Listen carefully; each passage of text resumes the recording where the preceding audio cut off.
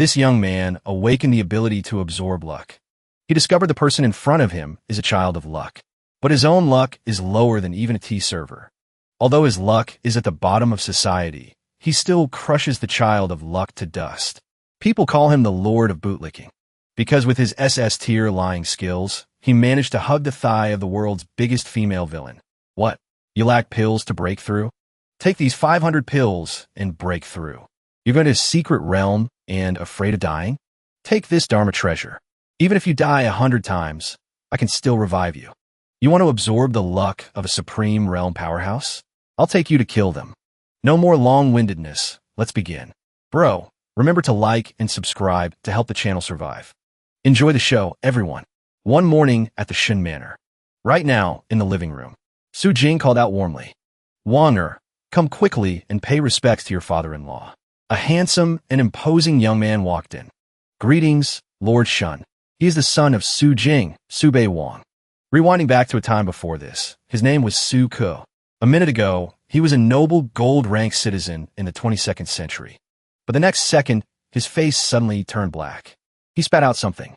His soul left his body. Unexpectedly, just after finishing proudly watching the 9 provinces, he died at home. When he woke up, he discovered he had transmigrated. He thought happily, "Not only did I become a rich kid, but my parents also arranged a little beauty as a wife for me to go straight to the peak of life." Back to the present, in the living room of the Shun Manor, Su Jing waved his hand and said, "Bei Wang, come meet Yi, your future wife, the young miss of the Shun family." He was so happy he drooled, smiling as he thought. Smiling happily, here comes a girl with both talent and beauty. Appearing in front of him now was a beautiful and dignified girl. She was gently bowing. "Yi greets, young Master Su." Bei Wang looked for a moment and then thought, how could it be her? His eyes suddenly widened. Panicked, he thought, wait. Then he remembered chapter 9 of the story. Yi Tian steals the bride. Slashes Su Bei Wang to death. Encountering a warrant for Yi Tian's arrest for stealing the bride. Slashes Bei Wang to death, steps onto the Azure Cloud list. After remembering, he cried like rain. I transmigrated into a character. The villain of proudly watching the 9 provinces? Not the leader, but a lackey destined to never be human? Did I transmigrate here just to be slashed to death by the male lead? To be a stepping stone for his peak? No way. I have to think of a way to stay far away from this girl to ensure my wealthy life. Just as he finished speaking, he immediately bowed. Lord Shun, this humble one knows he is not worthy of your daughter. Please, Lord Shun, help. This humble one changed to someone else, leaving the 2 old men dumbfounded with a huge question mark. What? Changed to someone else? Changed to whom? Bai Wang immediately replied. Except for her, anyone is fine. Su Jing angrily slammed his hand on the table. Bastard, I gave you face, yet you don't appreciate it. Do you think you're truly worthy of Lord Shun's daughter? She is a genius at the middle stage of the 8th rank. Someday, she will definitely enter the top 10 of the Azure Cloud list, while you are merely at the upper stage of the 9th rank, which we had to feed you countless pills to nurture. Bei Wang said helplessly. Aside, Father, why are you suddenly saying these things? There's a reason I don't want to marry her. Bei Wang thought, Su Ke, I'm saving your son right now. Can you stop making a scene? Bai Wang spoke again. Lord Shun, your daughter already has someone she likes. I want to break the engagement. Su Jing immediately stopped him. No, absolutely not. His hands trembled as he spoke. If we refuse the marriage bestowed by the eldest princess, then the entire Shin family, young and old, will die. Suddenly, something appeared that caught Bei Wang's attention. System, welcome to the novel world of proudly watching the 9 provinces. This system is the Luck Tower system. This made Bei Wang ponder. Bai Wang thought, that's more like it. Don't you understand the gold content of transmigration? Hacks activated. The name Luck Tower system sounds pretty powerful. The system then spoke. This system allows the host to judge the size of others' opportunities and luck by observing the brightness of the luck tower above their heads. At the same time, the brighter the luck tower of the opponent defeated by the host, the better the reward the host receives from the opponent. Bei Wang smiled smugly. The more powerful the person I deal with, the better the reward I get. Wait a minute. Suddenly looking at Yi, he thought deeply. Something seems wrong. Bei Wang thought angrily. No way. She is one of the protagonist's wives. I can understand an 82 story brightness. But why does even a tea server have higher luck than me? Bei Wang looked up at the number on his own head and was terrified. Helpless. This unlucky body, even with the system, can't be Et on. Shun Yi, seeing him like this, hurriedly waved her hand to advise him. Nephew, don't make a scene anymore. We should still follow the eldest princess's will. Hearing eldest princess, his eyes suddenly lit up. That's right, the eldest princess. She's a character, the biggest villain in the book, the noble fifth princess of the imperial family of the 9 provinces, Diwu Jinshuan. Her martial arts are unfathomable. Under her command is a group of loyal forces, spread throughout the court and the common folk. She also has a mysterious sect, the Phoenix Pavilion. Inside, she nurtures top-tier experts and assassins. After thinking, Bei Wang quickly ran out, causing Su Jing standing nearby to shout. Imperial, what do you want to do?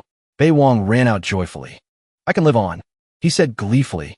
Going to be a leg ornament for the eldest princess's big thigh.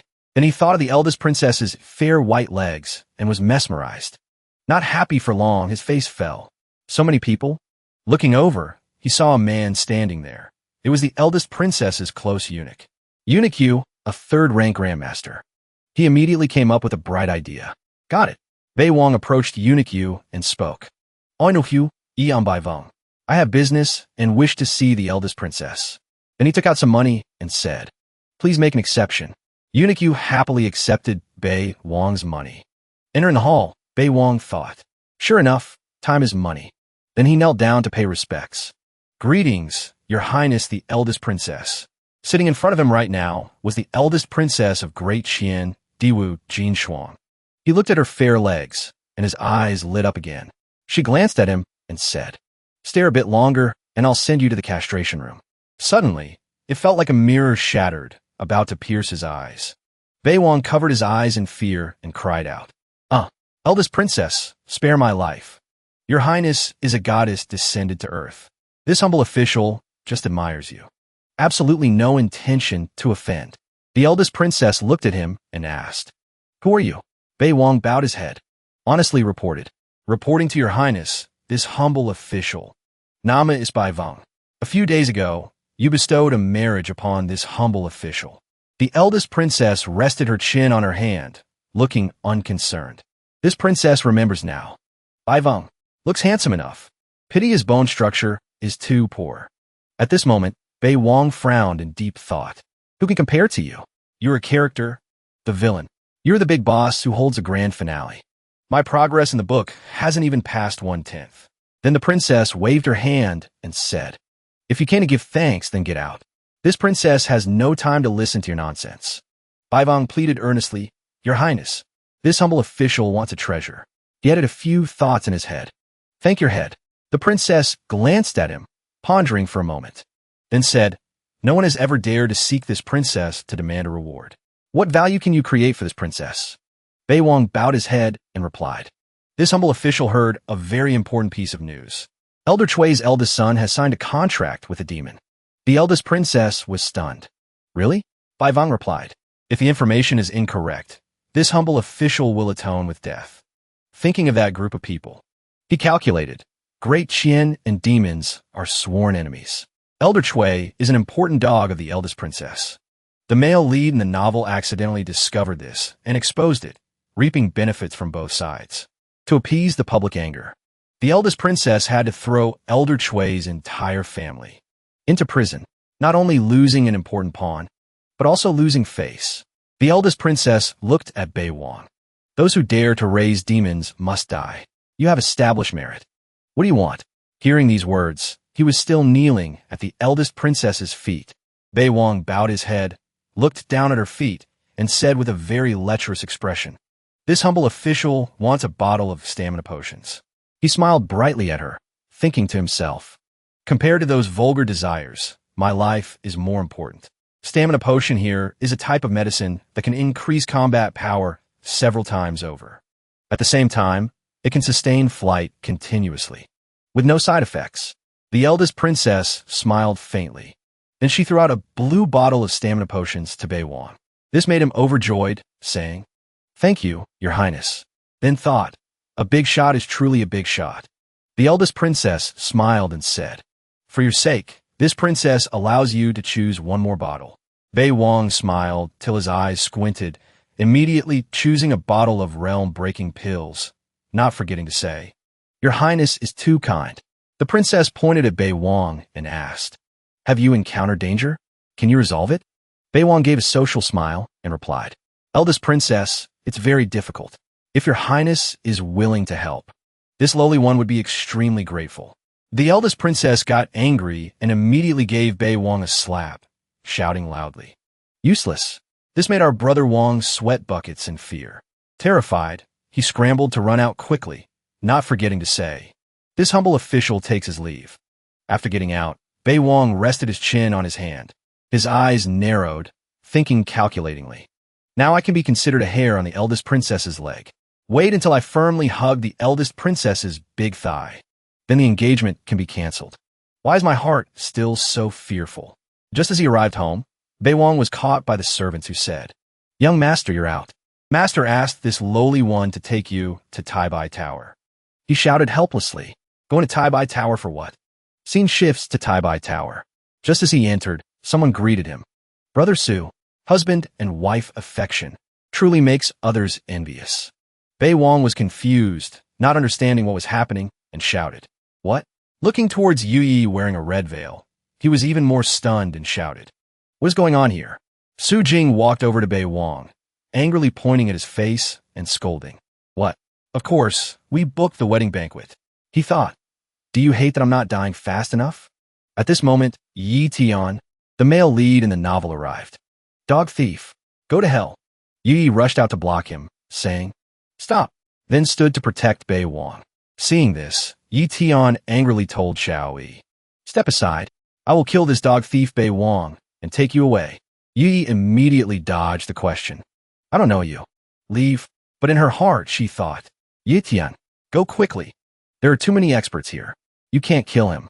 Yi Tian frowned in anger, his face full of determination, shouting, "Xiao Yi, if I can't even protect the person I like, what's the point of cultivation? I, Yi Tian, am willing to become a demon for you." Bei Wang didn't care at all, just looking at the luck number on Yi Tian's head. Luck value, level 97. In his heart, he cursed silently. D*M*, worthy of being the male lead. The luck value is about to explode. Bei Wang thought deeply again. If I go hard, it definitely won't work. Must think of a way.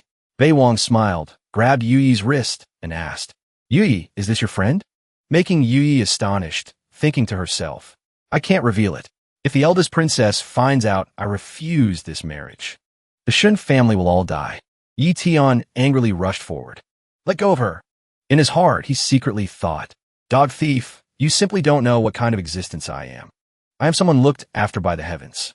With countless opportunities falling from the sky, in the future, I will definitely stand atop the clouds, proudly watching the 9 provinces."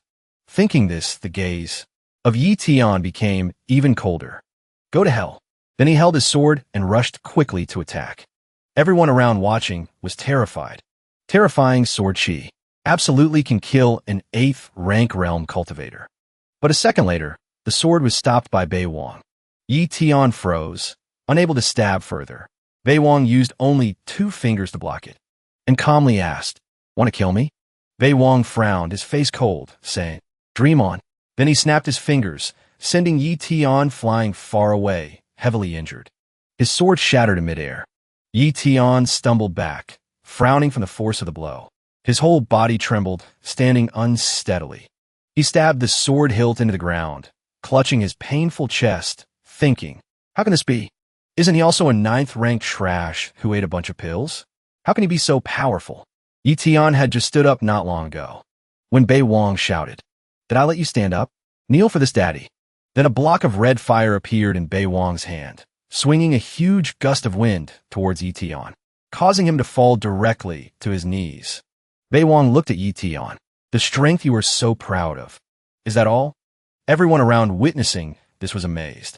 Joy appeared on their faces as they laughed and said, "Young Master Su is truly strong, really powerful." Bei Wang remembered the eldest princess and the blue bottle of stamina potions. smiling smugly, thinking, luckily I prepared early. The eldest princess is indeed a big shot. The pills given are also top quality. I have to hug this big leg tightly. Yi saw this and came out in a panic. Young Master Su, please, for my sake, let him go. Bai Vang bluntly slapped Yi's hand away, making her freeze. With a pale face, Bai Wang calmly said, Your face? Are you worthy? Then he glanced with a cold look, thinking angrily. If not for your adultery, now demanding to marry me, did it have to be so dangerous? Yi Tian stood up, slashing out a powerful stream of green, true qi, shouting angrily. Xiao Yi, don't beg him. The voices of the people around who witnessed everything from the beginning started whispering. Quick, look, that kid's true qi broke through. Breaking through during a fight? Truly dedicated to the profession. Bai Wang's face was solemn, intending to do something. He raised his hand and asked, Where's the zither? Immediately, a zither flew over. He held the ancient zither in his hand, surrounded by a mysterious pink mist. With a smug look on Bai Wang's face, he thought again, in the novel. In terms of martial Dao, Bai Wang is very ordinary. But the only outstanding aspect is his zither skills. While I have the medicinal power supporting me, quickly fight and win fast.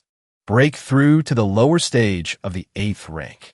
Yi Tian's eyes were cold, his face full of determination, emitting green, true qi, saying, Dog thief, today you will surely die. Bai Wang gritted his teeth in anger.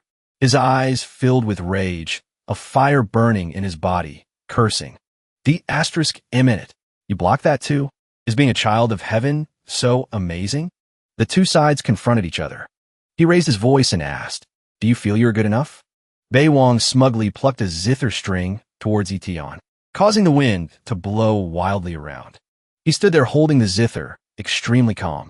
But then Bai Wang was suddenly stunned, thinking, Blocked again? You are the darling of the heavens.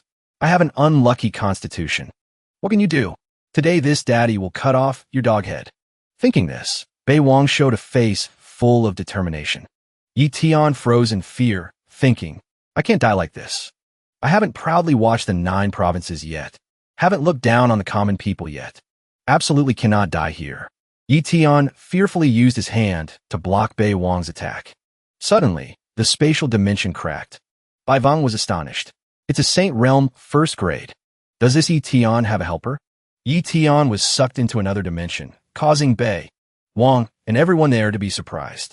When being swept away, it seems Yi Tian also lost consciousness. Special eyes, with light emitting from the pupils, showing Bai Wang's special power, making him think, but using so much energy that soul will also fall into a slumber because of this. Temporarily won't come out. At this moment, the system appeared again. Host defeated the Child of Luck. Seized loot for the host. Bai Wang thought, Loot. I wonder if there's a jade pendant inside. Then smiled sinisterly and smugly, thinking again. That's right. Although I have an unlucky constitution, I can still seize loot, as long as I can treat those lucky Europeans like leeks. Note, Europeans is slang for lucky people in gacha games. Wouldn't I have whatever I want? From afar, a call came.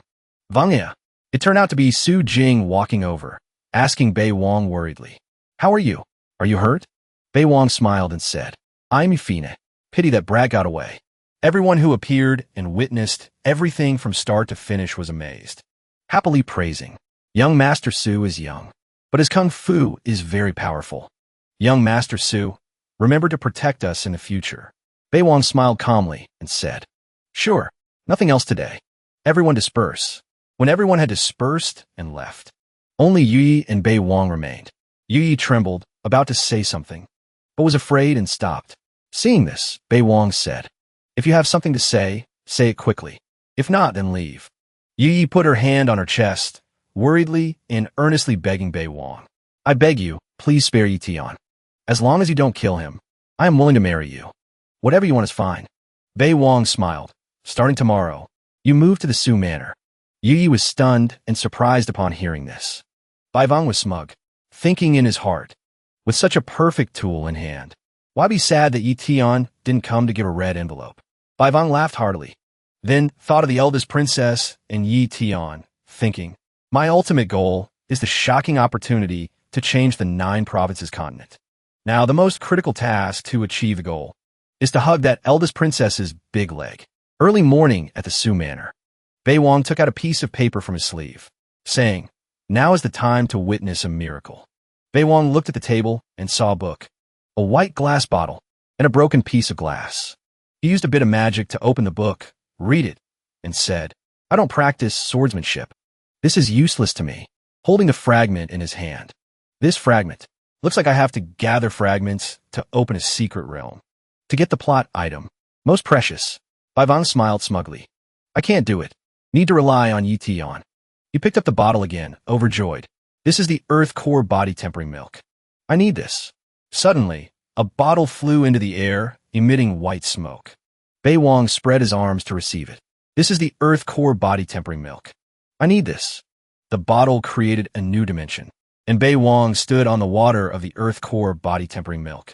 He formed seals amidst the seawater, creating a red power aura around him. After absorbing all this power, he said, "This kind of medicine can speed up cultivation for a trash constitution. It is truly a divine medicine. Evolve. I want an immortal body." Bai Wang was surprised. So this is the feeling of shedding one's mortal body. Then he noticed the object on the table again. Picking it up, he pondered and muttered, "Forgot. There's also a concealment talisman. The talisman is good. It's just that the invisibility time is too short. And it's a self-destructing talisman. Against experts above the 4th rank, it has no concealment effect. Pity there's no jade pendant. Otherwise, I could have learned Yi Tian's devouring great art." Bei Wang calmly put his hands behind his head, leaning back, smiling smugly. "Yi Tian, hope you can work a little harder, so I can advance to the supreme realm sooner." Bei Wang became unhappy again, thinking of something, then said, "Not right. Relying only on him. When will my road to supreme realm end? No way, one bunch of leeks isn't enough to cut. Must find a few more children of luck, the more the better. But where to find them?" Bei Wang snapped his fingers, looking smug. "I have a way." Bei Wang immediately went to the 6th fan gate, hands clasped behind his back, walking and thinking. In the novel, the original owner's mother bought him a position in the 6th fan gate. This kid hasn't gone there yet. Truly a waste of resources. I'm not like that. In this 6th fan gate, whether catching people or being caught, there are many experts. Finding 2 bunches of leeks shouldn't be hard. Suddenly a voice rang out. The gathering drum has finished beating. Still so slow. Useless man. Get out. Making Bei Wang turn around in surprise and ask, "Who are you?" A beautiful girl with a sharp voice. Turns out she is the top 9 of the Azure Cloud list. Known in the Jianghu as one of the 4 great constables of the 6th fan gate. Shimaninwe, captain of the Gung Squad. She shouted angrily. "My name, Shimaninwe. Is a rookie like you worthy to hear?"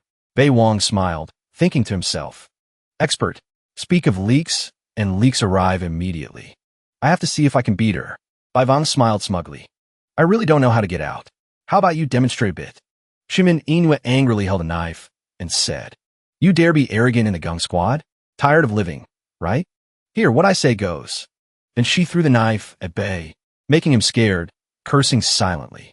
Diasteriskimen, starting without saying a word, just right to test her level. Bei Wang clenched his hand into a fist. He put all his strength into throwing a punch, surprising the servants present there. Diasteriskimen, is this the Bei Wang who showed his face at Tai Bai Tower yesterday? Does he think that because he wasn't a piece of grass yesterday, he's outstanding? The captain of the Gung Squad is at the peak of the 7th rank, a genius in the top 9 of the Azure Cloud list. He dares to fight her? Shimaninue, while fighting, also shouted, "Still talking nonsense? This old lady will castrate you all for talking too much." The servants heard this and were scared out of their wits. Limbs went weak. Shimaninue frowned, thinking, teaching this kid a lesson is as easy as turning a hand. Just that letting outsiders see my Gung Squad fighting amongst ourselves is really unnecessary. She withdrew her hand and said, "Oomph." Bei Wang, sweating profusely, still held up his fist, thinking, "Not fighting anymore?" Then sighed in relief. "Luckily we're not fighting anymore. Totally couldn't beat her." Shimin Inue said sternly, "Not wearing the uniform of the Gung Squad. Fined 3 months' salary." Then she grabbed his collar, surprising him as he didn't understand what was happening. Dragging him past the servants lightly like a sandbag, she said, "Come here, I want to ask you something." Scene shifts to another room. The door was closed. Shimin Inue cornered Bei Wong against the wall in a cabinet pose, angry. Still disobeying me? I'll cripple you. Bei Wong pressed his face close to Shimin Inue. I hate it most when others threaten me. Shimin Inue frowned. You. She frowned slightly. Bei Wong remained calm, as if nothing happened. Then she turned around, turned her face back, and said, The Heavenly Secret Pavilion's Azure Cloud list still hasn't updated your name. Relying on unorthodox ways to show off. Forgot how much ability you actually have? Bei Wong didn't want to listen and said, If the six-fan gate has nothing else, then I'm leaving. Shimin Inue said angrily. Stop. Yesterday that Saint Realm first. Rank Soul. And Yi Tian already told me the details about you. Bai Wang smiled smugly, thinking, So she's asking about this. Then he put his hand on his forehead and said, with a sad voice, Speaking of this makes me angry. I'm a foolish person. Getting my bride stolen is one thing. Almost died too. Please, Captain, avenge me. She crossed her arms angrily. Speak properly. Don't pretend with me. Then she pointed and made a proposal. A Saint Realm expert appeared, causing harm. The court must catch him. You are my subordinate. I will definitely help you. Bei Wong smiled outwardly and said, Really thank you, Captain. I will go investigate immediately. But in his heart, he thought, playing the emotional card again? I spit on it. Such important news about a Saint Realm expert. If I tell a bootlicker of the Empress like you, it would be strange if the eldest princess didn't crush me to death. Smiling sinisterly, thinking, Moreover, Yi Tian is my leak. I can't tell you. From outside the door came a voice. Captain, the eldest princess summons Bei Wong. Hearing this, he waved and smiled, saying, Subordinate takes his leave first. Scene shifts to the Jiawang Hall. A voice rang out. Greetings to the eldest princess. The eldest princess sat resting her chin on her hand, saying, Your news is extremely valuable. The Chui family's brat has been dealt with. After speaking, she used her hand to transmit some magic to Bei Wong. Seeing a sparkling red object flying over, Bei Wong was very grateful, beaming with joy. Thank you, Your Highness. That sparkling object was a token, a pass. To meet the eldest princess, ranked according to 7 levels.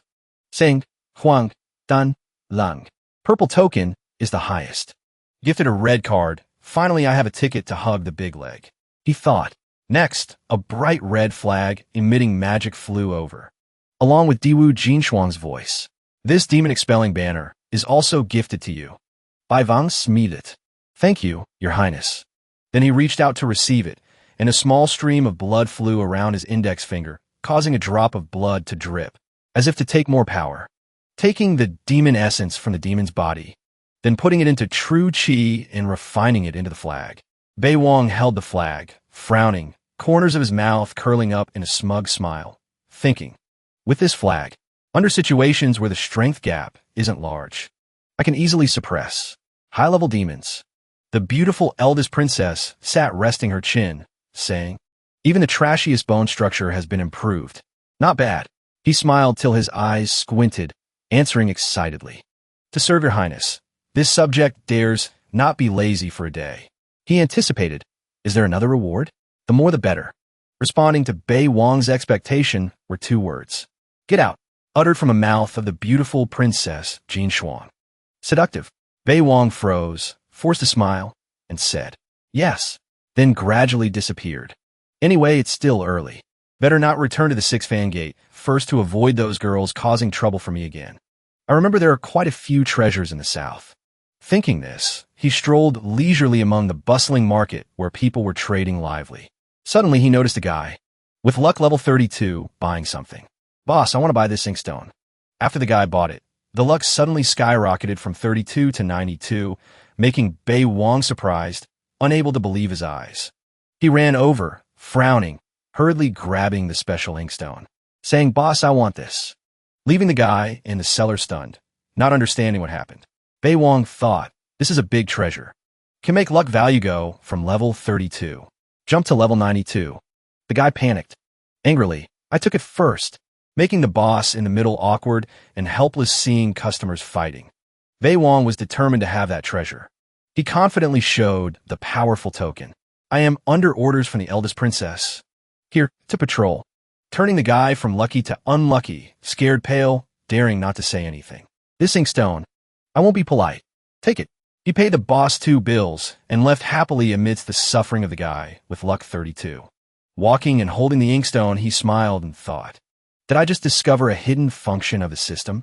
Not bad, right? If the luck value suddenly increases, it means an opportunity is coming. He admired the inkstone, then thought of Shimin Inue's beautiful face and figure. So what exactly is the opportunity? Or should I see if I can catch that old 6? Slang for someone sneaky/camper. Scene shifts to where clouds drift. Sunlight spreading over the 6-fan gate.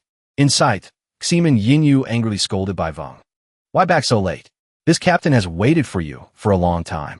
A grade 6 pig demon appeared at MT Mang on the outskirts. Human lives were harmed. Tonight, this captain is taking you to eliminate the demon. He replied worriedly. I'm not going. According to the rules of the 6-fan gate, my rank isn't high enough. I'm not qualified to go.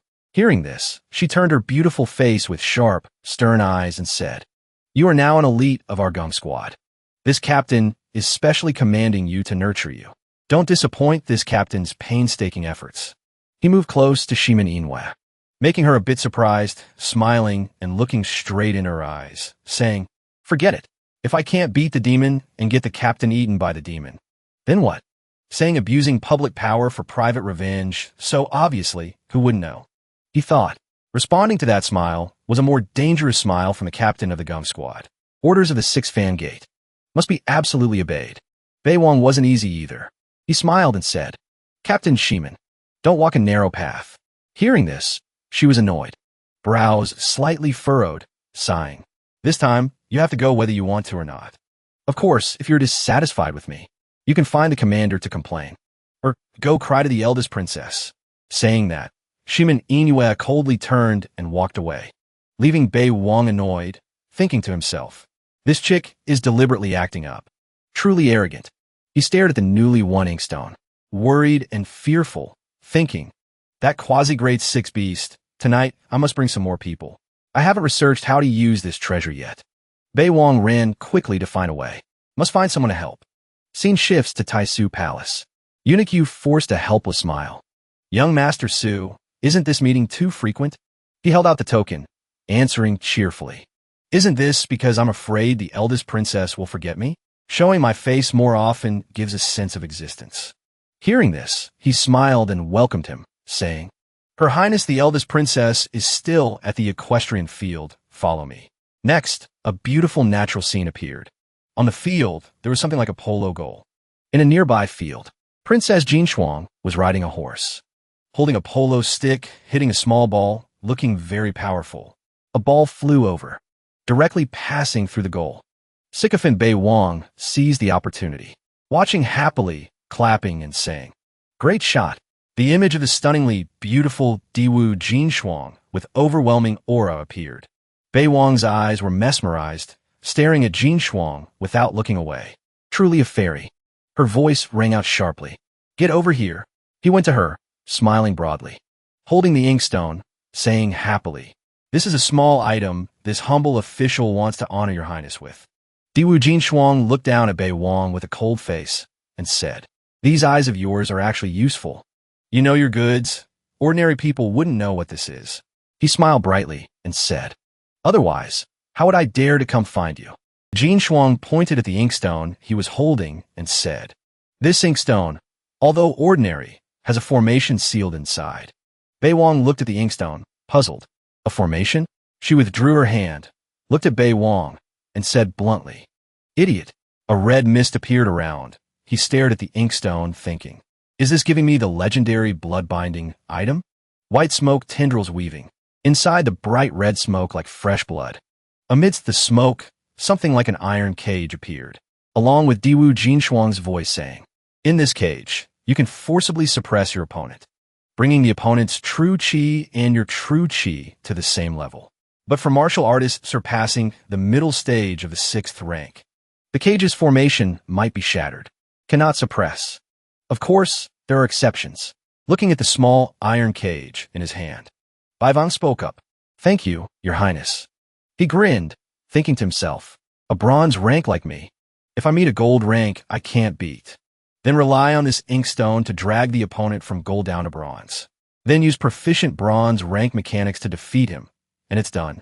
But right after that, he flew high and far away directly. Turns out Jin Shuang was annoyed and hit Bei Wang flying into the sky. She said, smiling so sleazily. Looking at it is an eyesore. Get out, scaring the horse. A moment later, Bei Wang fell like a comet passing by, making everyone there astounded. Crash, creating a huge crater on the ground. He quickly regained his composure, flew up, and said, "The scenery in the sky is truly beautiful," making everyone around surprised, scared, and wondering. Immortal? Or monster? Bei Wang with a proud face thought. D*M*N, the Inkstone Shi shield is truly powerful.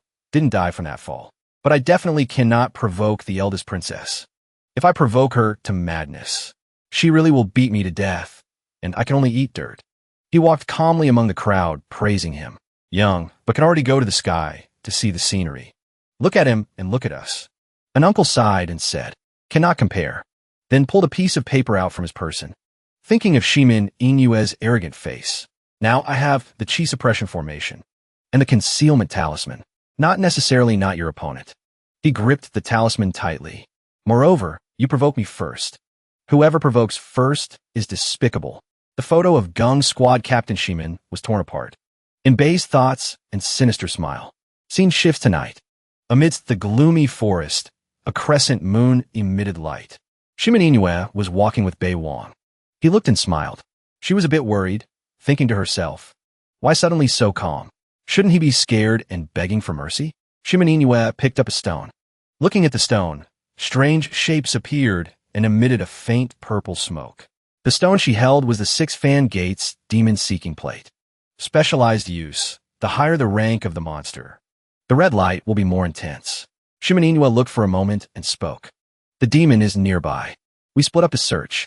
She replied, once you encounter the demon, immediately put true chi into it. I can sense it and come to save you. Bei Wang looked at her, smiling smugly. I guess the captain will definitely arrive late then. Shimin Inue looked serious and exclaimed, don't talk nonsense. If you dare run away halfway, making my Gung squad lose face, I definitely won't spare you. In her heart, she thought, stinky brat, just want to discipline you. What can you do to me? He smiled, bowed respectfully, and said, subordinate relies entirely on the captain.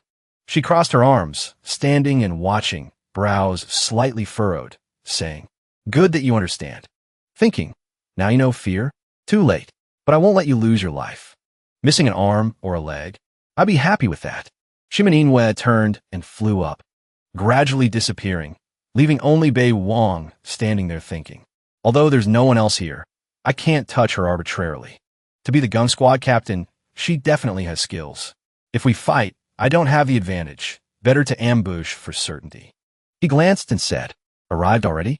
A red-eyed pig demon with 2 big tusks and a luck value of 50 was in front of Bei Wang, ferocious and angry. It said, stupid human, go to die. He immediately unleashed power, using magic, into a piece of wood. Bei Wang threw it onto the golden fire, thinking, obviously such a cute pig head, learning nothing good, but learning from others to be a demon. He smiled and threw it out, shouting. Then he threw the stone hard at the aggressive pig demon's body. The pig demon was attacked, but seemed unharmed. Bei Wang waved his hand, smiling and thinking, isn't it quasi-grade 6? Is that all? The pig demon's eyes turned red, snorting coldly, unleashing a special move. Bei Wang looked at the clones, thinking, Shadow Krun Technique. The pig laughed smugly. You can't find me? La la la la. Bai Wang sneered, frowning, saying, Piggy, your flaw is very obvious. Then a clone was knocked away. The pig monster looked surprised as the clones faded away, sweating. What? Bei Wang looked stern, hooking his finger to order. You come here. He cursed silently. Idiot. I have hacks. Distinguishing real from fake is a trivial matter. The pig demon seemed to have never encountered this situation, so it was confused. It sweated, creeping towards Bei Wang, who was smirking. Here. He rushed forward, thinking, first deal with it, then do the main business. A blue frame appeared on the pig demon's head, level 97. He stared at it, thinking, like that scholar, could this pig also have an opportunity? Can I find a treasure? Good chance. The pig demon angrily rushed forward, pouncing and shouting. Stinky brat, die for this daddy. Bei Wang still stood in place, smiling, raising his hand to cast a spell. The one seeking death is you. Wave his hand once. Bright golden light, rocks and earth flew everywhere, aiming straight at the pig demon. The pig demon was blown far away. It sweated, eyes darting, thinking, no good, really can't beat him, run quickly. Bei Wang jumped high, chasing after. Do you think you can escape? The pig demon ran in panic and fear. The pig demon ran for its life to the bends on the mountain. Bei Wang behind took out the glowing red inkstone. He looked at the inkstone in his hand in surprise, thinking, the inkstone cracked? How can this be? Does this thing have a usage limit? Or, he looked up in surprise, staring, looking at the running figure of the pig demon. He thought, this pig's luck tower is about to explode. There must be a huge opportunity under the mountain slope. He smiled and jumped down the cliff. The pig demon thought fearfully, is this kid crazy? I already rolled down the mountain, and he's still chasing? Bei Wang looked down at a corner, emitting sparkling golden light. The opportunity is indeed here. He raised his hand to cast a spell, his hand glowing, smiling, and thinking. Since the opportunity has been found, you are of no use anymore. Bei Wang turned and waved his hand, bringing down a powerful golden magic strike on the pig demon, then slowly approached the corner of golden light where the opportunity resided. Golden light moved, sparkling and winding around.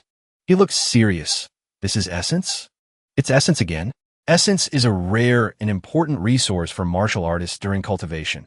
Extremely rare, cultivators spend their whole lives searching for it. Bei Wang raised his hand excitedly, creating a circle of light on his hand to collect the essence, smiling smugly. Big profit. Bei Wang jumped for joy in his heart. So comfortable, even better than those healthcare sets. The brightness of that essence gradually decreased after a while.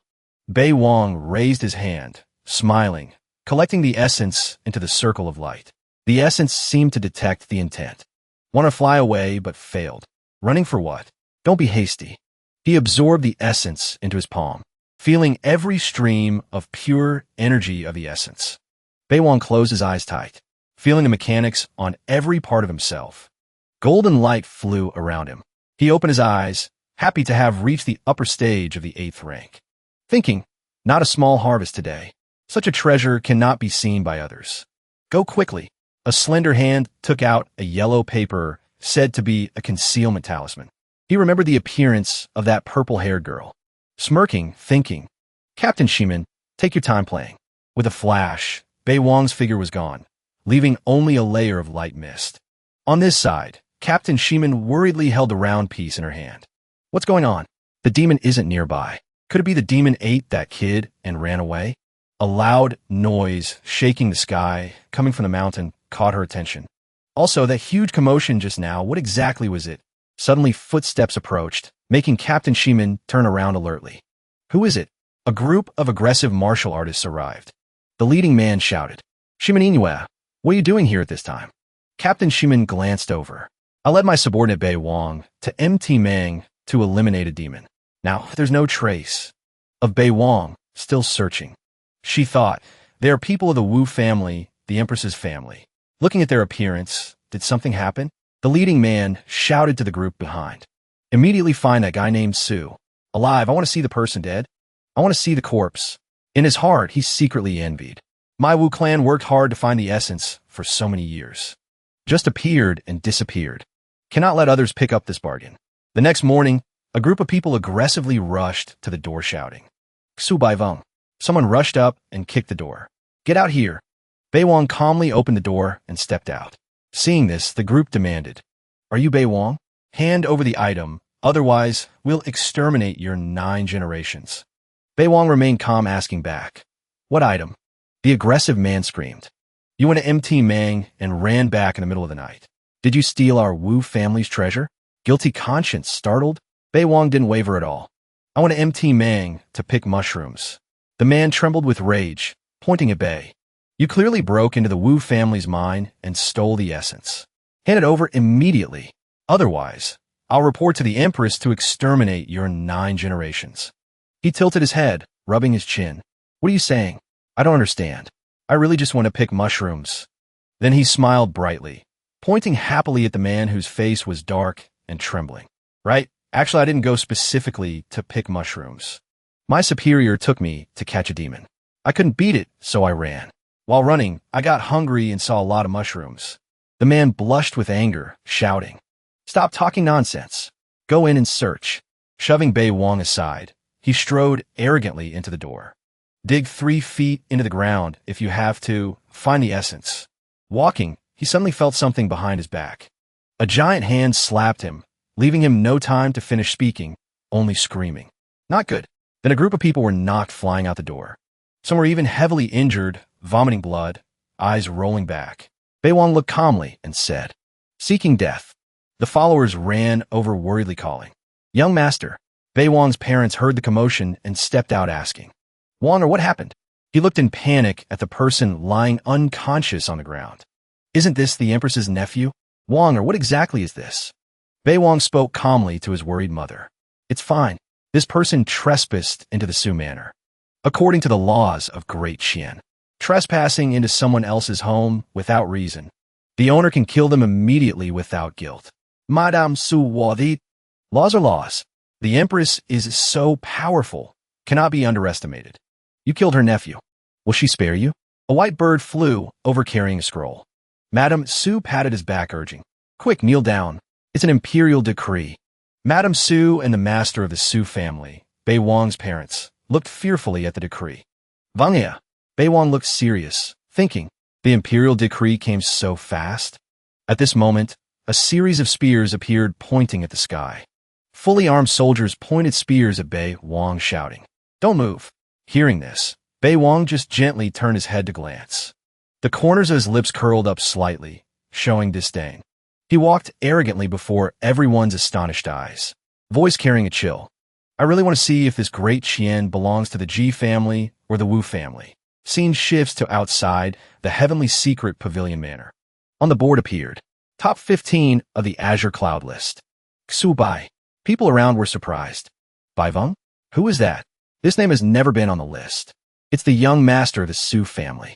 This morning, one big move killed the Minister of Justice. Zhu Yongyuan asked sternly, "Su Bei Wang, do you know your crime?" Bai Veng replied leisurely, "Someone trespassed into my house. I acted in self-defense according to the law. If obeying the law of Great Qian is also a crime." Zhu Yongyuan's face darkened with anger. "You speak nonsense. Clearly, you stole the Wu family's essence first." Bei Wang smiled, tilting his head. "The important point right now isn't whether my self-defense is a crime or not, but how I should be sentenced, right?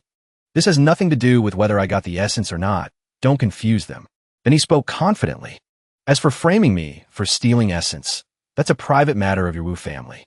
Public and private must be clear. You should understand this principle better than me. Right, my lord?" Zhu Yongyuan was angry and unable to refute. Suddenly, the empress's decree arrived. On the decree, it was written, "Wuxia trespassed into a civilian home, deserving death. Bei Wang is innocent and released." The empress calculated in her heart, "Does this great Qian belong to the Ji family or the Wu family? Bai Veng, clever child. This princess remembers you." After being released, Bei Wang walked arrogantly out of the prison gate. People around saw this and discussed. That's the young master of the Su family, walking out alive. Didn't they say the Su family's son has ordinary talent, doesn't do evil? Typical playboy? You believe those rumors? He is top 15 on the Azure Cloud list. Indecisive, terrifyingly scheming. Happy to let you know. Bei Wang waved to the people around, thinking to himself, did I hear wrong? Top 15 on the Azure Cloud list?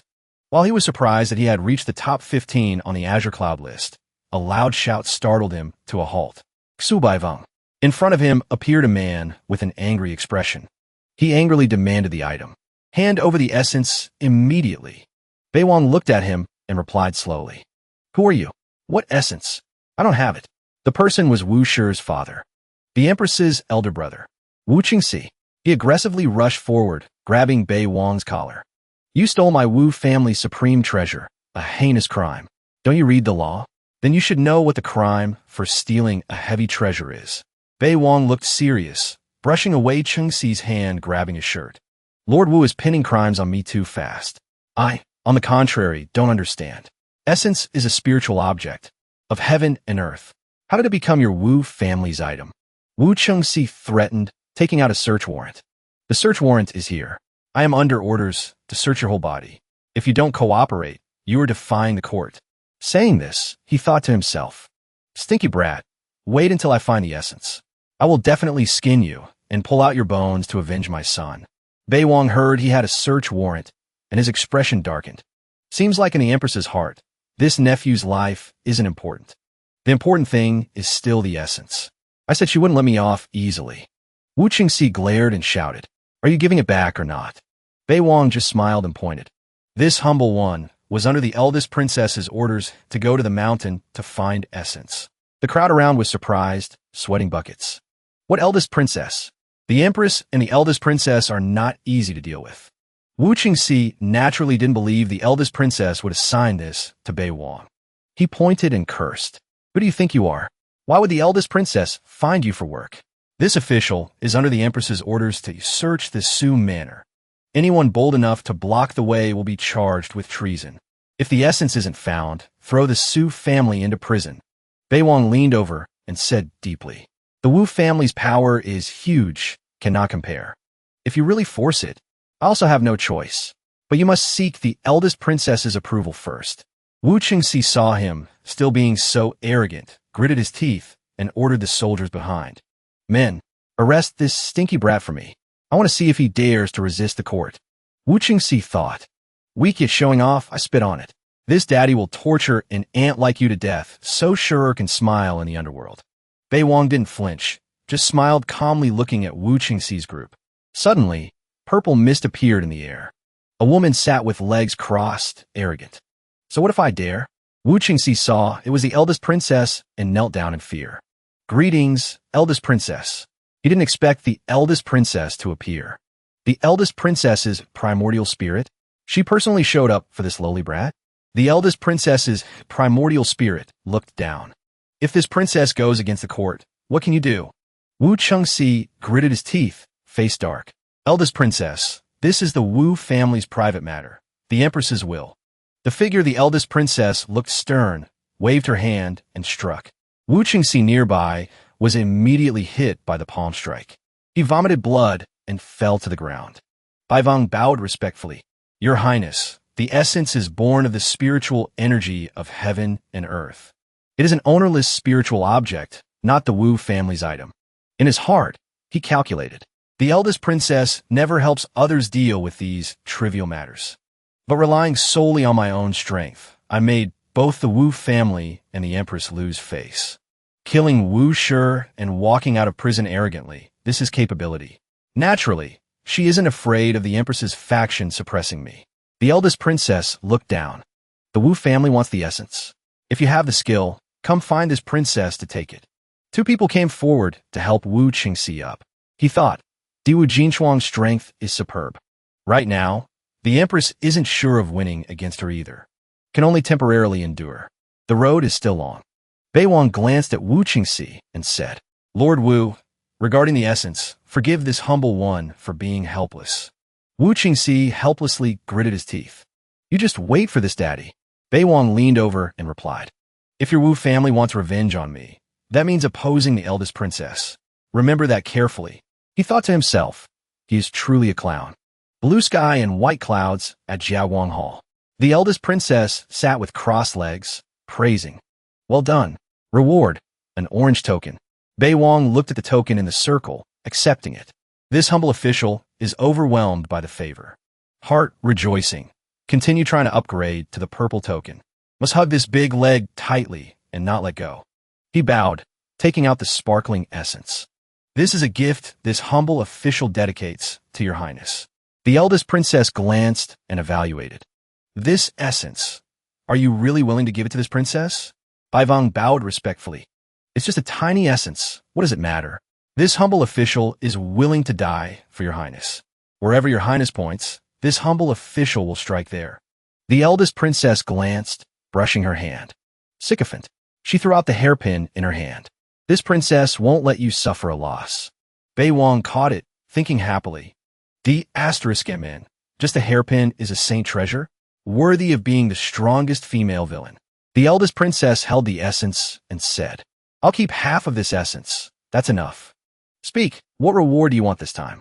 Beiwang only said, Don't have a storage item yet. The eldest princess immediately threw out a small ring.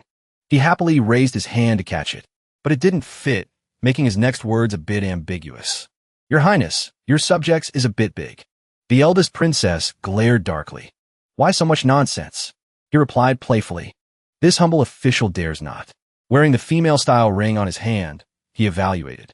Can be long or short, big or small, truly a treasure. Inside the ring was a type of medicine. He looked inside in surprise. The pills inside this are... The eldest princess smiled. All rewarded to you. Beiwang almost jumped up, bowing respectfully. Thank you, Your Highness. This humble official won't disturb Your Highness anymore. Following such a generous boss, how could this little brother leave? At the 6th fan gate, Beiwang walked and thought, now I've obtained quite a few treasures. I should also advance to the 8th rank. But my foundation isn't stable yet. Always chasing progress, biting off more than I can chew, will turn myself into a piece of rotten tofu, if not done well. So next, I must temporarily suppress the foundation upgrade. Commander the 6th fan gate, Liu Bing, ran out breathlessly calling. Beiwang, finally you're back. He bowed. Greetings, Commander Liu. Wondering what he came for. Liu Bing bowed slightly to match Beiwang and said, No need for formalities. Now that you're on the Azure Cloud list, you can handle things on your own. Do you want to be captain? Beiwang was stunned. Specially came here to consult me? Is there such a good thing? He bowed and said, Subordinate's management ability isn't very good. If I don't do well as a captain, I fear I'll disappoint the commander's kindness. In his head, he thought disdainfully, Don't mention a petty captain, even if it's the Grand Secretary of the Cabinet, I won't do it. With this time, wouldn't finding a few luck sources be better? Liu Bing heard the answer. Forget it. But next month is the Martial Arts Conference. Now that you have a place on the Azure Cloud list, lead a team to maintain order. Beiwang bot. Subordinate obeys the order. Liu Bing turned back before leaving and said, I think highly of you. Beiwang bowed to bid farewell. Farewell, Grand Commander. He thought, the Martial Arts Conference happens once a year. Major sects all send people to participate. Just meeting a few useless ones won't be a loss. Then Beiwang smiled, thinking of a black-haired man's figure. Moreover, this face-slapping pretense, how could it lack Yi Tian's presence? He thought of grabbing Yi Tian's head, smugly. This child of heaven leak. Perhaps it's time for harvest, right? Beiwang turned around thinking, because I climbed to the top 15 of the Azure Cloud list. Even the Grand Commander personally came here. Others say this list includes all-powerful big shots. But how can that be? Some big fish are basically lazy, unless there is a heavenly Dao opportunity. He smiled thinking of next year. Next year is when the Heavenly Martial Pavilion activates the Heavenly Zone. At that time, big shots will gather. Whether I can soar to the sky in one step depends on this time. Suddenly, a voice from outside rang out. Young Master Su, someone says he's your friend and wants to see you. Beiwang went to open the door. Friend? I have friends? Who? From where? A figure of a smiling man. Young Master Su. That person was a scholar named Liu Dongfang, introducing himself excitedly. I am Liu Dongfang. Do you still remember? That inkstone. Beiwang crossed his arms, smiling in response. Of course I remember. Chased the inkstone all the way here. Liu Dongfang blushed, explaining. I came to invite the young master to help. Young Master Su has a high status on the Azure Cloud list. This little brother saw the portrait of the genius on the Azure Cloud list.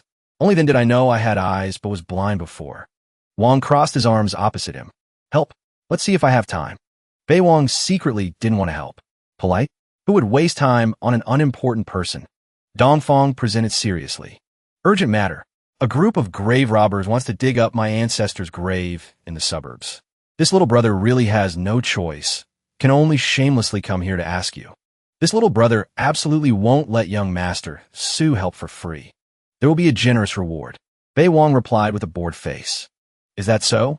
But in his heart, he was unhappy. Who cares about your reward? Think this daddy hasn't experienced life? Quickly chase him away. Then he noticed the opportunity shimmering on Dongfang. Opportunity, 98. Such a big opportunity? This kid is truly a leak. Immediately after, he slapped his own face with his previous thoughts when Beiwang eagerly put his arm around his shoulder. You are my brother. Since you opened your mouth, I absolutely won't refuse. Dongfang blushed. This little brother is extremely grateful. Both said goodbye. Wait for me at the city gate at the hour of the dog. By Kalkulatet. Although the opportunity is attractive, I just made an enemy of the Wu family. At the foot of the emperor, under pressure from public opinion, can the Wu family still hold back? Once I leave the capital, what if they make a move? He remembered that old man, snapped his fingers and smiled. Bingo. Have a way. With money, you can even order ghosts around. Bei Wang and Dongfang rode horses out of the capital.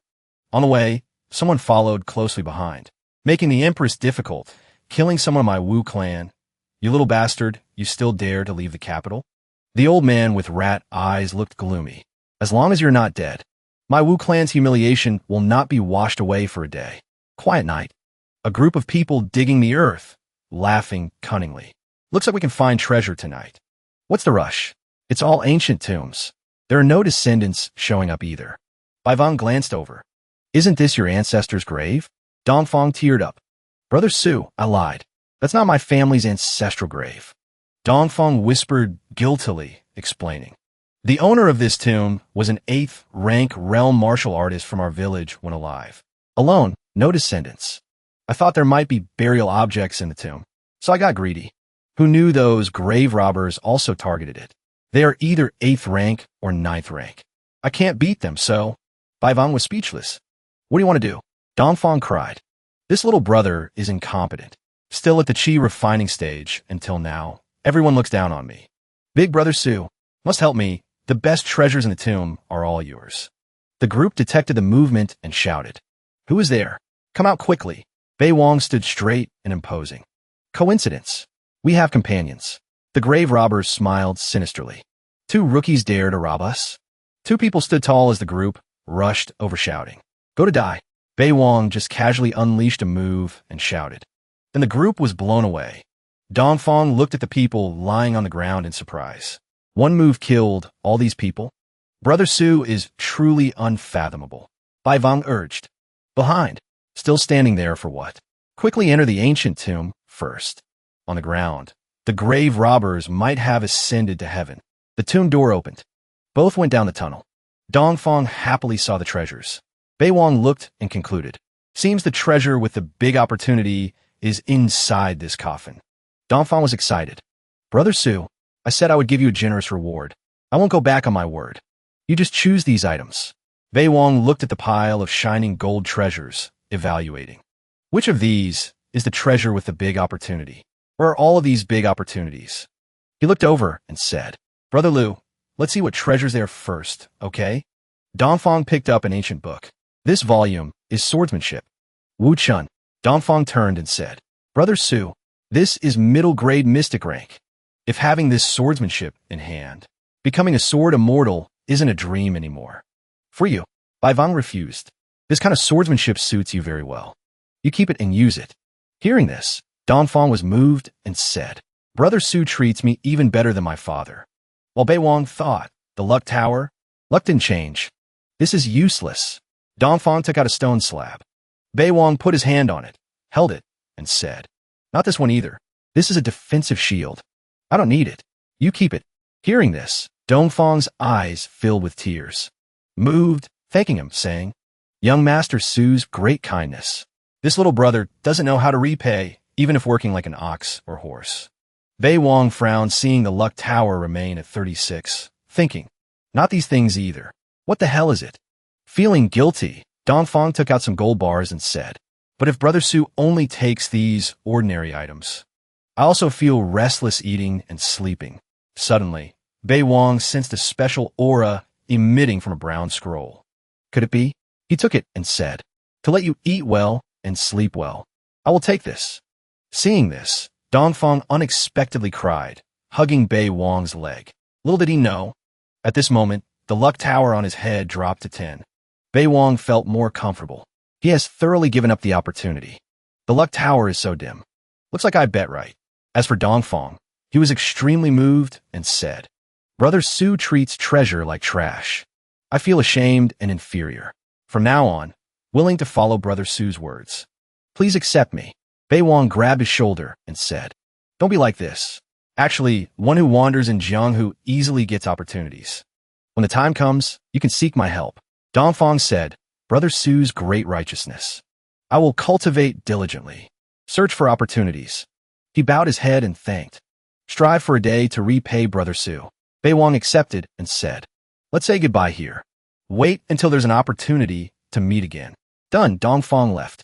Bei Wang looked at his back, thinking to himself, Rest assured, with such a leak position, I definitely won't forget you. A few minutes later, Bei Wang was alone on the desolate mountain peak. He opened a scroll to look and wondered, why are there no words on it? Seeing this, he activated the seal on his forehead. Just have a try a bit. After finishing, the lines of his seal appeared on the scroll, surrounded by auras again. The scroll now displayed words. Northern darkness, blood-devouring divine art.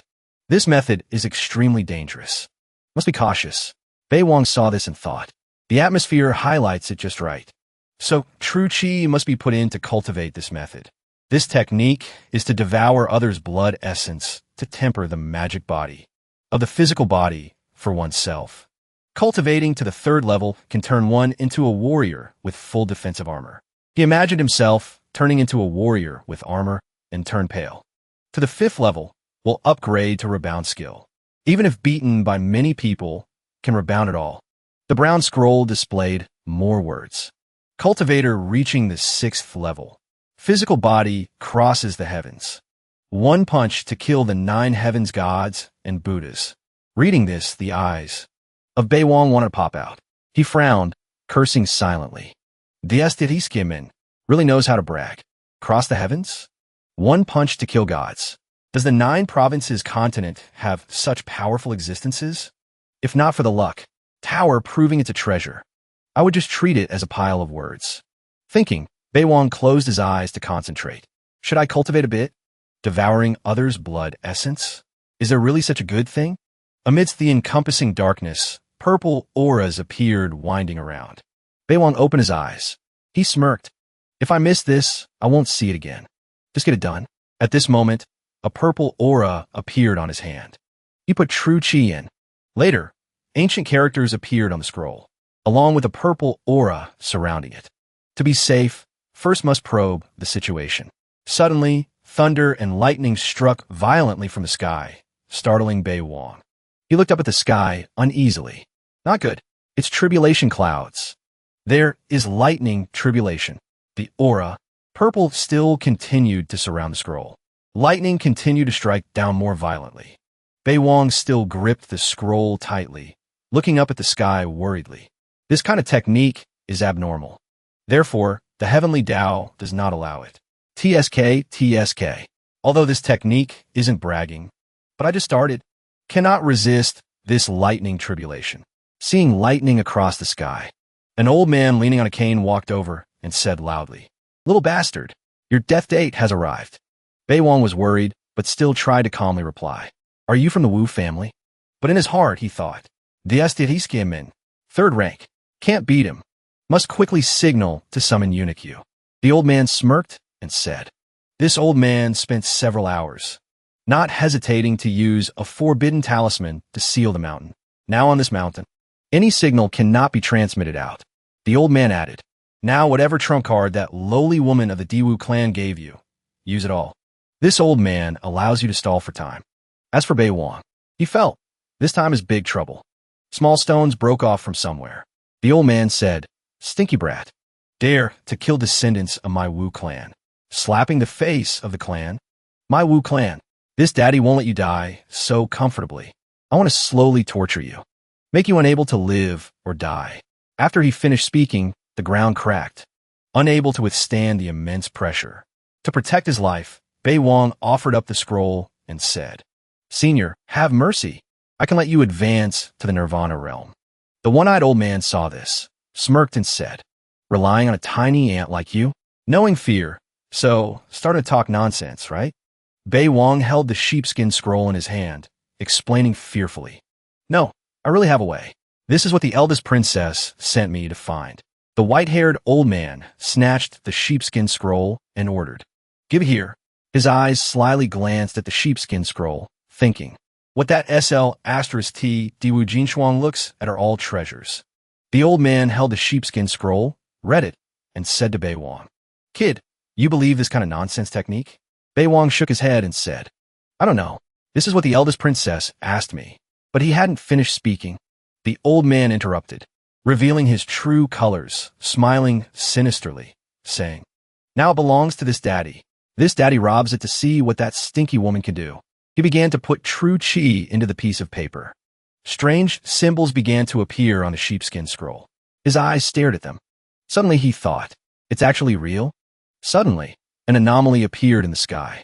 This old man stared at the sky, then realized in astonishment. Lightning, tribulation. On this side, Bei Wang quickly slipped away. Running, he looked at the old man, thinking, "Idiot tricked, right? Must get far away. Don't let me get implicated by the lightning strike." Seeing this, the old man realized he'd been tricked, shouting angrily, "Stinky brat, want to run?" Suddenly, lightning struck down from the sky. Seeing this, he shouted worriedly, "Donji!" And then this lightning struck straight down where the old man was standing. He opened his mouth and said, "Risk it," then stood still to take the lightning strike and screamed. In the sky, countless stars twinkled. At this moment, Bei Wang walked out and thought, this lightning tribulation came really fast. Don't know if he succeeded in the tribulation or not. He looked at the old man struck dead by lightning. Just a corpse on the ground, Bei Wang said. "Failure also saves me trouble." Bei Wang looked at the old man, smiling, and said to the corpse, "In your next life, remember to bring your brain when reincarnating. We have to see if this sheepskin scroll has changed." At this moment, scribbled symbols appeared on the sheepskin scroll. Bei Wang said excitedly. "Appeared?" He looked at the sheepskin scroll, saying, "I wouldn't mind a few more of these big suckers." Suddenly, Bei Wang's hands made a sign. He thought, try it first. Gradually, he gathered power into his hands. Bei Wang closed his eyes, slowly feeling, turns out, success. He opened his eyes, recalling the sign just made, pondering. To be safe, practice up to here for now. Suddenly, Bei Wang pulled a sharp sword from his person and said, "I have always been a tit-for-tat person. I will take you back to the capital to demand justice for your Wu family." Then Bei Wang slashed once. Sunlight appeared, illuminating the capital. A large drum appeared in the capital. This drum is also called the Dengwen drum. It is a place for people to cry out grievances for cases personally handled by the emperor, officials. If they dare to obstruct, they will be heavily sentenced. Suddenly the drum sounded. Boom, boom, boom. People around bustled in disgust. "It's young Master Su. Why is he beating the Dengwen drum? It's him again. He wants." Bei Wang was the one beating the drum. Just now he shouted, "Your Majesty, this subject has a grievance." A man with white hair, tied up in a bun, angrily questioned Bei. "Bei Wang, are you deliberately causing trouble? Even the Dengwen drum you dare to beat? Is there anything you don't dare to do?" The gaze of Bei Wang stared at this man. He retorted, asking this guy, "This lowly citizen suffer injustice, just asking for justice. Why is it a crime?" This white-haired man pointed straight at Bei Wang. He kept asking, "What grievance do you have? Now the country is peaceful and prosperous. You speak nonsense intending to smear the court." Suddenly at this moment, the eunuch shouted, "Empress arrives." Several men were carrying a palanquin, walking slowly. The people around said in unison, "Greetings, Empress." Inside the palanquin was a woman looking extremely noble and elegant. Turns out, she is Empress Wu Zhao. She spoke up. "This princess acts on behalf of His Majesty. The Dengwen drum sounding must be handled. Only the Dengwen drum must relate to national military affairs or tragic, unjust cases. Unauthorized beating carries a heavy penalty." At this moment, Bei Wang bowed low to Empress Wu Zhao, reporting to the Empress, "Truly unjust for this lowly citizen." The Empress looked at Bei Wang and said, "Speak. This princess will exonerate you." Bei Wang pushed a bag towards the Empress, but the bottom was full of blood. He said to the Empress, "Your Highness, the item this subject gives you next smells a bit like blood." The Empress replied, "It's fine." The Empress's eyes sharpened. Observing Bei Wang, she thought, "This stinky brat is playing tricks again." Suddenly Bei Wang opened the bag, revealing a head. The white-haired man who questioned Bei Wang earlier also shuddered in fear, saying, "Impossible." The people beside trembled in fear, eyes staring at Bei Wang in astonishment. The white-haired man thought, "A dignified third-rank grandmaster, Could he also die at the hands of this kid? At this moment, Bei Wang pointed at the head and explained to the Empress, Your Highness, this lowly citizen is a constable of the 6th Fan Gate, last night under orders to leave the city to pursue the culprit, who knew halfway I would meet an ambush to kill me, claiming to be a grandmaster of the Wu family, seeking revenge on this lowly one. Bai Wang continued, Your Highness, Wu sure trespassed into a civilian home. This lowly citizen acted in self-defense. You still exonerated this lowly citizen. As for the essence of the mine, that belongs to the eldest princess. Therefore, this lowly citizen doesn't know why the Wu family acted to kill this lowly one. The Empress's face darkened. She looked at Bei Wang, guessing his thoughts. Stinky brat, knowing clearly yet asking. Bei Wang bowed down, begging the Empress. Therefore, begging Your Highness to seek justice for this lowly one. The Empress looked at him helplessly. The white-haired guy sweated profusely, shouting in the face of Bei Wang, he said, Bai Wang, on what basis do you say he is from the Wu family? You are slandering. Bei Wang smiled slightly, not showing a trace of fear, refuting this guy. Is it true or not? Doesn't the Imperial uncle know best in his heart? Or how about this? Invite a warlock from the Directorate of Astronomy to summon the soul to distinguish. If he isn't from the Wu family, I will let you tear me apart by 5 horses, happily. This Imperial uncle said angrily. The people around felt indignant, and also said, Young Master Su is making a big deal, clearly has backing. You quickly shut up, don't talk nonsense in front of the Empress. Empress Wu Xiao asked Bai. Tell this princess, what justice do you want? He replied slowly. Actually, the so-called grudge comes from me killing Wu Shi, so the Imperial uncle hates me. How about this? Now the Imperial uncle and I sign a life-and-death contract to let the grudge disappear in the arena.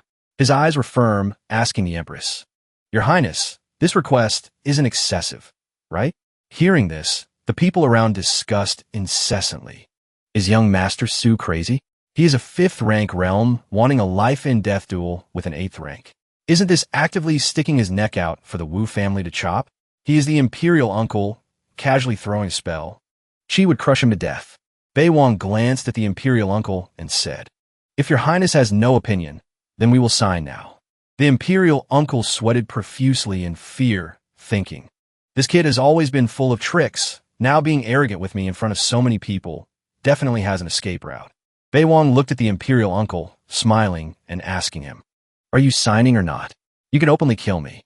At this moment, the Imperial uncle started to get angry, blood rushing to his brain, angrily asking Bei, Why should I sign that D*MN contract? Sitting in the palanquin, the Empress also guessed Bei's trick. She looked at the Imperial uncle. Wang thought, trash. He just used momentum to scare you. And you're already scared?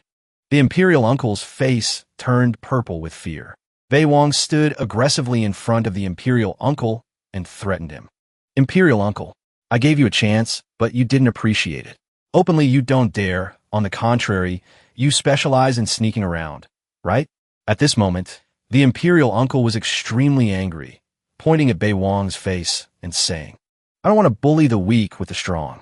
The Empress was angry and lowered her voice. Enough, she ordered Bei Wang. This princess gives you justice. Follow this princess. Bei Wang clasped his hands and replied, Thank you, Empress. The Empress stared at Bei Wang, thinking, This kid is a confidant of that SL*T Diwu Jin Shuang. If he wants to use this topic to make a scene, then the current balance the court is trying to maintain might be broken. The justice this kid wants to demand is nothing but compensation. At this time, cannot give others a chance to make a scene.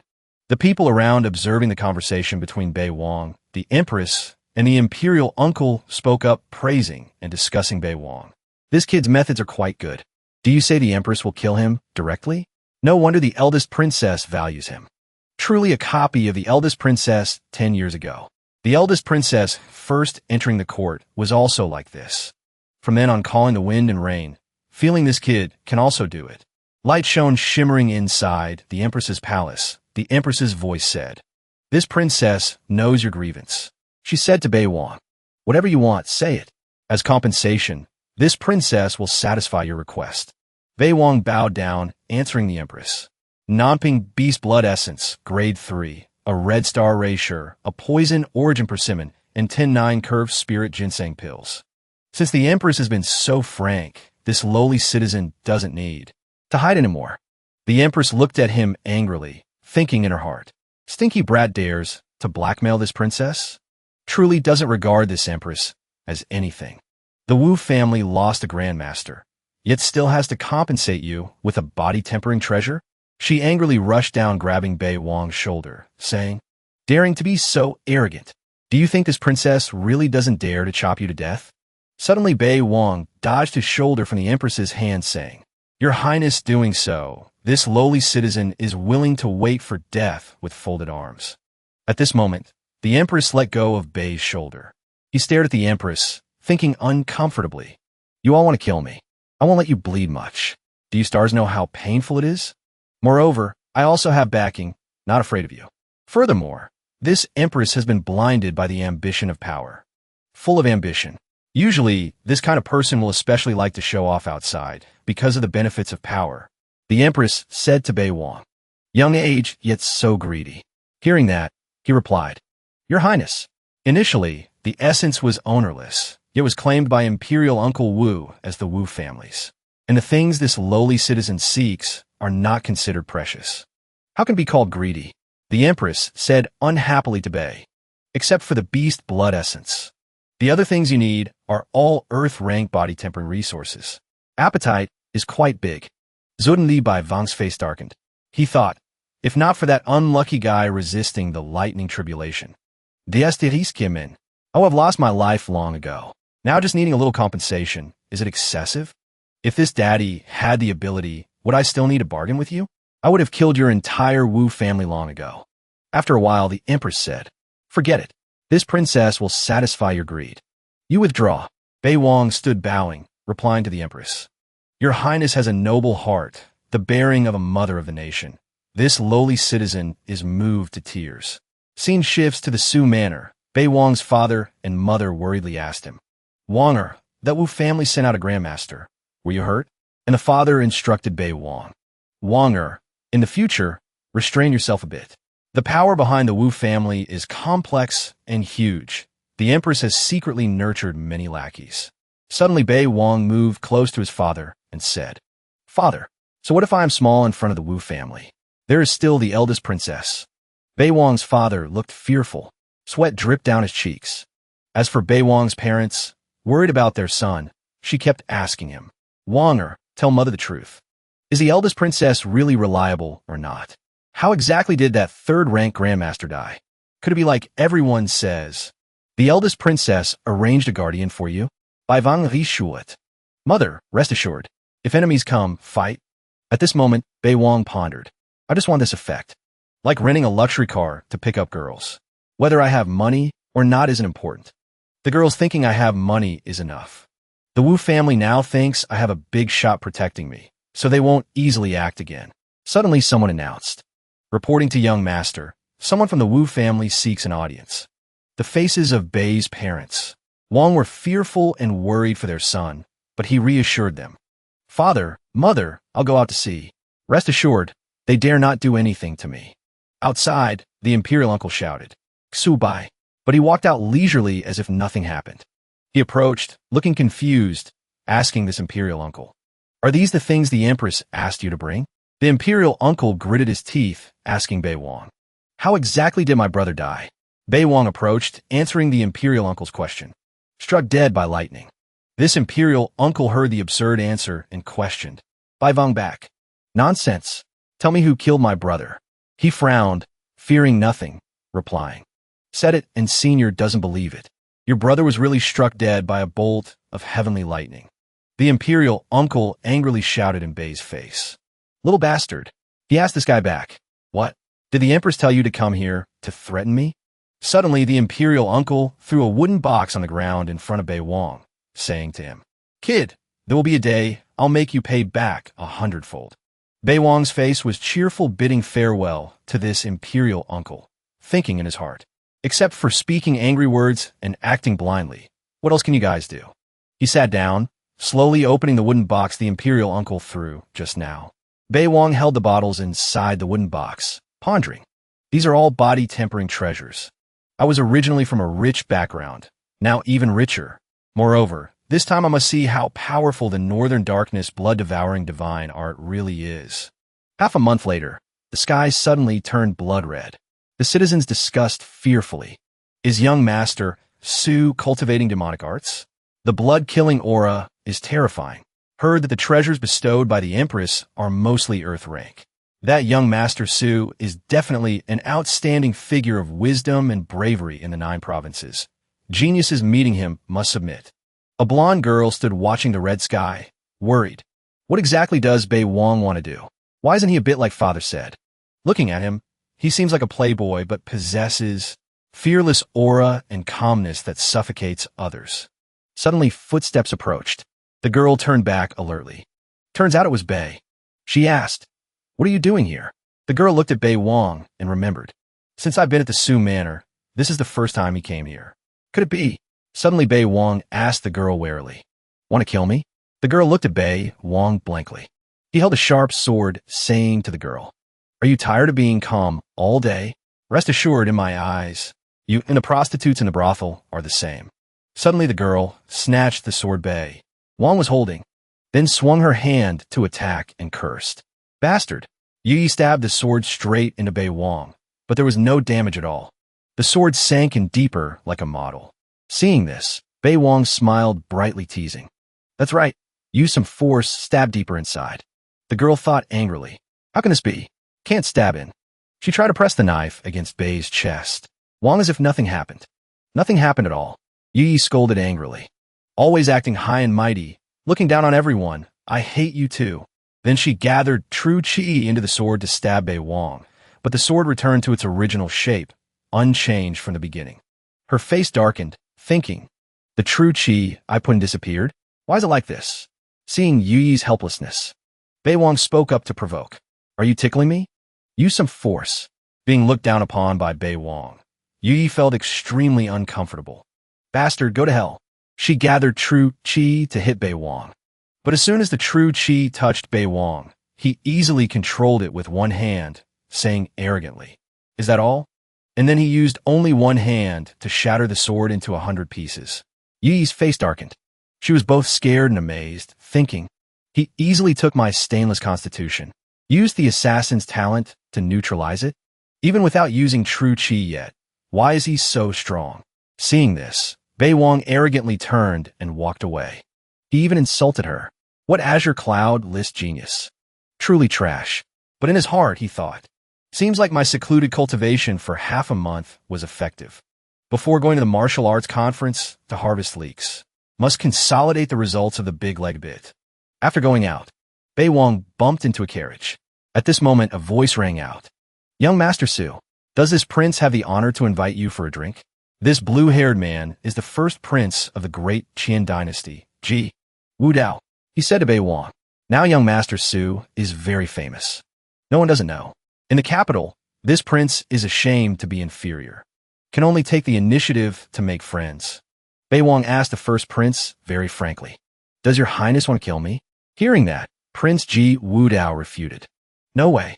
Young Master Su questioning that power-seizing woman of the Wu family in front of many people. This boldness, this prince is ashamed to be inferior. Hearing the words from the first prince, the face of Bei Wang calculated. Is this trying to manipulate me? Suddenly the first prince, Ji Wu Dao's, face darkened. Voice slowed down. Besides the Wu family, that ambitious woman Diwu Jin Shuang, taking advantage of Father Emperor's slight illness, has also started to disrupt the court. Bei Wang sipped water while pondering the first prince's words. Slight illness that can lay him up for 10 years? Wu Dao angrily slammed the table, shouting, truly harboring unfathomable motives. However, afterwards he received Bei's frank words. Your Highness, don't beat around the bush. If you have something to say it straight. Wu Dao heard this and reached out honestly. This prince wants to become sworn brothers with Bei Wang. Enjoy glory together. Share common enemies. He sipped tea while thinking. So he wants to recruit me, to make me stab the boss in the back. The first prince looked at his confused face, pondering. What kind of look is this? Being able to get on this prince's carriage, what an honor this is. Bai Wang slowly spoke. Thank you, your highness, for the favor. Then can your highness give me a 7-colored lotus? Hearing this, the first prince shook his head and said, the 7-colored lotus is a heaven-ranked treasure. This prince also finds it hard to find. Baewang lowered his head and replied, difficult? Then forget it. Even a heaven-ranked treasure can't be taken out. Does your highness want me to follow you to suffer? Just as he finished speaking, Wu Dao angrily shouted in the face of Baewang, to this prince, if not a friend, then an enemy. Ignoring the first prince's anger, he replied arrogantly. Then Baewang stepped down from the carriage, turning his back and leaving without looking back. Wu Dao sat inside the carriage, angrily scolding. I'll see how long that SL*T Diwu Jinshuang can protect you. But he still left without looking back, replying, between me and the eldest princess, your highness need not worry. But deep in Baewang's heart, he was mocking. The emperor has such a stupid son. No wonder there's no imperial power. A while later, inside Jiawang Hall, the elegant eldest princess was playing with her pet right on the bed. Baewang entered. Seeing her elegant figure, his heart fluttered, thinking, the female villain smiles beautifully, really beautifully. She hugged the pet in her arms. Asked Baewang with an annoyed face, coming here again for what? Are you so free you're panicking? Baewang hurriedly bowed and replied, this humble official specially made some small items to give to your highness. Then he took out 2 small bottles from his pocket. This girl is the eldest princess. Her figure is extremely balanced. This is the first time she stood in front of a mirror admiring herself and asked Bae, what is this? In Baewang's hand right now were 3 small bottles. He answered the eldest princess's question. Your highness, this is a mirror that can reflect your beauty. He looked at the bottles and continued. These small bottles are perfumes this humble official blended in 5 cents, all matching your highness's transcendent temperament, adding flowers to the brocade for you. After praising the eldest princess, Baewang smirked smugly, thinking, the eldest princess is so beautiful. Naturally, she likes beauty. Giving gifts to the leader, most importantly, is knowing their preferences. A top student transmigrating to Xinsha fears no one. Who would have expected this martial arts world wouldn't even have a clear mirror? The eldest princess held a bottle of perfume specially made by Baewang. Her eyes showed clear satisfaction, silently commenting on Baewang. This kid is different from others. Knowing he gave me these things, he surely has a request. She opened her mouth to ask Baewang, speak, what do you want this time? Baewang heard this, knowing he had stroked the horses but in the right place. Flattered correctly, Baewang said cheerfully, to make your highness happy, this humble official is willing to do anything. Looking at his bootlicking appearance, the cat beside the eldest princess glanced. Disdain, sycophant. Suddenly, the eldest princess ordered Baewang, dine with this princess. Baewang was humble, bowed replying, subordinate obeys. Outwardly calm, but inside Baewang was dying of happiness. Eating with a beauty, can't ask for more. Then Baewang and the eldest princess entered Taisu Palace. Baewang walked behind the eldest princess, observing and thinking. Not eating? Where are we going? He opened his mouth to ask the eldest princess. Your highness, is it here? Baewang observed the scenery of Taisu Palace. The scenery here was somewhat simple, surprising him. The scenery here is too different from her image. At this moment, the eldest princess raised her jade hand, controlling spiritual power to pick cabbages and vegetables from the ground. These things are to serve today's lunch. The face of the beautiful eldest princess, beautiful enough to topple cities, made Baewang gaze endlessly without getting bored. Baewang stood admiring for a long time, moved to praise in his heart. Truly beautiful, truly has temperament. A picture of a beauty. Jin Shuang didn't stop, but went straight to the kitchen. She gently pushed the door open and went in. Baewang, standing behind, realized Jin Shuang wanted to cook herself. He thought worriedly, wait, this is a kitchen. Yunikyu isn't here, no one's serving. Are we eating raw food? A moment later, dishes appeared on the table, looking extremely unique. Baewang held a rice bowl, moved, constantly saying, subordinate cultivated for 8 lifetimes to taste your highness's cooking. In his heart, he pondered, so touched, the boss personally went to the kitchen for me. He observed the eldest princess eating very slowly, reminding himself, pay attention to elegance. Then Baewang ate, munching, face enjoying these delicious dishes. In his heart, Baewang praised. Delicious melts in the mouth, but after chewing a few bites, Baewang felt a bitter, taste in his mouth. Wait, why is this dish so bitter? Bei Wang observed carefully, imagining the cabbage standing there mocking him. Surprise, old man. Turns out this dish isn't cooked yet. He skipped the vegetable dish and switched to the fish. But when put in his mouth, this fish was also uncooked. Since Jin Shuang cooked it, he dared not show attitude, only enduring. Truly fresh and tender, subordinate has never eaten such delicious food. But in Bei Wang's heart, tears were welling up, describing. Meat tough as an old shoe. The eldest princess saw him start flattering again, annoyed, shouted at Bei Wang. Shut up. Hearing this, he lowered his head, quickly finishing the bowl of rice while thinking. Great. I really couldn't praise anymore, not a bit. When the eldest princess finished eating, she asked Bei Wang. In a few days, do you want to leave the capital? Bai Wang replied. Subordinate wants to go to Langi commandery to maintain order for the martial arts conference. When Bei Wang heard the eldest princess asking, he was excited in his heart. Sure enough, the boss always cares about me. The eldest princess took out an egg floating in the air and introduced it to Bei Wang. This is an Ing snake egg. Bei Wang excitedly held the egg and asked the eldest princess, is subordinate to wait for it to hatch? Bai Wang thought happily. Spirit beast? Could it be I finally own a beast for myself? Unexpectedly, her answer was, no, swallow it directly. Bei Wang heard her tell him to swallow it directly, jaw dropping in surprise. His face turned pale, thinking. The eldest princess tapped her finger on the table, coldly explaining. Body tempering has achievements. The only flaw is the loss. Deficiency. This egg can compensate for your defect.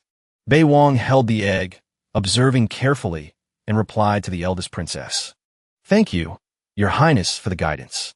Bai Wang thought. A big shot is a big shot, knowing my weakness at a glance. Knowing this is a good thing. He helplessly closed his eyes, slowly bringing the egg to his mouth. Bei Wang suppressed the nausea and reluctantly swallowed it. Then Bei Wang picked up food from the table with chopsticks, put it in his mouth, and said, truly delicious. Seeing Jin Shuang gave a good thing. Bei Wang, even if he couldn't swallow the half-raw food, was forced to swallow it now. The boss is like this. Shouldn't I express a bit? The eldest princess saw he finished and ordered Bei Wang. Finished eating, then get out. Hearing this, he choked on rice, coughing. Seeing himself released, Bei Wang quickly stood up, clasped his hands in salute, standing before the eldest princess, solemnly saying, Subordinate, wherever I am, my heart always turns towards Your Highness. Your Highness, take care. Subordinate absolutely won't make you lose face. At Taichung City, Inwe and the people behind rode horses quickly to the city gate. The governor had been notified beforehand. He stood waiting at the city gate. Seeing Inue's group arrive, he raised his voice. Welcome, officers of the Sixth Fan Gate. After listening to a dizzying speech, riding into the city, she said, no need for formalities. The governor held a wooden box containing ginseng. Seeing Bei Wang, happily welcomed him, saying, Greetings, young Master Su. This is a 500-year-old ginseng Taichung City honors young master with, please accept. Bei Wang smiled, waving his hand to refuse. That would be embarrassing, forget it. Hearing this, the governor knelt down in panic, saying, Please, young Master Su, accept it. Truly there is a matter to trouble young master. He tilted his head, in surprise, wondering. What matter? The governor thought of the wraiths causing trouble recently, face pale, trembling in fear, replying. A few days ago, wraiths suddenly appeared in the city attacking commoners, truly very miserable. Bei Wang frowned, asking him back. Wraiths? Shimin Inwe turned to look at him, frowning and speaking up.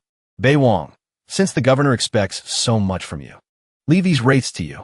Hearing this, he didn't refuse but obeyed, smiling and replying. Subordinate accepts the order. Will take people to investigate immediately. Scene shifts to a ghostly place. The sky appeared red clouds like blood, emitting gloomy dark energy. Bei Wang's voice rang out. So-called wraiths are formed when people die with extreme resentment, transforming into a type of ghostly creature relying on resentment to survive in this world. He continued, the more people harmed by the wraith, the heavier the resentment it accumulates. Must be eliminated immediately. Subordinates replied in unison. Yes.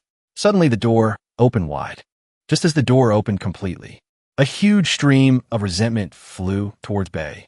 He remained calm, Not scared at all, but the subordinates around panicked. He smiled smugly, looking at the resentment, wanting to eat him alive. Facing, resentment almost solidified into substance. Bei Wang didn't step back, but stood calmly, with current strength. Wraiths to him are just small fry, no threat at all. Bei Wang smiled confidently, watching the wraith rush over. Suddenly, a lotus flower appeared. Image of a Buddha, sitting in meditation, said, "Collect." The lotus flower obeyed, blooming, emitting white energy, dispersing the gloomy resentment.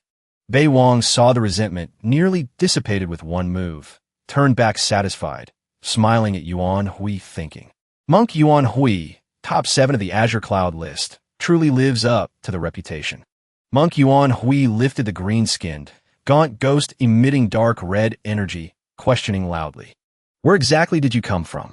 How could he let Yuan Hui do the interrogation? Bei Wang stepped forward, eyes smiling. Just now, thanks to Master Yuan Hui. Leave this small interrogation matter to me. The monk heard this, turned, and replied. Young Master Su is polite. Polite. Just release that green gaunt ghost. The wraith emitted red streams of energy.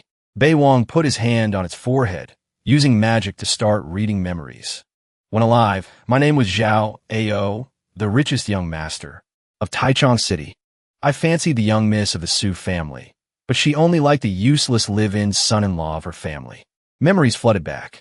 Image of young master Zhao Ao arrogantly pointing at the girl, saying smugly, Su swear, marry this young master immediately, otherwise this daddy will lock you and this trash in the pig cage together. Xiao Fan at this moment wasn't scared at all, frowning angrily, voice deep. You can insult me, but whoever dares to be disrespectful, Tu Suat, is wanting to become an enemy of Xiao Fan. Zhao Ao laughed, walked up to him, patted Xiao Fan's cheek a few times, saying scornfully, relying on a chi refining stage trash like you? What are you? Suddenly, a large sailboat appeared in the sky, with a voice ringing out. The 3-year period has arrived. Welcome back, young master. Zhao Ao angrily frowned, looking at the sky. A man appeared, bowing and saying, Young Master Xiao, you passed the family test. Zhao Ao didn't believe it, shouting angrily. Stop deceiving people. What dog sh*t young master? The person on the boat heard these unclean words, unleashed a palm strike as punishment. Zhao Ao was hit, crying out in pain. Xiao Fan hugged Schwerer, turned to look and smiled scornfully. A bunch of frogs in a well, you don't know what kind of existence my Xiao family is. Saying that, the two flew away. Schwerer, let's go. Not forgetting to say, kill all these people. Following his order, all the people below were slaughtered. Back to the present. Zhao Ao, the dead one, still had extreme resentment toward Xiao Fan. He knew he couldn't escape Bei Wang's group. Seeing Bei Wang's group had extraordinary strength, a ray of hope rose in his heart. They have a golden trident. Can you avenge my Zhao family? Bei Wang said mockingly. Who told you to mock the child of heaven? All right, go down. Releasing the green ghost, making it fall to the ground. Bei Wang understood this pretending to be a pig to eat a tiger motif at a glance. He put his hand on his chin, falling into thought. Isn't a live-in son-in-law just like that? First pretend to be stupid, then slap faces hard. Who told you to fall for it? Yuan Hui standing next also heard Zhao Ao's story. His face showed no emotion, glancing at Bei Wang, voice suspicious.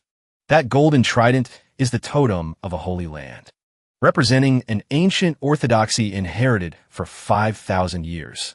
Heard that the Holy Land is formed by 3 branches. The Shao clan is one of them. Bai Wang frowned immediately. Be naive? No. The Shao clan uses halberds. That's more correct.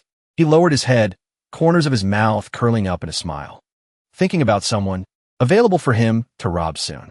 Excitement rose in his heart. Small Taichung City has a young master of the Shao clan appearing. Seems the 9 provinces really are about to have a big change. Just acted and caught a big fish. Finding the Shao family young master is very good. Another child of heaven appeared. Yuan Hui clasped his hands, intending to split up. Young Master Su, recently there's a lewd nun sucking people's essence. This poor monk wants to go eliminate the scum of the Buddhist sect. Hearing this, his eyes became cold, thinking, opportunity comes again. Bei Wang looked at the luck value on Yuan Hui's head, currently 97. Knowing there must be good stuff there, he smiled, gently advising Yuan Hui not to go. Yuan Hui, In the entire 6-fan gate, I like you the most. The water in the temple is very deep. I advise you not to go. Monk Yuan Hui was surprised, seeming to realize something, replied. Thank you, young Master Su, for the reminder. The lewd nun is only 7th. Rank lower stage. This poor monk can easily suppress her. Seeing Yuan Hui hadn't given up on eliminating the lewd nun, putting a hand on the monk's shoulder, starting a psychological manipulation session. He said, "You want to kill a woman? Buddhism values compassion. Where is your compassion? How can you kill people?" He immediately replied with sharp words. Young Master Su, destroying the evil nun is saving her. Saving can accumulate merit. Who defines good or evil? Speaking, he tapped the monk's forehead, making the monk freeze for a few seconds. Who defines good and evil? Bei Wang began to preach. Buddhist Dharma. In the world, no object has inherent good or evil. It's all added by people. For example, feces. Normally it's pollution, but in the field, it's fertilizer. Like that nun, you easily define her good and evil. Is that appropriate? In his head, a thought appeared. Just kidding. If you go, how can I steal your opportunity? Right now, he became a profound young man. I see your bone structure is very strange. Can't bear to let you be trapped by karma. You haven't penetrated Buddhist karma yet. Better let me go in your stead. Scene shifts to a city. In front of the door, a nun appeared waiting. She looked at Bei Wang, thinking, good-looking young man. A's also 8th rank realm. Bei Wang pretended not to know she was a lewd nun. He politely requested to stay the night at the temple. Little nun, it's dark today. I want to stay at your precious place for a night. She rested her chin on her hand, posing coquettishly. This nun practices joyous Zen, benefactor. If not afraid of getting dirty, very welcome. Bei Wang didn't expect the lewd nun to be so direct. The lewd nun revealed her nature, approaching to put her arm around him seductively. Young Master Bei Wang, scared? He gently held her neck, eyes trembling, pretending to be immersed, replying, what is there to be scared of? Come here. Live well, anyway it's just a moment. The nun, now completely mesmerized by him, replied. Then come here. She excitedly looked up with glittering eyes. Young master, a moment of spring night, not letting her act further. He tightened his grip on the lewd nun's neck, using magic to press hard, making her collapse to the ground. The lewd nun saw she couldn't escape Bei Wang's hand, immediately panicked, trembling and stuttering. Young master. He had no intention of sparing her, smiling sinisterly, saying, don't move. He broke her neck, smiling smugly. Finished. Bei Wang put his hand on her forehead, emitting a red aura. He wiped his hands clean, face showing delight, smiling and saying, Northern Darkness, blood-devouring divine art, is truly unbelievably strong. Without using true chi, could crush a lower stage 7th rank to death. Kicking the nun's corpse aside, Bei Wang put his hand on the door, looking into the temple, searching. Killed her. Where should I go to find the opportunity now?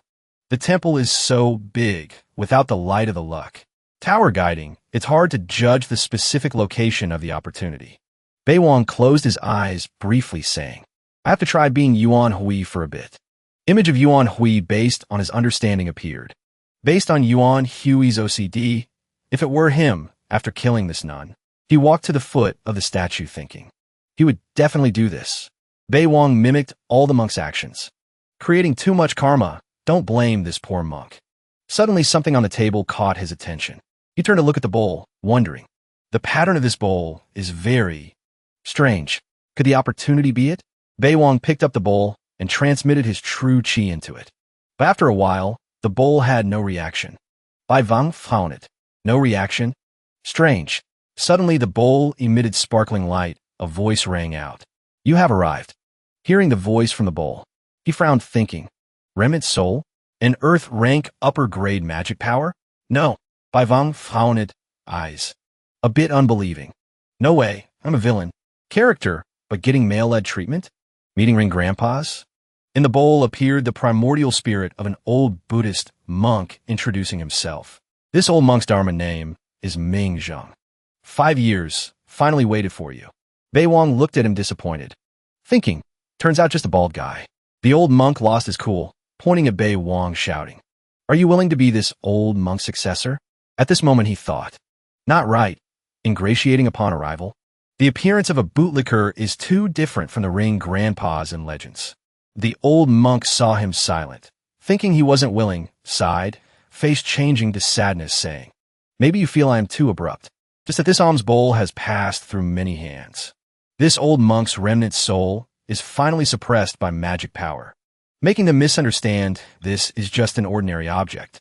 Hearing this, Bei Wang looked with questioning eyes. "Then why suddenly appear to me?" The old man was excited. Happily replied, "Your blood essence is very diluted. Strong vitality, just need to cultivate the hanging temple's technique. I can use the physical body to prove the Buddhist diamond dharma body. This old monk is willing to teach you the Buddhist techniques of the hanging temple, but you must help this old monk find the soul nourishing wood." Bei Wang said in surprise. "Hanging temple?"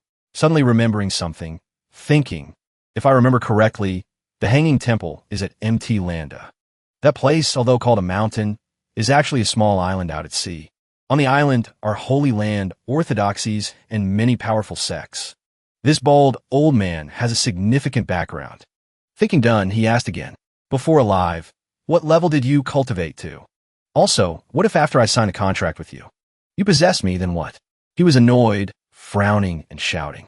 This old monk is second realm. If this old monk has bad intentions, may I fall into the hungry ghost path forever. Bei Wang still didn't believe, looking at the old man suspiciously. Ming Zheng could only sigh and say, "After watching this scene, you will know if this old monk is a good person or not." Finished speaking, the old man used magic to show an image of the past, a huge stream of water flowing violently. Ming Zheng's voice rang out in fear. "That demoness is coming." A figure in the water, gradually appearing, looked familiar, making him wonder. That is, Princess Diwu Jinshuang, beautiful and majestic, standing in the water appeared, making his face change, frowning. Unbelievable, that's the eldest princess. Scene shifts to the hanging temple. Everyone with the old monk was trying hard to chant. Buddhist light shone everywhere, greatly radiating brightness, evil. "Retreat." Jinshuang with sharp eyes looked, softly saying, "Petty tricks," then used one hand to create a violent wave. Ming Zheng panicked, shouting, "Quickly retreat," making all the disciples become worried. They looked at the rising wall of ice, running in panic. But how could Jinshuang let them escape? She clenched her fist, creating wind. Immediately below appeared dense ice spikes, and sharp, causing many disciples to lose their lives. The old monk's expression changed, worried for the situation. The bowl suddenly shattered. Ming Zheng returned to his original shape and size. After watching Ming Zheng's memory, he wanted to be sure, so asked again, "So you want me to use my physical body to prove the Buddhist diamond dharma body, find that woman for revenge?" Ming Zheng replied, "Correct. You and I, since we established a master-disciple status, you must avenge the hanging temple, although your cultivation is very weak now. But specializing in Buddhist techniques might forge the diamond dharma body." Ming Zheng feared he didn't believe. He added, "If you are still uneasy, this old monk is willing to hand over the origin soul for you to hold this old monk's life and death." Bei Wang lowered his eyes, face contemplative. "Origin soul?" Ming Zheng clasped, hands falling into a meditative state, thinking, "Bet on this round. This child killing that remnant nun is definitely a descendant of the righteous path." Bei Wang glanced and asked curiously, "Master Ming Zheng, if I destroy your origin soul, you will scatter into smoke, right?" The old man frowned, immediately replying, "Correct. If there's half a lie, this old monk will fall into the hungry ghost path forever." Hearing this, Bei Wang smiled smugly. "Since it's so, this junior will try a bit." The old monk's expression suddenly changed. Crack. Bai Wang became solemn. "Diwu Jinshuang is my boss. You want to kill her? Isn't that wanting to kill me? Can I spare you?" Ming Zheng heard this, spat out a huge mouthful of blood. "You." Just like that, Ming Zheng, revenge unfulfilled, was killed, looking at the broken bowl falling into the pool of blood. At this moment, Bei Wang's voice rang out with some regret. Pity, a saint-rank supreme treasure dropped to earth-rank upper grade. The image of the eldest princess summoning the ice-blue bird appeared in Bei's mind. He held the bowl, eyes contemplative. The eldest princess can summon the phantom of the divine beast phoenix, truly strong enough to suffocate people. This big leg, I'm hugging it tight. Scene shifts tonight, he returned to the 6 Fan Gate camp. Bei Wang entered, seeing Yuan Hui meditating. He wondered, walking over with a confused face. Why are you sitting opposite this pile of dung? Yuan Hui heard his voice, exited the meditative state, stood up, happily turning to reply. This poor monk realized, the body is not good, not disgusting. Have good, have malice. Not ashamed, follow nature. Bai Wang exclaimed happily, realized is good, didn't waste my guidance. But in his heart, he thought differently. My nonsense can also lead to realization? He smiled smugly. Yuan Hui took out a bottle, overjoyed. Thank you, young Master Su. Actually, there is karma. This poor monk must repay the kindness. Bei Wang saw him intending to gift a middle-grade mystic rank chi nurturing pill, gently refused. No, quickly take it back. He thought in his belly. Can't bear it. Blocking your opportunity, then accepting your middle-grade mystic rank chi nurturing pill. That would be embarrassing. But Yuan Hui still held Bei Wang's hand, trying to persuade him to accept. Young Master Su, if you don't let this poor monk repay the kindness, this poor monk's cultivation will suffer chi deviation. Do you want this poor monk to be trapped by karma? Making him only able to sigh, smile, and say, accepting it is very shameful. Thinking, but since you said so much, respect is better than obedience. Taking people's stuff and blocking opportunities, how can I say nothing? Bei Wang put his hand on Yuan Hui's shoulder, giving a sincere blessing.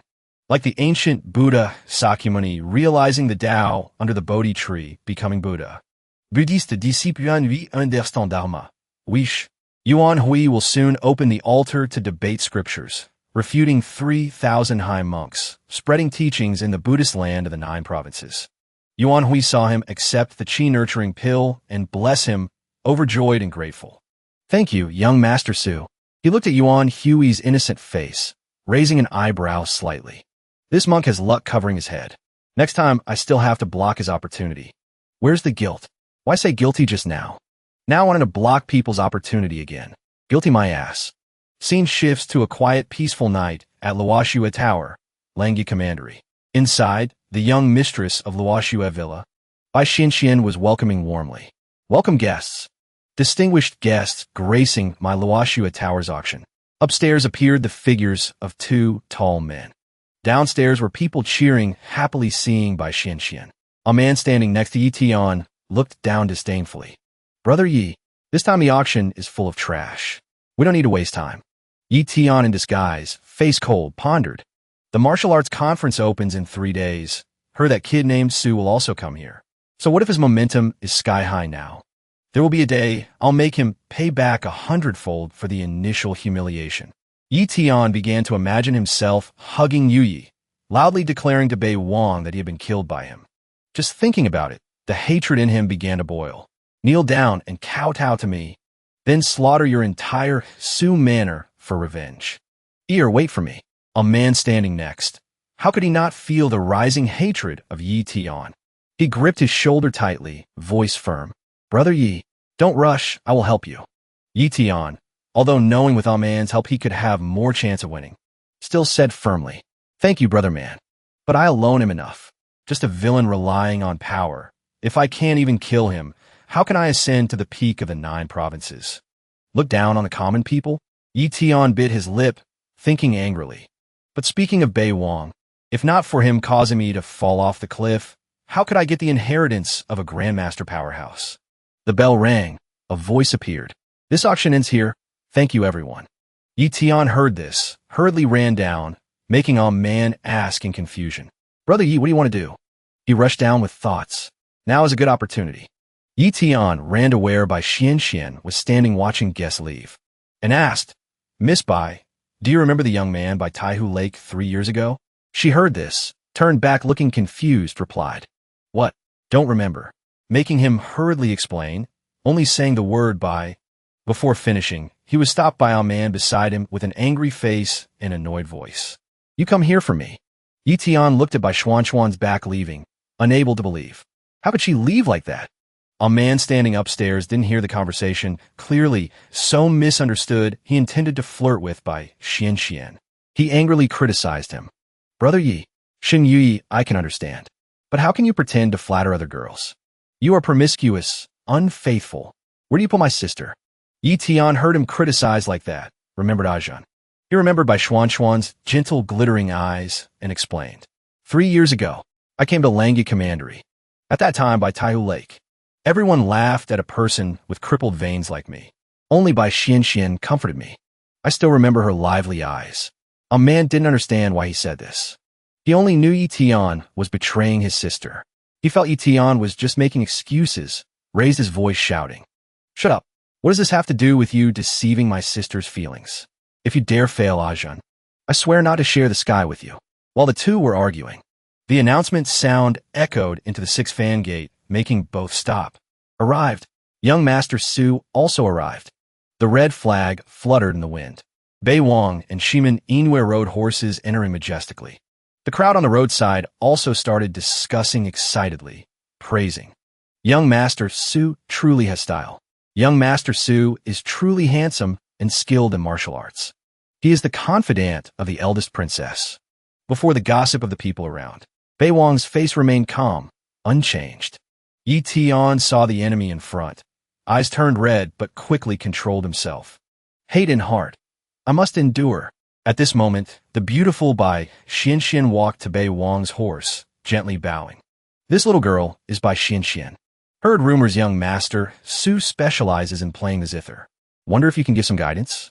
Bei Wang heard this, got off the horse, happily replied. Seeing him agree, so quickly made by Xian a bit happy mixed with shyness. Then do I have the luck to study beside young Master Su? Even just as a maid is fine. People around started laughing loudly, mocking. Oh my God, a dignified young miss of Luoxue Villa wants to be a maid for young Master Su? Being with a beauty, how could he refuse? Wang smiled, gently looking at her. I will follow Miss Bai's wish. But vigilance rose in his heart. A dignified young miss of Luoxue Villa pretending to be gentle with me? How can I believe it? Bei Wang looked at by Xian, who had started to get into the role of a maid beside him, having some guesses. Luoxue Villa, this fourth-rate sect, could also want to hug the eldest princess's big leg? Is this hoping I recommend them? Just watch first then decide. A man and Yi Tian saw Xian going with Bei Wang, stunned thinking. Xian? How can this be? A man shouted angrily.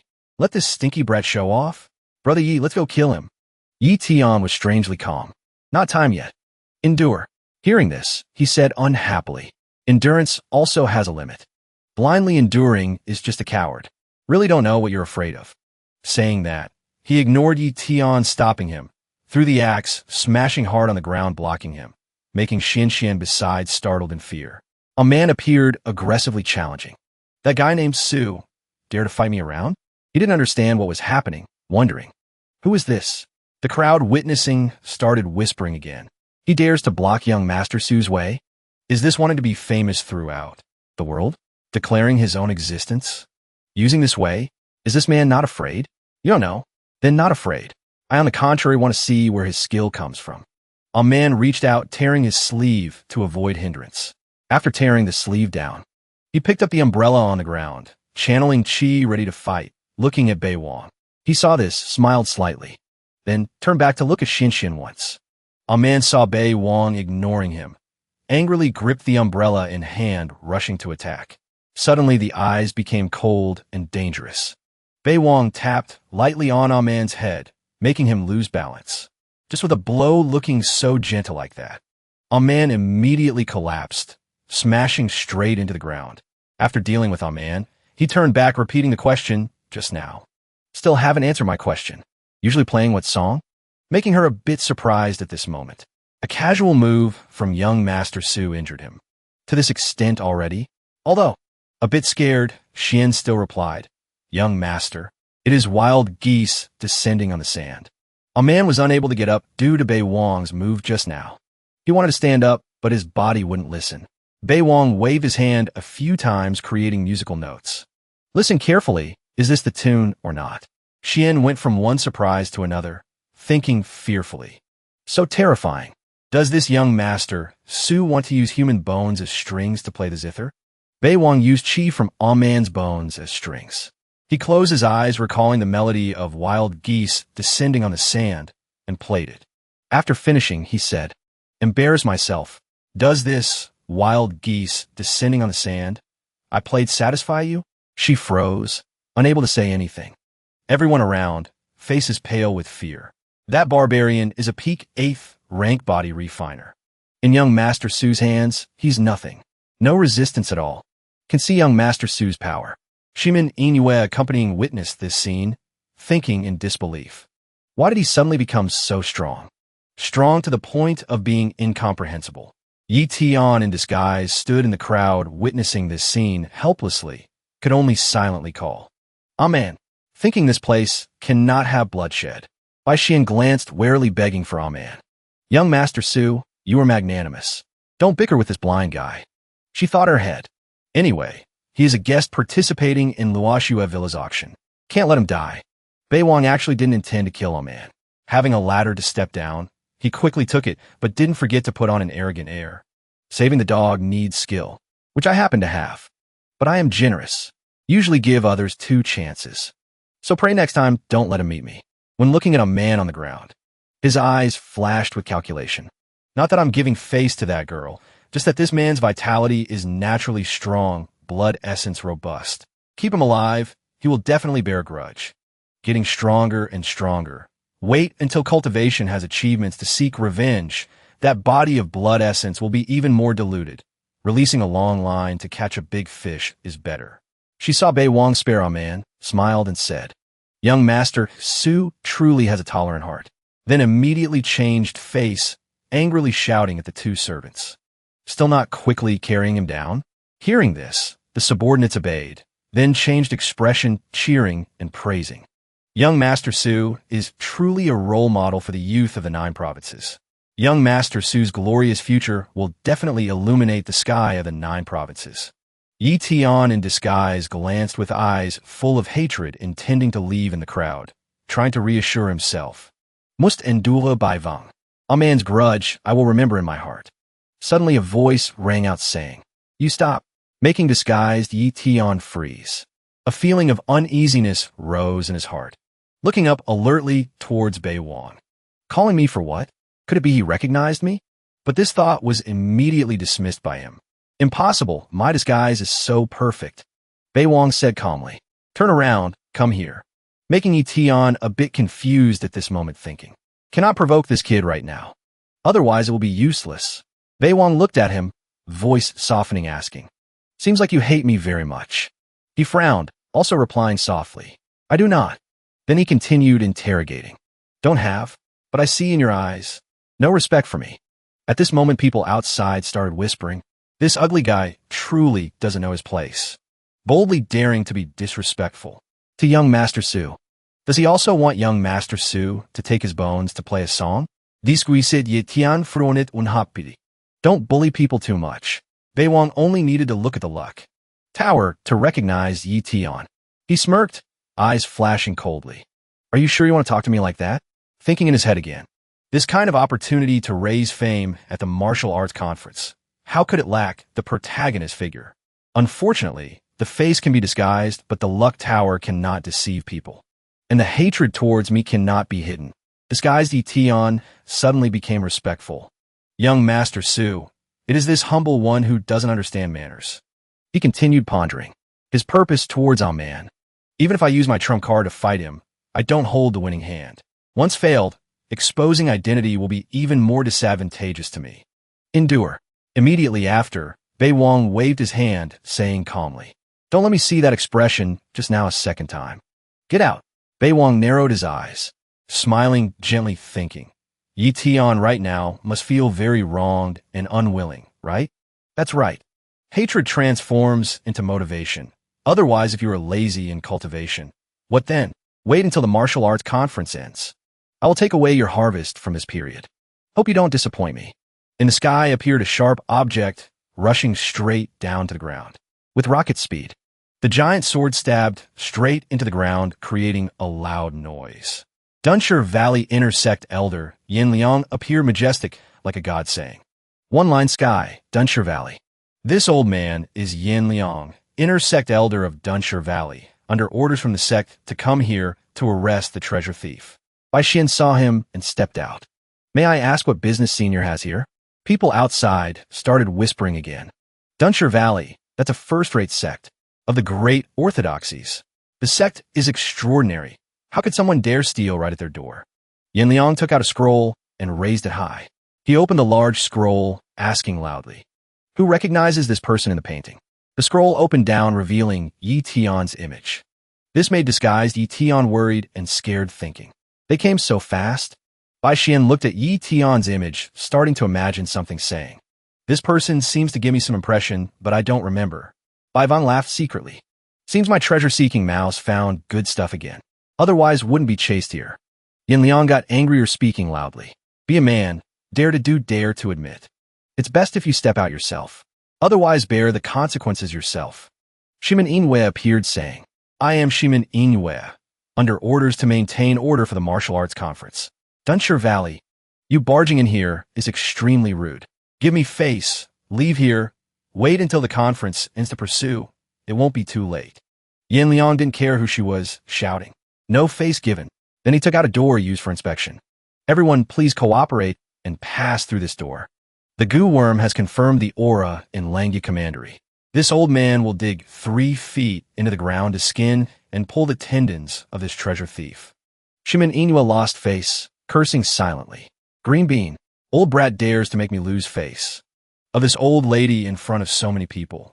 She was visibly annoyed, hearing people around start whispering. A dignified number 1 constable of the 6th fan gate speaking has no effect. Seems the person in the painting took a heavy treasure of Dunshire Valley. Yetian Panichget, Sivitin Purofusiti, Tidemling. Could it be heaven won't harbor me like this? That treasure isn't that I won't return, just borrowing to use a bit.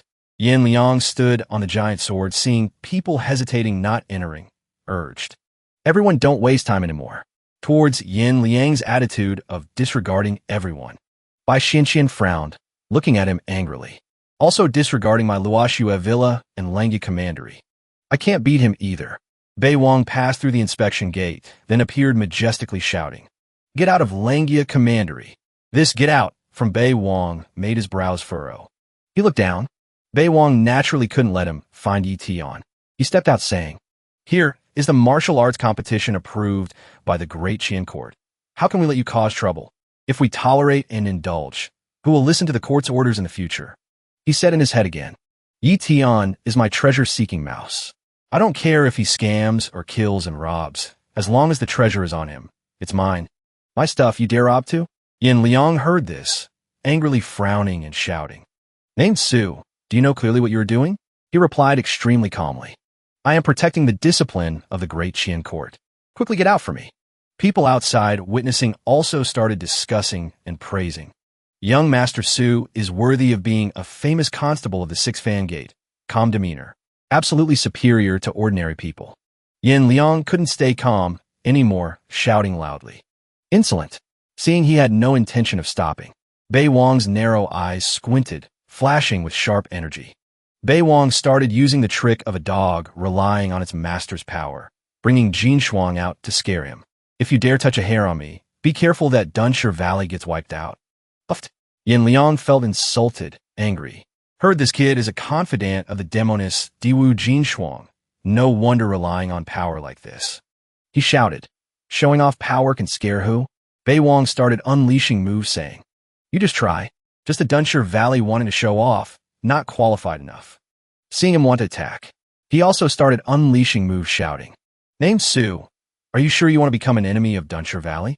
A brat relying on power, without the Diwu clan? What are you?" The demoness started being arrogant and self-important like this back then. Both sides rushed into a life-and-death fight, extremely fierce. Yin Liang tried hard to resist, while Bei Wang asked very gently, "So Dunshire Valley wants to oppose the eldest princess?" In his heart, he thought smugly, "Dog relying on master's power is a good trick and my specialty. Wait until I get the treasure. From Yi Tian, you guys die and I won't care. But now won't do." Yin Liang heard about opposing Jin Shuang and paused. He gritted his teeth, looking at Bei Wang with hatred, calculating pros and cons quickly in his head. Hateful. This damn dog relying on master's power. If I really leave like this, it is a huge humiliation to Dunshire Valley. But if offending the demoness Diwu Jin Shuang, I also don't hold a winning chance. People outside at this moment could only shake heads, sighing. A dignified, hidden sect causing such an awkward situation. how to handle it. At this moment in the sky appeared figures of two neatly dressed people standing on a scroll, making people below exclaim in surprise. Confucianism. It's experts of Confucianism. Why are they here too? Descendants of the Kong Confucian school. Kong Huangho and descendant of the Kong Confucian school, Kong Shuo appeared. Kong Huangho raised hands in salute, introducing his name. This humble one is Kong Huangho. Greetings, everyone. Yi Tian, standing in the crowd, seeing even the Kong family arrived, stunned, helplessly thinking. Even the Confucian family arrived. Hateful. I didn't easily get this opportunity. Why want to force me? Bei Wang smiled, evaluating the two Kong family members. Name Kong, unless it's the Confucian sage head Kong family. Kong Huangho landed, gently explaining the reason for coming here today. Everyone knows the Confucian supreme treasure, spring and autumn annals, lost 9 pages outside. A few days ago, the saint statue in the literature temple manifested spirit. Someone borrowed this page to condense literary guts. Location is Langi commandery. Please return it. The Kong family can gift you 2 rubbing copies. People continued to buzz and discuss. People of the Kong family all came to Langi commandery. A page of spring and autumn annals is a Confucian treasure inherited for 10,000 years, can condense literary guts. 1 word could decide life and death of a scholar.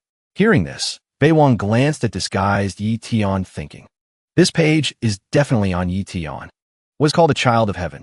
This kind of luck truly makes others jealous to madness. Very good, this page belongs to me. Yin Liang, seeing the Kong family people arrived, sighed in relief. He thought gloatingly. Even the Kong family arrived. Stinky brat, I see how long you can endure. Bei Wang still smiled, extremely calmly thinking. In the 9 provinces continent, Confucian cultivation is difficult upon difficult. But with this page in hand, condensing literary guts is as simple as eating and drinking. Can also penetrate the essence of Confucian magic. No wonder disguised wearing a mask. Such a good treasure must be careful. Kong Huangho bowed, keeping the propriety of a Confucian scholar, speaking politely, begging to return it. At this moment, hearing this, he calmly smiled smugly, saying in his head, Confucianism always puts etiquette before force. Now done enough etiquette. Next is time to act. Kong Shuo was different from Kong Huangho, looking at the crowd present, raising his voice. On whom? Search and we'll know immediately. Disguised Yi Tian was scared. Seeing Kong Shuo wanting to search, the panic in him grew larger. Literary guts has merged into my body. Basically cannot hide from the eyes of a Confucian expert. Once the page in the ring is sensed, my identity will be exposed. Tiger in front, wolf behind. This is clearly an opportunity one worked hard to get. You all want to rob me. Why? Bei Wang naturally couldn't let them search. He still had to let Yi Tian nurture this thing to rob later. So he stood out to stop it. Thinking of this group, disregarding everyone, he angrily cursed. Diestirisque imen. Get out of Langi commandery immediately. Each one of you doesn't regard the court's martial arts conference as anything. Want to be insolent? Be insolent. Want to search? Search? Today unless I die here. Otherwise the court's dignity doesn't allow you to trample on it. Kong Huangho, seeing him stand out, frowned tightly. Showing a sad face, sighing, said, this matter has nothing to do with you. He remembered the terrifying scene of Jin Shuang slaughtering everyone, thinking, he is Bei Wang? 6 years ago, Kong Ruxian, Nirvana realm in my clan, called the Confucian sage talent, died at the hands of the demoness. The act of a dog relying on master's power was performed proficiently by Yin Liang. At this moment, he stepped forward, saying loudly, correct, Bei Wang. Your behavior is arrogant and unruly like this. Boldly daring to be disrespectful to the Kong family. Really not afraid of the scholars in the world killing you? Quickly withdraw from here. This matter can be overlooked, otherwise my Dunshire Valley won't spare you either. Bei Wang wasn't scared at all, sneering back at him. I am originally a minion under the eldest princess. What the hell do the world scholars have to do with me? At this moment, Kong Shuo was annoyed, angrily cursing. Lackey dog, I have never seen a dog relying on master's power so arrogant like this. All 3 looked at him with disgusted eyes. Truly hate not being able to carve the Diwu demoness name on his face. Every sentence cannot leave the 3 words, eldest princess. Kong Huangho was silent for a moment, then asked, do you really want a medal? Bei Wang smiled, very calmly thinking, You want to rob my page of spring and autumn annals and say I meddle? Kong Huangho, thinking of his relationship with Jin Shuang, dared not act immediately. This kid's relationship with that demoness is hard to know clearly. Possibly a confidant of hers. Heard he once slashed a grandmaster to death. Looking at this fearless attitude, perhaps his strength isn't weak. Disguised Tion, standing in the crowd, watching this scene, smirked smugly, thinking, "Stupid thing, if you knew you were standing up for me, fear you'd hate it to death." After weighing pros and cons, Kong Huangho glanced at Kong Shua as if signaling something. He received the hint, frowning, slightly nodding. Suddenly Kong Shua pointed at him, saying loudly, "Bei Wang, you can get on the Azure Cloud list, so you're arrogant? Dare to fight me around?" Bai Xian, unhappily worried, said, "A dignified 6th rank lower grade Confucian of the Kong clan. How can he do this? Young Master Su is only 8th rank." Hearing this, Kong Shua looked at her arrogantly, replying, "Fear you feel I bully the weak with the strong, so I will only use 20% strength." He seemed to hold victory in hand, looking confidently at Bei Wang, thinking smugly, "Stinky brat, scared, right? People in my Kong clan go anywhere, respected by thousands. How can we let cat or dog jump out acting wildly like this? You have the eldest princess protecting, so can't kill you, but must teach you a lesson." Bei Wang with sharp eyes smiled smugly. "Humph. Don't use 20%. Use full strength to fight." Whoosh, whoosh, whoosh. Bei Wang unleashed a preemptive strike. In the air appeared an ancient book with complex patterns. He raised his hand high, releasing true qi, transferring into the book. Space was surrounded by a blinding golden light with massive energy. Kong Shua, seeing Bei Wang attack, brought out a magic treasure to counterattack. Suppression formation. He didn't hold back at all, smiling smugly, saying, "Petty tricks." Kong Shua used full strength to resist Bei Wang's attack. He frowned tightly, bracing himself to resist. Suddenly darkness fell, making him startled. His face suddenly changed, suddenly seeing a large cracked bowl appearing heading towards him. He looked at the bowl above, freezing. It seemed to swallow him whole. Sensing the rank of this bowl, he turned pale, screaming in fear. "This bowl is Earth rank." Shimin Inua, witnessing, was terrified, pale, thinking, "This kid is unfathomable." Disguised Tion was also surprised. "Stinky brat, why can you be so strong?" People around were also scared, starting to whisper. Just one move suppressed by young Master Su, truly terrifying. Kong Huangho, seeing Kong Shua trapped in a cracked bowl, stepped forward wanting to save him. But just touching it, he was blocked by a huge green energy. Kong Shua, suppressed by the bowl, lay trembling on the ground, crying for help. Bei Wang saw this, smiling smugly, saying, "I advise scholars like you to be honest. It's better. Stop showing off." He saw Bei Wang had no intention of sparing Kong Shua, issued a threat. The Kong family's foundation cannot be broken. A lost page must be reclaimed no matter what. Bei Wang also didn't want to oppose the Kong family right now. He stated a condition, just that this junior must fulfill the duty of the 6th fan gate. After the martial art competition ends is fine. About half a month, give this junior some face. Kong Huangho said in sadness, sighing. "Forget it." In his head saying, "Just casually took out an Earth rank upper grade magic treasure. This kid indeed has a big boss backing him." Bei Wang smiled, smugly looking at Yan Liang, asking, "Does this one from Dunshire Valley have any other opinion?" Thinking, this one is dealt with. "Old brat, are you bristling anymore?" He calmly pondered. If the Kong family agreed, my Dunshire Valley doesn't need to provoke this dog relying on Master's power. Then nodded, seemingly compromising. Just need to seal the entire Langi commandery. The treasure thief won't be able to fly even with wings. Bei Wang, seeing the matter resolved smoothly, spoke up happily. "Since it's so, then disperse." At this moment, Bai Xian walked over, supervising people entering, proposing to Bei Wang. "Young Master Su, since you arrived in Langi commandery, let Xian take young master for a stroll." He didn't refuse, replying, "Up to you." Scene shifts to a quiet evening by Taihu Lake. Yi Tian stood by the lake, looking down at the calm water. His disguised appearance reflected on the lake's surface. He thought of having to hide, unable to shine, hating it. Hateful. Originally meant for me to show off, an opportunity to be famous throughout the world. Image of disguised Yi Tian appeared on the water with troubled thoughts. But now even the martial arts conference I can't participate in. Once identity is exposed, will fall into the abyss. In his head appeared people who showed up this morning like Calm Family, Dunshire Valley, and Su Bei. Wong. Today's humiliation must be paid back 100-fold. Sensing someone coming, he hurriedly hid behind a tree. When seeing who arrived, he was startled. Bai Xian with Bei Wong and subordinates were approaching the lake. She happily chatted with him enthusiastically. Young Master Su, this location of Taihu Lake is suitable for night fishing. Bei Wong held the fishing rod, watching Xian chatting. Happily. Do you feel I can catch fish? Young master, fishing is not for fish, but for the state of mind. She spoke while feeding a peach into his mouth affectionately. Discuised yetian glanget angredi coursing silently. Adulterous couple. Just as he intended to leave, he accidentally made a noise. Knowing he couldn't hide long, he showed himself, making Bai Xian surprised. You're the person from daytime? He didn't say a word, intending to leave quickly. Bei Wong saw him. How could he miss pulling aggro? He raised an eyebrow, stopping him from leaving.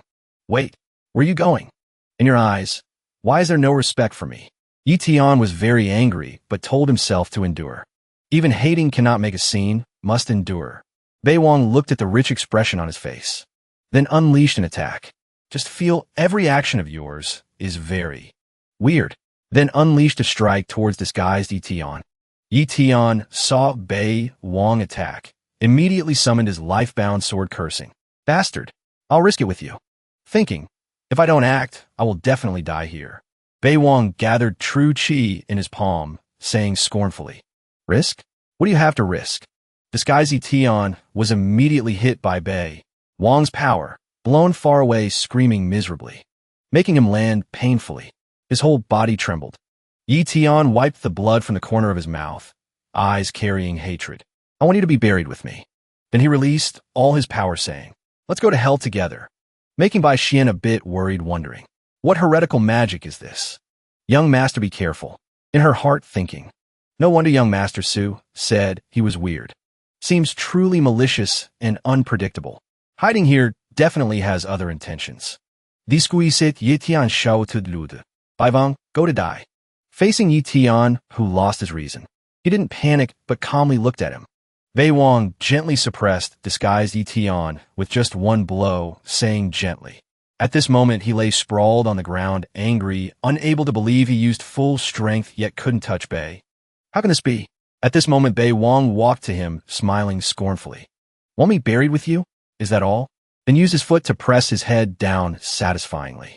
Bai Xian, witnessing his powerful strength, immediately developed affection. This is young Master Su's true strength? Such domineering power, even among 9 provinces geniuses. Who can compete with young Master Su? Disguised Yi Tian couldn't endure anymore. Not convinced. Cannot lose. I haven't ascended to the peak of the 9 provinces yet. Haven't taken revenge yet. I'm unwilling. Bei Wong slowly lowered himself, saying softly, Don't move. Yi Tian, after being hit by his palm, could only lie on the ground, unable to move. He sensed what he wanted to do. Body uncontrollably trembled. Then he used magic to take something from disguised Yi Tian's face. Bei Wong pretended not to know, looking at the mask in his hand, wondering, what is this? But in his heart he was smug. Rob the treasure already. Quickly chase him away. After Bei Wong tore off his disguised mask, Yi Tian's true appearance was revealed. He acted surprised, looking at him. So it's you. Bai Xian looked at Yi Tian after the disguise was torn, remembering and a bit surprised. Isn't he the person in the painting wanted by Dunshire Valley? Yi Tian, seeing he was exposed, struggled to escape Bei Wong's foot. I cannot die here. He naturally wouldn't let him be caught. He still wanted him to escape from here. Seeing the time had come, he moved the tracking seal under his foot, then controlled the seal to enter Yi Tian's body without him knowing. At this moment, a seal appeared on Yi Tian's body. Although feeling something strange, current time wasn't for him to think much. He quickly got up, tried to escape, thinking, must leave here quickly. I still have to pierce the sky. I want to be proud in the 9 provinces. Bei Wong watched Yi Tian go far away, smiling smugly, whispering, Idiot. Ultimately, just my treasure-seeking mouse. This kick counts as giving you a way to live. That rune will send you to the abyss of the Langi Mountains. Images of terrifying giant beasts appeared. There gather high-level monsters. If a child of heaven, best to turn bad luck into good. If really dead, then even heavenly Tao's destiny won't look after you. What do I need you for? Suddenly rustling sounds in the bushes. People of the Kong family rushed out. Yin Liang also appeared hurriedly, saying loudly, "My magic tool detected that kid's aura. He appeared already." Bai Wang wasn't surprised. When these two ran over, Bai Wang didn't forget to make a lion's mouth demand. Extort heavily. He pointed in the direction Yi Tian fled, implying he helped so they should pay. Just now I discovered this person sneaking around, so probed a bit. Sure enough, had been disguised, speaking while pointing in another direction. But we don't know each other. If I accidentally help Dunshire Valley, should pay a reward, right? Yin Liang didn't want to talk much with him, hurriedly rushing past, throwing back a bottle, saying, "Troubled you." For the family treasure, he had to endure Bai Wang. Dambrat, not bickering with you. On Kong Wangho's side, he kept the etiquette as initially, asking softly, "Young Master Su, when you fought him, did you detect the literary guts on him?" He put his hand on his chin, seeming to guess. Also a bit of literary aura. This kid is very weird. A page of spring and autumn annals is likely on him. Don't let Dunshire Valley get there first. The Kong family will become a laughingstock. Bai Wang smiled hypocritically, saying, "Just at this reward. The eldest princess warned me absolutely not to meddle." Kong Huangho immediately left, leaving only a brown bottle for him. Time returned to the prince's manor. Bai Wang sat in a room happy with today's loot, holding a fruit, saying, "One part plowing, one part harvest. Current results cannot be separated from my efforts." On the ground appeared 3 items, including blood silkworm goo, unknown object, and a page of spring and autumn annals explaining more about blood silkworm goo, bringing hundreds of deadly poisonous insects sealed together, closed in a jar for 500 years to let them slaughter each other. Finally, only one survives. Blood silkworm goo usually is the mother worm, ordinary martial artist. If carrying blood silkworm goo can be immune to most deadly poisons, even called a heavy treasure. Bai Wang examined the spring and autumn page, saying, "In this spring and autumn page, there is literary guts, but the Kong family people are here. I'll temporarily stop condensing. Wait to return and tell the eldest princess in detail." His face suddenly changed, saying, "Blood silkworm goo directly refined, combined with some blood evil pills. See if can break through to the 2nd level of Northern Darkness divine art. As for that stone and the fragment before, use true chi to test if there's a reaction. There are some strange things. Wait to return, ask the boss, will know immediately. Harvests so rich, better slip away quickly to avoid long nights bringing dreams." Trouble. Bai Xian saw Bai Wang mounting the horse to leave, a bit sad and worried, asking. She feared her care wasn't thorough, making him unhappy and leave. "Young Master Su, the martial arts conference just opened not long ago. Why do you want to leave? Is Luoxue Villa's reception not thorough?" He explained gently. "It's the eldest princess calling back." Bai Xian's eyes showed regret, reluctant to part. "Young Master Su, I am willing to accept you as master. Follow and obey your orders." But he didn't reply, hurriedly leaving, only shouting one sentence. "Mountains and rivers meet. In the future, there's a chance to meet again." Kong Wangho, hearing news Bai Wang was leaving, immediately rushed over. Seeing him preparing to ride away, he increased speed. "Young Master Su, why leave without saying goodbye? Too rude, right?" Bai Wang smiled, replying, "I have to return to report to the eldest princess. Nothing to do with you, right?" Outwardly calm, but inside turbulent. Came so fast. Could it be discovered the treasure is in my hand? Kong Wangho thought to himself. That spring and autumn page isn't on the kid named Yi. After meeting him, only this guy named Su. After a thorough search, he found no trace of a literary aura on Bai Wang. He sighed in frustration, thinking, how could a hedonistic young master like him, who relies on his master's power, have the guts to humiliate the heavenly empress in the Imperial city, yet have the patience to let Yi Tian escape right under his nose? But there really is no literary aura on him. I have no reason to stop him. Just then, Empress Kong spoke up. Someone will naturally make the person who humiliated Kair pay the price. Bai Wang looked down from above, his voice arrogant and challenging. Is that so? Then I'll be waiting. He turned and left, leaving Empress Kong lost in thought. You little brat. Sooner or later, our Kong clan will come to collect this debt. The scene changes to a peaceful morning in Sifong town. Bai Wang reined in his horse and thought. I still have this earth grade, Lower rank Tianluo Raoji sword manual. I can't use it myself. I might as well trade it here for some demonic beast blood essence and blood slaughter grass. Suddenly, he saw a descendant of the Hudong Xie clan. Shui Tao was flirting with a girl named Yu. The flamboyant woman with him spoke boldly. See anything you like? Go ahead and buy it. I'll pay for you. Just make sure you serve me well. The girl beside him replied, Young Master Shui, you're so naughty. The Providence Tower above Shui Tao's head made him pause. The number 93 on his tower was quite high. Seeing this, Bei Wang rejoiced internally. Well, a walking bundle of providence. Hasn't my opportunity arrived? At that moment, he sneakily went to scout the situation. Xiao Yuer, on a mission from Jin Shuang, was enjoying a snack inside the shop. Seeing Bei Wang sneaking around the store, she looked at him with suspicion. Huh, isn't that Bei Wang? Xiao Yuer opened her small mouth and blew out a series of colorful bubbles. She used them to transmit the current scene back to Jiaowang Palace. In Jiaowang Palace, Diwu Jin Shuang received Xiao Yuner's message and walked over to the pool in the hall to view the image she had sent. Seeing it was Bei Wang, she wondered, what is he up to? The image showed him standing behind Shui Tao, staring intently at him. The woman was acting cute next to Shui Tao, saying, Brother Tao, I really like this one. A shop assistant walked over, smiling happily. This young lady certainly has good taste.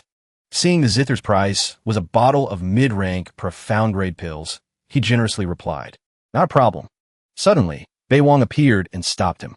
I want this zither. Seeing him snatch his item like that, he became furious. You rotten brat. Bei Wang, you dare act so insolently in front of me. Of the Hudong Xie clan?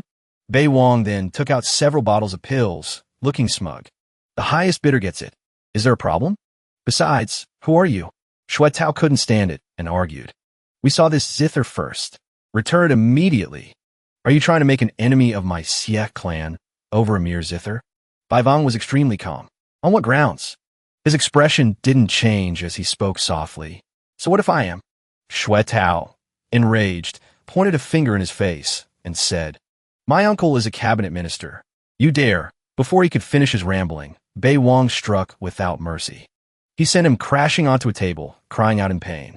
Shui Tao was struck by Bei Wang's move and was heavily injured. Bei Wang held the zither and looked at him with contempt. Some random stray dares to act arrogant in front of me? After speaking, Bei Wang turned and left. Shui Tao, trembling all over, tried to get up for a sneak attack from behind. But then Bei Wang spoke. If I weren't afraid Her Highness the Grand Princess would want to slaughter your entire Xie clan, you try to ambush me from behind? This made him shrink back in fear, thinking, this guy is a trusted subordinate of that demoness, Diwu. The demonic image of Jin Shuang appeared in his memory. It made him clutch his stomach in pain, trembling as he backed away, cursing helplessly. Damn it! At that moment, the Grand Princess, having observed everything, said, Is this how he behaves outside? Back to Bei Wang, who left with the zither, muttering to himself. The boss's reputation really works wonders. This feeling of bullying others with borrowed power is truly addictive. He was overjoyed.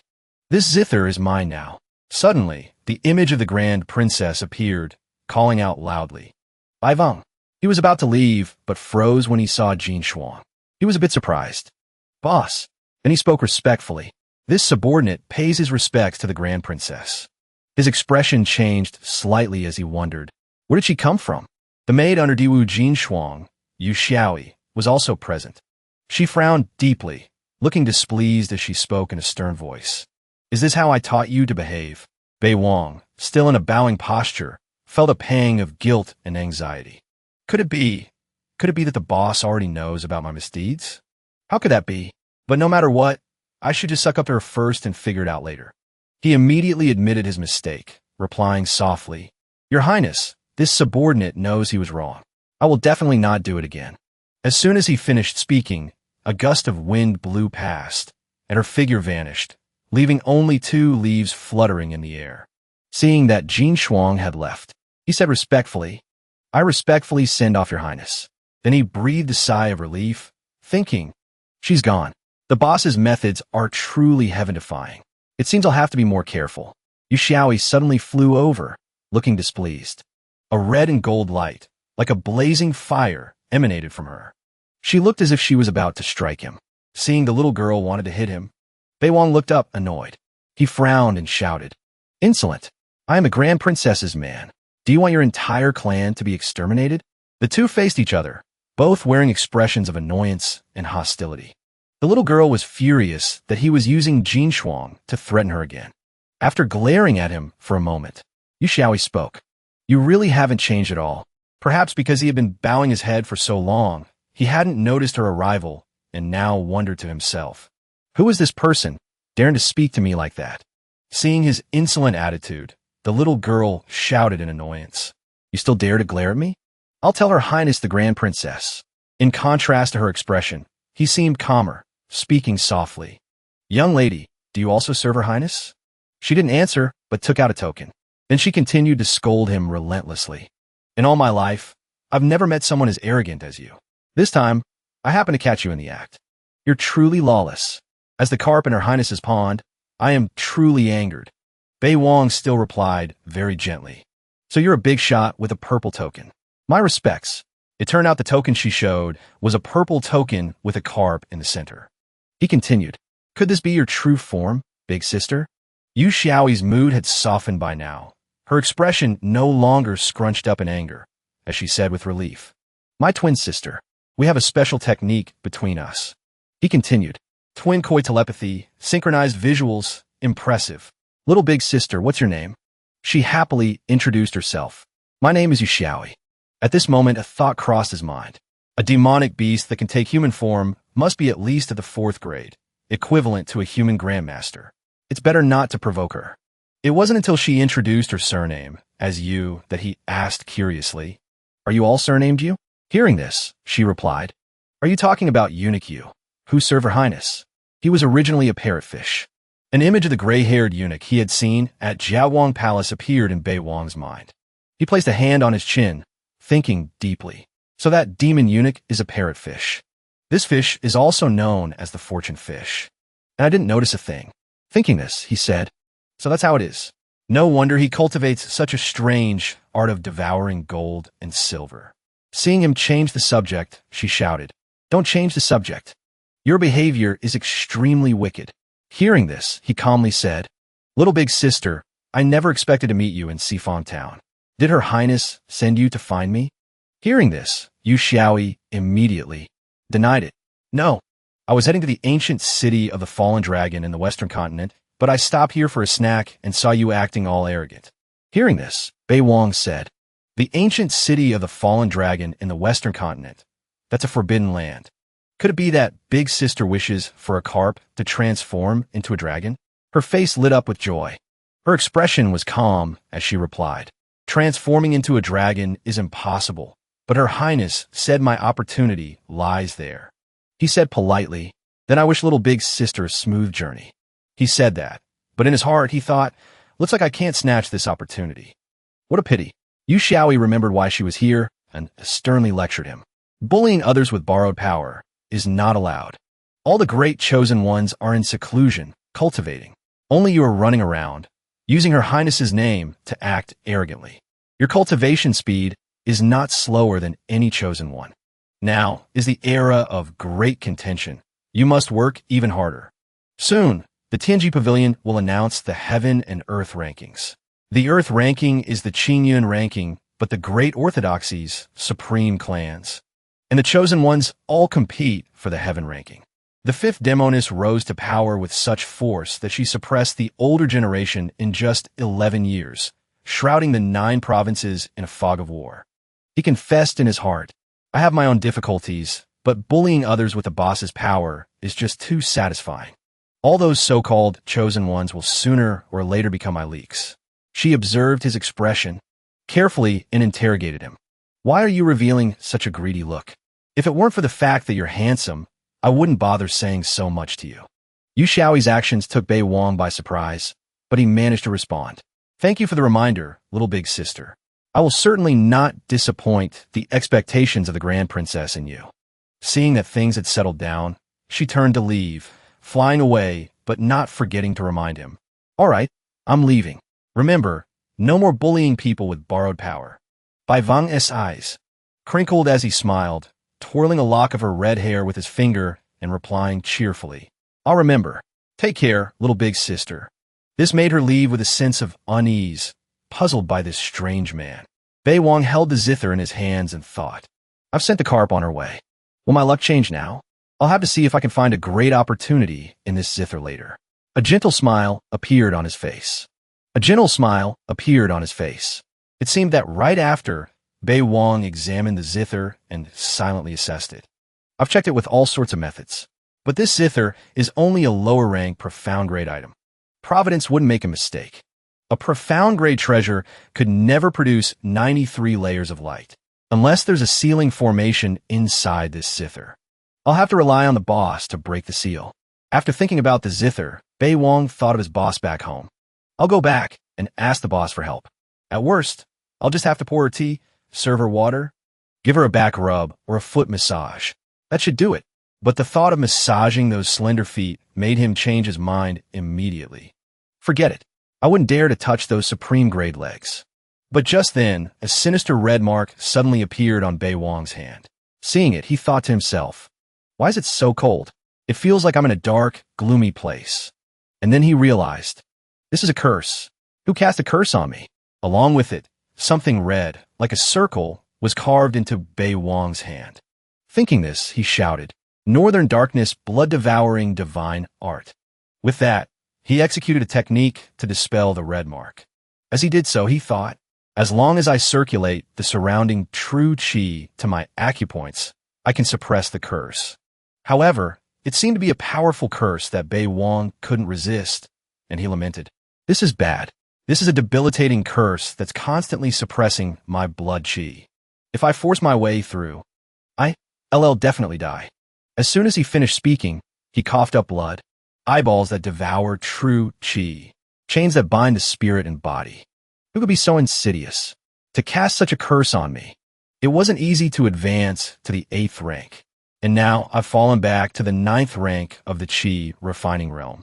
Thinking this, he also had to feel lucky for himself. If I hadn't cultivated the heaven-defying, northern darkness, blood-devouring divine art, I would have been dead long ago. For now, I can only return to the capital and find the boss to break the curse. Just as he thought of a solution, Bei Wang dismissed it. "No, the capital is too far. If my enemies see me in this state, they'll definitely take the opportunity to kill me. What should I do now? Truly, heaven never forsakes a handsome man."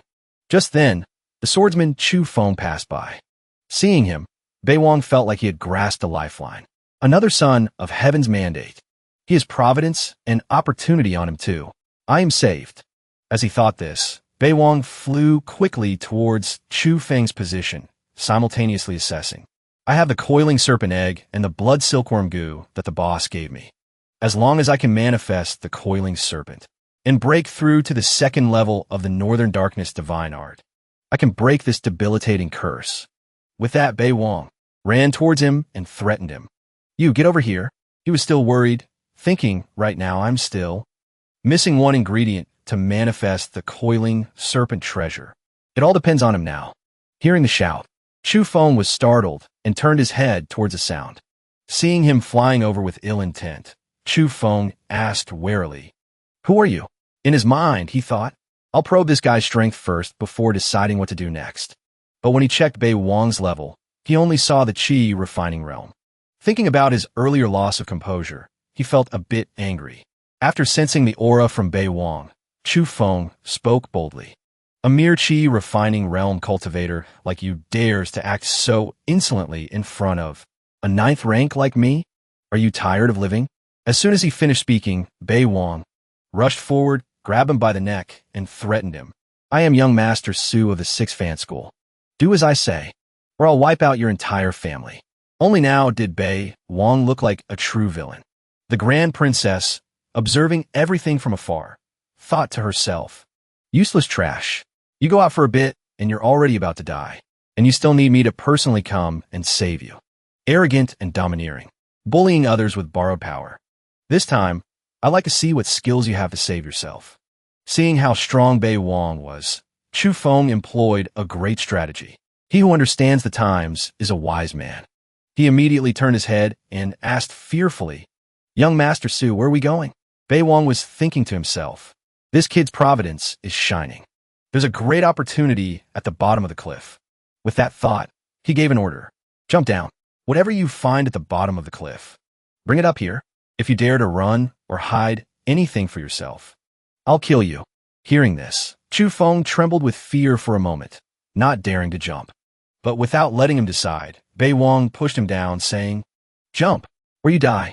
However, the curse was too strong. Bei Wang's face was now covered in black marks. But at this moment, Bei Wang was not well and thought to himself, "This is bad. I'm running out of time." As the saying goes, a great villain never dies early. Chu Feng quickly climbed back up, calling out, "Young Master Su, Bai Veng." Seeing this, hurriedly asked, "What did you find? Quick, let me see." Seeing his extreme reaction, Chu Feng quickly said, "It's the dragon skin of a coiling serpent." At the same time, Chu Feng noticed Bei Wang's face and wondered, what's wrong with his face? Seeing it, Bei Wang grabbed the glowing golden snake skin in his hand and rejoiced internally. "I am saved." In his left hand, he held the coiling serpent's dragon skin. In his right, a bottle of pills. Seeing that he had all the ingredients, he immediately began the refinement process. The Grand Princess, who had been observing everything from afar, thought to herself, "Looks like I won't need to intervene." After receiving the snake skin, Bei Wang immediately began to refine it, thinking, "The coiling serpent's dragon skin fuses with the coiling serpent egg that the boss gave me. The power of the demonic beast and the blood silkworm goo combine. Not only will I break through to the second level of the Northern Darkness blood-devouring divine art." The curse marks on Bei Wang's face gradually faded away. Bei Wang continued to think, "I even advanced a rank. Not bad." At the same time, his cultivation realm also changed. Broke through to the second level of the Northern Darkness blood-devouring art. Advanced to the 7th rank, River Stage. With that, he declared heroically, "You dared to curse me, so you must bear the consequences. Now that I'm alive, it's your turn to die, and you will die a very ugly death." As he spoke, Bei Wang attacked the rock face in front of him as if to vent his anger. This time, whoever harmed him was done for. After speaking, Bei Wang turned to ask Chu Feng, "What's your name?" Seeing him approach, he fearfully took a step back and answered honestly, "My name is Chu Feng." Hearing this, Bei Wang said, "I owe you a favor." However, seeing that Bei Wang was a dangerous person, Chu Feng said, "No need." Without paying any attention to his words, Bei Wang knocked him unconscious. Actually, he was just checking Chu Feng's body. After searching Chu Feng and finding no treasures, he thought with regret, "He has nothing. My treasure plundering failed again. According to the system's logic, after I counter him, I should be able to directly plunder the treasures in his hands. But the only treasure sword is still on his person. Could it be that he's not a son of heaven's mandate recognized by the system?" Then he remembered. Yi Tian was level 97. This Chu Feng is level 92. So what exactly is the threshold for a son of heaven's mandate? At this moment, seeing Bei Wang make a move on him, Chu Feng said, "Don't kill me." Bei Wang was still lost in thought. "Forget it. Now is not the time to worry about the son of heaven's mandate. I need to get back to the boss's side first." At the same time, he threw some pills and a cultivation manual to Chu Feng. Watching Bei Wang toss them was like watching someone hand out capital to a child. After tossing them, he said, "These belong to you. In the future, if you run into trouble you can't solve, just come find me." Seeing Bei Wang being so generous, Chu Feng changed his attitude and said, "Young Master Su, are you still accepting followers?" Returning to the capital city. "What are the people inside talking about?" "Look, the Crown Prince of Chu has arrived. I heard he's number 1 on the Qingyun ranking. The 2 chosen ones of Artichian are really letting the top spot be monopolized by the Crown Prince of a vassal state." At the same time, the handsome man on the horse was the Crown Prince of Chu, number 1 on the Qingyun ranking, Jiang Wuji. The people beside him continued to gossip. "Isn't that right? The state of Chu doesn't even have as many major cities as Artichian. It's only because they have the Jixia Academy. The headmaster of the academy for each term is a first-rank Saint Realm powerhouse. That's why they're so arrogant." Wuji then spoke up. "I am Prince Jiang Wuji. I'd like to take the opportunity of this martial arts tournament to challenge the chosen ones of the Qian. Let us train together." Hearing this, the people around were not stupid and immediately figured it out, saying, "Isn't this just a blatant slap in the face? And a provocation, no less." "Not necessarily. I heard that the young tiger of the Wu clan, who has been in seclusion for 10 years, has already entered the capital. Ji Mingwei of the Imperial family has also returned from the sacred land, Luoxia Palace. Perhaps they're here to deal with him." Seeing Bei Wang, the people's attitude changed again. "Young Master Su has returned. We have hope now." "That's right. I heard young Master Su defeated a 6th rank, lower stage Kong clansman in Langi Prefecture with a single move. He's now in the top 7 of the Qingyun ranking." Seeing this, Wu Ji frowned. "So that's Bei Wang?" Thinking this, Wu Ji approached to start conversation. "So that's Bei Wang?" Thinking this, Wu Ji approached to start conversation. "Chosen one Su, would you like to have a match with me? You are worthy." The surrounding people immediately recognized Wu Ji's intention and said, "Crown Prince Jiang wants to issue a challenge to young Master Su." Wu Ji was still feeling arrogant inside. "Bei Wang, no matter how arrogant you are, you can't be more arrogant than me." Then he continued, "Young Master Su has become famous recently. You're just a tiny bit inferior to me. If heaven gave birth to me, why did it have to give birth to you, Brother Su? There can only be one number one, and that is me. I think highly of you. I will await your challenge at any time." Despite hearing this, Bei Wang seemed to ignore him and walked past, thinking to himself, "What show off?" Scene change to Jiaowang Palace. Bei Wang was inside, reporting, "A day without seeing the Grand Princess feels like 3 autumns. Is the Grand Princess well?" He said that, but in his heart he thought, "Being with the boss still gives me the greatest sense of security." Hearing this, the Grand Princess replied, "You flatter me here in my presence, but outside, you bully others with my authority. You seem to be living quite a leisurely life, don't you?" Hearing this, Bei Wang felt a little guilty and thought, "Please, let me explain." Seeing Bei Wang's fawning appearance, the Grand Princess felt annoyed. She waved her hand to dismiss him. "Get out." However, Bei Wang shamelessly stayed and pleaded, "Your Highness, could you help this subordinate dispel the formation inside this? This subordinate will definitely turn over a new leaf. I will work my fingers to the bone to repay you. I will find my way back. I will become a new man." How could Jin Shuang believe these vows? She knew exactly what Bei Wang was thinking. Your words don't match your thoughts. Right now, aren't you thinking about how to bully people even more heinously? Hearing this, Bei Wang continued to flatter her. "No, Your Highness, this is a work born from my heart and soul. It's specially for Your Highness to pass the time." The book then opened, and its contents were written. That day, in order to save his life, both of her eyes were blinded in a pool of blood. He, however, was unwilling to marry a blind woman. He turned and left. But 30 years later, she reigned supreme over the world. She slowly walked up to him and coldly said one sentence. "Do you regret it now?" After reading it, the Grand Princess turned to ask, "What is this? A blind person can become an emperor?" Hearing the question, Bei Wang also replied, "Your Highness, this is a storybook novel." He said that, but in his heart he thought, "The boss is a supreme powerhouse who looks down on all living things. There's nothing that can interest her.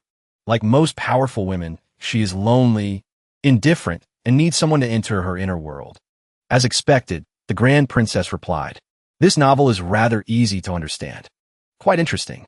Hearing this, Bei Wang thought to himself, could it be that the boss really likes this kind of thing?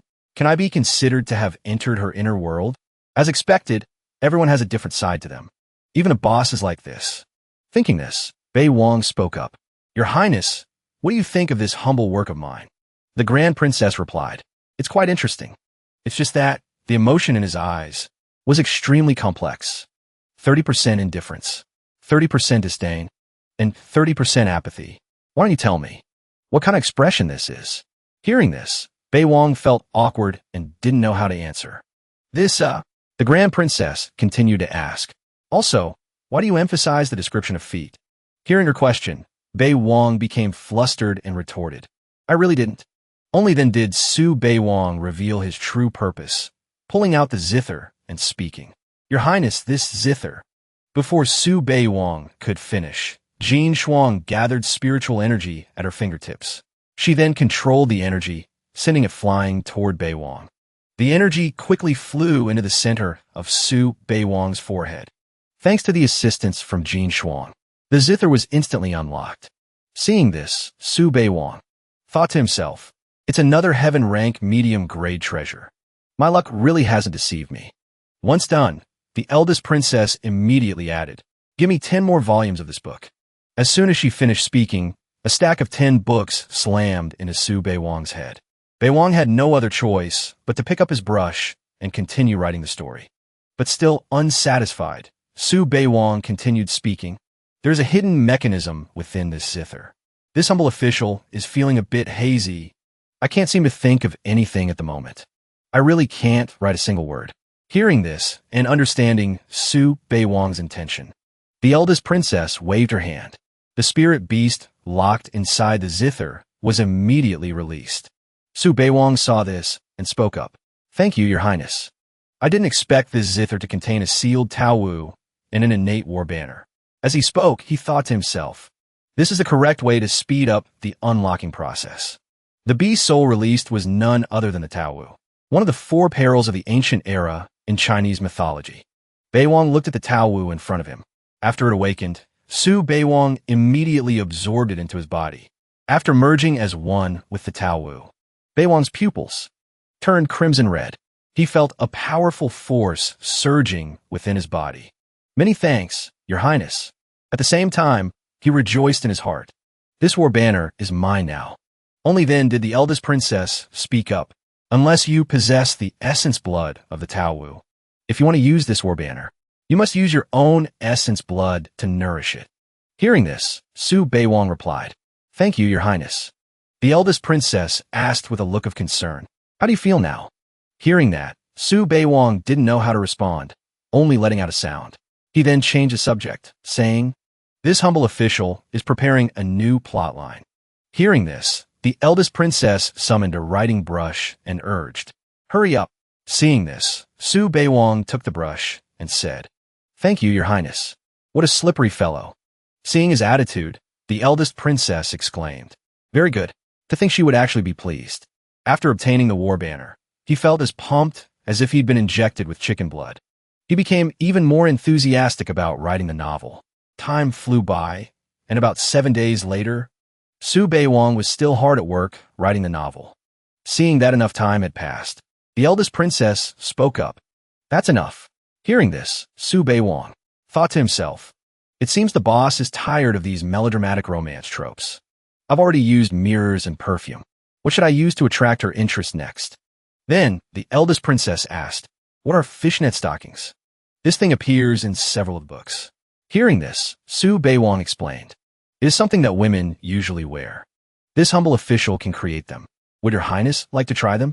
As he spoke, he lecherously imagined the eldest princess wearing fishnet stockings on her long, slender legs.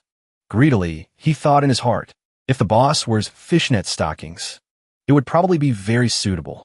Noticing this, the eldest princess realized something was odd and exclaimed, There is something wrong with you. Get lost.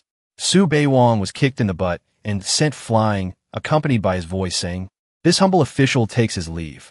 After getting kicked out, Su Beiwang entered a crowded area and wondered, Strange, why are their luck towers shining so brightly? And they all look in a hurry. Where are they going? He grabbed a nearby person by the shoulder and asked, What's going on? The man replied, Young Master Su, the Confucian temple has opened. Scholars from the 9 provinces are gathering there. Hearing this, Su Beiwang thought cunningly, Should I go and join in? Have some fun? After all, seizing opportunities can't be blamed on anyone else. Meanwhile, at the Confucian temple square, a voice rang out. Wu Junji of the Wu family wants to challenge the #1 on the Azure Cloud list, the crown prince of the Chu kingdom, Xiang Wuji. It is said that the empress of the Wu family told Wu Junji, You can only win, you cannot lose. Over here, Wu Junji of the Wu clan frowned deeply as he looked at Jiang Wuji standing opposite him. Jiang Wuji, you are but a stepping stone for those of our generation. Hearing Wu Junji's arrogant tone, he sneered. So you're the one with the Brahma battle body. The one who cultivated in seclusion in a tomb for 10 years. The reclusive, chosen one of the Wu clan. Don't let yourself be exposed for what you really are. Hearing this, Beiwang thought to himself, Isn't it the crown prince or whatever? And who's the other guy? Seems like he's from the Wu clan. But are these two just going to have a shouting match? Aren't they going to fight yet? The crowd also noticed Bei Wang and exclaimed, "Young Master Su is here too. What's he doing here? Could it be that he also wants to challenge Crown Prince Jiang?" With his hands behind his back, he leisurely walked through the crowd towards Jiang Wuji and Wu Junji. Hearing this, Bei Wang had to sigh. What's all this about? I'm just here to watch the show. Meanwhile, seeing Bei Wang, Wu Junji recalled the words of his clan members. Our Wu clan will definitely kill Bei Wang. At the same time, an unsettling aura emanated from Wu Junji. This made the surrounding people wary. He walked towards Bei Wang and exclaimed, "Bai Wang." The people around saw this and started gossiping. My God, that overwhelming aura. Is someone from the Wu clan looking for revenge against young Master Su? Wu Junji continued his threat. Some random stray dares to act insolently in front of the Wu clan. After I defeat Jiang Wuji, I'll crush you with one foot. As soon as he finished speaking, both of them released their true chi, secretly competing with each other. Seeing this, the crowd continued to gossip. This power is truly tyrannical, as expected of the once-in-a-thousand-years genius of the Wu clan. Can young Master Su handle it? Hearing this, Bei Wang simply replied, "Who are you?" Hearing this, the crowd started discussing again. Young Master Su is truly not afraid of him. Of course, young Master Su suppressed a member of the Kong clan in Langi Prefecture. How much of his true strength is he hiding? Who could possibly know? Wu Junji continued to threaten him. A sharp tongue is useless. The moment I make my move, you'll be a dead man. Hearing this, Bei Wang didn't flinch and said, "I'll be waiting for you to crush me." Wu Junji continued, "I will definitely oblige you." Elsewhere, Bei Wang's opponent thought with disdain. Ants fighting? It's somewhat interesting. At the same time, someone walked out. He was the great Confucian scholar of the Kong clan, Kong Deshang. The crowd immediately said, "Look, it's appeared. It's the Sky Ladder. It's Sierrawaxu from the Jixia Academy." The person being talked about also appeared. A disciple of the Jixia Academy of Chu, Sierrawaxu, ranked 3rd on the Qingyun ranking. The Confucian temple of Arda Qian. He alone stands out. And it's so vast. This is the birthplace of Confucianism. How can we not have the sharp, suppressive spirit of Confucian scholars? If the literary vein is taken by this person, doesn't that mean the literary vein of the Qian will weaken? Sierrawaxu glanced at Wu Junji, giving him a signal. You must stand on the highest level. Receiving the signal, he frowned. At the same time, the sound of chanting began. Zeihu Zeiye, Zeihu Zeiye, Zeihu Zeiye, Zeihu Zeiye. Seeing this, Bei Wang asked, "What are they doing?" The scholars are silently reciting literary works and poems in their minds. By communing with the statues of the sages, they will obtain corresponding opportunities. The members of the Kong clan will also activate the Sky Ladder to offer sacrifices to the sages. Hearing this, Bei Wang exclaimed, "An opportunity? How can I be left out?" With that thought, he approached the Sky Ladder. The people around him reminded him, "Young Master Su, you are not a scholar. Without a literary aura, how can you go up?" Seeing this, Wu Junji said, "What a disgrace. He doesn't know his own limits." The great scholar also shouted, "Step down. This is not a place for martial artists like you." Despite hearing this, Bei Wang still replied arrogantly, "I'm here to experience the world." The great scholar became even more annoyed at his arrogant demeanor. He frowned deeply and shouted, "Where is your literary aura?" Hearing this, Bei Wang didn't flinch. He just snapped his fingers and said, "It'll be here soon enough." At the same time, he brought out a book with golden characters written inside. Seeing the object in Bei Wang's hand, the great scholar exclaimed, "It's the Spring and Autumn Annals, a treasured inheritance of Confucianism passed down for 10,000 years. How does young Master Su have a missing page from the Spring and Autumn Annals?" The great scholar was furious seeing the page in Bei Wang's hand. He gritted his teeth and roared in anger. "How audacious! You dare to seize the ultimate treasure of Confucianism." He cursed inwardly. That fool Empress Kong was tricked. That page of the Spring and Autumn Annals is in the hands of that rotten brat. Seeing him say this, Bei Wang replied, "This was a gift from Her Highness the Grand Princess. What are you rambling on about?" However, the old man still argued. "That is an artifact of my Kong clan." He shamelessly retorted, "Then go talk to the Grand Princess about it." The crowd exclaimed in surprise. "It's the star of literature, The star of literature is releasing literary chi. We scholars, in our entire lives, have never even been able to sense literary chi. How could young Master Su have such an opportunity? As soon as Bei Wang channeled his spiritual energy into the page, rays of light with the scent of grass and trees appeared, forming a star in the sky. His expression unchanging, he looked up as his literary aura gradually condensed. The bell of the sacred temple has rung. Young Master Su's literary aura has successfully condensed. The crowd was astonished to see the Heavenly Empress's palanquin approaching. The palanquin of Her Majesty, the Heavenly Empress. The Heavenly Empress has come as well. She must have sensed his literary chi. Seeing this, Bei Wang thought to himself, is she a dog? She comes as soon as she smells it. The people present still found it hard to believe, looking at Bei Wang's successfully condensed literary aura. The righteous chi endures. The heavenly secrets shine. How can this be? Seeing this, Bei Wang thought to himself, could this be a heavenly secret? Just then, a stream of chi suddenly appeared. The sky ladder behind them had crumbled into pieces.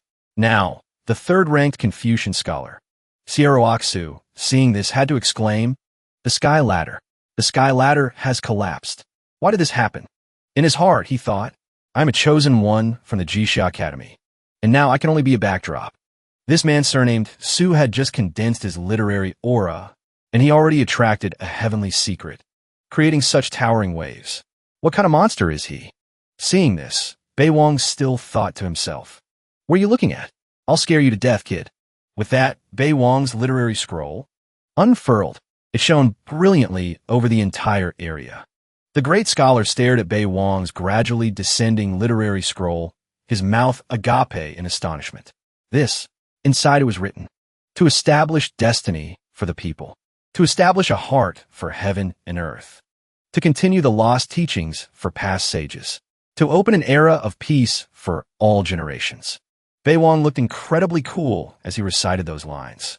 The old man from the Kong clan, seeing Bei Wang's heaven-defying literary scroll, was so angry he could have a stroke. On what grounds? How can the essence of my Confucianism? Suddenly, a Buddhist chant was heard. Namo Amitabha. Hearing this, Bei Wang grew worried. Not good. Someone is trying to stop me from obtaining the heavenly secret. The people around began to gossip.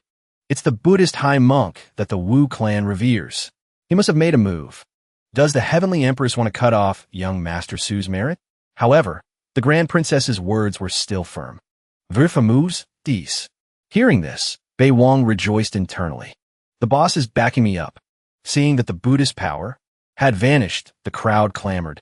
The high monk's Buddhist power has been suppressed. It's the Grand Princess. The Grand Princess is indeed protecting young Master Su. The high monk Puji appeared in the crowd. Her Majesty, meanwhile, gritted her teeth and thought. Absurd. At the same time, a white flower appeared in the sky and flew into Bei Wang's hand. He wondered, what is this? A golden lotus? Silver lotus seeds. With that, he leveled up. Bai Wang, 7th, rank peak Confucian scholar, advances. The crowd started gossiping again. As expected, he's worthy of being the confidant nurtured by the Grand Princess. In another 2 years, no one in this generation will be his match. Another one? Is this another Diwu Jinshuang? Opening the book, Bei Wang thought to himself, this heavenly book is wordless. So what am I supposed to be looking at? The man from the Kong clan saw this and thought, no, impossible. This is a book condensed from the divine will of my Confucianism's ancient sages. This book represents the ancient sages. It's an affirmation of this man, surnamed Su. It must be for his contribution to scholars. But what can a martial artist like him possibly do?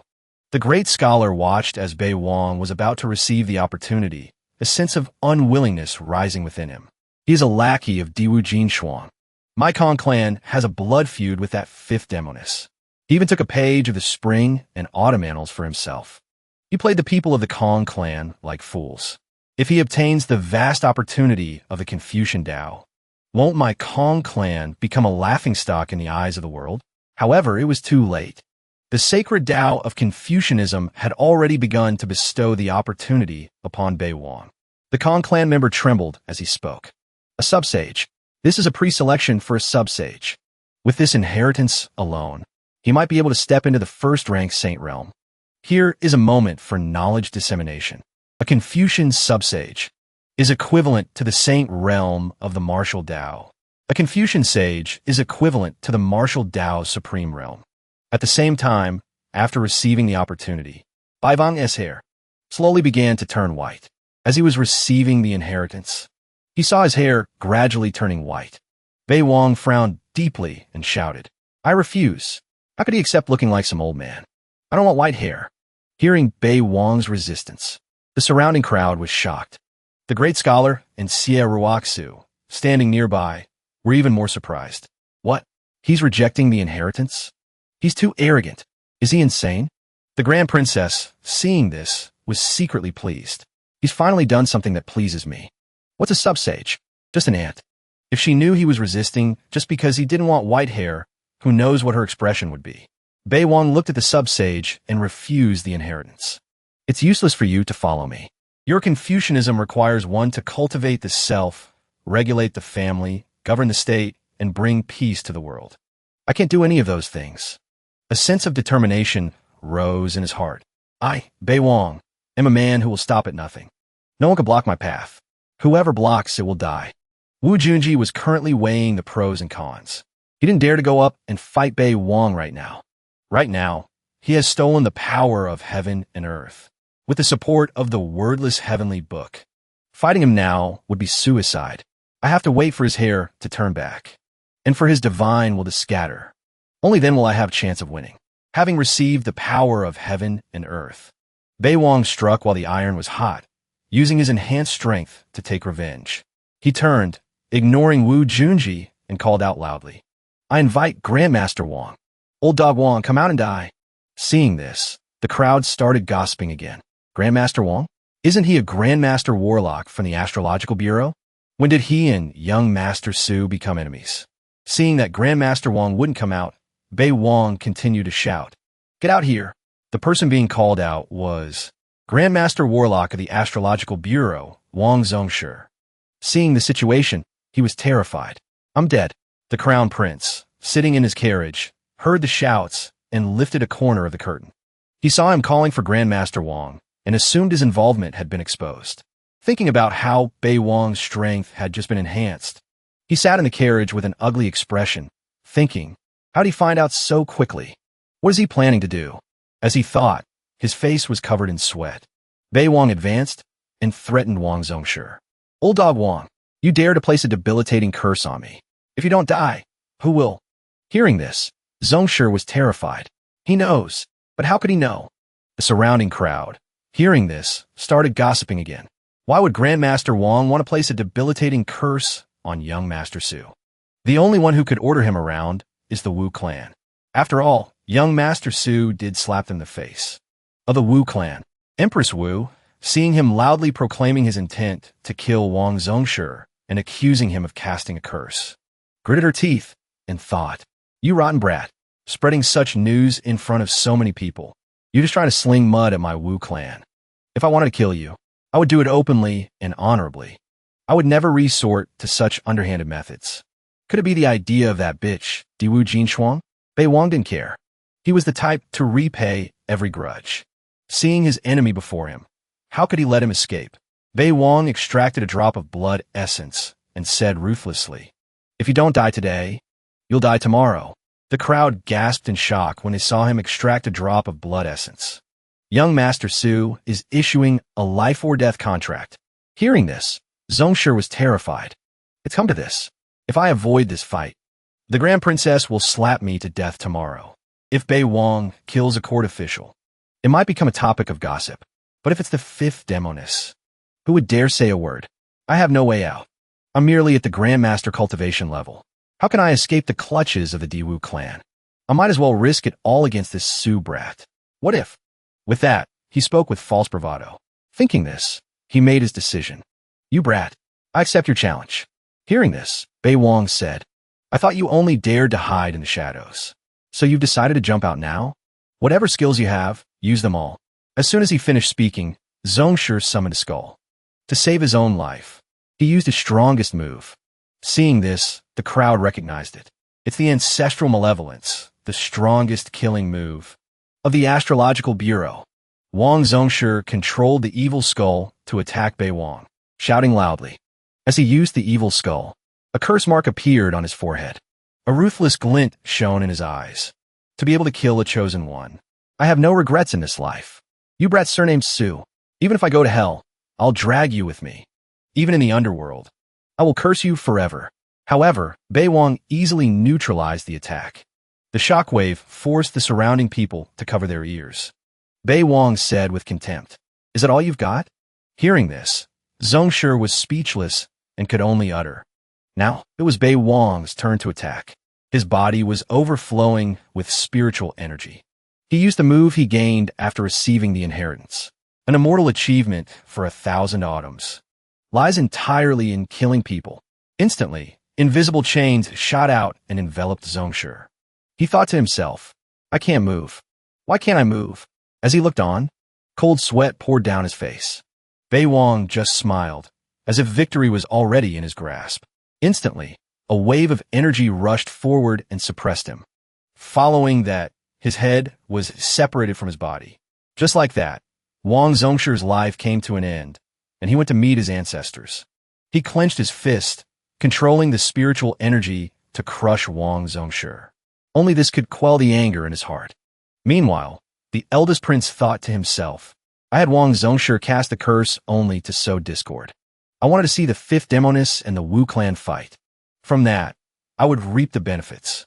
Who told you, surnamed Su, to refuse my recruitment? But now it's a lost cause. The crowd, seeing him easily kill a fourth-rank grandmaster, looked at him with admiration. Young Master Su killed a fourth-rank grandmaster in one move. He's so cool. Bei Wang glanced towards the carriage of Ji Wudao. He smirked, his eyes holding a deep, hidden meaning as he looked at him. Don't think I don't know you were the one behind this. Ji Wudao felt his gaze, filled with deep meaning, and his expression changed. Bei Wang swore in his heart. Wudao, you will suffer a fate 10,000 times worse than that warlock. Instantly, the surrounding spiritual energy dissipated, and the people said, It seems the sage's divine will has faded. Young Master Su's killing intent is overwhelming. Even billions of strands of righteous qi couldn't wash it away. Bei Wang looked at Wu Junji challengingly. Didn't you want to crush me? Be my guest. He didn't expect that after Bei Wang dealt with Wang Zongshi, he would turn to fight him next. Jiang Wuji, standing nearby, was secretly pleased. Perfect. Let the dogs bite each other. When both are injured, the world will be mine. Ji Wudao, seeing him change targets, also let out a sigh of relief. Good thing he changed targets. Perhaps he doesn't know that I was the one who secretly sent someone to curse him. I must be more careful in the future. How could Wu Junji back down now? His fighting spirit flared as he exclaimed, Fine. In his heart, he thought, You little bastard. Today is the day you die. Empress Wu, seeing the situation, quickly spoke up. They are all chosen ones of the Qian. Sparring with each other? I permit it. Hearing this, Bei Wang said on the surface, As the heavenly empress commands. But in his heart, he thought, There's not enough force in Empress Wu's words. It seems she's not prepared to confront me head-on. She's afraid I'll issue another life-or-death contract. Truly a hypocrite. As soon as Empress Wu finished speaking, the battle began. Wu Junji pointed at Bei Wang and shouted, You, surnamed Su. Enough with the nonsense. Seeing this, Bei Wang let out a small laugh. The Brahma battle body. He activated the battle body within him.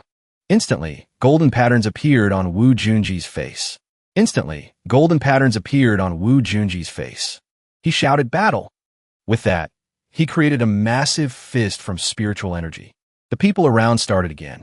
If this punch lands, young Master Su will be crushed, right? Faced with this situation, Bei Wang summoned a zither. Seeing Bei Wang bring out a magic treasure, Wu Junji frowned deeply. He couldn't let him have a chance to counterattack. But that punch was gradually approaching. The pressure from the fist above Bei Wang's head was so strong that the ground beneath his feet couldn't bear it and cracked. Just as the fist was about to strike, Bei Wang had created a protective shield. Seeing him only defending and not attacking, Wu Junji grew angry. Do you only know how to hide in your shell like a turtle? Do you dare to fight me head-on, fair and square? Bei Wang, after speaking, dispelled the shield and slowly replied, Fine. Seeing him dispel the shield, He released the spiritual energy in his body. So you finally have the guts to fight me head-on? An extremely powerful aura appeared. Seeing this, the people gossiped, as expected of the young tiger of the Wu clan. He even has such a special gifted physique. Empress Wu on the side thought, the young tiger of my Wu clan started killing one demonic beast a day since he was 10. He was forged to crush the spirit and body of his peers. She was very confident in Wu Junji's strength. I must suppress all the chosen ones to elevate the prestige of the Wu clan, to display the supreme glory of Empress Wu. After summoning his battle body, he was full of confidence and called out to Bei Wang. Whatever trump cards you have, use them all. Don't say I didn't give you a chance. Jiang Wuji, seeing this from the side, thought, that Su brat has no chance. The gap in talent and physique cannot be overcome. His cultivation is also lower. What will you use to fight me? Wait, what move is Bei Wang using? He looked at him without flinching and even mocked him back. Is this the extent of your ability? Perhaps you've overestimated yourself. Seeing his arrogance, he immediately attacked.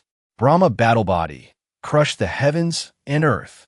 He snorted coldly, putting on a mysterious act. At the same time, the phantom of a fiendish beast behind Bei Wang slowly appeared. He summoned the Tao Wu. As it fully materialized, it let out a roar. His eyes widened. Then he controlled the Tao Wu to attack Wu Junji's battle body with its claws. With just one move, his battle body was torn apart. The battle body was torn apart. This caused Wu Junji to be heavily injured. He fell backward and spat out a mouthful of blood. As expected, a side character can't be the main character and was instantly defeated. Seeing this, the people were visibly surprised and thought, no way, the Invincible chosen one of the Wu clan couldn't even block a single move? Is Bei Wang really that strong? After finishing his move, Bei Wang slowly walked over to Wu Junji. He looked down on him from above and said contemptuously, TSK, TSK, softer than a woman. You're more suited to be a waiter in a brothel. The chosen one of the Wu clan below, though beaten, still stubbornly shouted, I'll kill you. However, Bei Wang stepped forward and stomped on his head. He looked towards Jiang Wuji and said, Crown Prince Jiang, is this the young tiger you spoke of? Just a sickly cat bringing shame to himself. He raised an eyebrow and looked down. To fight me, Bei Wang, are you even worthy? He gathered spiritual energy at the sole of his foot, as if he really wanted to crush him. Do you want me to crush you?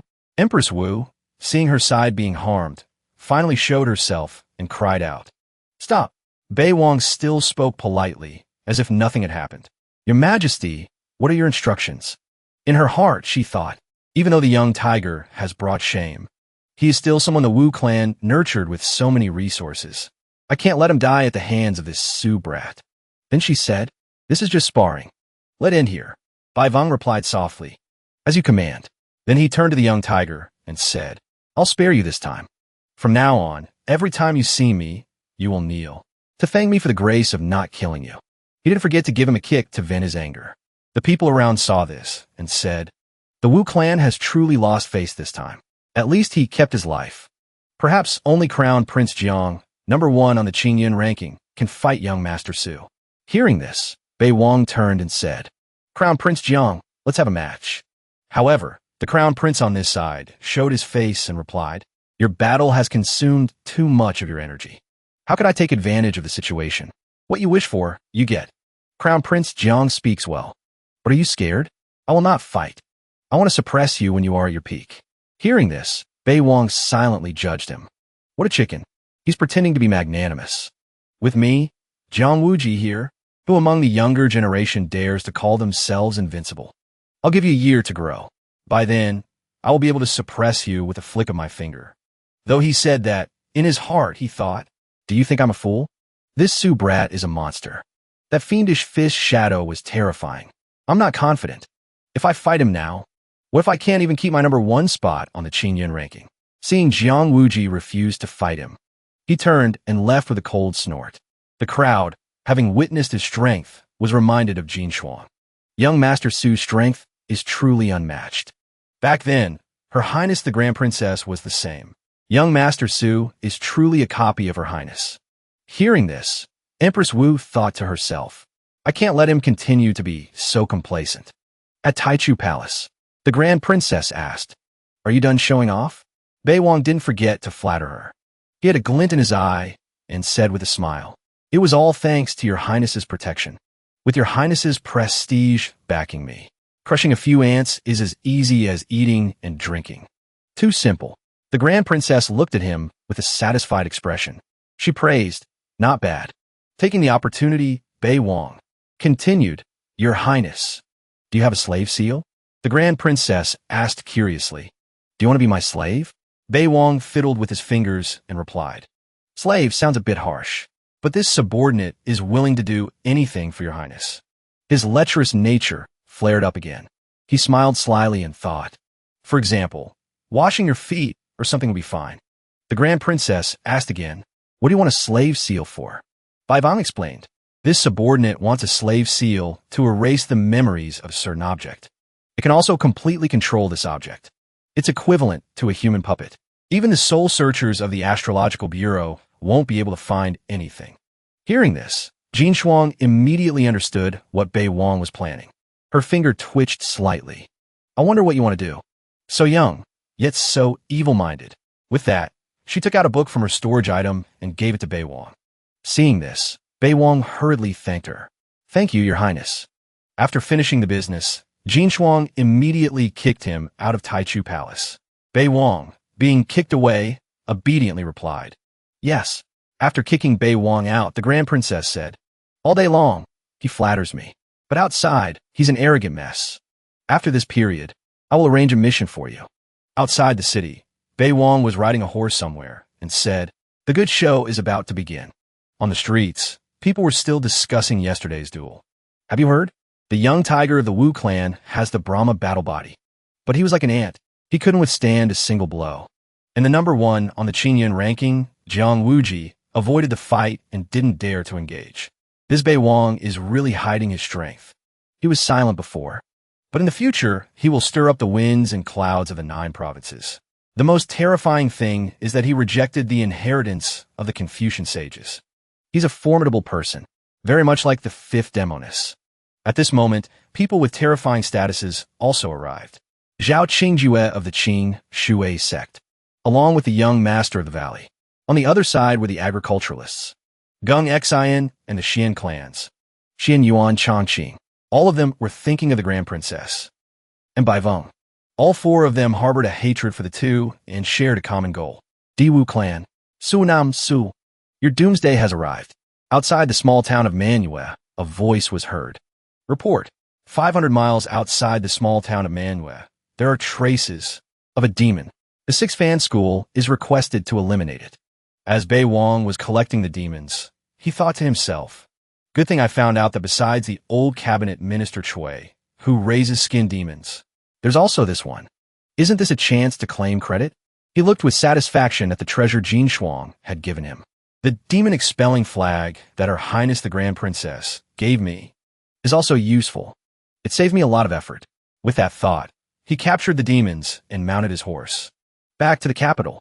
Meanwhile, in Empress Wu's chambers, the Empress and her maid heard the announcement that Bei Wang was requesting an audience and went to report to the Heavenly Empress. Heavenly Empress, Bei Wang of the 6th Fan School requests an audience. She didn't expect him to have the face to come see her. The Heavenly Empress remembered the humiliation he had caused her and grew angry. This person has made me lose my dignity time and time again. I wish I could skin him alive, and he still dares to come here. But for the sake of appearances, she couldn't refuse to see him. With that thought, she said, Summon him. Soon after, Bei Wang entered with a black aura and said, This official pays his respects to Her Majesty, the Heavenly Empress. Seeing the demon, Empress Wu's face turned pale. She cried out in fear. A demon, a metal cage, appeared out of nowhere and was lowered. She shouted, Lock it up quickly. Bei Wang obeyed and controlled the chains binding the demon, putting it into the cage. At this moment, after the chains were removed by Bei Wang, a girl exuding a demonic aura appeared sitting in the cage. Empress Wu didn't understand why he brought a demon here. She looked at him with a questioning gaze and asked, What is the meaning of this? Hearing this, Bei Wang said, Your Majesty, this official was carrying out a mission and captured this demon. It is connected to His Highness, the eldest prince. Hearing this, Empress Wu naturally wouldn't believe him right away. She understood Ji Wudao well. Might Qian forbids demons. Anyone who colludes with demons will not be spared. Even if Ji Wudao were a fool. As a prince, he couldn't possibly violate the fundamental laws of the Qian. This man's surname Su is really. This official dare not disclose it. I have come rashly to report to the Heavenly Empress. Hearing this, the Heavenly Empress immediately thought of Wang Zongshi. She understood what he wanted to do. Wang Zongshi had no grudge against him. Unless someone ordered him to do it. That person could only be Ji Wudao. He's here to take revenge on Ji Wudao. Bei Wang immediately made a suggestion. Your Majesty, this official suggests conducting a soul search on the demon. He knew she was just pretending now. How could she pass up the opportunity to eliminate Ji Wudao? Stop pretending. The Heavenly Empress has only one daughter. How could she not want to get rid of the Ji clan's prince? I'm giving you a once-in-a-thousand-years opportunity right now. The Heavenly Empress, just as he thought, immediately went along with it. It is I who failed to educate him well. It is I who have failed His Majesty. His Highness was possessed by a demon. It has nothing to do with your Majesty. How your Majesty treats the princes and princesses, the whole world knows. After speaking, the Heavenly Empress dismissed him. You may leave. This matter will be decided at court tomorrow. Seeing that his plan had succeeded, Bei Wang didn't say much more and respectfully withdrew. Your Majesty is wise. The next morning, the demon inside the cage was still dazed, not understanding what was happening. She warily looked at the people in the hall. The eldest prince, present at court that day, shouted in disbelief after hearing the Heavenly Empress's accusation. How can this be? He knelt on the ground, his voice trembling as he pleaded his innocence. Mother, I've been framed. It was I who ordered Wang Zongshi to cast the curse. That's why you want to take revenge on me. You're the real traitor who's raising demons. Hearing this, Bei Wang retorted, Your Highness, please don't speak nonsense. This subordinate has no grudge against your Highness. Hearing this, the prince roared. Yes, it was I who ordered Wang Zongshi to cast the curse. But it's not like you died, did you? Bei Wang looked at him with a faint smile and retorted. Impossible. Your Highness is so benevolent. How could you wish harm upon me? I absolutely don't believe it. He turned to face the Heavenly Empress. I request Her Majesty, the Heavenly Empress, to personally judge the demon and clear this official's name. Seeing this, the Heavenly Empress shouted, Silence, all of you. With that, she removed the control on the demon and began to question it. The demon in the cage, after being freed from control, spoke up. He captured me and made me rally the demons of the far north to create a demon army, to amass power and launch a rebellion, to exterminate the 9 generations of the Wu clan. The eldest prince rushed forward and shouted, Nonsense! I never said that. I didn't. Bei Wang, seeing him lose his composure, began to add fuel to the fire. Your Highness, are you trying to silence a witness by killing them? I never would have guessed. Your Highness is so ruthless. Her Majesty, the Heavenly Empress, treats you as her own son.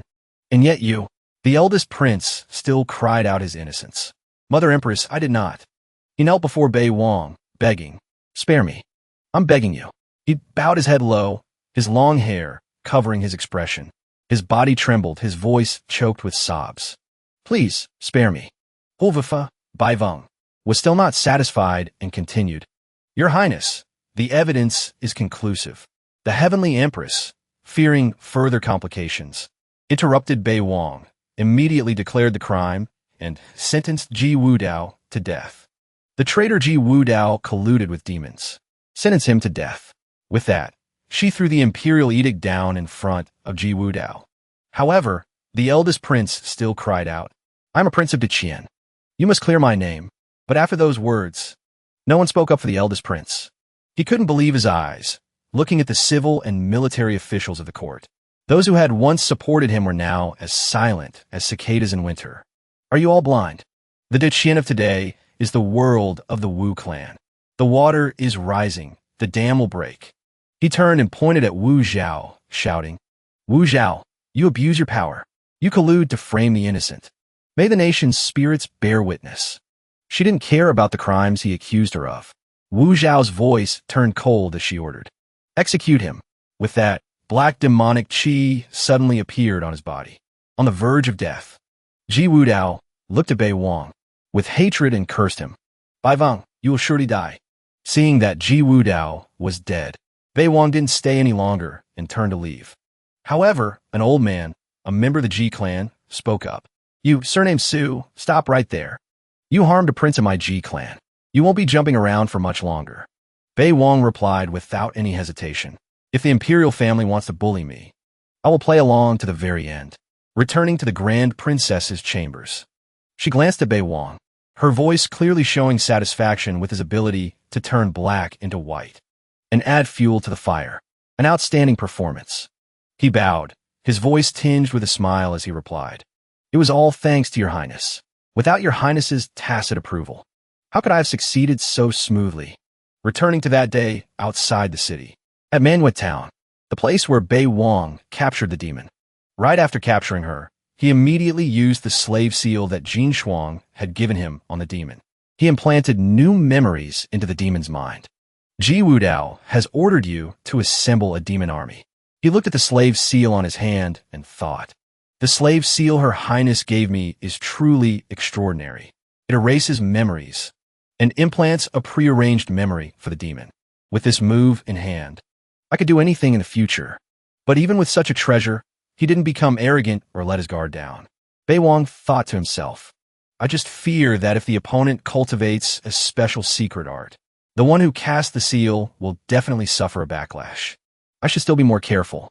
The Grand Princess looked at him, her voice tinged with a smile.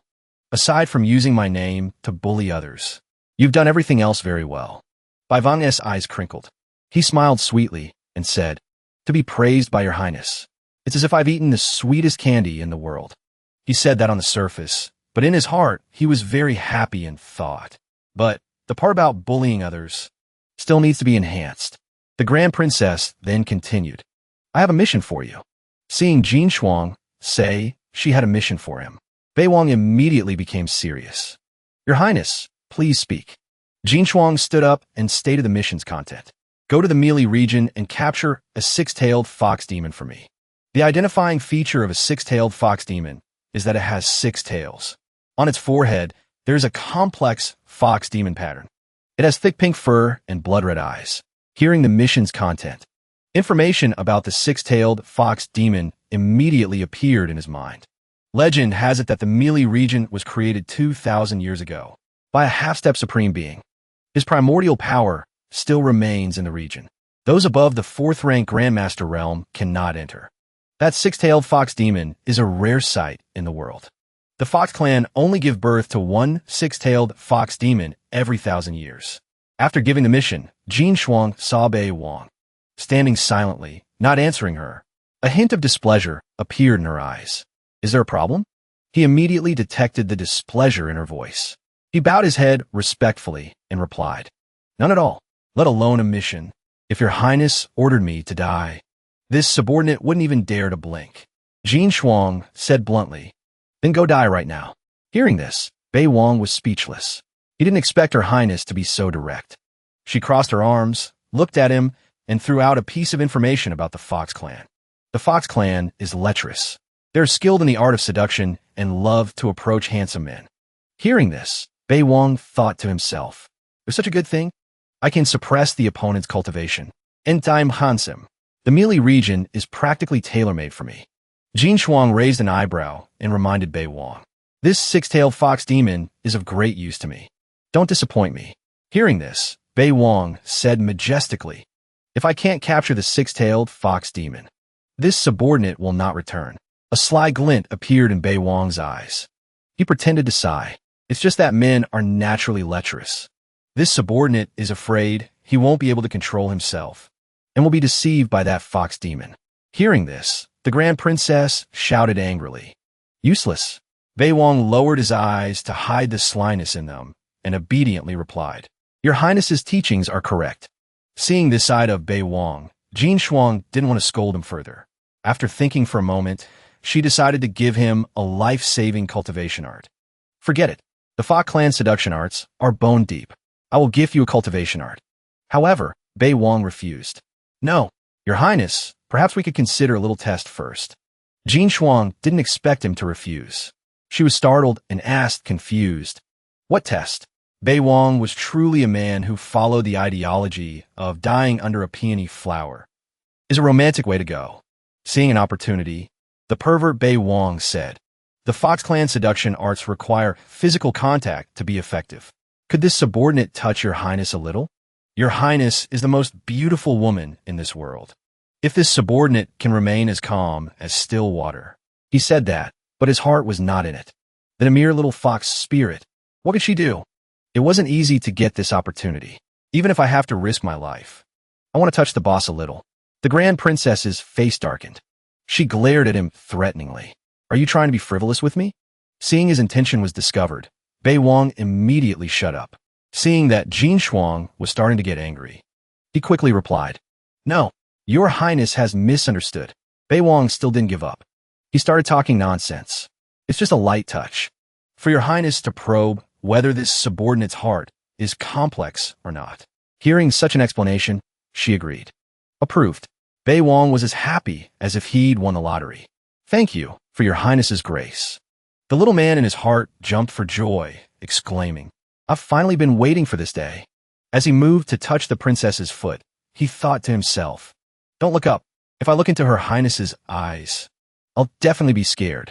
Despite thinking that, when he looked at Jin Shuang's long, slender legs with skin like jade fat, he couldn't help but be mesmerized, unable to look away. Bei Wang was completely dazzled by her legs, as if he were drunk. Is this what perfection is? He approached, his hands trembling, and took hold of her foot, feeling the soft, smooth skin in his palm. Bai Wang rejoiced internally. It's worth it even if I die. He gently removed the shoe from her foot, like a pervert, touching it over and over. It feels so soft and smooth. Truly a magnificent foot. After a moment, his hand was completely holding the Grand Princess's foot. Noticing his behavior was crossing the line, Jin Shuang kicked Bei Wang away with her foot. Seeing this, he quickly knelt on the ground, thinking in a panic. I'm done for. Did the boss find out? Following that, the Grand Princess shouted loudly. You. She looked at him angrily. This rotten brat. At this moment, Bei Wang quickly knelt down and begged for forgiveness. This subordinate's blood chi and body are weak. Please forgive me. In his heart, he thought, no wonder the boss is angry. My reaction was indeed a bit over the top. With that, he switched to flattery mode. This subordinate has learned a few dishes. I will cook now to atone for my crime, to your highness. No sooner said than done. In just a moment, the table was filled with delicious, beautiful, and nourishing dishes. Bei Wang, acting like a lackey, brought over a pair of chopsticks. Your highness, please have a taste. Looking at the dishes he had cooked on the table, he thought to himself, the boss doesn't care for delicacies from the mountains and seas. The boss has definitely never seen modern food before. The Grand Princess also picked up a piece of meat and ate it. Seeing this, Bei Wang quickly asked, Your Highness, how do you find it? She replied, It's all right. Soothed by the food, Jin Shuang immediately forgave him. Don't be an eyesore. You can get out now. Seeing that her anger had subsided, Bai Wang, give it an inch, took a mile, revealing his true colors. The Mealy region is too far from the capital. I'm afraid of wasting too much time on the road. May I request a flying treasure? He watched as Jin Shuang's mouth said, It's all right, but her chopsticks never stopped. The boss is just being stubborn. Her body is very honest. Isn't she eating nonstop? I touched your foot. He even thought shamelessly, we can be considered to have had skin-to-skin contact. Perhaps you should take responsibility for me. Her mouth threatened, but she didn't refuse his request. You're the first person to dare touch me. If I don't see the six-tailed fox demon, you will definitely die. With that, she threw a sword at Bei Wang. Receiving the precious sword, Bei Wang shamelessly asked for a reward. Your Highness, so, if I complete the mission, is there any reward? Seeing him take a mile after being given an inch, Jin Shuang shouted in frustration. Are you testing my patience? Seeing her angry again, Bei Wang quickly jumped onto the precious sword. Before leaving, he didn't forget to remind her, Your Highness, I've left the ingredients and seasonings for these dishes in the kitchen. This subordinate will go capture the six-tailed fox demon for your highness right away. I shouldn't scare the boss. After all, most of my cultivation advancements rely on snatching opportunities. There's enough time. After Bei Wang left, the princess thought to herself, he just ran off like that. Thinking of his instructions, which were like talking to a child, Jin Shuang cursed inwardly. This useless trash.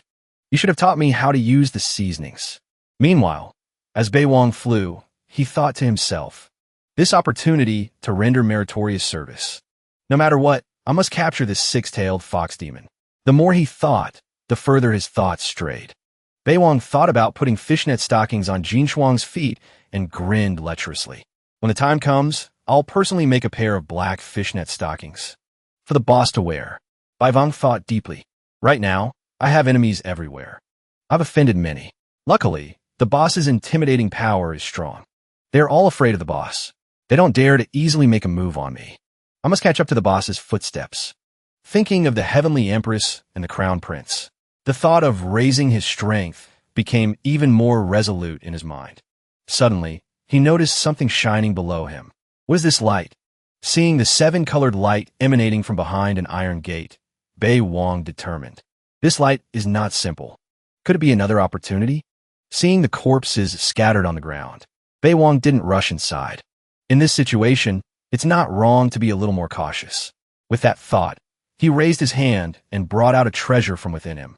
As soon as the treasure appeared, strands of light coiled in the sky and then surrounded him. A solid defensive layer was completed.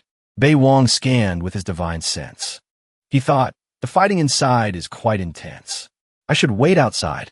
Wait until they've killed each other, then go in and reap the benefits. Inside, everyone was attacking fiercely. Bei Wang entered and said domineeringly, "Stop. Whatever treasure you found, let me broaden my horizons." The people immediately recognized him and said in surprise, "It's Bei Wang. It's the young Master Su who defeated the young tiger of the Wu clan." It seems everyone in the capital knows Bei Wang's name now. They continued, "I heard that even someone from the Kong clan was no match for him.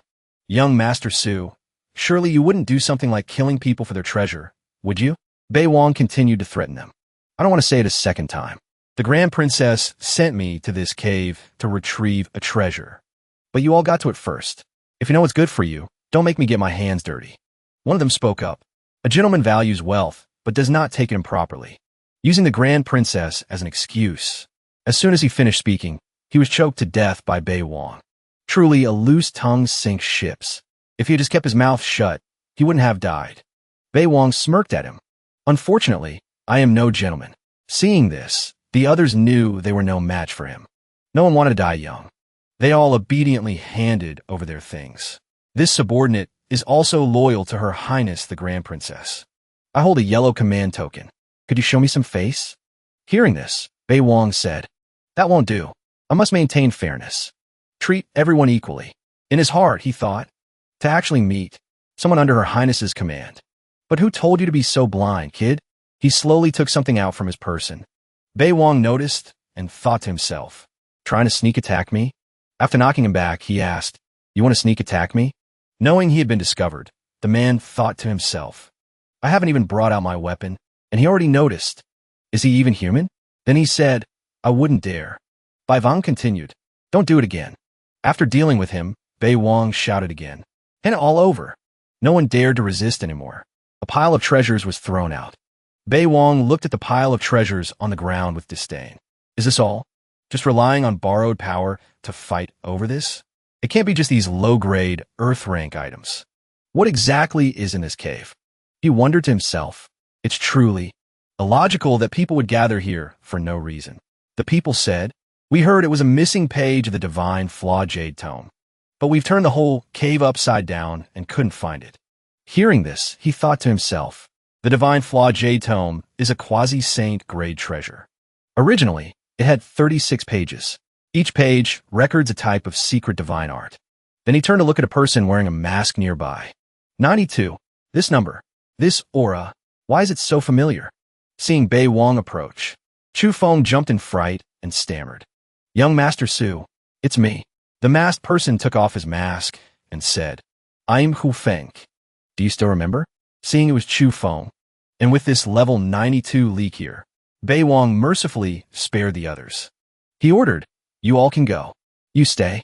So it was him. When I was dispelling the debilitating curse, this Chu Feng was a great help. Bei Wang glanced at Chu Feng and asked in a low voice, "Why are you here?" Hearing him say to stay, Chu Feng's face turned pale with fear and he stammered, "Young Master Su, so I." Chu Feng knew he couldn't escape and could only force a smile and explain why he was here. "Thanks to the Earth Grade Sword Manual you gave me, young Master Su, my swordsmanship has improved by leaps and bounds. The Zile Sword sect of Yinzhou will be recruiting disciples next month. I want to go try my luck." Hearing this, Su Beiwang immediately made a suggestion. "I also want to go to Yinzhou. It happens to be on the way. Let's go together." He didn't beat around the bush and asked directly about the Divine Palace Jade Book. "The missing page of the Divine Palace Jade Book is on you, isn't it?" Chu Feng answered immediately upon being asked. "I don't have it." But Su Beiwang saw right through him. "You still dare to pretend in front of me?" He thought to himself, "Kid, do you think finding opportunities relies solely on luck? With your 92-story luck tower. If it's not on you, who else could be on?" Chu Feng knew he couldn't deceive Su Beiwang. He had no choice but to take out the Divine Palace Jade Book. But the fact that Su Beiwang knew he had it confused him, and he couldn't help but ask, "Su Beiwang, how did you know I had it?" Su Beiwang said, "This world is too chaotic. You're still too green. If someone else had discovered it, would you still be alive?" After putting away the Divine Palace Jade Book, he summoned his flying sword. "We're going to Yinzhou first." Seeing Su Beiwang had a flying sword, Chu Feng wanted to hitch a ride. However, he was ruthlessly kicked down by Su Beiwang. Su Beiwang glanced coldly at Chu Feng. "Her Highness gave me this sword. Fly on your own." At the Mealy Domain, people were discussing, saying that Su Beiwang from the Great Qian's 6-fan gate isn't a scholar. Yet he was able to cultivate literary guts. "I heard he has no rivals in Great Qian." Hearing this, Chen Wushuang, a true disciple of the Thunder Gate, snorted in contempt. "That's only because he hasn't met me yet." A person standing opposite him saw Su Beiwang from afar. Seeing the flying sword approaching, he exclaimed, "That's young Master Su." Wushuang, not noticing the strangeness in the man's voice, continued arrogantly, "Although that Su Beiwang has extraordinary strength, among the younger generation, he can only be considered average." Just as he spoke, Su Beiwang arrived. Seeing this, everyone exclaimed, "Su Beiwang is here." The precious sword was gently retracted into his storage bag. Those present looked on with eyes full of admiration. Heavens, a flying sword, as expected of young Master Su. To possess such a treasure. Seeing him steal the spotlight as soon as he arrived, Wushuang cursed silently in anger. Just a show-off. Seeing his unconvinced and hostile expression, Su Beiwang raised an eyebrow and provoked him into a challenge. "You don't look convinced? It seems we must spar. Only then will you understand that some words cannot be spoken carelessly." The crowd nearby heard this and started buzzing with discussion. "He dares to call young Master Su average? He's got some nerve. What a foul mouth.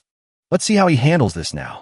Having been blatantly provoked and humiliated, Wushuang naturally wouldn't refuse. "Fine then," he thought to himself. "I am a dignified, true disciple of the Purple Thundersword sect of Yinzhou. If I avoid this fight, my sect will become a laughingstock. Even the martial artists of Yinzhou won't be able to lift their heads." Seeing him accept the challenge, Su Beiwang said, "Let's begin." He also wanted to use this opportunity to attract the six-tailed fox. The Mealy Domain is so vast. The six-tailed fox isn't easy to find. I might as well cause a commotion and let the six-tailed fox come find me. Wushuang saw his indifferent and disdainful attitude and gritted his teeth in anger. "I ask myself honestly, I may not compare to the peerless geniuses, but I am absolutely not some soft persimmon you can do whatever you want with." As he spoke, lightning appeared in the sky and struck down. Seeing this, everyone said, "A true disciple of the Purple Thundersword sect.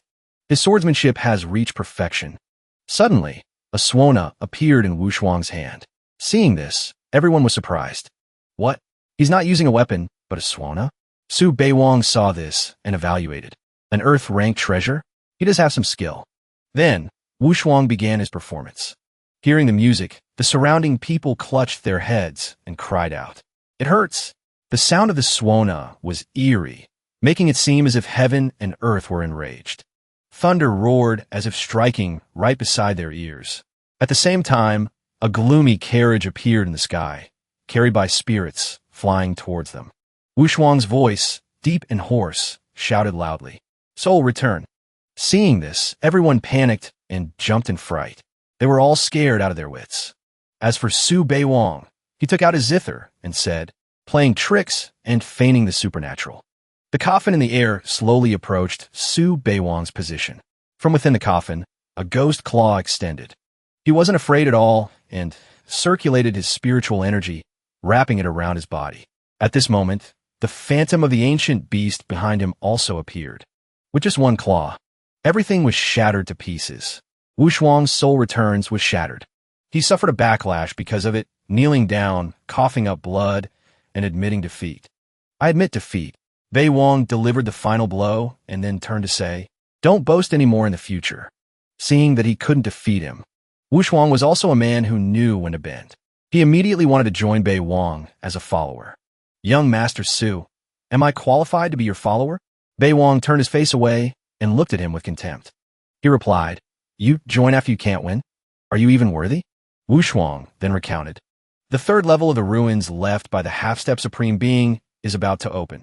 This information made him pause in his tracks. The ruins of the half-step Supreme Being of the Mealy region? Bei Wang thought about the opportunity he could get by letting Wushuang follow him. A glint of determination appeared in his eyes. It's rumored that the half-step Supreme Being of the Mealy region left behind 9 levels of ruins. The higher you go, the more precious the treasures will be. Even if only the first 3 levels are open, there will definitely be no shortage of Earth-grade treasures. I must obtain this kind of opportunity. After a brief thought, he looked indifferently at Wushuang kneeling on the ground. It seems many people will be competing for this great opportunity. No wonder he's asking to team up. At this moment, Wushuang had no idea that his opportunity was about to become something in Bei Wang's hands. He knelt on the ground, cupping his fists respectfully as he looked at him. Please, young Master Su, grant my request. After speaking, he thought to himself, with a big shot protecting me, it will definitely be much better than going it alone. Bei Wang replied with a reluctant expression. Then I will reluctantly accept you. Seeing him agree to accept him, he stood up relieved. Great. From afar, Chu Feng, after running like a mad dog, finally found Bei Wang. His voice was almost out of breath as he called out to him. Young Master Su, didn't you say you'd go slow and wait for me? At this speed, I barely managed to keep up with you. Hearing the words, keep up, Wushuang's eyes turned into bullets as he glared at Chu Feng. He assessed his cultivation level. Hostility rose in his heart. A follower? Unless this guy is also a subordinate of young Master Su. But he's just a useless 9th-rank cultivator. How can he be a subordinate? Or is he deliberately hiding his cultivation? Seeing Wushuang's hostile expression towards Chu Feng, Bei Wang warned him in a cold voice. Either get lost, or don't test my patience. Chu Feng looked at him with a mournful expression, thinking painfully. If it weren't for getting back that missing page. Wushuang looked at his mournful face, then took a step back and thought. It seems being young Master Su's subordinate is not easy. As Bei Wang was walking forward, he saw a crowd gathering in the distance. He stopped abruptly, causing the 2 followers behind him to almost bump into him as they couldn't break in time. His eyes turned towards the crowd as he said, it's so lively up ahead. Let's go take a look. Stone Gambling House. Stone Gambling. Using a specially made magic treasure to cut the raw stones produced from the ancient mines of the Mealy region. There are treasures inside. 90% of the raw stones are just old rocks. Half of them are broken refining materials and magic treasures. There's an extremely small chance of cutting out a complete magic treasure. Xiao Yu, walking beside Xiao Fan, pointed coquettishly towards the stone gambling area. Brother, look at that raw stone. The owner of the stone gambling house pointed towards the raw stone beside them and asked them one last time for confirmation. Are you sure you want that raw stone? Xiao Fan lowered his head and gently asked Xiao Yu. Xiao Yu, what do you think?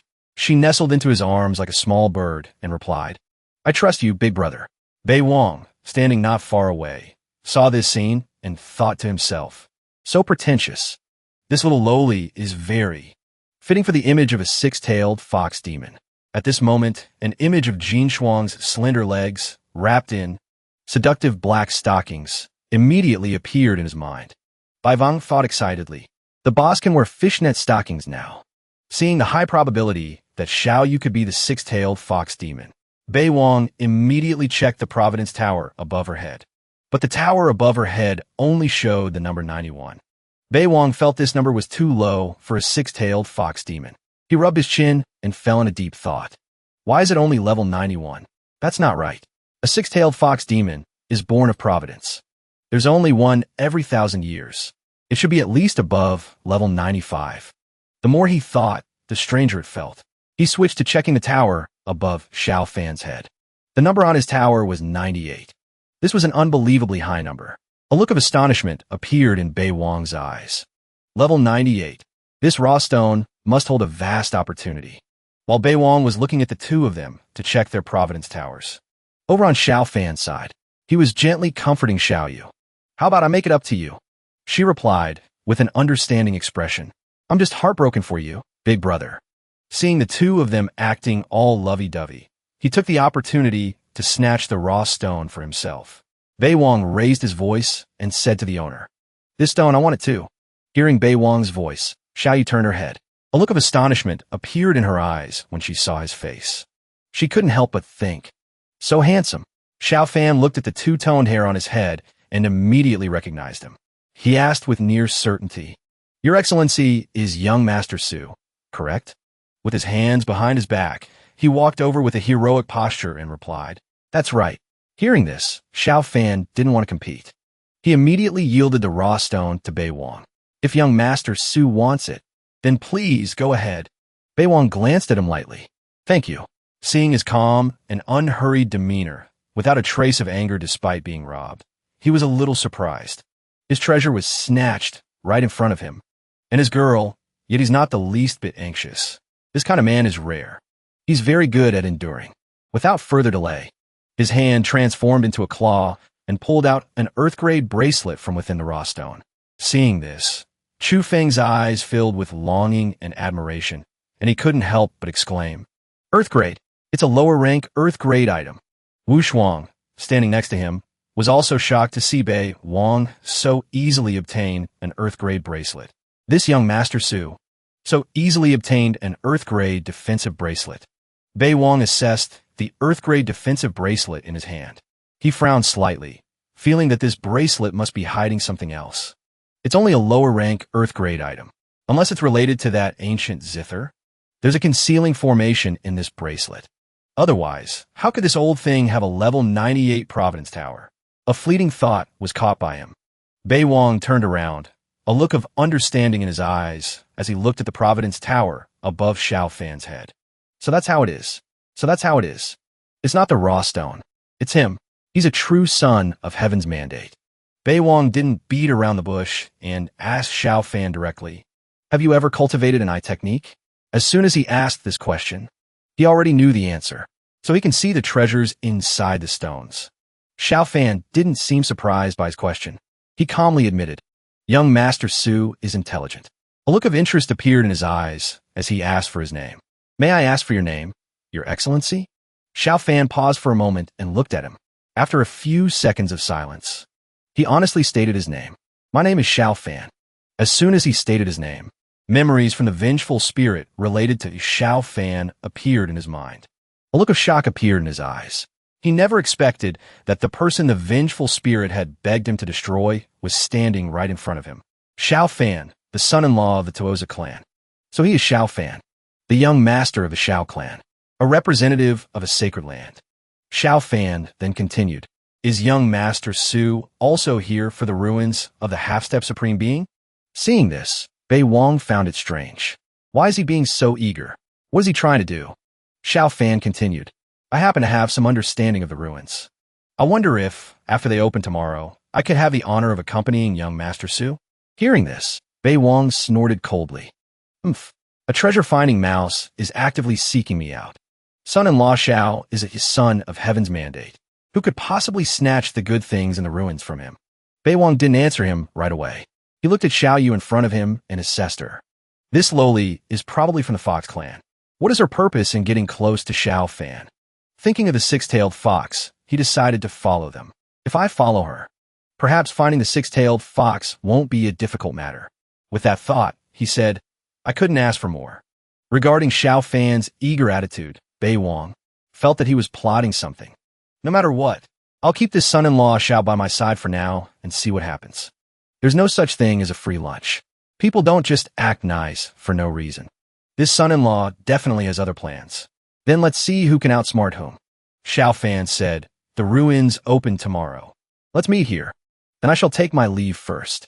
The lowly beside him came forward and said in a sweet voice, "Big brother, my name is Xiaoyu." Seeing this, Bei Wang thought, her seduction technique is leaking out like this. She must be from the Fox clan. Aren't foxes supposed to be very lecherous? Then she should be following me. There must be something on son-in-law Xiao that attracts the Fox clan. Chu Fo on the side said, "Young Master Su, that young lady keeps looking at you. Aren't you going to look back at her?" Bei Wang coolly turned his back and said, "This is my courtesy. If I were to carelessly look her straight in the eye once, it could become a memory etched in her heart for a lifetime. One glance is a lifetime." With that, he thought again. Snatching the treasure of a true son of heaven's mandate is very important. The boss's mission is also very important. Now that both matters are related to son-in-law Xiao, I must come up with a thorough and meticulous plan to catch them all in one net. At this moment, the graceful and alluring figure of Jin Shuang appeared in his mind. The longing made him want to fly back to her as fast as possible. I must get as much as I can, no matter the cost, and quickly return to Jiaowang Palace. The Grand Princess is still waiting for me at Xiao Fan's residence. Meanwhile, Xiao Fan returned and sat cross-legged on the ground, activating a treasure that could transmit sound, calling out to Mingwei. "Miss Ji, are you there? I have met Bei Wang." Seeing him call, Ji Mingwei immediately appeared in the mirror and asked, "Where?" Xiao Fan replied quickly, "I'm in the Mealy region. I used a little trick and have already gotten close to him." Ji Mingwei replied, "Good. I'll head over there right now." Her voice was filled with overwhelming hatred. "To eliminate this traitor, I will absolutely not refuse. My sacred land has a grudge against the fifth demoness. This time, I can finally kill her dog." Xiao Fan could hear the hatred in her words. Looking at the angry beauty, he quickly said, "Miss Ji, I will keep an eye on him at all times. When the time comes, I will lend you a hand." He said that, but in his heart he thought, "Although you are a princess, I am a representative of a sacred land. I am absolutely qualified to be with you." Ji Mingwei also replied, "Young Master Xiao, thank you. After we kill that Su brat and avenge my Imperial brother, I will repay this favor to you." Xiao Fan said politely, "Miss Ji, there's no need to be so polite. Bei Wang and the fifth demoness have committed many evil deeds. Every righteous person wants to kill them. It is my duty to be able to get acquainted with Miss Ji. I'm already very happy." Before Ji Mingwei disappeared, he said, "Miss Ji, I have come up with a detailed plan. The two of us will block him from the front and back. This evil Bei Wang will definitely not be able to escape, even if he grows wings." Yimingwei replied softly, "All right, I'll be waiting."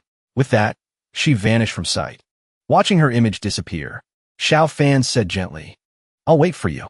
For a beauty, Xiao Fan could truly do anything. A ruthless glint appeared in his eyes as he said, "Bei Wang, although there is no grudge between us, I must overthrow all the chosen ones of my generation. You are the first tiger blocking my path. If even Miss Ji can't defeat you, then I will make my move. Not only can I kill you, but I can also win over Miss Ji in the process." Suddenly, there was a knock on the door. Xiao Fan ordered, "Come in." Xiaoyu said from outside, "Brother, can you go for a stroll in the ancient city of Mealy with me again?" Xiao Fan deceitfully patted Xiaoyu's head and said, "Let's go. Big brother will go for a stroll with you." But in his heart, he thought, "I have cultivated the great divine art, the eye technique. Even if you hide your demonic aura, in my eyes, you are just a four-tailed fox demon. But by following you, I might be able to find a rare six-tailed one at the abandoned site of the Half-Step Supreme Being's ruins." Bei Wang's group silently assessed the ruins before them. Bai Wan spoke up, "Little brother Xiao, you claim to have some knowledge of the ruins. Then lead the way." He made a gesture of invitation. "Young Master Su, please." Entering the ruins, Bei Wang looked at Xiao Fan and Xiaoyu walking ahead and sneered in his mind. This treasure-finding mouse likes to pretend to be a tiger to eat the pig. Xiao Fan's calm and unhurried demeanor made Bei Wang admire him, but son-in-law Xiao is worthy of his great clan background. He's even better at enduring than Yi Tian. His emotions are not ordinary. He's not simple. The deeper they went, the more large centipedes appeared. As they were walking, a centipede appeared on the path. Seeing it, Xiao Fan snorted coldly. Just a mongrel. Then he rushed forward to attack the bug. In order to show off in front of the beauty, and also for Bei Wang to see, Xiao Fan only used 30% of his strength, but pretended to use all of it. In a moment, the monster was defeated, but Xiao Fan was panting heavily. Xiao Yi said, "Brother Xiao, you're so amazing. My talent is low. I made a fool of myself." Bei Wang heard this and just looked at him with a faint smile. "With little brother Xiao here, we can move through these ruins much more easily." Seeing this, Bei Wang thought to himself, he's still deliberately hiding his strength. This kid is not just an 8th rank. Hearing the praise, Xiao Fan replied modestly, "Not at all." In his heart, he thought, "If I don't act like a sycophant to please you, how can I make you?" Young Master Su let a guard down. Suddenly, there was a loud shout. "It's a 1,000-year-old yellow essence fungus." Over there was a glowing mushroom. The yellow essence fungus is a type of spirit medicine. It contains extremely pure spiritual energy. After consuming a small piece, one's cultivation can increase. Used in pill refining, it supports other spirit medicines. There's a chance of producing true qi with special attributes. Seeing the good stuff, Wu Shuang immediately pushed Chu Feng aside and lunged for it. At this moment, Chu Feng and Wu Shuang, each on one side, were fighting over the spirit mushroom. Seeing that he wouldn't let go, Wu Shuang grew angry. "I discovered this yellow essence fungus first. Who the hell are you?" Xiao Fan also thought to himself, "I will definitely get this spirit medicine. At worst, I'll just use my real skills." At this moment, the virtuous Bei Wang stepped forward to mediate. "Isn't it just a yellow essence fungus? Is it necessary to turn hostile and threaten to kill each other over it? We are all one family. Why must we act like this?" Hearing the words, "one family," everyone felt disgusted. Where did this one family come from? With that, Bei Wang took their hands and said, "To venture into the ruins together. This is fate. Let's rely on each other. As close as one family. How about this? This spirit medicine for the time being, let's just keep it with me." Bei Wang truly had no shame. How could he say such inhuman words? "From now on, whatever we find must be uniformly kept by me for safekeeping. After we leave the ruins, we will distribute it per person, all right?" He looked at them with a faint smile and continued, "Otherwise, everyone will be fighting and killing each other over spirit items along the way. I am soft-hearted and cannot bear to see such scenes. Besides, it also wastes time for finding opportunities, doesn't it?" Hearing this, all three of them assessed him. How can such shameless words be spoken so openly and righteously by young Master Su? This man surnamed Su is truly arrogant beyond limits due to his strength. "Bei Wang, you have truly broadened my horizons on the scope of shamelessness." Bei Wang waved his hand and collected the spirit fungus into his pouch. Then he said with a dignified expression, "I don't care about these things. When I travel outside, I represent Her Highness the Grand Princess. How could I possibly tarnish Her Highness's reputation?" Hearing him mention Jin Shuang, the group looked at him with disbelief. This is a threat. A blatant threat. Bei Wang glanced at Xiao Fan, pretending to ask for his opinion. "Little brother Xiao, do you think this is appropriate?" What else could Xiao Fan say at this point? He suppressed all his emotions and replied, "Having young Master Su keep it is more than appropriate. Young Master Su's heart that pities the heavens and cares for the people. I am deeply impressed. If everyone were equal, then perhaps this world would no longer have people killing for profit." Though he said that, in his heart he thought, "If I don't endure this small matter, it will ruin my great plan. I'll let you be arrogant and complacent for now. Soon enough, you'll vomit it all back out, twice over." The two followers were indignant. "He's really like a guard dog." Bei Wang continued to ask, "What about you two?" They nodded frantically and said, "Young Master Su has always been a person of high moral character. Who could possibly not trust you?" This was also because they couldn't beat him. They had no choice but to give in. Seeing that no one else objected, Bei Wang collected the ginseng and said, "Then let's continue." Just now, Bei Wang had discreetly observed a flash of ruthlessness in Xiao Fan's eyes.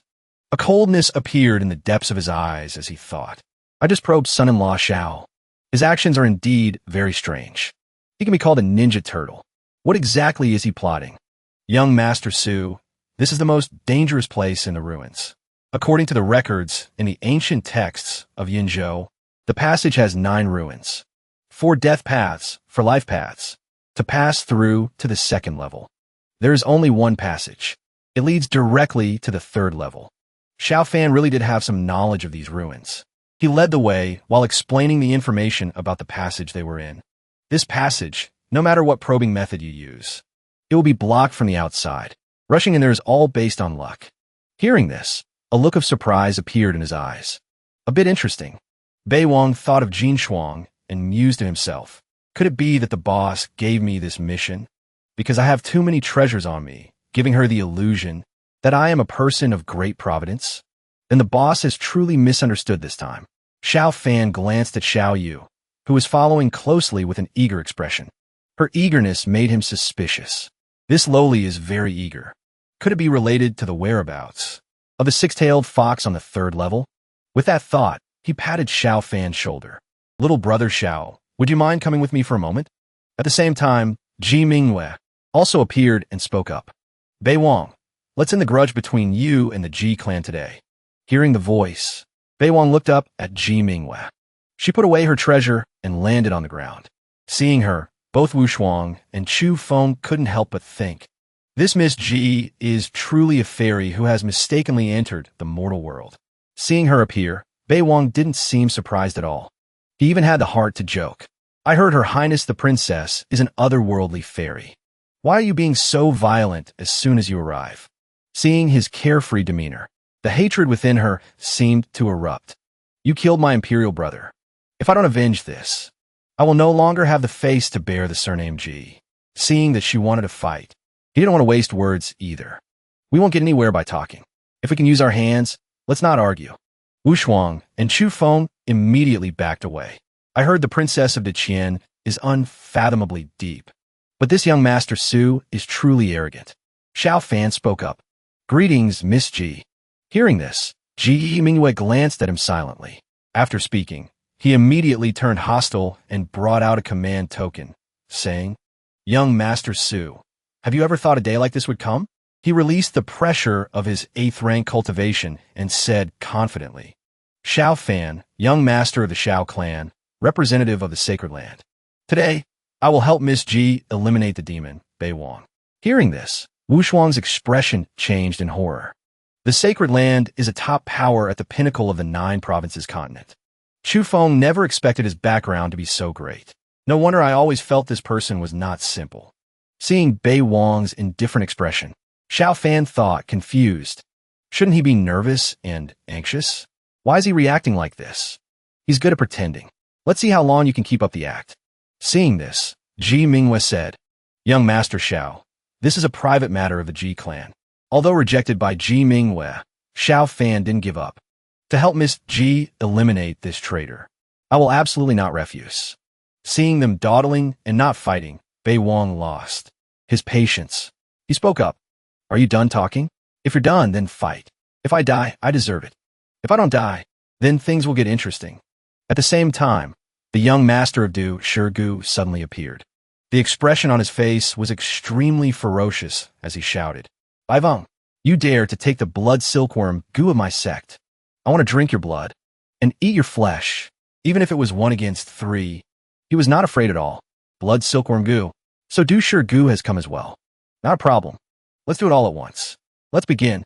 Xiao Fan said arrogantly. Stubborn resistance is just a meaningless struggle. Seeing this state, Wu Shuang exclaimed in horror. A sacred body. It's a sacred body. At this moment, Ji Mingwei also released her pressure. She floated in the air, her eyes filled with killing intent as she looked at him. I originally didn't want to bully the few with the many. It's you, Bei Wang, who's gone too far. Your karma is too heavy. The young master of Du Shigu attacked first. He sent his 2 life-bound poisonous centipedes towards Bei Wang. As the 2 centipedes rushed over, Bei Wang quickly used an invisibility talisman and vanished into thin air. Seeing him use the invisibility talisman, Xiao Fan, Erchently varend Yimingiwe. Miss Ji, be careful. That's Su Brat's hidden form. His first target will definitely be the strongest one. His first target will definitely be the strongest one. He didn't forget to remind her. Bei Wang is also burning his blood essence. At this moment, seeing Bei Wang's figure disappear, Ji Mingyue also drew her precious sword. Her body tensed up, full of vigilance as she looked around. At this moment, Bei Wang naturally wouldn't do as they thought. He summoned the Tao Wu, his hand forming a claw as he lunged towards the young master of Du Shirgu.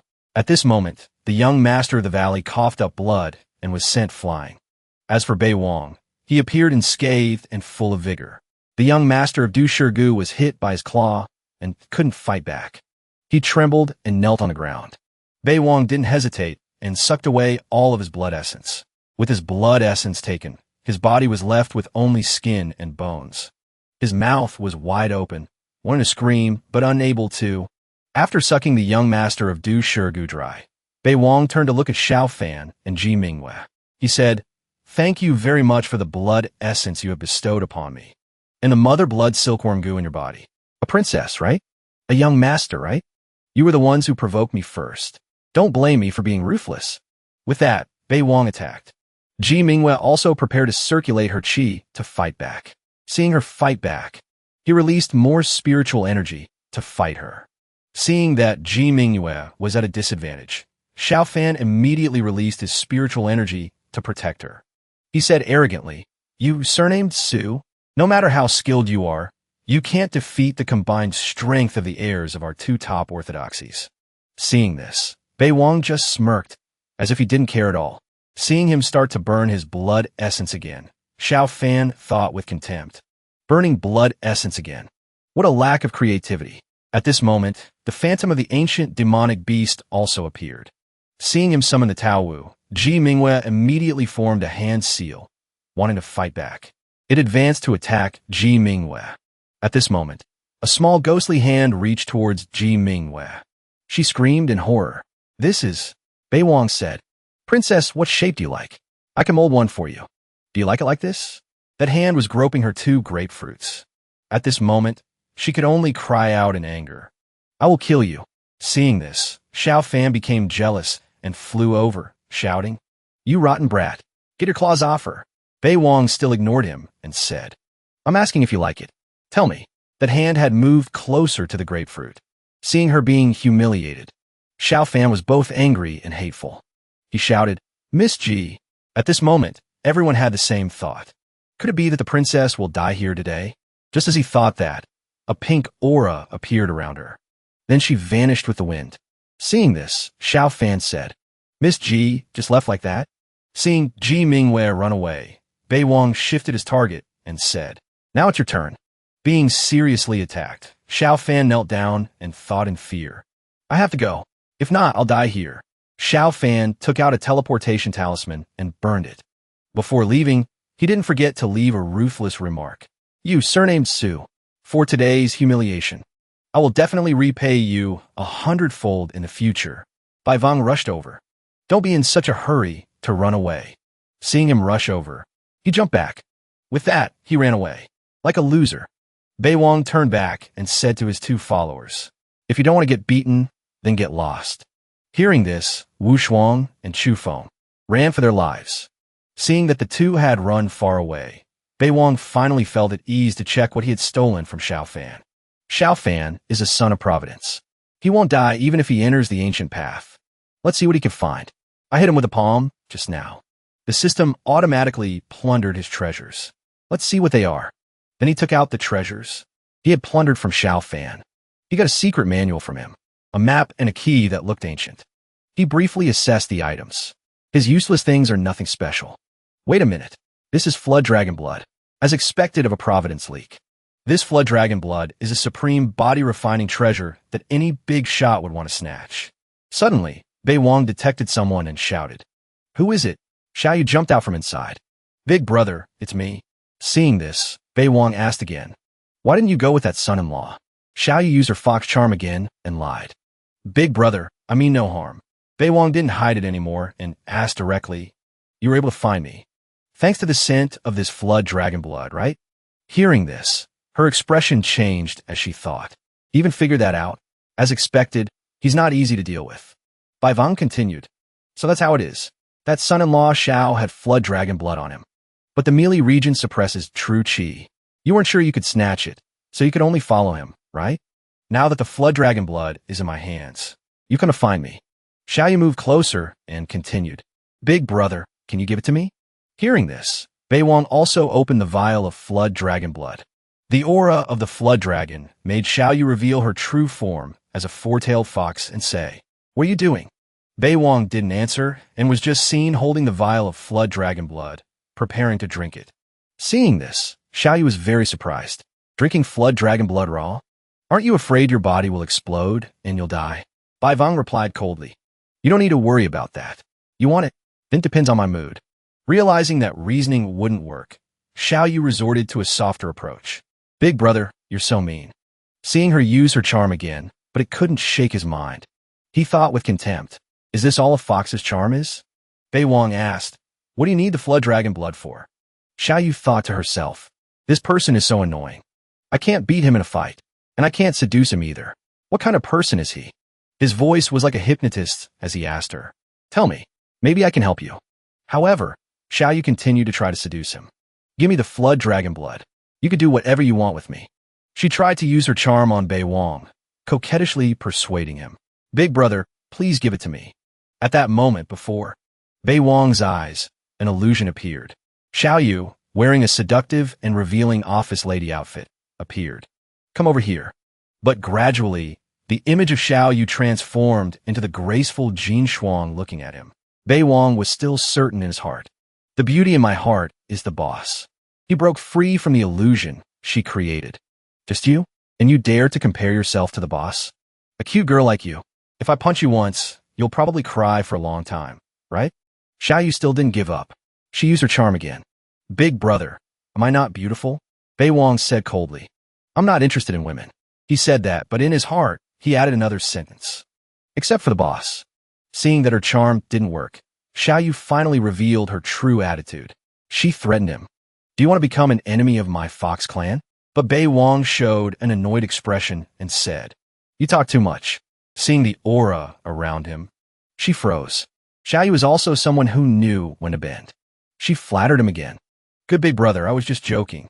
I heard that your fox clan has a newborn six-tailed fox. Is it here? Take me to see it. Hearing this, she quickly denied it. I don't know.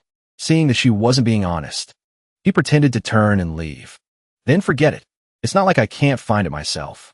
In her heart, Xiaoyu silently assessed. He has the flood dragon blood. I can't let him run away.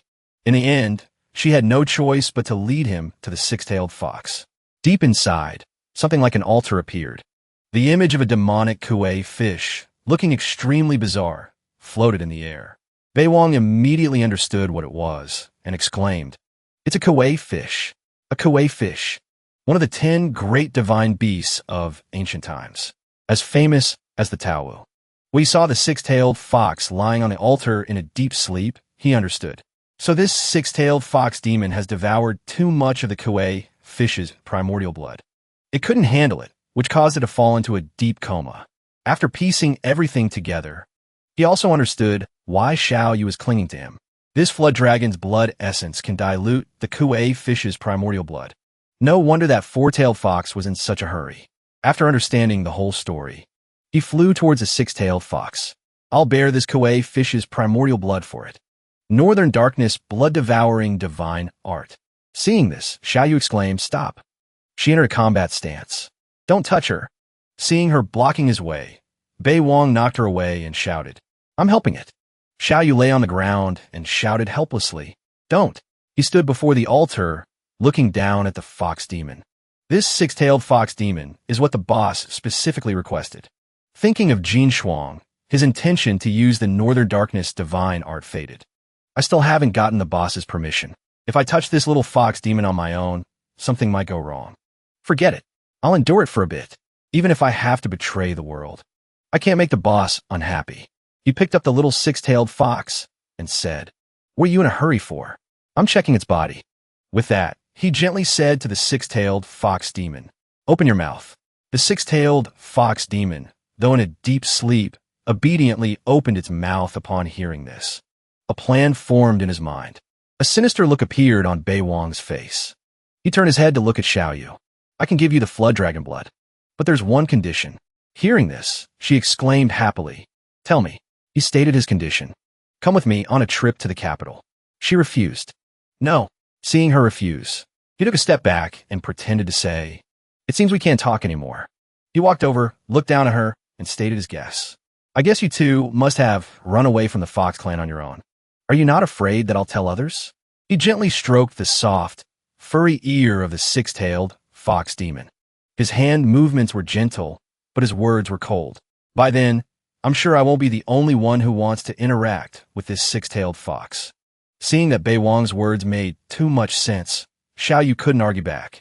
She gritted her teeth in anger, knowing she had no other choice. She took out the turtle talisman. "We can go, unless you swear on this turtle talisman.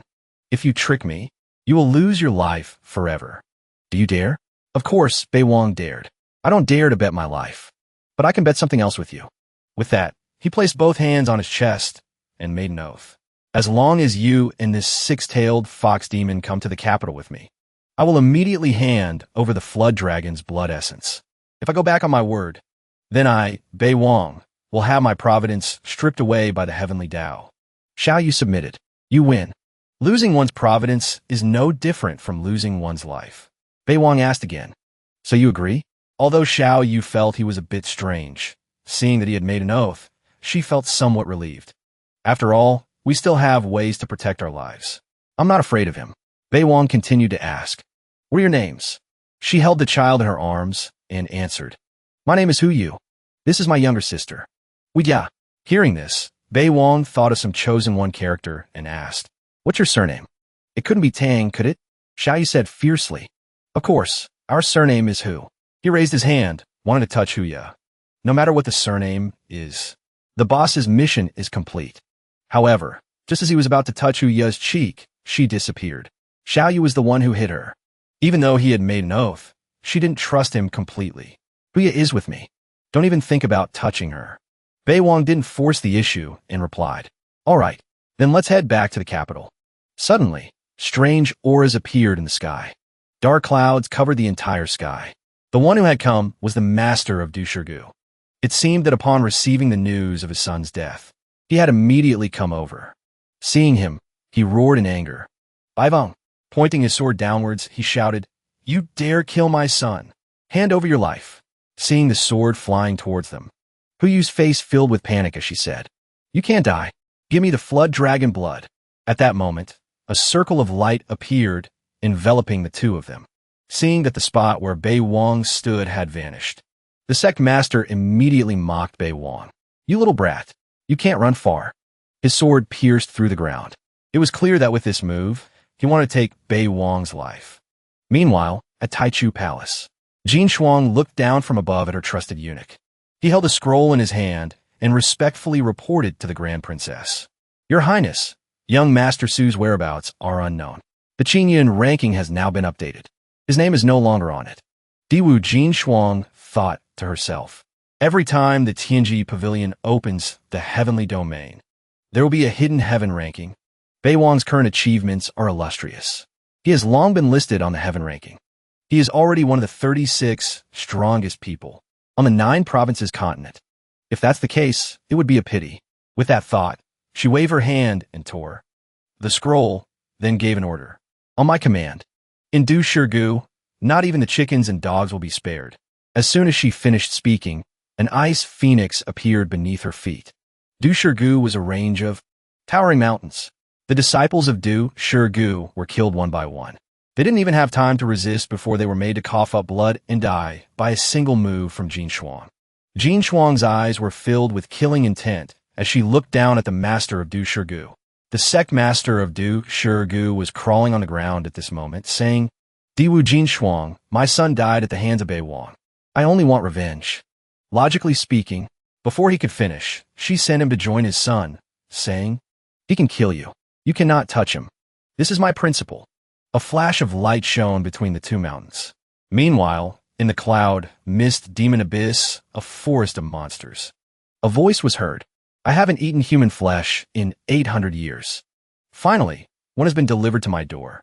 The monster looked at Bei Wang with a greedy expression and said, "And I even got this fox. When the boss arrives, we can enjoy ourselves." Seeing that they were both about to die, Hu complained. I thought you were so powerful, but we ended up in the cloud, mist demon abyss. And now we're going to be bullied to death by them. By Van Tautet. What does it have to do with me? The teleportation didn't listen to me. The lesser demons, seeing their boss had arrived, interrupted their argument. The boss is here. The boss is here. These are the two we captured. The demon king saw Bei Wang and recognized him. Isn't this Bei Wang? With that thought, he shouted at his underlings. Who told you to capture? Young Master Su? Are you tired of living? Bai Wang thought. Even the monsters know me. After untying Bei Wang, the demon king bowed and cupped his hands, saying, The fifth demoness. Oh no, Her Highness the Grand Princess learned that young Master Su was missing. She was extremely worried. She has already razed Du, Shi, Gu to the ground. I never expected the young master to come to my place. It's fate, it's fate. It's just that my subordinates have eyes but couldn't see and offended the young master. Please forgive them, young master. But in his heart, the demon king was not thinking this way. Why did you have to fall into my territory? If anything really happened to him, my little life will be gone too. In the depths of the demon king's heart, he was screaming furiously. Why did you have to fall into my territory? If anything really happened to him, my little life will be gone too. Hearing this, Bei Wang used the lion's mouth technique to demand compensation for his mental distress. So the boss wiped out Du Shirgu for me. Since you know you were wrong, then let's talk about compensation. At this moment, Bei Wang's heart was blooming like a flower.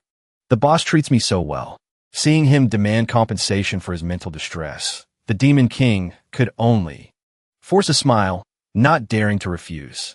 Please, speak freely. We barbarians don't know etiquette. What price must we pay? He closed his eyes tightly and smiled a pained smile. He opened his mouth and held up one finger.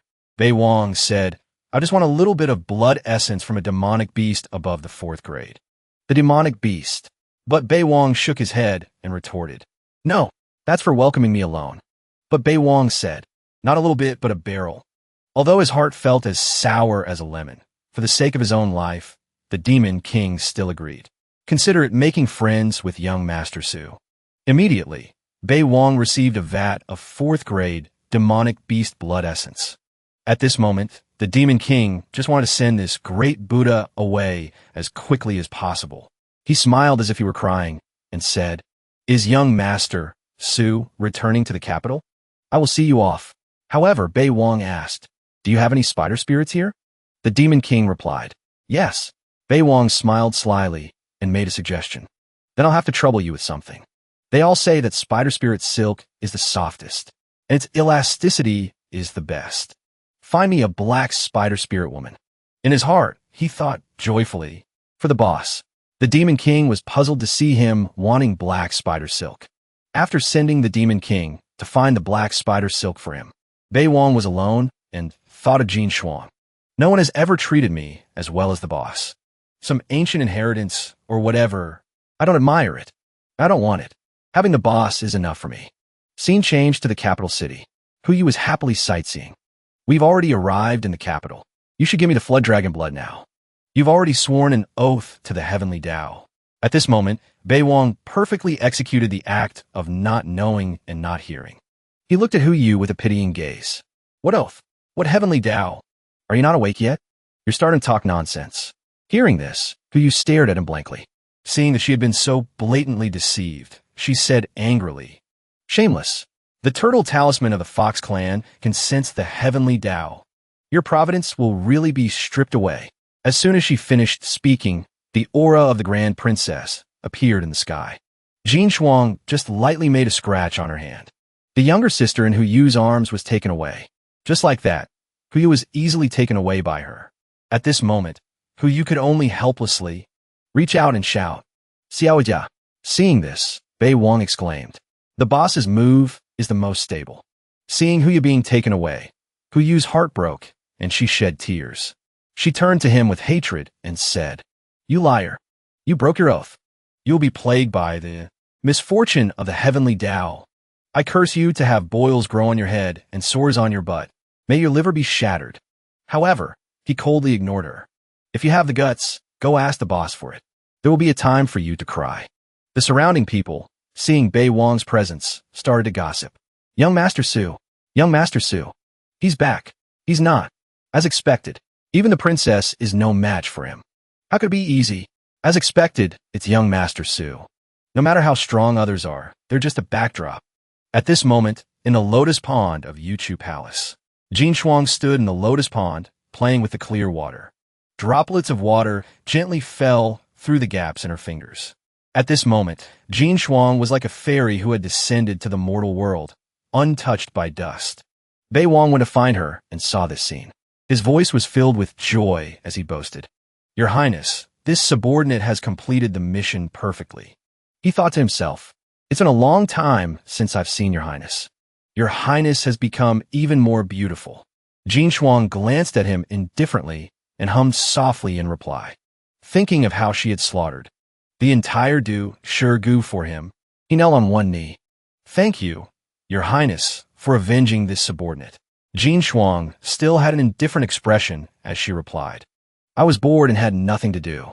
Is there anything else?"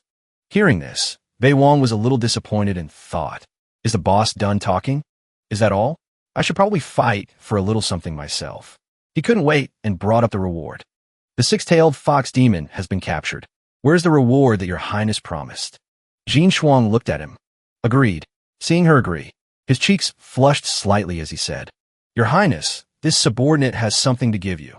Jin Shuang immediately agreed. At this moment, Bei Wang could no longer hold back his desire to put the black stockings on Jin Shuang's jade-like feet.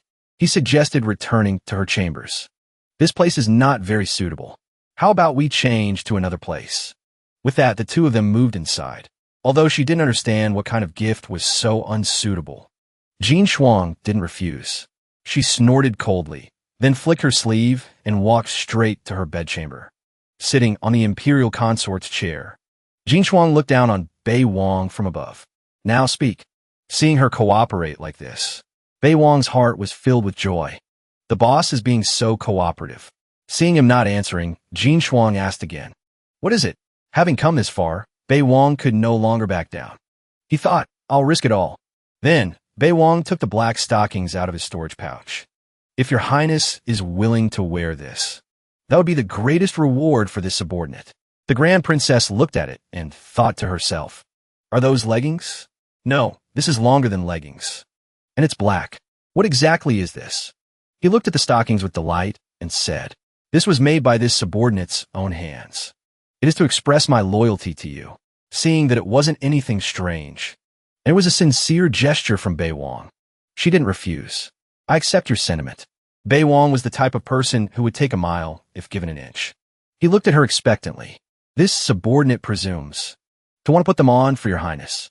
Hearing this, Jin Shuang shouted, "Insolent! You dare to be frivolous with me?" Seeing her angry, Bei Wang quickly explained, "Your Highness, please forgive me. This subordinate only wanted to express his gratitude. I have absolutely no intention of being frivolous with you. You are the most beautiful woman in all the heavens and myriad worlds. Naturally, you must possess the best things." Hearing this, she paid attention to the phrase, "most beautiful woman." What woman in this world wouldn't like to be praised like that? Her cheeks flushed slightly. The most beautiful woman in all the heavens and myriad worlds. The anger she felt for being disrespected subsided. Jin Shuang thought for a moment, then replied, "Watch your manners." She didn't forget to threaten Bei Wang. "Otherwise, don't blame me for being ruthless." Bai Wang was secretly happy. "Thank you, Your Highness." He thought excitedly. Finally, he reverently removed the shoes from her feet. This subordinate will begin now. Thinking that he was about to see her wear stockings, his heart bloomed with 1,000 flowers. Finally, Jin Shuang, experiencing this for the first time in her life, found it strange and thought, "Is it my illusion? Something feels wrong." Right after, Bei Wang, with a lecherous face, continued to put the stockings on for her. Looking at the jade-like legs wrapped in the seductive black fabric before him, he trembled with excitement. Perfection, truly perfection. However, Bei Wang's intentions were discovered, and he was kicked in the face. "I like being kicked like this too." Jin Shuang shouted shyly, "How audacious!" Both shy and angry. She kicked him again. Bei Wang was kicked and fell backward. His nose started bleeding because of it. Jin Shuang stood up and snorted coldly. She gently adjusted the stockings on her legs. Although kicked far away, he was still secretly happy. I'm about to die of pleasure. Looking at this seductive appearance, Bei Wang became even more determined in his decision to make stockings. The Grand Princess assessed them. Not bad. I am hungry. Go cook. Bei Wang, mesmerized, followed her orders. In just a moment, a table full of various dishes was laid out. Bei Wang, after receiving his reward, his cheeks still red, said, "It's ready. Please eat, boss." The Grand Princess came out in a new dress.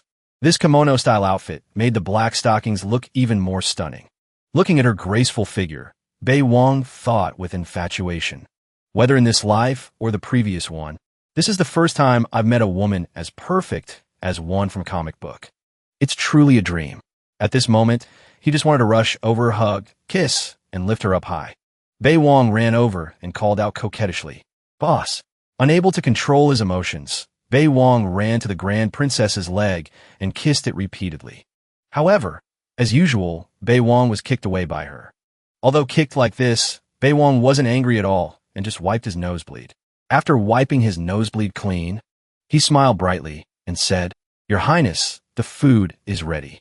You can eat now." Jin Shuang sat down at the table and took a bite to taste it. Bei Wang sat down beside her, unable to wait, and asked, "Your Highness, how does it taste?" Jin Shuang nodded slightly and replied, "It's all right." After a pause, she frowned and asked him, "Why can't I cook it to taste like this?" Hearing this, Bei Wang was very surprised and thought to himself, "Could it be that when I wasn't in the capital, the boss cooked for herself?" Thinking of her salty and bitter dishes, he explained, "Perhaps the seasoning was not added correctly." Hearing that the seasoning was not added correctly, a sense of frustration rose in her heart. How should it be added? Why didn't you tell me? Seeing that she was about to get angry, Bei Wang knelt down. "It's all my fault. I wasn't thoughtful enough before. Adding seasoning is not difficult. If your Highness wants to eat, this subordinate will cook for you." However, she refused. "How to add it? Tell me." Seeing that she really wanted to learn, he began to list the steps for adding seasoning. "Actually, it's not difficult. First, add a spoonful of salt. Then add 2 spoonfuls of sugar. After that, 3 spoonfuls of vinegar. Finally, use soy sauce. No need for soy sauce. Your Highness likes sweet food." Hearing so many things, the Grand Princess paid attention to a detail. "He even knows my taste." With that, she ordered, "Stand up and go." Suddenly, at this moment, it seemed as if Bei Wang had a request. He jumped and called out to her, "Your Highness." Seeing this, the Grand Princess asked, "What is it?" Bai Wang bowed his head and hesitated. "It's too dangerous outside." "Too." He raised his head and looked at her with an expectant puppy dog face. This subordinate wants to cultivate in the palace. The spiritual energy here is also dense. Hearing this, the Grand Princess understood his intention. But to tease him, she asked back, "Cultivate in the palace? Do you want to be a eunuch?" Hearing this, Bei Wang still intended to flatter her. "If your Highness wishes for this subordinate to be a eunuch, this subordinate would be willing to be torn to pieces." Hearing this, Jin Shuang looked at Bei Wang as if he were an idiot. In the end, the more she looked, the more annoyed she became. Jin Shuang waved her hand and sent him flying. She snorted, "Don't disturb me while I'm eating." However, after being kicked, Bei Wang still managed to get up with a cute face and call out, "Your Highness." Seeing him keep whining, Jin Shuang said angrily, "Are you going to let me eat or not?" Bai Wang persisted, "Your Highness, please let this subordinate cultivate in the palace. The struggles outside are too cruel. This subordinate will work hard in secret. Then I will make everyone astonished. I will make your Highness proud. Whatever your Highness wants to eat, this subordinate can cook it all. The boss can't be angry. After all, I'm not going anywhere." Among his many flattering words, Jin Shuang noticed the part about being on call. On call? Seeing that she was attracted by the condition he offered, he stood up and said confidently, "I will never refuse. That's right. This subordinate has also made something else. First, I'll make a swing for your Highness. It's very comfortable to sit on." After thousands of flattering words, he finally got approval. Seeing this, Bei Wang happily replied, "Thank you, your Highness." In Jin Shuang's bedchamber, the gentle sunlight shone down, adding to the otherworldly feel of the place. After achieving his goal, he thought to himself, "No way. The boss even specially found a secret chamber for me to cultivate in." I've obtained quite a few good things recently. I must digest them well. For now, I'll just stay here. I'll live here temporarily until the heavenly domain opens. I'll ignore the opportunities outside for now. With that, he looked at the ring on his finger and smiled. Then let's start with that incomplete page. The incomplete page of the Divine Flaw Jade Tome. According to legend, the complete version is a quasi-saint grade supreme treasure. Each page records a type of secret divine art. The first one is called One Chi Moves Mountains and Rivers. Seeing this, Bei Wong assessed it. The name of this move is really cool, but it's only Earth rank high grade. However, I have the Northern Dark Blood Devouring Divine Art. It can boost it to Heaven rank. Mirror Flower, Water Moon. The unique eye technique of the Great Yin Sacred Land. Heaven rank, medium grade. It truly lives up to being the unique eye technique of Sacred Land. But now it belongs to me. The moment he activated Mirror Flower, Water Moon, the pupils of his eyes immediately turned blue. The seal of Mirror Flower, Water Moon also appeared within them, just as he was about to cultivate it. He paused to reconsider. Wait, eye techniques are special secret arts. I must be cautious. No rush to practice it yet. What if there's something better? He thought of the two people, Yi Tian and Xiao Fan. Those two treasure-hunting rats. Don't you dare slack off on me. I'm relying entirely on you guys. Scene change. Inside the Empress's palace. The Heavenly Empress heard the news from her subordinate and shouted in uncontrollable rage. What? That guy named Su is staying in that bitch Diwu Jinshuang's palace. The civil official standing behind her heard this and expressed his disdain. That stinking brat. Sure enough, he's having an affair with that bitch Diwu Jinshuang. A dog couple. I spit on them. He's just a male pet. Wu Zhao shouted angrily at him. Shut up. What do you know? Diwu Jinshuang basically has no emotions or desires. It's impossible for her to have an illicit relationship with a lackey. She wants to groom that guy named Su as a replacement. She remembered the divine object buried underground. Beneath Diwu Jinshuang's Taichu Palace hides a divine object that can allow one to become an immortal. It is precisely because she wants that thing that she accepted his majesty as her sworn brother and stayed in the palace. Hearing this, the official frowned, a thoughtful look appearing in his eyes. This subject has also heard rumors. The location of the great Qian capital was originally a massive altar, and the Taichu Palace just happens to be located within that altar. She ordered, continue to monitor the Taichu Palace. Report to me if there is any situation. In her heart, she thought silently. These are all just speculations. Before it is confirmed, I cannot flip the table with that bitch yet. The treacherous official continued speaking. The saint son of 9 heavens, Yu Guangming, has set out. He is heading towards the capital.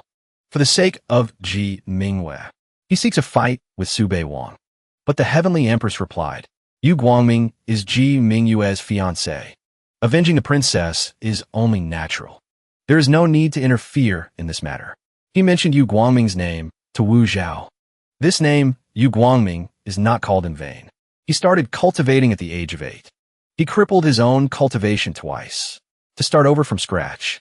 He is 22 years old now, but he has already broken through to the peak of his 6th rank. That is enough to deal with that guy named Su. 1 month later, the phantom of the ancient beast appeared, signaling the end of a cultivation session. Feeling his cultivation advance to a new level, he opened his eyes abruptly, thinking with satisfaction, my breakthrough is skyrocketing. This month of cultivation wasn't in vain. A stream of energy passed by, and Su Beiwang immediately recognized it as Jin Shuang's aura. He thought happily, the boss is calling me again. What now? Jin Shuang was sitting on a hammock, still wearing black stockings on her legs, and spoke up. You're only arriving now? Su Beiwang immediately replied. Your Highness, please give your orders. In his heart, he was thinking, the boss really likes this swing. As soon as Jin Shuang called him over, she demanded the item. Where's your dragon blood? Hand it over. Seeing she wanted the dragon blood, Su Beiwang replied quickly. No problem. Su Beiwang asked her to take off her stockings. She said, do you think this palace is dirty? Hearing that, Su Beiwang hurriedly knelt down. Of course not. The whole world knows your highness has reached the unsullied realm. Your entire body is perfect without a single flaw. Even your jade feet carry a natural fragrance. It's just. Su Beiwang broke out in a cold sweat and hurriedly took out a new pair of skin-colored stockings. This subordinate just wanted your highness to change your stockings. Holding the sheer stockings in her hand, Jin Shuang evaluated them silently. Even more transparent than the black ones. It resembles the color of skin. Su Beiwang continued speaking. Your highness, change the stockings for this subordinate. This subordinate can process them a bit more. Jin Shuang minded it a little. Why is he in such a hurry? Feeling that his behavior was a bit strange. Her eyes scrutinized him. Looking closely, Su Beiwang's face clearly displayed the word sincerity. Jin Shuang then slowly removed the black stockings from her slender legs. Then she threw them onto Su Beiwang's face. Seeing this, blood streamed from his nose. The moment he grabbed the stockings, Su Beiwang couldn't help but inhale deeply. The boss's scent. His heart was filled with excitement at this moment. Then Jin Shuang asked, "Do you want to drink this palace's blood?" Hearing that she wanted to let him drink her own blood, Su Beiwang was terrified. "I don't want to." Then he thought, "Who would dare? Did I hear that wrong?" Seeing him refuse, she leaned down and said, "The value of dragon blood is very high. This palace won't let you suffer a loss." Su Beiwang immediately refused. No. Whatever your highness wants is fine. I can even give myself to your highness." Moreover, but Jin Shuang forcefully coerced him. "Open your mouth." Standing before this beauty capable of toppling cities. The fortress in his heart collapsed. Su Beiwang followed her words as if his soul had been stolen. She slowly approached. Seeing this, Su Beiwang thought, is she doing it for real? Her eyes changed. A vortex appeared on her forehead, bringing out drops of blood essence. She flicked them right into Su Beiwang's mouth. Immediately, immense power surged in, triggering his power. Northern dark blood, devouring divine art. Breakthrough to the third layer. Seeing this, Jin Shuang silently assessed. He can withstand it. Not bad. Su Beiwang knelt on the ground, enduring the burning pain brought by her blood essence. After drinking it, Su Beiwang silently evaluated. Just how powerful is the boss's bloodline? Even if I drank dragon blood, I wouldn't have leveled up as much as this. Then he boldly said, "This subordinate and your highness can be considered to have our blood mingled now." He licked his lips and thought, Boss, I'm going to lick you to death." Jin Shuang continued, "Although this palace doesn't know what cultivation technique you practice, I know clearly that you've hit a bottleneck. Trash blood is completely insufficient. Your highness is absolutely right. Dragon blood is just trash. Having drunk this palace's blood, from now on, you must obey this palace's orders." For such a bargain, Su Beiwang immediately replied, "This subordinate belongs to your highness. Whatever your highness wants, it shall be done." Jin Shuang spoke with disdain. "Just you? With your trash foundation? Aren't you afraid of playing yourself to death?" Hearing this, Su Beiwang collapsed internally. Why am I still being despised by the boss like this? It's all my fault. Suddenly, looking at his reflection in the water, Su Beiwang discovered something. He discovered his eyes had changed color. A part of his body, resembling Jin Shuang, made him excited. "Your highness, this is..." Feeling that he had an extra connection with her, he secretly rejoiced. "My eyes look just like the boss's." Seeing Su Beiwang's expression, Jin Shuang said, "You don't like it? Spit out this palace's blood then." Su Beiwang jumped up. "This subordinate likes it very much. I like it extremely much." Seeing that just one drop of her blood essence could change his eye color, he thought about asking her to change his hair color too. "Your highness, can you cast a spell to turn my white hair back? Or make it all white?" Jin Shuang lowered herself slightly and rejected him. She was a bit fond of his two-tone hair. "This palace actually likes this hair of yours." She pointed her finger with a stern face. "You're not allowed to change it." Hearing she liked his hair color, Su Beiwang happily replied, "Yes, I won't change it. I won't change it." With that, Jin Shuang pretended to raise her hand in a gesture to slap him away. Seeing this, Su Beiwang hurriedly ran off. Don't slap. This subordinate will scram right now." He quickly returned to his sleeping quarters within Jin Shuang's palace. Here, Su Beiwang thought to himself, one drop of the boss's blood directly maxed out my progress bar, breaking through to the third layer of the northern dark blood, devouring divine art. So just how strong am I right now? He remembered something, right? The socks Jin Shuang took off. Like a pervert, he brought them out and inhaled deeply. "Your highness's scent. So fragrant." Suddenly, Jin Shuang appeared, startling Su Beiwang into shouting, "Your Highness!" looking at his utterly perverted actions. Her eyes looked at him with killing intent. "Is this the processing you spoke of?" asked this Su Beiwang. Didn't know what to say, so he just knelt on the floor and begged, "Your Highness, this is—" He secretly regretted letting his guard down and getting caught by her. Why did the boss come in at a time like this? Su Beiwang could only smile awkwardly and flatter her to survive. "Your Highness is peerless and unmatched, known as the most beautiful woman. Since ancient times, your strength is also illustrious throughout history. I just smelled you a little to increase my cultivation." How could Jin Shuang believe these flattering words? She crossed her arms angrily and looked at him. "Is that so? This palace thought you were about to stuff them into your mouth." Hearing this, Su Beiwang panicked and wanted to justify himself. How could that be? With that, she demanded, "Give the stockings back." Su Beiwang obediently returned them. "This subordinate will prepare a new pair for your highness." After speaking, Jin Shuang turned and left. Seeing she only took the stockings and didn't punish him, Su Beiwang wiped the sweat from his forehead and rejoiced secretly. "Luckily, I only smelled them just now. Otherwise, at this moment," Su Beiwang felt the inconvenience of living with a prickly beauty. He rested his chin on his hand, thinking in boredom. Living in the Taichu Palace is good and all. The only downside is my little actions can't escape the boss's detection. However, Jin Shuang's face appeared in his mind.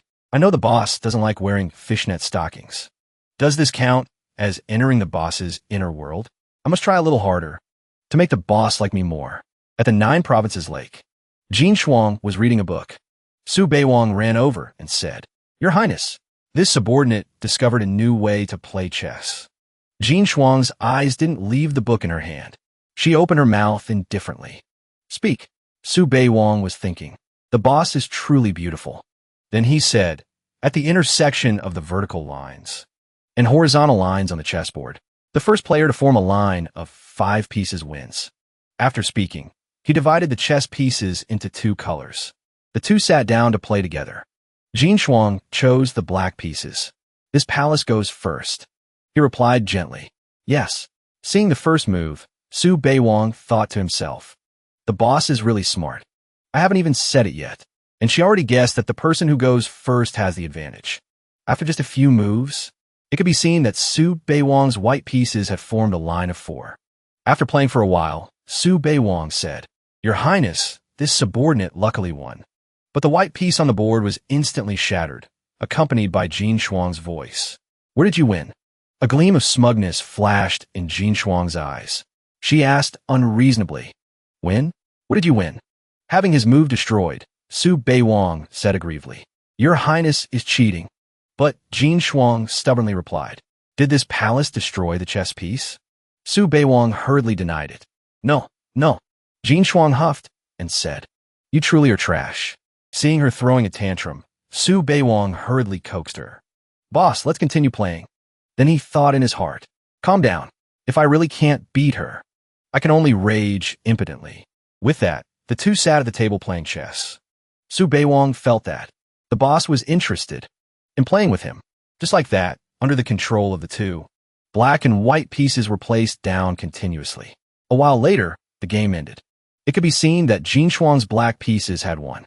Seeing this, Su Beiwang thought, "Winning so much. You're happy this time, right?" Just as he thought. After winning a few games, Jin Shuang's mood was better. She stood up and said, "Not playing anymore. I have to cultivate." Although he said yes outwardly, in his heart, Su Beiwang thought, "I haven't even started performing yet. The boss is already bored of playing." Looking at Su Beiwang's retreating back as he slunk away, Jin Shuang thought to herself, "You know your place." On the other side, Su Beiwang was wondering how to make Jin Shuang happy. "I have to think of something else to interest the boss.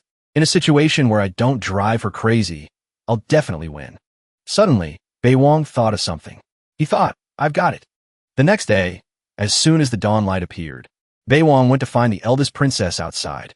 The eldest princess asked him in confusion, "What are you here for again?" With an excited look, Beiwang took out 2 badminton rackets and asked the eldest princess, "Does your highness want to try playing badminton?" Sitting on the hammock, the eldest princess asked curiously, "Badminton? What is that?" She had never heard of it. Bei Wang immediately said, "This subordinate can demonstrate for your highness." Then he held the racket and hit the shuttlecock back and forth while the eldest princess watched intently from the hammock. Bei Wang turned back to look at the eldest princess and asked her, "Is your highness interested in playing a match with this subordinate?" In his heart, Bei Wang pondered. No choice. A follower can only find ways to please the boss. He imagined while thinking, if possible, I would also like to do that. He imagined a scenario where he would massage the eldest princess's legs. But suddenly, Bei Wang reconsidered. Like that, I have to keep my distance, otherwise I'll be beaten to death. Suddenly, a voice filled with anger appeared from outside. "Su Bei Wang, scram out here for me." This surprised and confused both Bei Wang and the eldest princess. At this moment, a eunuch ran in and announced to the eldest princess, "Reporting to your highness.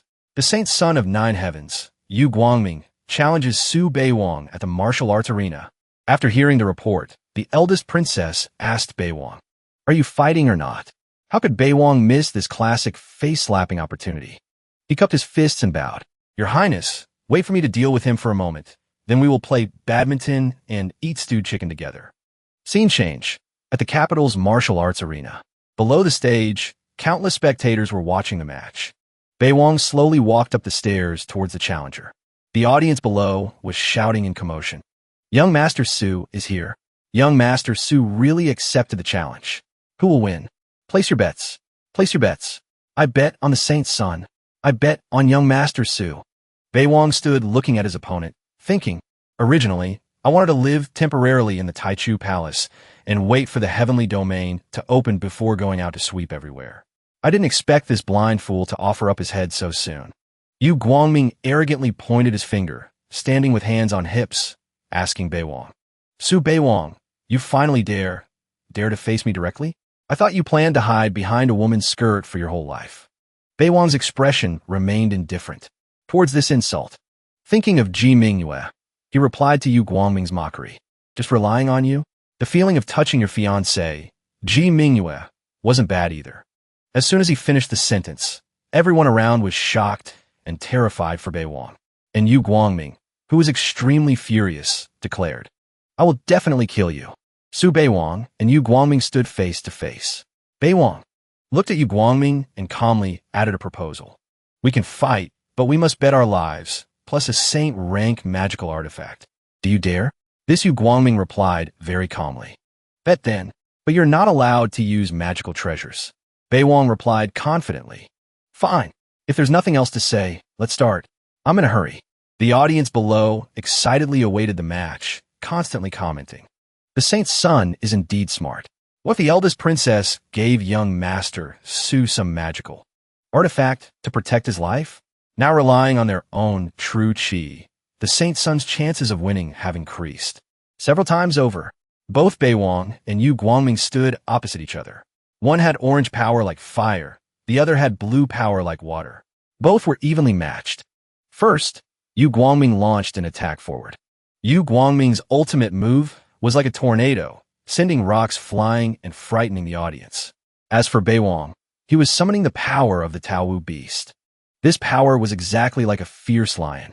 It could be said that at this moment, both were equally strong. The two sources of power collided, causing a massive explosion on the stage. Yu Guangming was injured. Blood flowed from the corner of his mouth, but he was still very arrogant. He said contemptuously, "Is this all the skill you have?" Bei Wang looked thoughtfully at Yu Guangming. He stared at him to find a weakness to break through.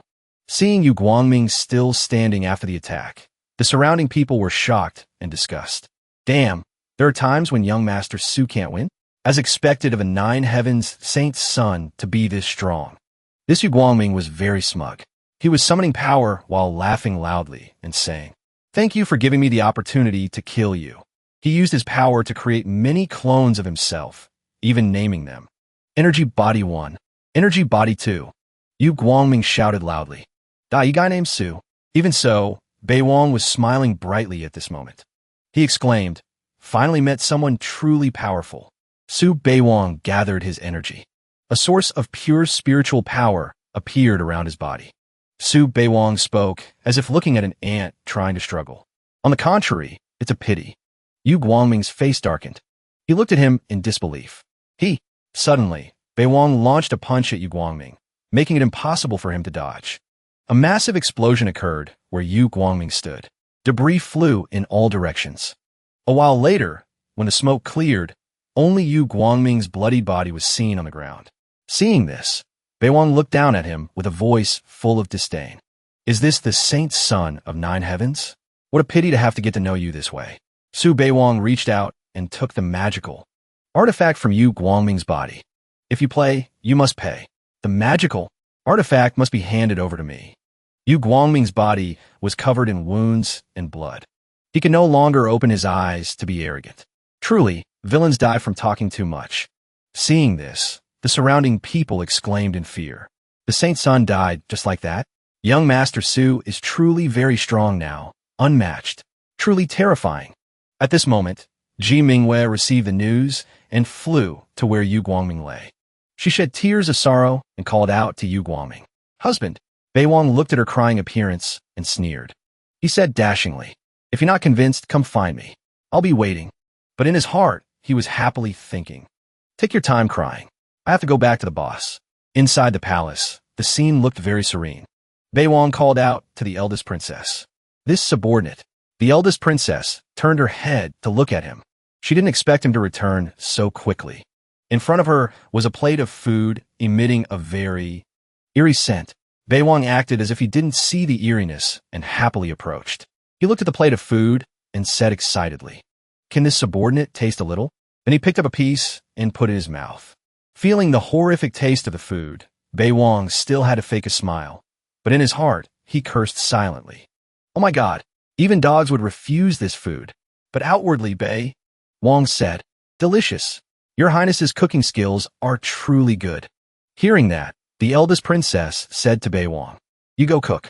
Bei Wang was excited to change the dish. He cheerfully carried the cooking ingredients and said, this subordinate will go right away. After that, Bei Wang brought up a plate of stewed chicken emitting a delicious aroma and approached, placing in front of the eldest princess. Bei Wang said to the eldest princess, Your Highness, this is this subordinate's exclusive honey-glazed chicken. Please taste it, Your Highness.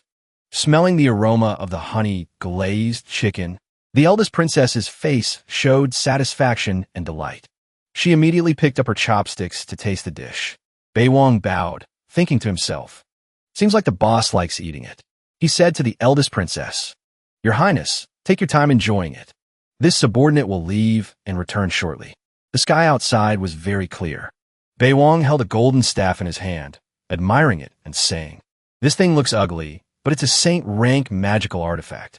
Not bad. From his forehead, he extracted a drop of blood essence and directed it towards the saint-rank staff he got from Yu Guangming.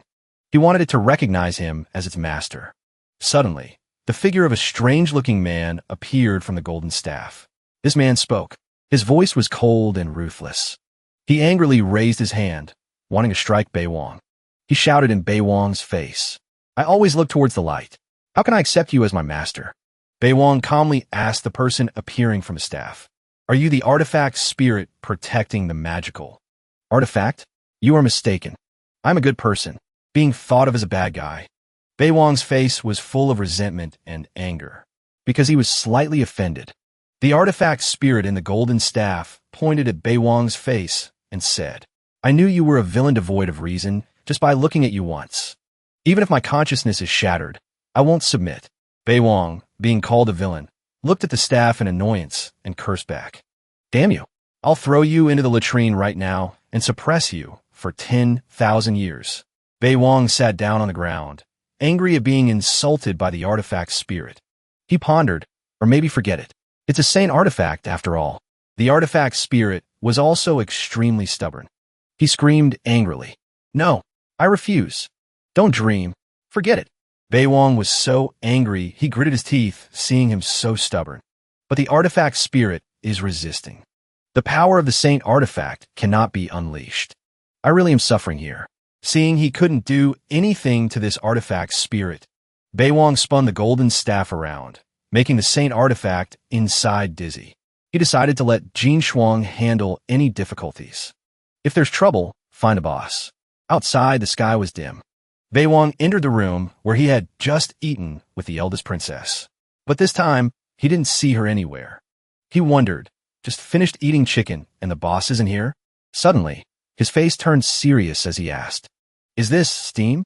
Jin Shuang, inside the bathroom, sensed Su Bei Wang's aura and couldn't help but angrily order, "I give you 1 day to scram out of the Taichu Palace. Otherwise, this palace will castrate you." Bei Wang heard her shout and stood there shivering in fear, thinking, wasn't she eating chicken very happily just now? Why? Could it be the boss's period came? Bei Wang scratched his head, not knowing why she shouted at him. Exactly where did I displease the boss? At this moment, a cat with blue eyes appeared, looking very noble. Bei Wang fell back in fear. Suddenly, he remembered the words he used to provoke Yu Guangming during the fight. Just relying on you? The feeling of touching your fiancé, Ji Mingyue, was also wonderful. Bei Wang worried. Because of Ji Mingyue, could the boss be jealous? Bei Wang thought so much that sweat poured down his forehead. He looked at the kitten and hurriedly explained, "I just said that. I didn't actually do it. So what should I do now?" The kitten cast a disgusted look and turned away, thinking, what is Bei Wang saying? All this time? What does it have to do with me? Seeing even the cat didn't believe him, Bei Wang sat there dejected, right at the Taichu Palace. The eldest princess sat on the hammock, her voice cold as ice, shouting at Bei Wang. Bei Wang humbly replied to the eldest princess, "Your Highness, this subordinate will scram immediately." Suddenly, Bei Wang took out 2 rackets. He wanted to use this to soothe the eldest princess's mood. This subordinate made these rackets by hand to leave for your highness. The eldest princess angrily took them and ordered Bei Wang, "You can scram now." Bei Wang admired the eldest princess's beauty, his cheeks flushing as he thought, "Before, I only looked at the boss's beautiful legs. This is also top tier." He couldn't help but stare at Jin Shuang's full chest. Because he was busy staring and hadn't left yet, the eldest princess shouted loudly, "Keep looking and this palace will gouge your eyes out." Bei Wang's face was shy, cheeks blushing. He expressed his wish to the eldest princess. "Your Highness, if this subordinate dies a little lighter, I would willingly fall into the 18 levels of hell and never be reincarnated." At this moment, the eldest princess was extremely angry. She stood right in front of Bei Wang and asked sternly, "Do you dare say that again?" Bei Wang was terrified and hurriedly explained to the eldest princess, "Your Highness, your entire body is truly too beautiful." This subordinate looked for a moment and couldn't stand it. Hearing the flattery from Bei Wang, the eldest princess huffed coldly. Then she turned away and gently ordered Bei Wang, "Don't do this next time. Otherwise, this palace will castrate you." Saying that, she released the restraints on him. He knelt at the eldest princess's feet, not in repentance, but admiring her smooth white legs. Bei Wang said, "It was this subordinate's rudeness. Blame it on her highness's allure being everywhere." Bei Wang felt he used his wits at the right time and praised himself. "I truly am a smart person. Pass the level again." The eldest princess stepped closer and stroked Bei Wang's face. She said, saying similar words, "Once is enough. In the future, if your eyes wander around, be careful. This palace's patience has limits." Bei Wang blushed and replied, "Order received." Bei Wang took out the golden staff from earlier and said to the eldest princess, "Your Highness, there's one more thing. This artifact spirit is stubborn and refuses to submit." "Your Highness." Just as he finished speaking, the golden staff glowed. Suddenly, a corner of the staff chipped off. Jin Shuang, after killing the artifact spirit inside the saint rank magical artifact, said coldly, "Dead." Seeing the artifact spirit killed, he collapsed to the ground, tears streaming down. Bei Wang hugged the golden staff, feeling very sad, but still said, "Thank you, Your Highness." In his heart, Bei Wang thought, the boss beat the artifact spirit to death. It's over. It's over. This magical artifact dropped from saint rank to heaven rank. After admiring Su Bei Wang's suffering face enough, the eldest princess used magic to restore the golden staff to its original shape. The magical artifact in his hand immediately returned from heaven rank to saint rank. Not only was the rank restored, but the power of the magical artifact was also enhanced beyond before. On the outside, the artifact was engraved with patterns belonging to Jin Shuang's seal. Bei Wang was shocked internally. He thought gratefully, restored to saint rank again. As expected of the boss, Bei Wang leaned in towards the eldest princess. He said to the eldest princess, "Your Highness, let's play badminton. This time I will definitely beat you. The rule is—" He whispered into the eldest princess's ear. "The rule is—" But she cut him off. The princess teased Bei Wang. Both trash and playful. This palace actually wants to see how you win. 5 days later, at the Taichu Palace, the sound of the shuttlecock hitting the ground went thump-thump. The eldest princess, holding the racket, constantly teased Bei Wang. Truly trash. 5 days in a row, and this palace hasn't lost yet. Bei Wang blushed looking at the eldest princess, thinking, "Ugh, I haven't won a single game. How can I focus on playing badminton like this?" At this moment, the eldest princess sat dashingly on the hammock looking at Bei Wang. Bei Wang looked at the scene of his goddess wearing the stockings he made. Lying on the hammock he wove, and couldn't stop his nosebleed. Can't play badminton anymore. The sky outside was very clear. At the ancient domain auction, 5 men were drinking tea at a wine table. One of them spoke up. Yu Guangming died halfway. You all know this, right? Su Biwang is truly arrogant.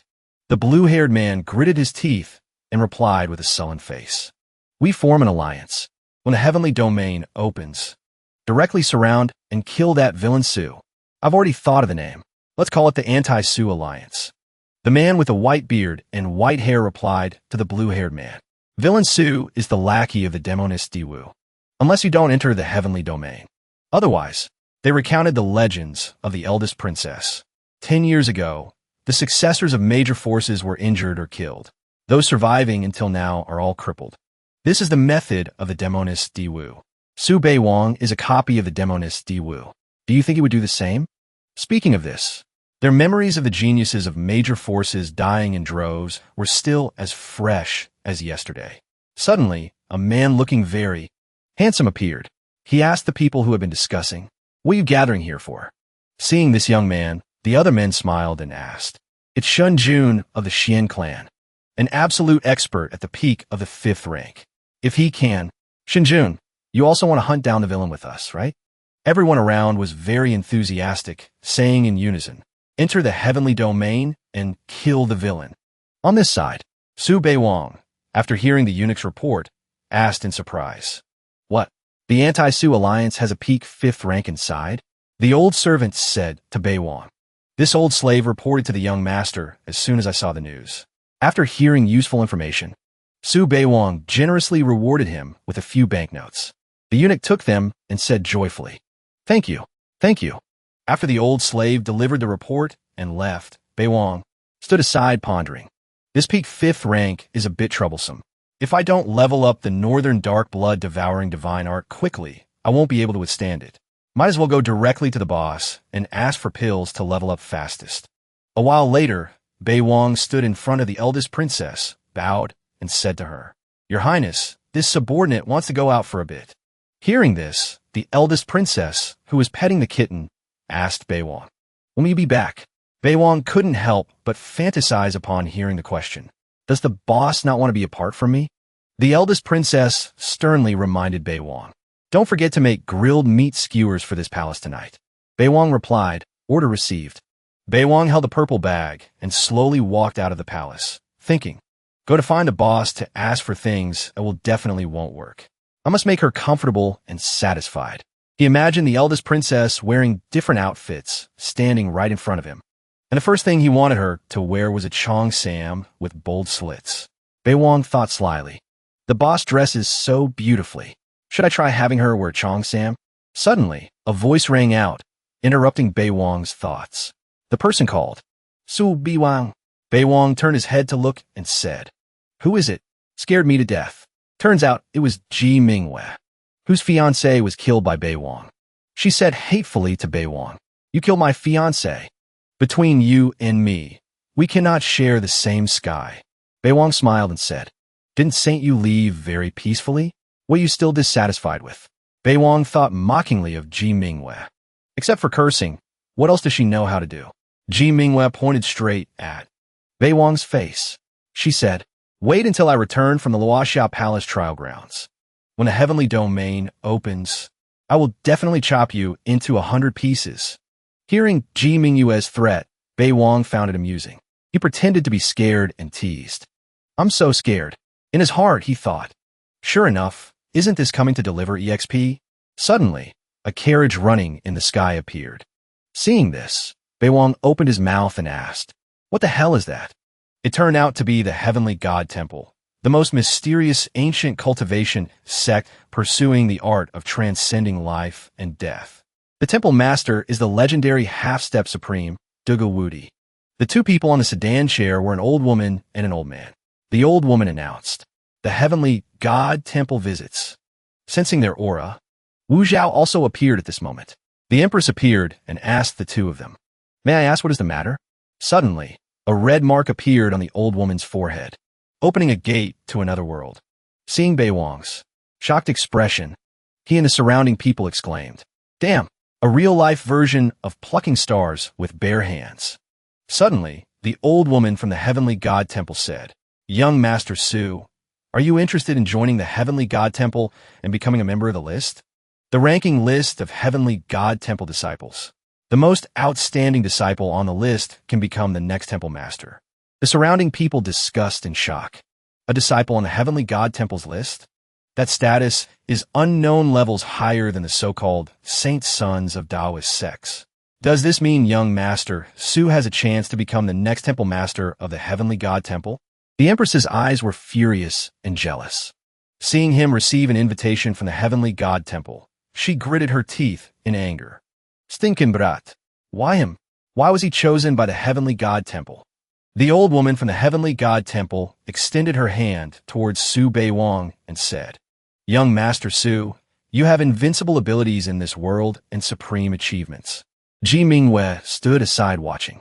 Her face looked at Baewong angrily. She thought, "If he enters the Heavenly God Temple, I won't be able to avenge you Lang anymore." After the Heavenly God Temple's offer, Baewong stood pondering and considering. This invitation, although the eldest princess has prestige outside, as her lackey, everyone wants to beat me. The Heavenly God Temple is worshipped by the world. Becoming a listed disciple, I can walk around arrogantly. Does the boss really have connections? She's just one person. But in the Heavenly God Temple, there are many big shots. Seeing Baewong's hesitation, the old woman asked, "Young Master Su, have you finished thinking?" Su Baewong, after weighing the pros and cons, finally made a decision. Receiving such admiration, I am extremely grateful. However, I have no interest in joining the Heavenly God Temple. The Empress, standing aside, heard this and blurted out in surprise. He dared to refuse. Is he crazy? Ji Mingyue's face was also extremely surprised. The old woman from the Heavenly God Temple didn't expect to be rejected one day. She asked Baewong again with some anger, "Are you sure? The Heavenly God Temple has never invited anyone a second time." His face clearly showed determination. Baewong nodded. The old woman vanished from the sky and declared to Baewong, "Kid, you will regret this." Baewong turned and walked away. Although being recognized felt good, when he thought of Jin Shuang, he couldn't leave her. The feeling of being recognized is quite nice, but asking me to leave the boss, I really can't do it. At the Taichu Palace, Baewong returned and said to the eldest princess, "Your Highness, this subordinate has returned."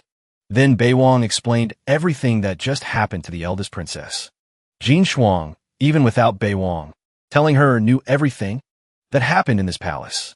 But knowing he refused such a big opportunity. For the first time, Jin Shuang looked closely at the man kneeling before her. The eldest princess said to Baewong, "This palace is very surprised." Baewong was kneeling at the eldest princess's feet. He thought in surprise, "The boss already knows?" Baewong said to the eldest princess, "This subordinate will never betray your highness." Suddenly, the eldest princess asked Baewong, "Do you regret it?" Baewong expressed his heart to the eldest princess. "Was the Heavenly God Temple anyway? This subordinate will follow your highness even in death." The eldest princess stood with her arms crossed looking at Baewong. She teased Baewong, "You were almost castrated by this palace." Baewong, kneeling on the ground, clamped his legs tight in fear, thinking, as expected of the boss's style. Suddenly, Baewong took out an outfit and said excitedly to the eldest princess, "This subordinate made an outfit for your highness. Your highness will definitely like it very much." The eldest princess took it and examined the outfit. Suddenly, the eldest princess used teleportation magic and disappeared. Bei Wang stood there stunned. He looked confusedly at the spot where she just stood.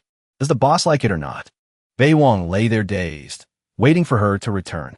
Out of nowhere, the eldest princess, wearing the outfit Bei Wang made, approached him and praised. This outfit is actually quite interesting. Bei Wang stared, mesmerized, unable to look away. He exclaimed, "Too beautiful." Seeing this, the eldest princess threatened Bei Wang.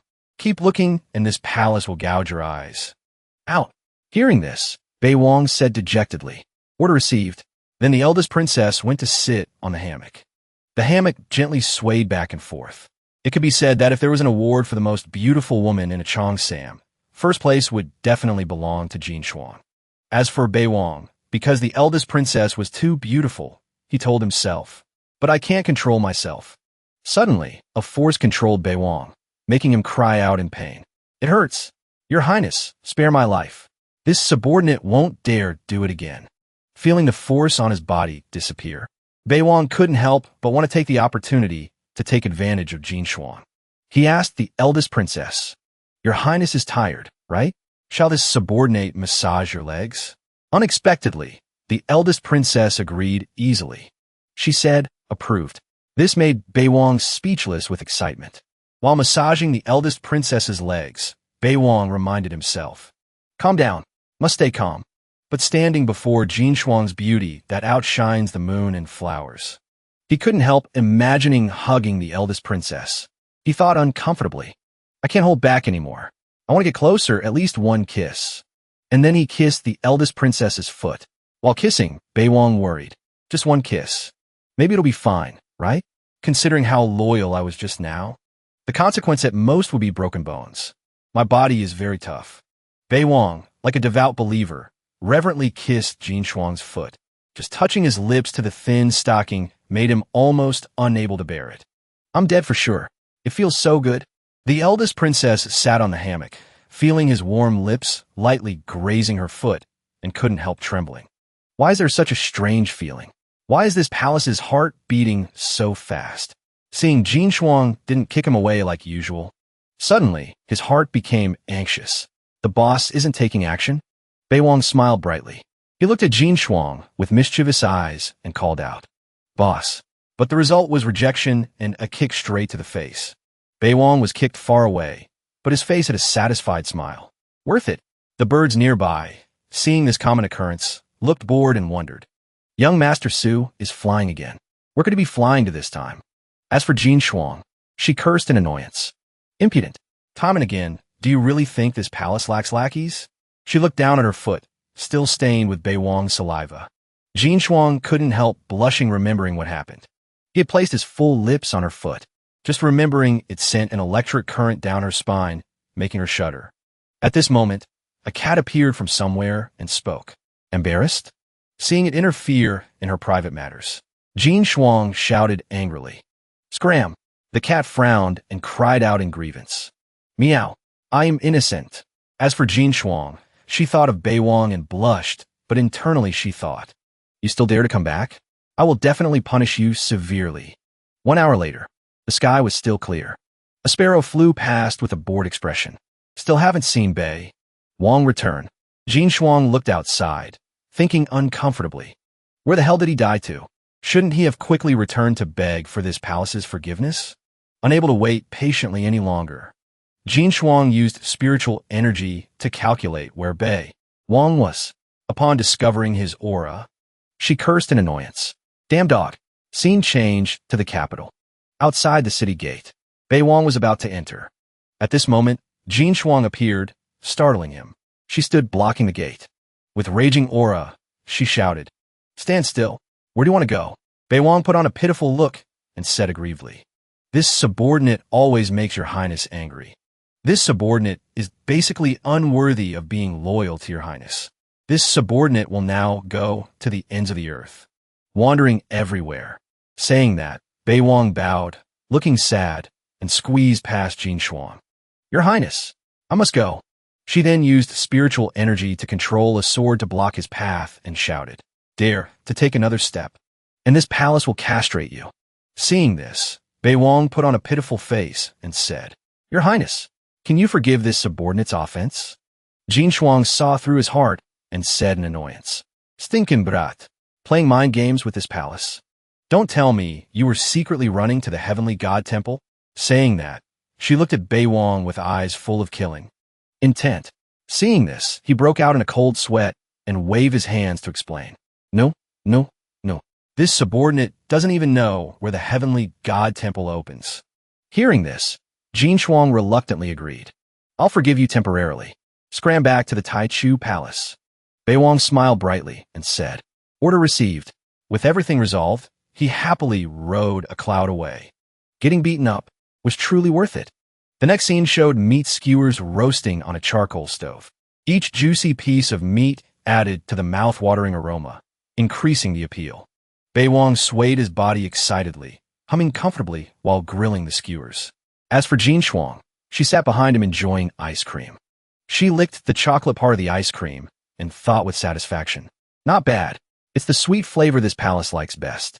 Then Jin Shuang said, "Why did you disrespect this palace during the day?" Mentioning this, Bei Wang's face fell as he thought, "Why is the boss bringing it up again?" A second later, he clasped his hands in respect and said, "This is etiquette recorded in ancient texts. It represents this subordinate's respect and loyalty towards you." Seeing the sincerity in Bei Wang's words, Jin Shuang said, "Don't do it next time. Otherwise, if this palace can't control my anger, I'll beat you to death." Hearing this, he bowed his head and said, "This subordinate remembers. Being forgiven." Bei Wang pouted and thought to himself, "I dare to do it again next time." Risk and opportunity coexist. He imagined kissing Jin Shuang's seductive lips and thought, "First, I must set a small goal for myself. Kiss the boss on the lips. Dreams are always sweet but real. ITY is far from it." Jin Shuang glared at Bei Wang, making him jump in fright. Bei Wang quickly regained his composure and enthusiastically handed her a meat skewer, calling out, "Your Highness, try it."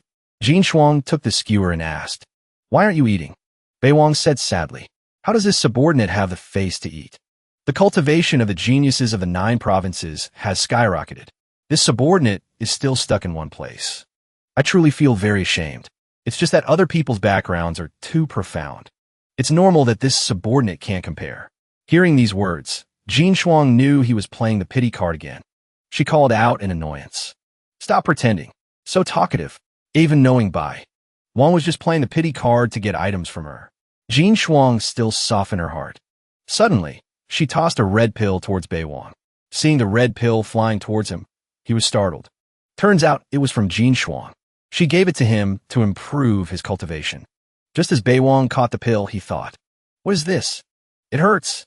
Although it hurt, he didn't doubt anything and immediately refined the pill with the thought, "But whatever the boss gives is definitely good stuff." After refining, Bei Wang felt his cultivation increase by a level. He rejoiced secretly. "My whole body is overflowing with power. Now, even without using the northern dark blood devouring divine art, I can beat Ji Mingwei." Receiving a big gain, Bei Wang was endlessly happy. He said, "Your Highness, this is embarrassing." But in his heart, he had a thought. "Boss, don't stop me. I want to lick until you faint." Knowing he was just acting, Jin Shuang pretended to be cold and said, "Then this palace will take it back." Hearing this, Bei Wang turned into a child. He knelt at her feet and whined, "Don't. How can you do that? You already gave it." Jin Shuang was helpless seeing his expression. She picked up a meat skewer and said, "This is a supreme phoenix bone pill. For a piece of trash like you to step into the 5th rank is no problem." Hearing this, Bei Wang looked shocked. 5th rank. To heaven. Defying, right? No wonder. Jin Shuang pointed at his face and called Bei Wang, "Come here." Seeing her call him over, he was a bit stunned. He turned into a love-struck ghost with heart-shaped eyes flying over. "I'm coming."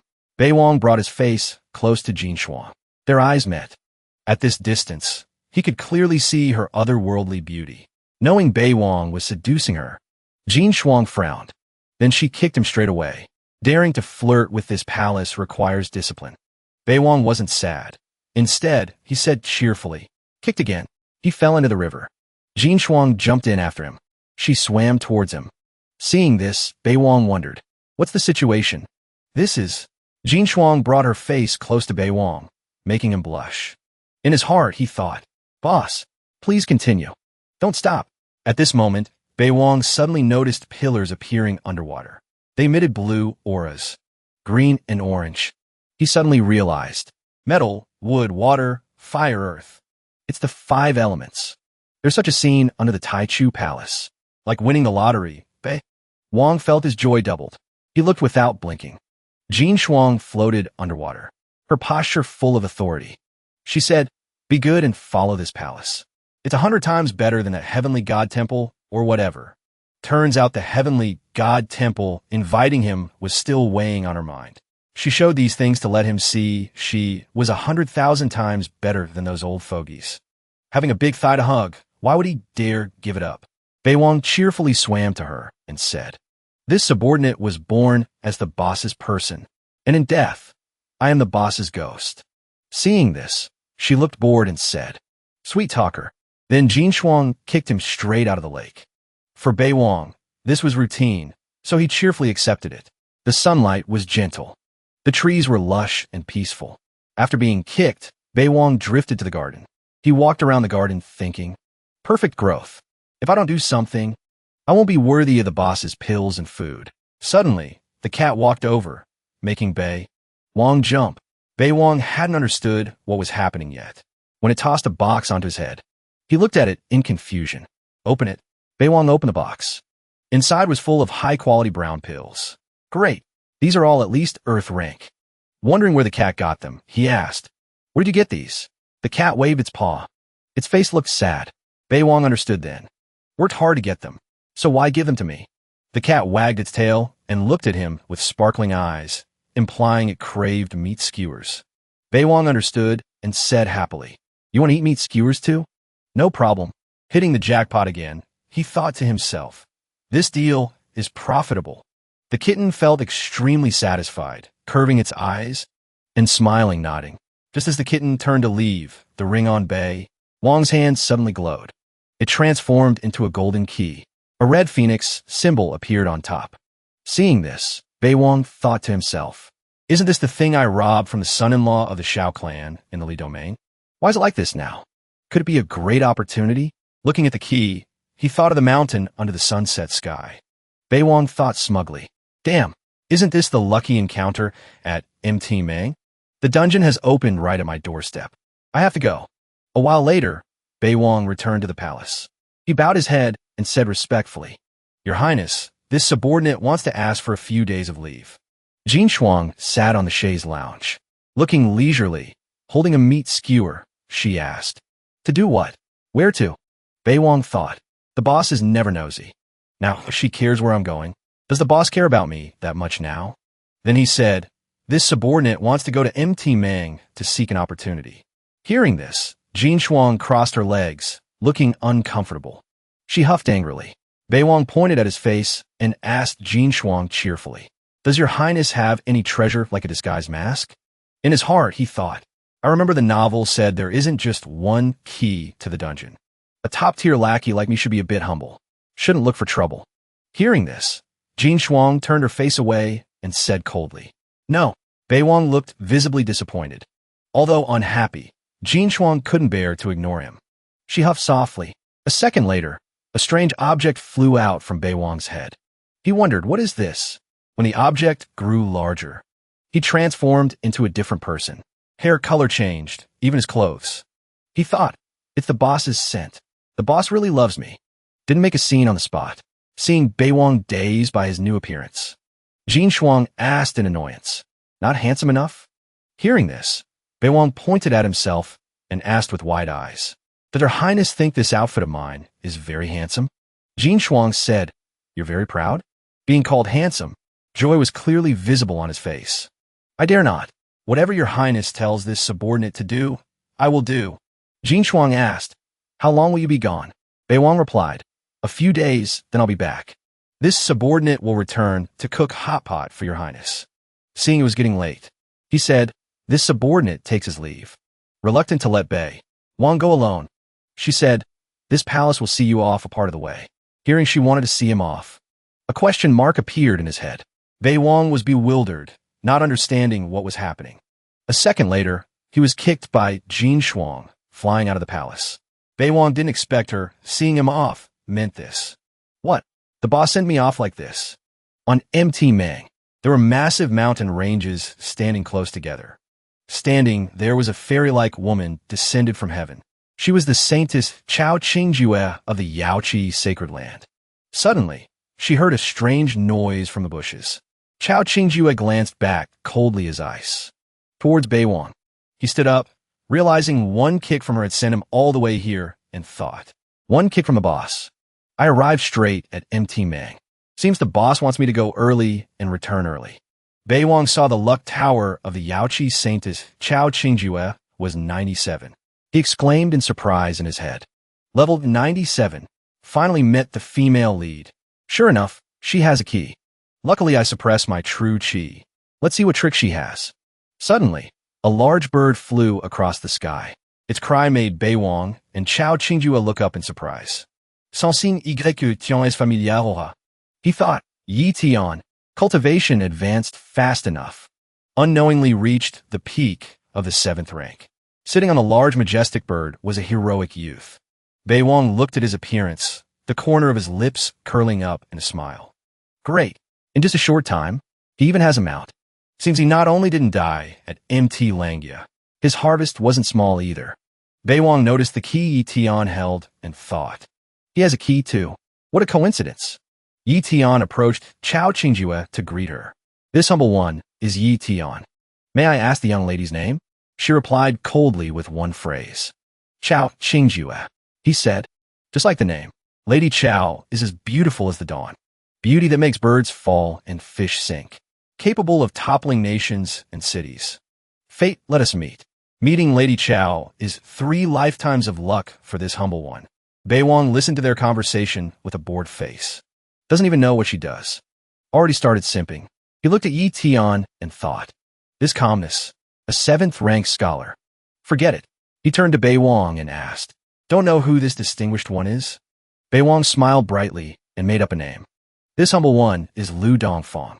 With his new appearance, Yi Tian didn't suspect anything and said, Brother Lu, an honor, an honor. He smiled awkwardly, thinking, Honor? Quite lucky indeed. Chao Qingjue spoke up. Don't waste words. Both of you have keys. Don't waste time. Beiwang heard this and thought. Seems she's very sensible. Better not provoke her first.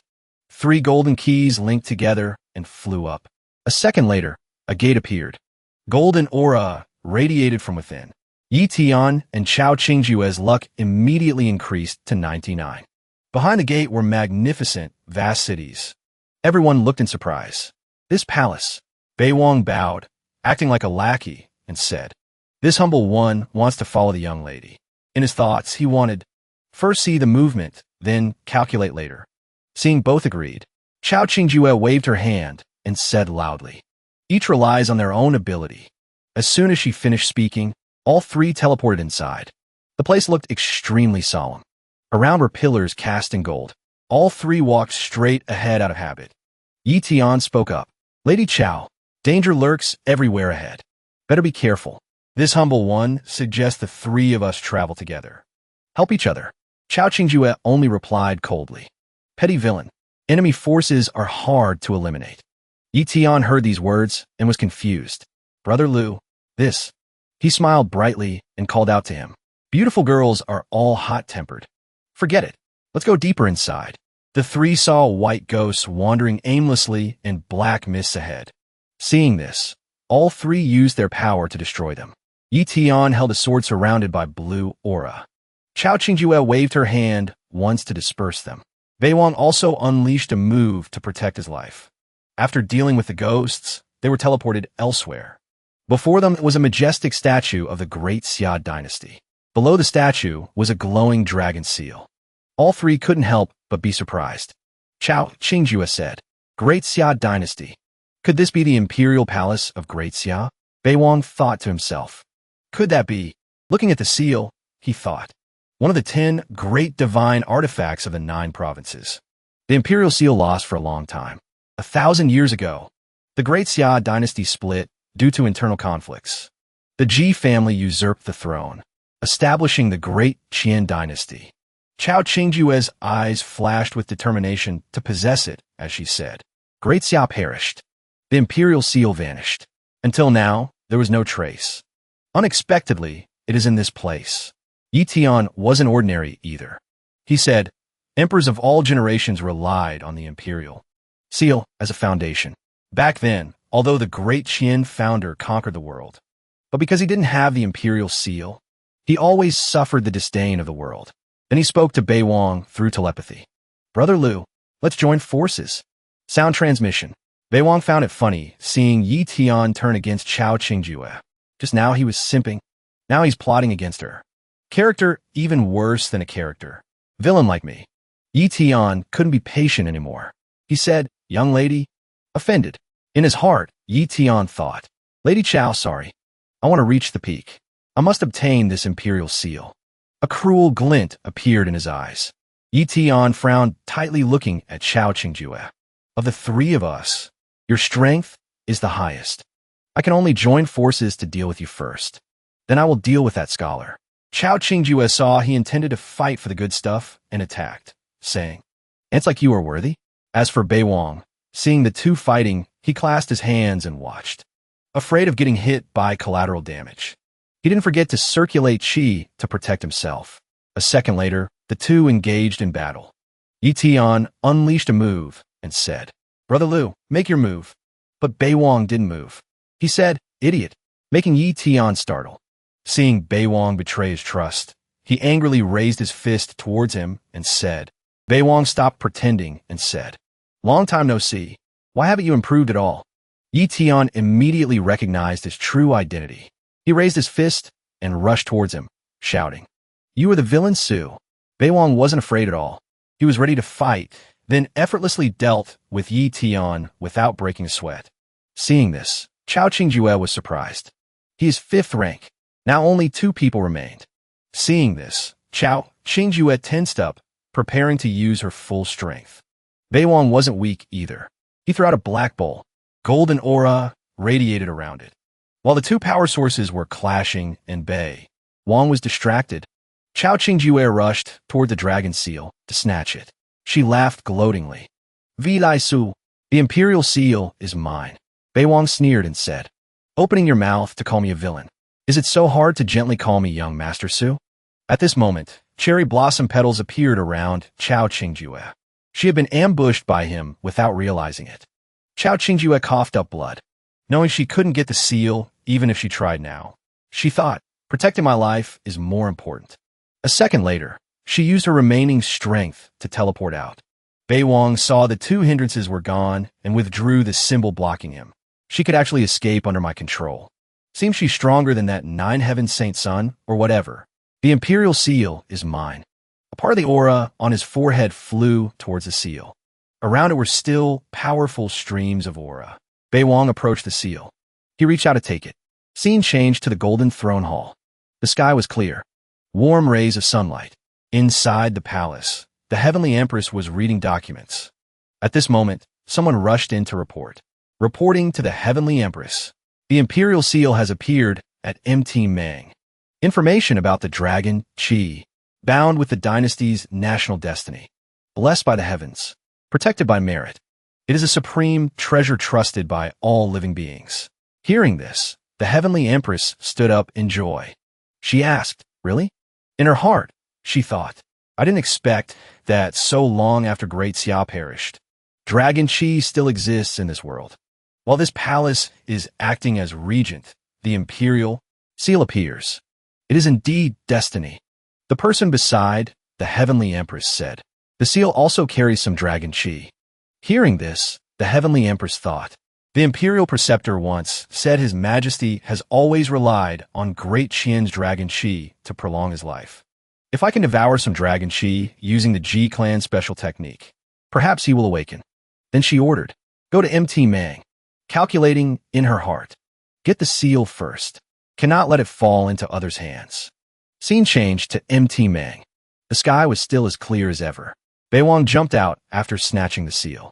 A strange golden symbol appeared on his forehead. Bei Wang thought, didn't expect to get a divine artifact on this outing. Let's leave quickly. Suddenly, red auras appeared in the sky. Then, the heavenly empress and her people appeared in front of him. Bei Wang was startled. then regained his composure. His face remained expressionless as he looked at her. "Greetings, Heavenly Empress." The Heavenly Empress noticed this coincidence.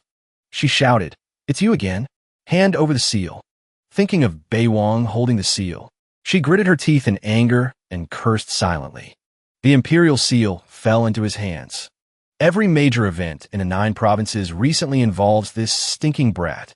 Bei Wang pretended not to know and replied, "What seal? This subordinate knows nothing." At this moment, a wounded hand slapped a rock. That person was Yi Tian.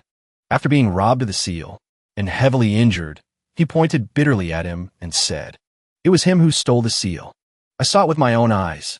The martial god of the Ji clan, Ji Yuan, couldn't hold back his anger and said, "Brat, keeping the imperial seal for yourself? Do you want to commit treason? Such a disaster cannot keep you alive." Bei Wang felt bullied and replied, "Senior is blaming me? You brought so many people here to bully me alone?" Hearing this, Ji Yuan cursed, "A dog relying on its master's power. Who can save you this time?" The imperial preceptor of Great Qian smiled kindly and said, "Yi Yuan, why pressure him so aggressively?" The imperial preceptor went over to preach, wanting him to hand over the seal. For Great Qian to have a peerless genius like young Master Su, this old man is very happy. Your life has limitless possibilities. Bei Wang raised an eyebrow at him and asked, "So what?" Looking at the old man with a kind face in front of him, he thought to himself, even the imperial preceptor is here. Truly a big lineup. The imperial preceptor continued, "The imperial seal is extremely important to Great Qian.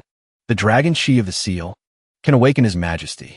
Don't you want to achieve great merit? To secure wealth and honor for generations of the Su family?" Bei Wang said, "Treasures in the world belong to those with ability. Moreover, this is the seal of the great Xia dynasty. What does it have to do with the Ji family?" Seeing Bei Wang speak arrogantly, Ji Yuan roared in anger, "Stinkin' brat! You dare be so arrogant?" While arguing with the Heavenly Empress's people, Bei Wang suddenly detected a familiar aura. He immediately looked up and shouted, "Your Highness, save me." A rift appeared in space. Jin Shuang arrived with majestic momentum to save the handsome man. She looked down coldly at Wu Zhao's group below and threatened, "I'll see who dares touch this palace's person." Seeing her appear, the Heavenly Empress didn't expect Jin Shuang to come in person. She thought in disbelief, "For that guy named Su, she would do this?" The imperial preceptor asked, "Eldest princess, your highness, what is the meaning of this? Do you not want to save his majesty?" Jin Shuang didn't care what others said. She said, "The meaning is killing. Whether the emperor dies or not has nothing to do with this palace. Whoever dares touch this palace's person, this palace will destroy him." Hearing this, Bei Wang bloomed with joy, thinking, "Is the boss officially declaring me hers?" The Heavenly Empress saw Jin Shuang bluntly declare protection for Bei Wang and thought, "She dares to commit regicide for this brat?" The imperial preceptor was speechless and said, "Heavenly Empress, this dog couple absolutely cannot be spared." The Heavenly Empress thought, "If Wu Shi and Ji Yuan fight together, we have a few more chances of winning." Thinking of this, she frowned. If the seal falls into the Ji family's hands, that dragon chi might awaken the emperor. That is also disadvantageous to me. Ji Yuan and the imperial preceptor rushed up to fight the two. "Stinkin' brat, hand over the seal." "Seal." A bluebird flew in from somewhere. Then Jin Shuang appeared beside Bei Wang to fight together. Seeing her protect him like this, he said, "This subordinate will definitely not lose face." "For your highness." The symbol on Bei Wang's forehead grew larger. He moved forward, ready to face the battle. "Fighting monsters with your highness. Truly too satisfying." Bei Wang waved his hand, and a golden dragon appeared. The Heavenly Empress, Ji Yuan, and the Imperial Preceptor were surprised to see it. Its dragon chi, the golden dragon, instantly created a large circle in the sky, then descended to the ground. The aura was so powerful it caused the surrounding ground to explode. Jin Shuang's ice phoenix moved struck down, cracking the nearby rocks. Small stones flew everywhere. Jin Shuang gently waved her hand and easily dealt with Ji Yuan. He lay on the ground, unable to move. His body was covered in wounds. Eyes rolled back, aura weak, nearly on the verge of death. Bei Wang, relying on his master's power, confidently declared, "The seal is here. Who dares come take it?" Seeing him talk tough like that, plus Jin Shuang's overwhelming strength, made her afraid to act rashly. The Heavenly Empress thought to herself, "These two wretched people are actually monsters. They can kill a saint realm so easily." This palace underestimated their strength. Also underestimated the position of that guy named Su in that bitch Di Wu's heart. Yi Tian saw Wu Zhao's group couldn't do anything to Bei Wang and spoke up in frustration. How can there be such a reason? Seeing his disciple covered in wounds, yet demanding a fight, Master Yi Tian appeared, frowning tightly, and said, "Do you not want her life anymore?" Yi Tian frowned and said, "Without the demonist Di Wu, was that guy named Su anyway?" "Master, this disciple is not resigned." His master said, "This old man, keeping your life until today, has a use." Suddenly, a cosmic black hole appeared in the sky. There was a gate with stairs leading down. From afar, two people could be seen walking down, surrounded by powerful golden aura. The two stepped down. One looked calm, smiling at him. The other was cold as ice. Yi Tian immediately recognized them. It's Temple Master Dugu Wudi of the Heavenly God Temple. He definitely came to kill Su Bei Wang to seize the seal. Bei Wang saw this person had a luck tower of 99. He frowned, pointing down with eyes full of contempt, issuing a challenge. "Su Bei Wang, when the heavenly domain opens, you and I will fight a life and death battle." Bei Wang didn't care and smirked. This luck is another good leek to harvest. He noticed Temple Master Dugu and thought, this aura, although powerful, doesn't seem malicious. Temple Master Dugu then offered in a friendly manner, "Young friend Su, this seat, in the name of the Heavenly God Temple Master, invites you to join the Heavenly God Temple." Hearing this, Jin Shuang glanced at Bei Wang. Her eyes filled with killing intent made him hurriedly explain, "I don't want to." Jin Shuang glared. Her sharp eyes looked like she wanted to kill someone. She turned into a blue phoenix and rushed towards Temple Master Dugu. He calmly waved his hand, instantly transforming into a large golden circle blocking Jin Shuang. Seeing the situation seemed unwinnable, she kicked Bei Wang. He didn't understand what happened, only realizing he had flown into the sky at some point. A while later, Bei Wang landed at the Taichu Palace. He thought in shock, "The boss kicked me back.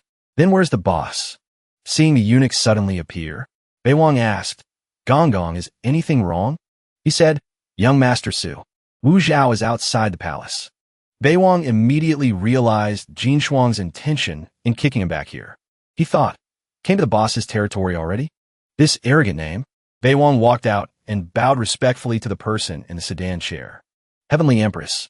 She offered an exchange, saying, "This palace will give you a dragon bone in exchange for the seal. How about it?" Bei Wang heard this and looked hesitant. "This dragon bone? It refers to the bone of a dragon, containing blood essence. Inside the bone, one can deduce various ancient fierce arts, equal to a heaven-shaking divine artifact." The Heavenly Empress thought the dragon bone had swayed him. She added, "Minister Su probably also knows the seal can only be controlled using laws. When Minister Su reaches nirvana another day, this palace will lend it to you anytime to face enemies." Hearing this, Bei Wang thought, her calculation isn't bad. Knowing a divine artifact like the seal requires second-rank nirvana realm to unleash, and I am far from the second rank. Taking this dragon chi to scare people, the Heavenly Empress increased the exchange offer. This palace will add a divine artifact and 2 bottles of second-rank beast blood essence. She thought smugly, "Stinkin' brat. This palace doesn't believe you won't be moved. Blame this palace for not killing you in time, allowing you to be so arrogant today." Bei Wang understood her intention. He said straightly, "Heavenly Empress, actually, the seal still has a use for this subordinate. I can use it to crack walnuts." In his heart, he chased her away. "Damn, don't waste words like that. I still have to go find the boss." Hearing this, the Heavenly Empress thought angrily, "Stinking brat dares to insult this palace like this." Bei Wang reminded her, "Life is like chess. You can't always have smooth sailing. Farewell, Heavenly Empress." Saying that, Bei Wang immediately turned and left. He thought, actually, this deal with the Heavenly Empress isn't a loss. It's just, what if the boss gets angry? Not letting me lick would be bad. A second later, Bei Wang met Jin Shuang again. He said, "Your Highness, how could this subordinate blame Dugawudi, that guy?" Seeing she returned without injury, Bei Wang felt relieved in his heart. The boss is back. Back is good. Jin Shuang praised Bei Wang, saying, "Do you know, in the eyes of the heavenly God temple, your value is equivalent to 2 half-step supremes?" Realizing his value wasn't small, Bei Wang was smug. "I'm quite valuable, aren't I?" Seems Dugawudi couldn't negotiate with the boss. That heavenly God temple master definitely has many treasures. But the boss probably couldn't bear to part with me. Seeing that expression on his face, Jin Shuang smiled slightly and asked, "You are very proud?" Bei Wang waved his hands in confusion and replied, "No, not at all." He didn't mind being frank with her. "So what is this subordinate status in your highness's heart?" Jin Shuang looked coldly and asked, "What?" She answered bluntly, "Nothing at all." Hearing this, Bei Wang felt heartbroken and cried rivers, thinking, "I tried so hard." In the boss's eyes, am I still the type that can be thrown away anytime? Suddenly, a golden source essence surrounded by green aura appeared in front of him, startling him. Jin Shuang said, "This is the source essence of that ant Ji Yuan. Absorb it." Bei Wang absorbed the source essence and said, "Thank you, boss." Actually, in his heart, he knew. On her lips, the boss refuses. Actually, she loves me very much. Being able to get the source essence of Saint Realm is also beneficial to my cultivation. This made a warmth rise in his heart like never before. Jin Shuang frowned silently for a moment as if thinking about something. Later, she took out a manuscript with many loose pages and a bottle of medicinal ingredients, then questioned, "Where did these come from?" Bei Wang saw this and jumped in fright. He broke out in a cold sweat, waving his hands and saying, "Your Highness, this subordinate can explain." From Jin Shuang's eyes came a scrutinizing look. The fact that he could pick up these things made her suspicious. Child of destiny, of heaven and earth. Even trash like you can pick up good goods? Bei Wang thought, didn't I just pick up something unlucky? How could I become a child of destiny? A second later, he pointed at himself and wondered, this subordinate? Jin Shuang didn't want to say more about this. She said, "Fine, take back Ji Yuan's trash." Bei Wang took back the items and smiled brightly, saying, "This subordinate is just a hard-working bee. Your Highness is teasing." In his heart, he thought, however, this time, the treasure-hunting rat Yi Tian didn't put in effort, only got these 2 things. Bei Wang took the seal out and said, "Right, this subordinate doesn't need this seal. Giving it to your Highness." Surrounding the seal was dense dragon chi. If it were an ordinary person with low cultivation, they probably couldn't bear it and would want to kneel and worship. Jin Shuang said, "This is a divine artifact. There are only 10 in the 9 provinces." Bei Wang smiled gently and said, "Everything this subordinate does for your Highness is willing." Jin Shuang heard this and was somewhat moved. "This kid," she asked curiously, "Wu Zhao offered you so many treasures. You didn't exchange?" Bei Wang asked in surprise. "Huh? Your Highness saw it just now?" Jin Shuang crossed her arms and cleared her throat, replying, "Is there anything in the Taichu Palace that this palace doesn't know? Including an hour ago, you hung the stockings on the chair." Hearing this, Bei Wang lowered his head with an embarrassed expression. Remembering an hour ago, he brought her black stockings up to smell. His face satisfied but somewhat perverted. Thinking of this, Bei Wang looked towards her long, smooth legs and thought, the boss wears long dresses outside. Only inside the Taichu Palace does she change into fishnet stockings and wear chong sam for me to see. Suddenly, the sky darkened. Lightning struck down. A crack appeared in the ground. When Jin Shuang and Bei Wang approached, the crack widened. A second later, she put the seal inside. The seal was quickly swept into the vortex underground and vanished. Bei Wang watched in surprise. There's more?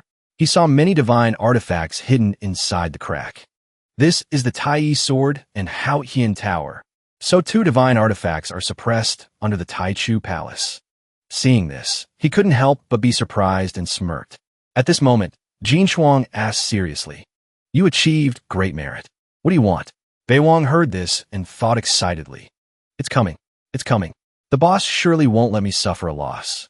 He said that. Saying that, Bei Wang lowered his head, glancing towards her chest and lower body. Seeing him staring intently at something, Jin Shuang shouted, "Speak." At this moment, Bei Wang brought his face close to Jin Shuang and said, "Your Highness, this subordinate read an ancient text. It says kissing the cheek can convey care and intimacy. Can your Highness kiss this subordinate once?" Hearing this, Jin Shuang forcefully lifted his chin and frowned, asking, "Which ancient text?" "Bring it out." Bei Wang broke out in a cold sweat explaining. "Saw it by chance when venturing into a secret realm." "Absolutely accurate. How could this subordinate dare deceive your Highness?" Jin Shuang wondered to herself. "Secret realm?" She pondered.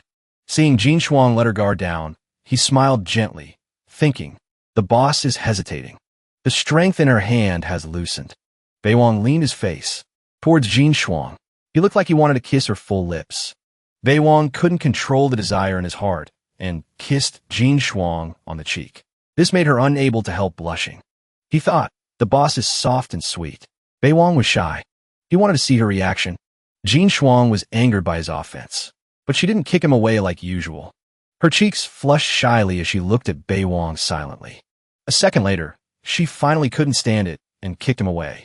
Jin Shuang touched her burning face and cursed. Hateful. A second later, the cat came to rub against Jin Shuang's leg as if wanting her to pet it, but was bluntly glared at. The cat was scared into a cold sweat and turned to leave. Jin Shuang was still shy about the kiss just now. She exclaimed, "That guy!" at the Xuani ward in the capital. The literature gathering scene. Bei Wang was kicked by Jin Shuang and fell rapidly at breakneck speed. He crashed down, breaking a table in half. Everyone seeing this was surprised. Bei Wang groaned in pain. Dongfang approached to ask, "Who hurt young Master Su like this?" "Brother Su." Dongfang helped Bei Wang sit up. He asked what happened. Seeing this, he cried out, "Don't ask what shouldn't be asked." How could Bei Wang say straight out that he was kicked here for taking advantage of Jin Shuang? Wouldn't that be too embarrassing? Bei Wang shook his head, smiled charmingly, and replied, "Just a peach blossom death." Saying that, he healed himself. Then Bei Wang suddenly noticed the jade pendant on Dongfang. This kid is really lucky. Where did he get such an opportunity? Bei Wang noticed every detail of the jade pendant. He said, "My maid at the manor loves collecting jade pendants the most." Seeing this, Dongfang offered the jade with both hands, smiling broadly. "It is rare that the sister at the young master's manor likes it. It is this little brother's honor." Bei Wang took the jade pendant and threw a bottle of high-purity medicine to Dongfang, saying, "I want to take it for free." He took the medicine bottle and said, "Young Master Su is too polite." Dongfang thought, given by young Master Su, definitely good stuff. He held the bottle high and declared, "I Lu once followed young Master Su." Everyone around looked with admiration. Dongfang looked at Bei Wang with longing eyes, thinking, "Don't know when I'll see young Master Su again." Bei Wang felt his earnest gaze and pursed his lips, leaving quickly. As he walked, he looked at the jade pendant and thought, there must be a magic array in this jade pendant. I can't figure it out anyway. Still have to rely on the boss. Bei Wang remembered kissing Jin Shuang on the cheek. He rubbed his chin, pondering, but this time I touched the boss's red line. Otherwise, the boss wouldn't have the heart to hurt me. What to do now? Bei Wang thought of Jin Shuang gently holding their child. There must be a way. Kissed already. Just need to be bold. The boss will take maternity leave. Bei Wang was about to go to Jin Shuang when something stopped him. Bei Wang was startled to find a barrier in front of him. He said, "Only I can't enter? Have I been blacklisted by the boss?" The cat stepped through the barrier and looked at him. Bei Wang sighed and drew his sword. This subordinate knows his limits. "I won't be an eyesore to your highness anymore." The cat was shocked seeing him desperate enough to act recklessly. Its fur stood on end as it looked at him in disbelief. Bei Wang put the sword to his neck to commit suicide. His blood stained the sword and dripped to the ground. Suddenly, someone's red robe appeared. It turned out to be Jin Shuang. Knowing Bei Wang was committing suicide, she couldn't bear it and appeared. Even knowing this was just Bei Wang's pity trap. She couldn't let him die. Jin Shuang looked at Bei Wang with annoyance mixed with helplessness. Then she used spiritual power to heal the wound on his neck. Bei Wang came back to life and knelt down, saying, "This subordinate's sins are heavy. Deserve to die." He said seriously, "If your highness is still angry, then this subordinate will kiss you again." Originally intending to forgive Bei Wang, but hearing these shameless words, Jin Shuang couldn't help kicking him away. Bei Wang thought with satisfaction, "The boss indeed still cares about me. Must cook a hot pot for the boss." A while later, a giant super spicy hot pot was placed in the middle of the table. Beside it were fresh delicacies from land and sea. Bei Wang handed chopsticks to Jin Shuang and said, "Your Highness, please taste it. This is Mandarin duck hot pot." Jin Shuang took the chopsticks and looked into the hot pot. Seeing her juicy red lips, Bei Wang couldn't control his desire and thought, "This small mouth of the boss. If I hadn't let go when kissing back then, what would it taste like?" Jin Shuang saw Bei Wang's perverted face and glared to warn him. Bei Wang understood and turned away to reassure himself. "Calm down. There will be opportunities later." After tasting the flavor of the hot pot, Jin Shuang praised him. "Skill has improved a bit." Bei Wang approached her and knelt down, saying, "Your Highness, shall this subordinate massage your legs?" Massaging legs and eating hot pot is most suitable. Seeing Bei Wang cheerfully clinging to her thigh without letting go, Jin Shuang shouted in annoyance, "You want to flirt with this palace again?" He cried, "This subordinate dares not. Mouth says dare not, but clinging tighter than anyone.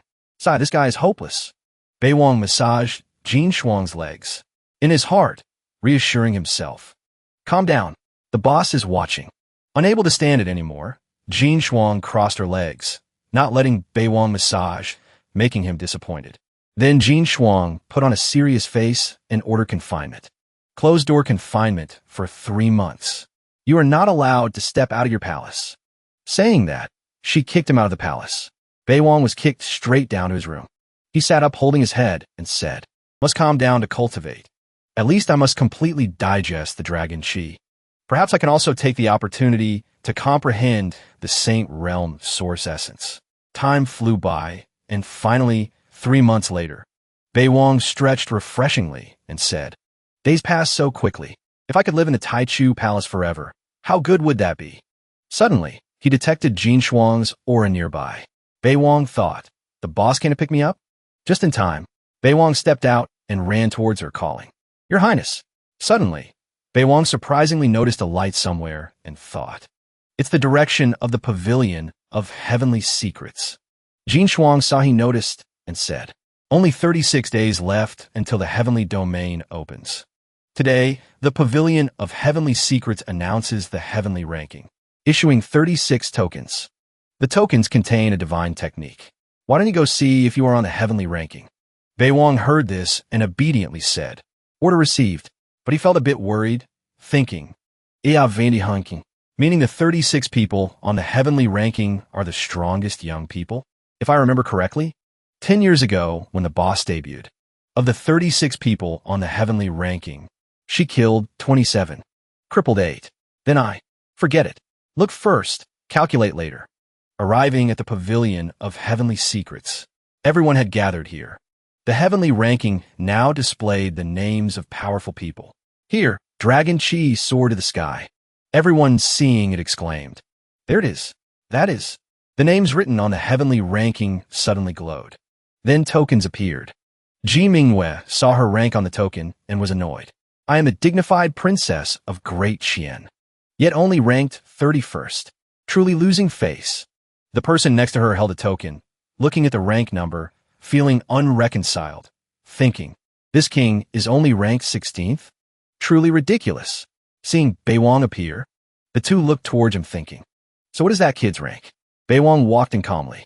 At this moment, someone said, "The top 10 of the Heavenly Ranking is revealed." Ranks from low to high appeared.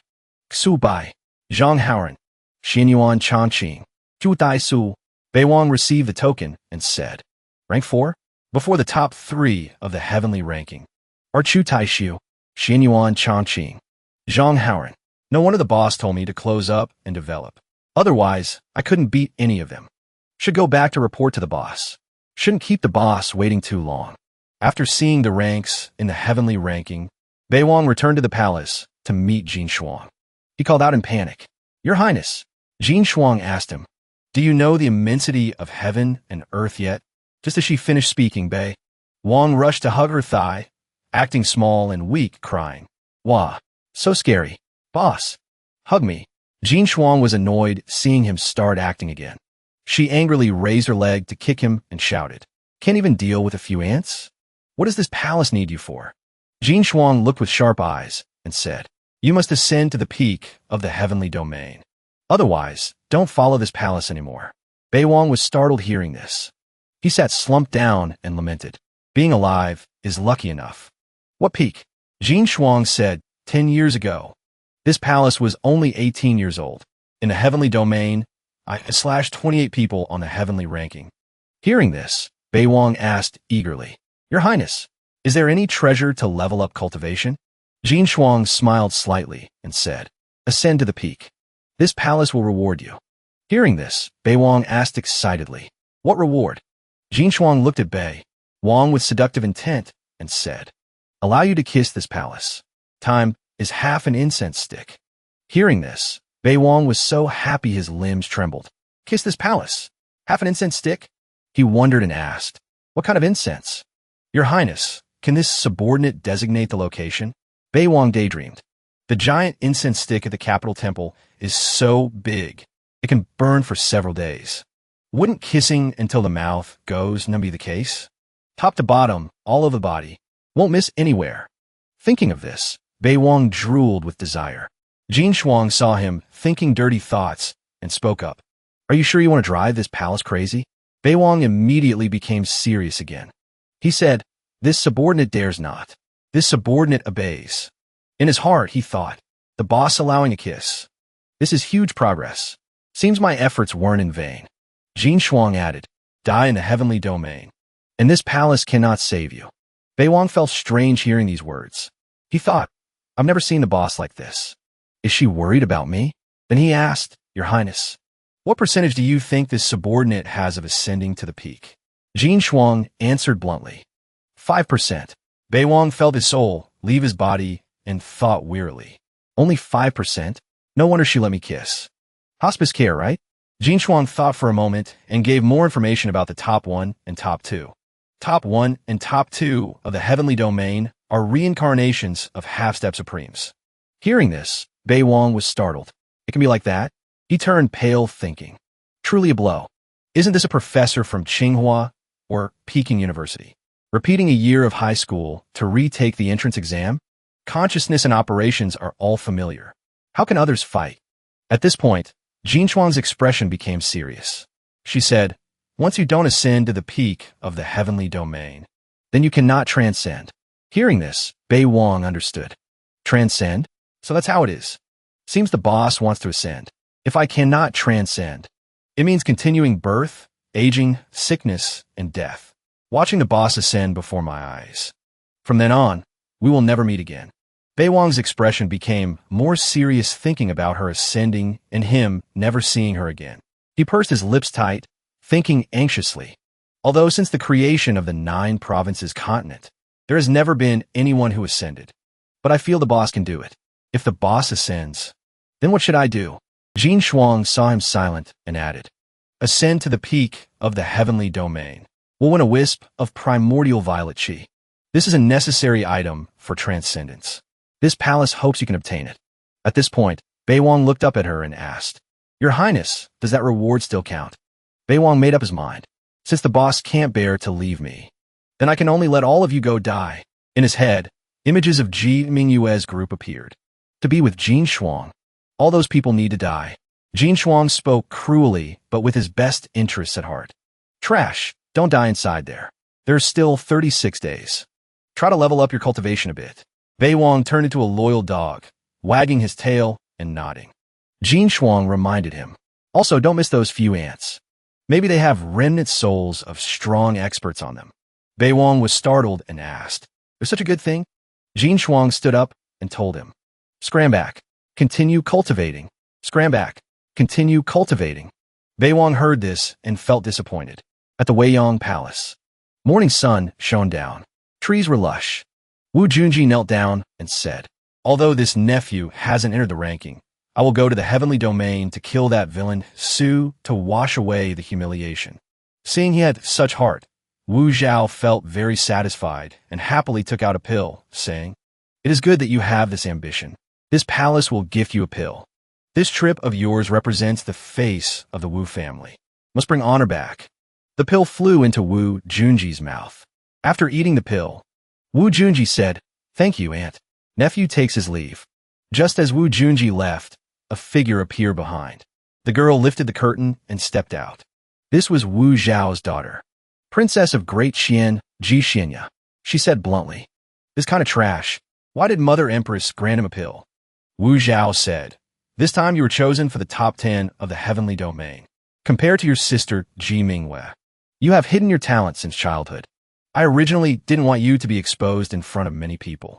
Wu Zhao mentioned Bei Wang and said, "It's just that we can't rely on that guy named Su alone to make a big scene. Must eliminate him. If you want to go into battle, Mother Empress will definitely think of a perfect plan for you. The pill I gave Wu Junji is to make him your puppet. If anything goes wrong, he can also die in your place." Ji Xianya said, "Daughter will definitely slash that guy named Su to death." Wu Zhao reminded, "Be careful in everything." At MT Mang, the scenery was still very peaceful. The figure of Elder Yan appeared. "Yi Tian greets you. Elder Yan, you have awakened."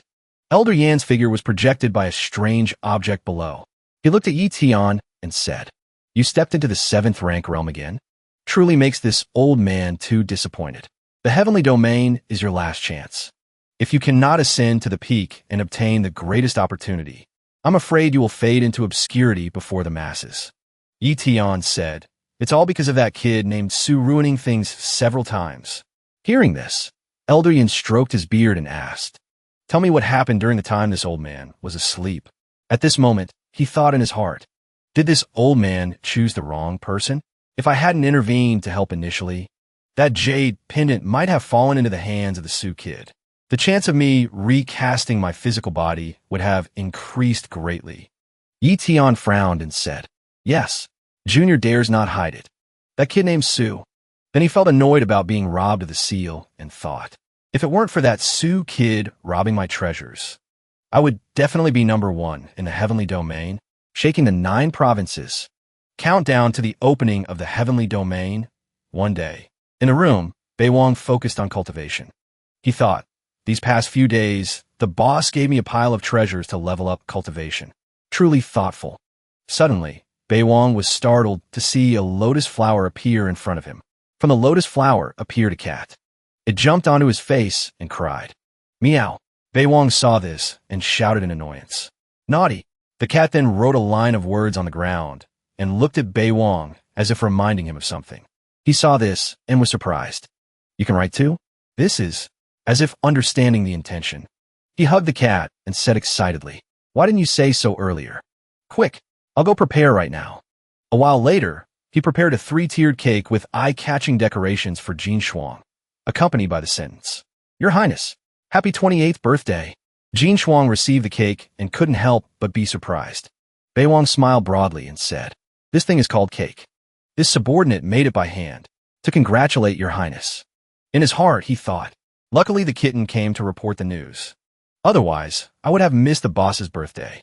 As for Jin Shuang, she glanced with annoyance and said, "How old is this palace? Need you to remind me?" Bei Wang heard this and jumped, saying, "It was this subordinate being talkative." In his heart, he knew he touched the boss's taboo word.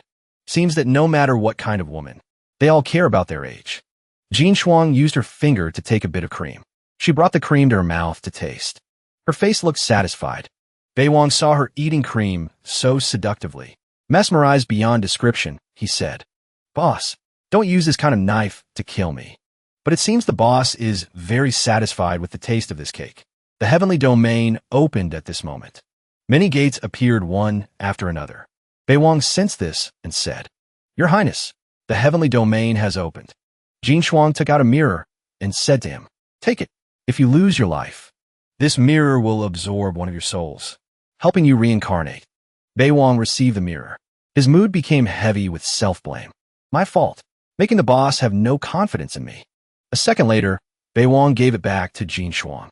He said, "This subordinate doesn't seek the next life. Only seek this life." In his heart, he thought, "No way back anymore. Only then can I force out the strongest version of myself." Jin Shuang saw him so decisive and didn't make it difficult, saying, "Go."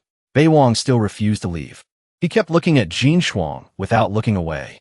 Seeing this, she thought he wanted to ask for something and asked, "Speak, what do you want?" Bei Wang looked at Jin Shuang with somewhat affectionate eyes and said, 10 years ago, your highness stepped into the peak of the heavenly domain, crushing everyone. Very domineering. This subordinate wants to kiss your highness's mouth a little, borrowing a bit of this domineering aura to walk the same path as your highness. Jin Shuang heard these sweet words and chased him away in annoyance. Bei Wang saw this and asked, "Does your highness not want this subordinate to touch your luck?" Bei Wang hid his tears, acting pitiful, and instructed, "Your highness, there are still a few cakes in the kitchen. They are all the sweet flavors you like. Hot pot seasonings are also in the kitchen. Meat and vegetables this subordinate has placed neatly. You just need to put them in a mandarin duck pot to use." Bei Wang continued recounting. As for cooking seasonings, this subordinate has written the sequence of seasonings on paper, stuck on the stove, seeing Bei Wang speak as if he was gone forever. Jin Shuang said angrily, "Arranging funeral affairs with this palace, is that right?" Bei Wang said straightly, "Who told your highness not to transfer luck to this subordinate?" Jin Shuang heard this and turned away in annoyance. Amidst the romantic atmosphere, Bei Wang didn't hesitate to approach and touch his lips to Jin Shuang's. He thought, the boss didn't refuse. The boss gave me power. After kissing, Jin Shuang clenched her fist and shouted at him, "Are you really not afraid this palace will castrate you?" Bei Wang bowed his head and said, "This subordinate is guilty." Jin Shuang turned her face away. Her cheeks flushed pink. She chased him. "Don't let this palace see you again." As for Bei Wang, he looked at her and smiled gently. Bei Wang said, "Your Highness, this subordinate is going." In his heart, he thought, the boss is shy. It's over. I'm starting to look forward to the reward. At the Blue Pond Abyss, vortexes appeared in space. Everyone gathered here and looked up at the heavenly ranking. On the heavenly ranking were glowing golden lines, noting that disappearing light spots on names represented dead contestants. Bei Wang flew in on his sword at this moment. He wondered, is this the heavenly domain? The people below saw Bei Wang appear and were surprised. They whispered among themselves, "Young Master Su is here." Heard that heavenly ranking geniuses who survive leaving the heavenly domain will all become big figures of a region. The person ascending to the peak also has a chance to transcend. Don't know how young Master Su's luck is. Young Master Su relies on the eldest princess to show off in the capital. This time, how can he rely on his master to bully people? Chu Taishu, #1 on the heavenly ranking, is not ordinary either. Bei Wang rode his sword into the vortex. Entering inside, he was startled and asked himself, "What is this?" At this moment, the system appeared and said, "Heavenly Domain Battle Royale Arena. The winner can seize light spots." Hearing this, he understood. So that's how it is. But how to fight this battle royale? At this moment, a group of people flew over and said, "Vi Lai Su, today is your death date." Bei Wang heard someone call his name and turned to look. Kong Xian, successor of the Kong family, looked at him with hateful eyes. "I, Kong Xian, will absolutely not spare you." In his heart, he thought, this time if I can kill this guy named Su, I can seize his light spots. Bei Wang smiled gently and asked, "Kong Xian, are you guys ants? Is there anyone else who wants to kill me?" Just as Bei Wang finished speaking, Wu Junji appeared. He pointed his sword at him and shouted, "Su guy, the humiliation you gave me that day, I will make you pay back 100-fold. Bei Wang saw people appearing one after another and laughed cheerfully, saying, "Very good." Bei Wang then displayed his power, ready for battle. They rushed towards him and told each other, "You're just bluffing. Quick, everyone charge. Kill him." Wu Junji pointed his sword and rushed towards him, shouting, "D." Bei Wang smiled gently and waved his hand. Dragon Chi appeared around him at this moment. The aura was so fierce it terrified the crowd. They told each other, "Quick, run away." Seeing this, Bei Wang smiled gently and said, "Want to run? Do you really think I'm easy to bully?" A second later, a ferocious face with sharp red eyes appeared. Angry expression, bearing fangs as if wanting to devour anyone alive. A space covered in darkness appeared there with blood-red streaks. Kong Xian saw the situation was bad and turned to run. He thought uncomfortably, "Damn it, Xiao Fan felt if he stayed, he would be served on the altar gazing at a naked chicken." Thinking uncomfortably, "Hide first." Bei Wang took out a zither, plucked a note, and said, "Too late." Dragon Chi rushed out and bound Kong Xian and Xiao Fan. Someone was hit and fell off the cliff. It turned out to be Kong Xian. He was heavily injured by Bei Wang's dragon chi attack. Bei Wang approached him. Confucian, Su Bi Wang, do you dare become an enemy of scholars under heaven? Do you dare become an enemy of the Kong clan? You cannot kill me. Bei Wang didn't care and gave him a palm strike, leaving him lying motionless on the ground. Then he turned to Xiao Fan and said, Your turn. Xiao Fan begged for mercy. I was short-sighted. Please, young Master Su, be magnanimous. Seeing such cowardly action, Wu Junji couldn't stand it, picked up his sword, and said, Truly spineless trash. Bei Wang glanced at him and smiled gently. He waved his hand and easily dealt with Wu Junji. Something fast as the wind. Bei Wang approached Xiao Fan, looking at him with eyes full of killing intent, asking, Is this the foundation of your alliance? Xiao Fan turned pale with fear under his pressure. Others were surprised seeing Bei Wang bullying the weak, and Yi Tian frowned in annoyance. Under the massive cliff of the heavenly domain, Xiao Fan took a step back. Bei Wang took a step forward. He ordered him, Kneel down. My patience has limits. Xiao Fan was helpless and could only kneel. In his heart, he advised himself, The face of the sacred land has been nailed away by me. So what? I still want to live. Living brings hope for revenge. Living allows me to look down on the 9 provinces. Bei Wang called out, Kowtow. Xiao Fan kowtowed on the ground, vowing in his heart, The humiliation of today. Another day, I will definitely repay 100-fold. The system popped up a notification, opening the first level test of the heavenly domain. The next scene revealed a bridge made of connected squares and a statue holding a water bowl. The system said, This gate is the road of life and death, formed by 81 squares. 40 of them are illusions. Stepping on one will definitely result in falling into the abyss. Squares are randomly arranged, 2 people per group. Reaching the end of this road is passing the test. The first person to arrive will obtain a treasure. Water flows clean. Bridge broken. People cannot be counted at the end. Someone volunteered to lead, saying, I'll go first. That person stepped up and immediately stepped on an illusion square. The squares of the bridge could still be seen clearly from the outside. Bei Wang put his hand on his chin, thinking, The Pavilion of Heavenly Secrets has helped warriors of the 9 provinces transcend since ancient times. But the 9 provinces continent has no ascended people. I remember this novel once said, If an ascended person appears, they must satisfy 2 conditions. Rare talent seen once in ages, and luck blessed by the heavenly Tao. Seems this level is to eliminate warriors without luck. Without luck, receiving opportunities is also a waste. Thinking of this, he cursed in annoyance. Damn, so what if there's no luck? Did I eat your family's rice? Already have no luck, and getting stepped on too. If I go on this bridge myself, I'll definitely get a boxed lunch. Bei Wang looked at Xiao Fan and had a good idea, right? Somewhere at this moment was a big explosion. Bei Wang stepped on Xiao Fan and looked at him with killing intent, saying, Let's cross this bridge together. In his heart, he thought, Anyway, the rules didn't say we can't stack up to cross.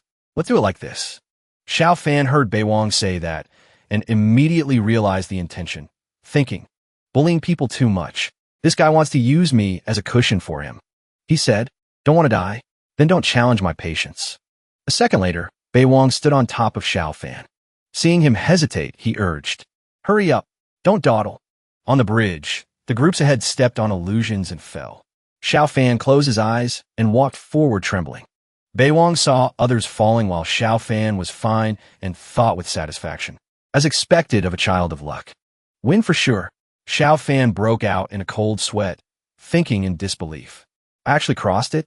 Someone saw him cross easily and got jealous. Based on what can you guys cross? Godi. That person intended to rush over and attack Xiao Fan, but was spotted by Bei Wang. He knocked him down straight away and said, There really are people not afraid of death. In a moment, both had crossed the entire bridge. In front of Bei Wang and Xiao Fan was a statue holding a water bowl. Seeing the scene before him, he said, Arrived. Xiao Fan pushed Bei Wang off, intending to attack, saying, Godi. The symbol on Bei Wang's forehead appeared. He said, Why harm each other like this? I hate fighting the most. Finished speaking, he used Dragon Chi to attack Xiao Fan. He was hit and heavily injured, coughing up blood. After dealing with it, Bei Wang clasped his hands behind his back and said, Handled. Bei Wang moved forward. He saw water drops dripping from the bowl held by the statue onto a lotus flower. A second later, a golden dragon statue appeared.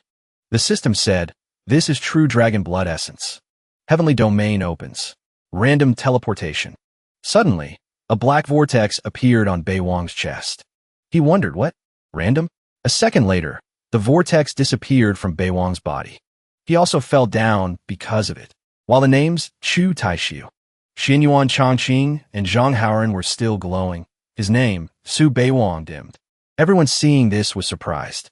This young Master Su's rank just rose to 4th, and he died already? Wu Zhao thought unexpectedly.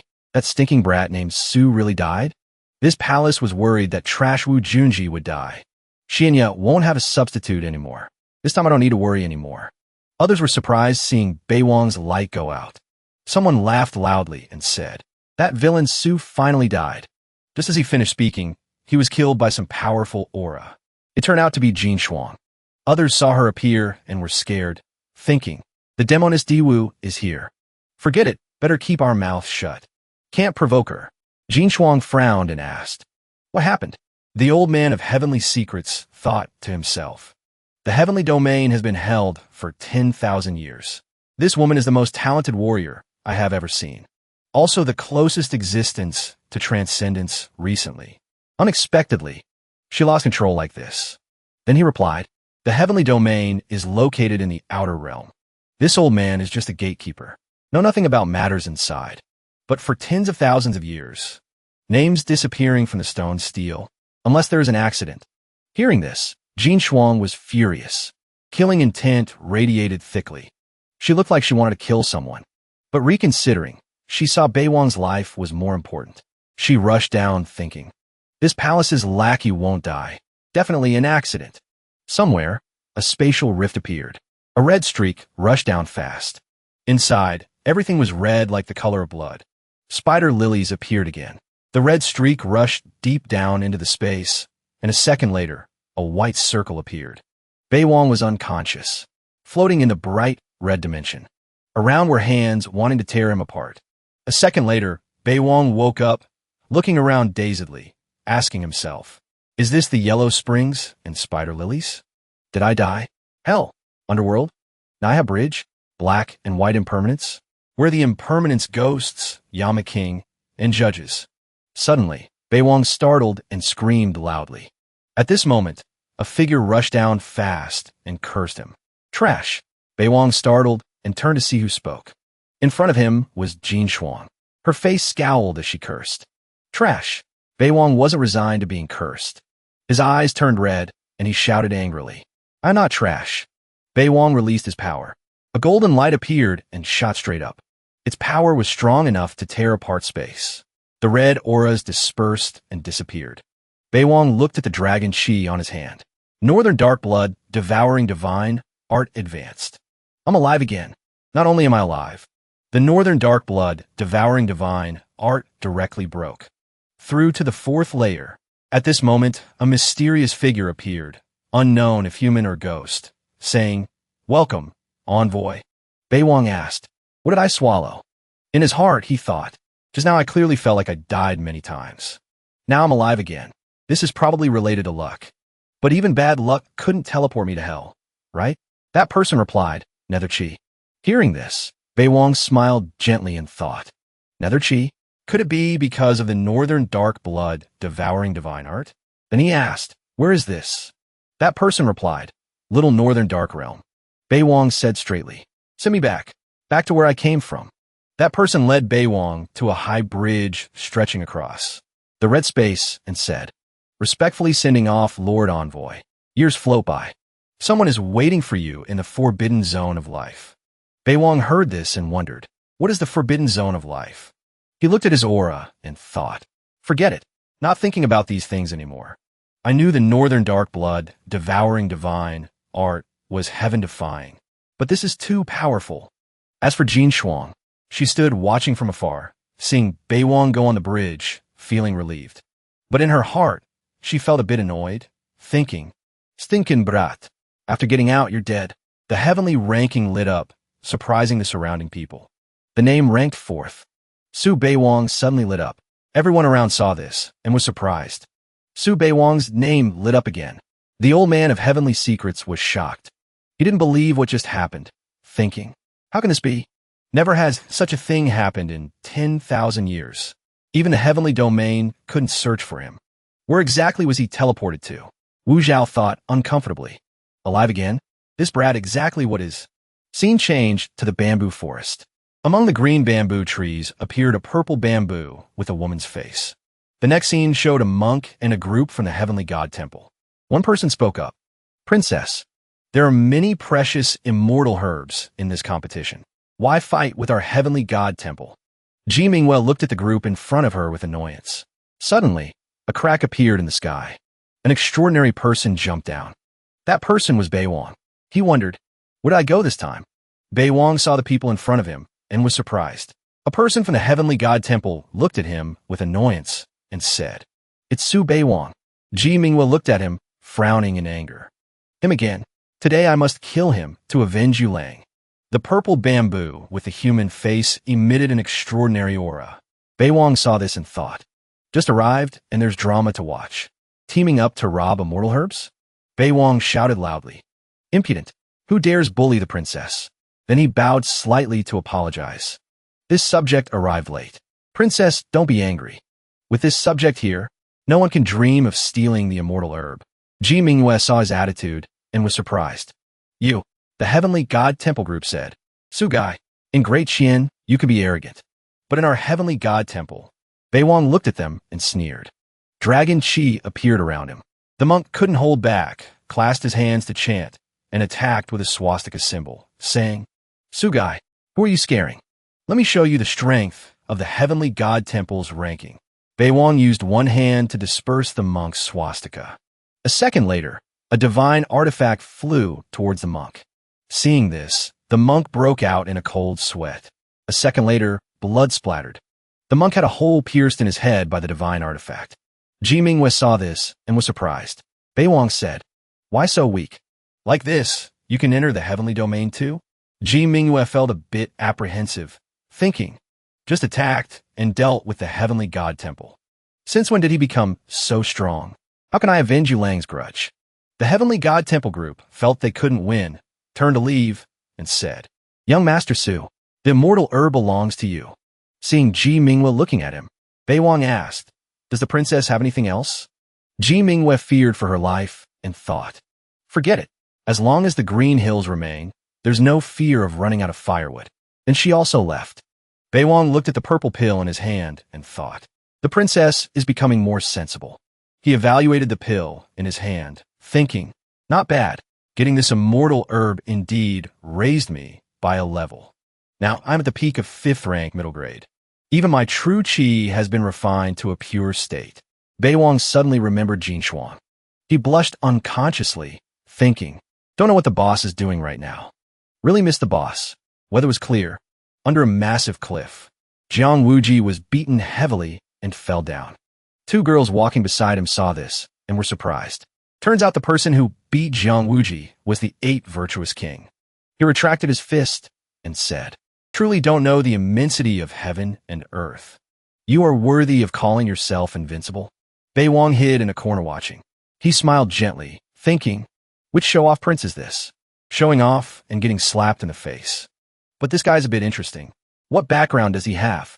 The 8th virtuous king reached out towards the white flowers, surrounded by pure spiritual energy of heaven and earth. He said, a divine herb of this level. How can trash like you be qualified to covet it? Beiwang looked at the flower and immediately recognized its extraordinary quality, beauty-retaining flower. It's a divine grade, immortal herb. No wonder there's so many people. The 8th virtuous king glanced at the 2 girls in front and evaluated. Appearance isn't bad. Qualified to be my maids. Don't refuse a toast, only to drink a forfeit. Hearing him say that, the 2 were visibly angry. Beiwang felt waiting was a waste of time and came out asking, are you guys done talking? Hand over the immortal herb quickly. In his heart, he thought, why talk so much? Quickly chase them away and rob the immortal herb. The 8th virtuous king saw him appear and said, another dead bug jumping out. The girl looking like Jin Shuang looked at him with eyes of annoyance. A second later, she knelt down begging the 8 virtuous king. I am willing to take Feng Hai as master. Please kill him for me. Seeing this girl he hadn't met speaking like that, Bei Wang asked in confusion. Little sister, I haven't offended you. Why are you so violent? She glared at him and said loudly, My name is Diwu Linglong. Hearing this, Bei Wang realized. Same surname as the boss. Then he spoke up. You are a clansman of the eldest princess. Then we are on the same side. Linglong pointed at his face and shouted. I spit on it. Diwu Jinshuang disowns her kin. Never cared for the clansman. Why should she nurture you? Bei Wang heard this and shook his head, thinking, admiration and jealousy completely change a person. The 8 virtuous king glanced at Bei Wang and said, Offending my maid, consider yourself unlucky. Speak, how do you want to die? He heard this and smiled gently, asking. 8 virtuous king clenched his fist and threatened Bei Wang. Stand still, don't move. I'm coming to kill you right now. This time you're dead, for sure. Bei Wang asked calmly. Is that so? He then released Dragon Chi. Others saw that powerful force and wondered, what exactly is this kid's background? Linglong smirked with disdain. Stubborn. Is it useful? My lord. The power of the Dragon Chi increased more and more. It made Linglong break out in a cold sweat. Bei Wang smiled, gently looking at the two. The 8 virtuous king was suppressed by the power of Bei Wang's Dragon Chi, forcing him to kneel in fear. He thought, not to that extent, right? Bloodline suppression? In a desolate place. How can there be such a great bloodline? As for Bei Wang, he thought unexpectedly. Kneeling already just like that? Blood vessels appeared in the 8 virtuous king's pupils. He asked Bei Wang, what bloodline are you? Linglong saw the 8 virtuous king kneel and ran worriedly towards him, calling, My lord. But Bei Wang hadn't withdrawn the Dragon Chi pressure yet. He saw a drop of blood appear in his aura. Bei Wang immediately realized. So it's because of that drop of blood from the boss. Damn, with the boss, I really can do whatever I want. If the boss's blood can make this guy kneel, then the slave seal I created probably works too. A while later, Bei Wang condensed Dragon Chi in his hand. Then he approached the 8 virtuous king. Seeing this, he shouted in shock. What do you want to do? Bei Wang placed his hand on the 8 virtuous king's head and used pressure to suppress him. A second later, thousands of chains appeared, binding him. The 8 virtuous king didn't understand why he unconsciously called out 2 words. Master. Bei Wang looked at the Dragon Chi in his hand and sighed, thinking, my cultivation is still too weak. Can't search the memories in his head. Accept him as a little brother first. Then ask slowly. Bei Wang looked at Linglong and ordered the 8 virtuous king. Just now you wanted to kill me for this woman. Resolve it yourself. Just as he finished speaking, the 8 virtuous king raised his fist to attack Linglong. Seeing this, she panicked and created a defensive layer to block. But immediately after, it was broken by the 8 virtuous king, knocking her down. Bei Wang looked at her miserable state and said, Cultivation isn't bad. Pity, she's a petty person. The boss likes being licked by me, so she favors me. Is that my fault too? He asked the remaining crowd. Do you guys have any other business? Hearing this, they grabbed their sandals and ran for their lives, running while shouting. No. Bei Wang looked at the 8 virtuous king and called. Come here. What's your name? He couldn't control his speech and said, Reporting to master, 8 virtuous king. In his heart, he thought, he can actually imprison my sea of consciousness, completely controlling my actions and speech. Who exactly is he? Bei Wang heard the name and laughed. I am Bao Qing Tian then. What the hell? From now on, I'll call you Ba Gong. He saw him mocking and cursed silently. Damn it. Treating me like a dog? Bei Wang noticed the tree growing on the 8 virtuous king's head and thought, he doesn't have a luck tower. Could this tree be a luck tree? Then he asked, where do you come from? Any companions? He replied, probably none. I'm originally from the upper realm of a different world. I also came to this relic by chance. Heavens of 10,000 domains. Desolate places are many. In this life, you people cannot ascend. Bei Wang says that so? Not even a little chance of transcendence. The 8 virtuous kings said, heard that finding the world source can break the barrier, achieve transcendence. Bei Wang realized, so that's how it is. He remembered the treasures hidden in Jin Shuang's space and thought, world source? Could the thing the boss wants to find be this? Could it be there's basically no monstrous opportunity? Wang remembered Jin Shuang again and thought, if the item isn't found, the boss cannot ascend to the Great Void. What to do? The 8 virtuous king called out. Master. In his heart, he knew what Wang wanted. Could it be you also want to transcend? Keep dreaming. Wang glanced at the 8 virtuous king and said, Ba Gong, from now on you are my little brother. Follow me. He heard this and felt frustrated, thinking, asking me to be an errand boy for a mongrel? Seeing the 8 virtuous king seemed unwilling. He asked, you don't want to? The 8 virtuous king answered bluntly, don't want to. Wang said, cut the crap. In his heart, he thought, with Ba Gong here, I can walk around arrogantly. Don't need to lift a finger myself. Wherever they went, Wang ordered the 8 virtuous king to deal with the participants arriving there. He lost control and obeyed his orders. The 8 virtuous king beat one person, then successively dealt with all the other groups. Arriving at a green meadow, Wang sat down. Golden auras radiated from his hand. Wang reminded, Ba Gong, stand guard properly. If anyone comes here, kill them. Finished speaking, Wang sat cross-legged to cultivate. He condensed dragon chi in his hand. In a flash, he advanced to 5th rank, upper grade. Wang looked at the stone in his hand, smiled unconsciously, and thought, my current level, beating a grandmaster is no problem. It's just this storage bag is a bit small. Can't fill it up. He remembered Jin Shuang and thought, but this was given to me by the boss. It has extraordinary meaning. Must keep it safe. Wang took out the pure white flower and asked, Ba Gong, what is this? In his heart, he had many doubts, thinking, this flower was in that ancient coffin. Still so fragrant. Must be somewhat strange. The 8 virtuous king replied, reporting to master, this is the 9 tribulation flower. Using this flower when undergoing tribulation can resist 1 bolt of lightning tribulation. It is a divine herb that the heavens of 10,000 domains fight to snatch. In his heart, he thought, the 9 tribulation flower falling into your hands is truly a waste. Does a mongrel like you know what lightning tribulation looks like? Wang seemed to see through the 8 virtuous king's heart and thought, seems the effect of the slave seal has weakened quite a bit. This kid has evil intentions. Must quickly dig out useful things, then dispose of him. Wang continued, asking the 8 virtuous king, before you mentioned bloodline, suppression. Isn't that thing limited to the beast race only? He broke out in a cold sweat and replied, in that place, high-level bloodlines have irresistible oppression over low-level ones. Wang walked past the 8 virtuous king and said, so that is class solidification. Rich people's descendants will forever be rich. Poor descendants can only continue to be poor. Some forces are ancient existences self-sealed from the mythological era, touching the immortal Tao domain. Unbelievably powerful. Descendants are forever noble bloodlines. Hearing him speak, he was suspicious.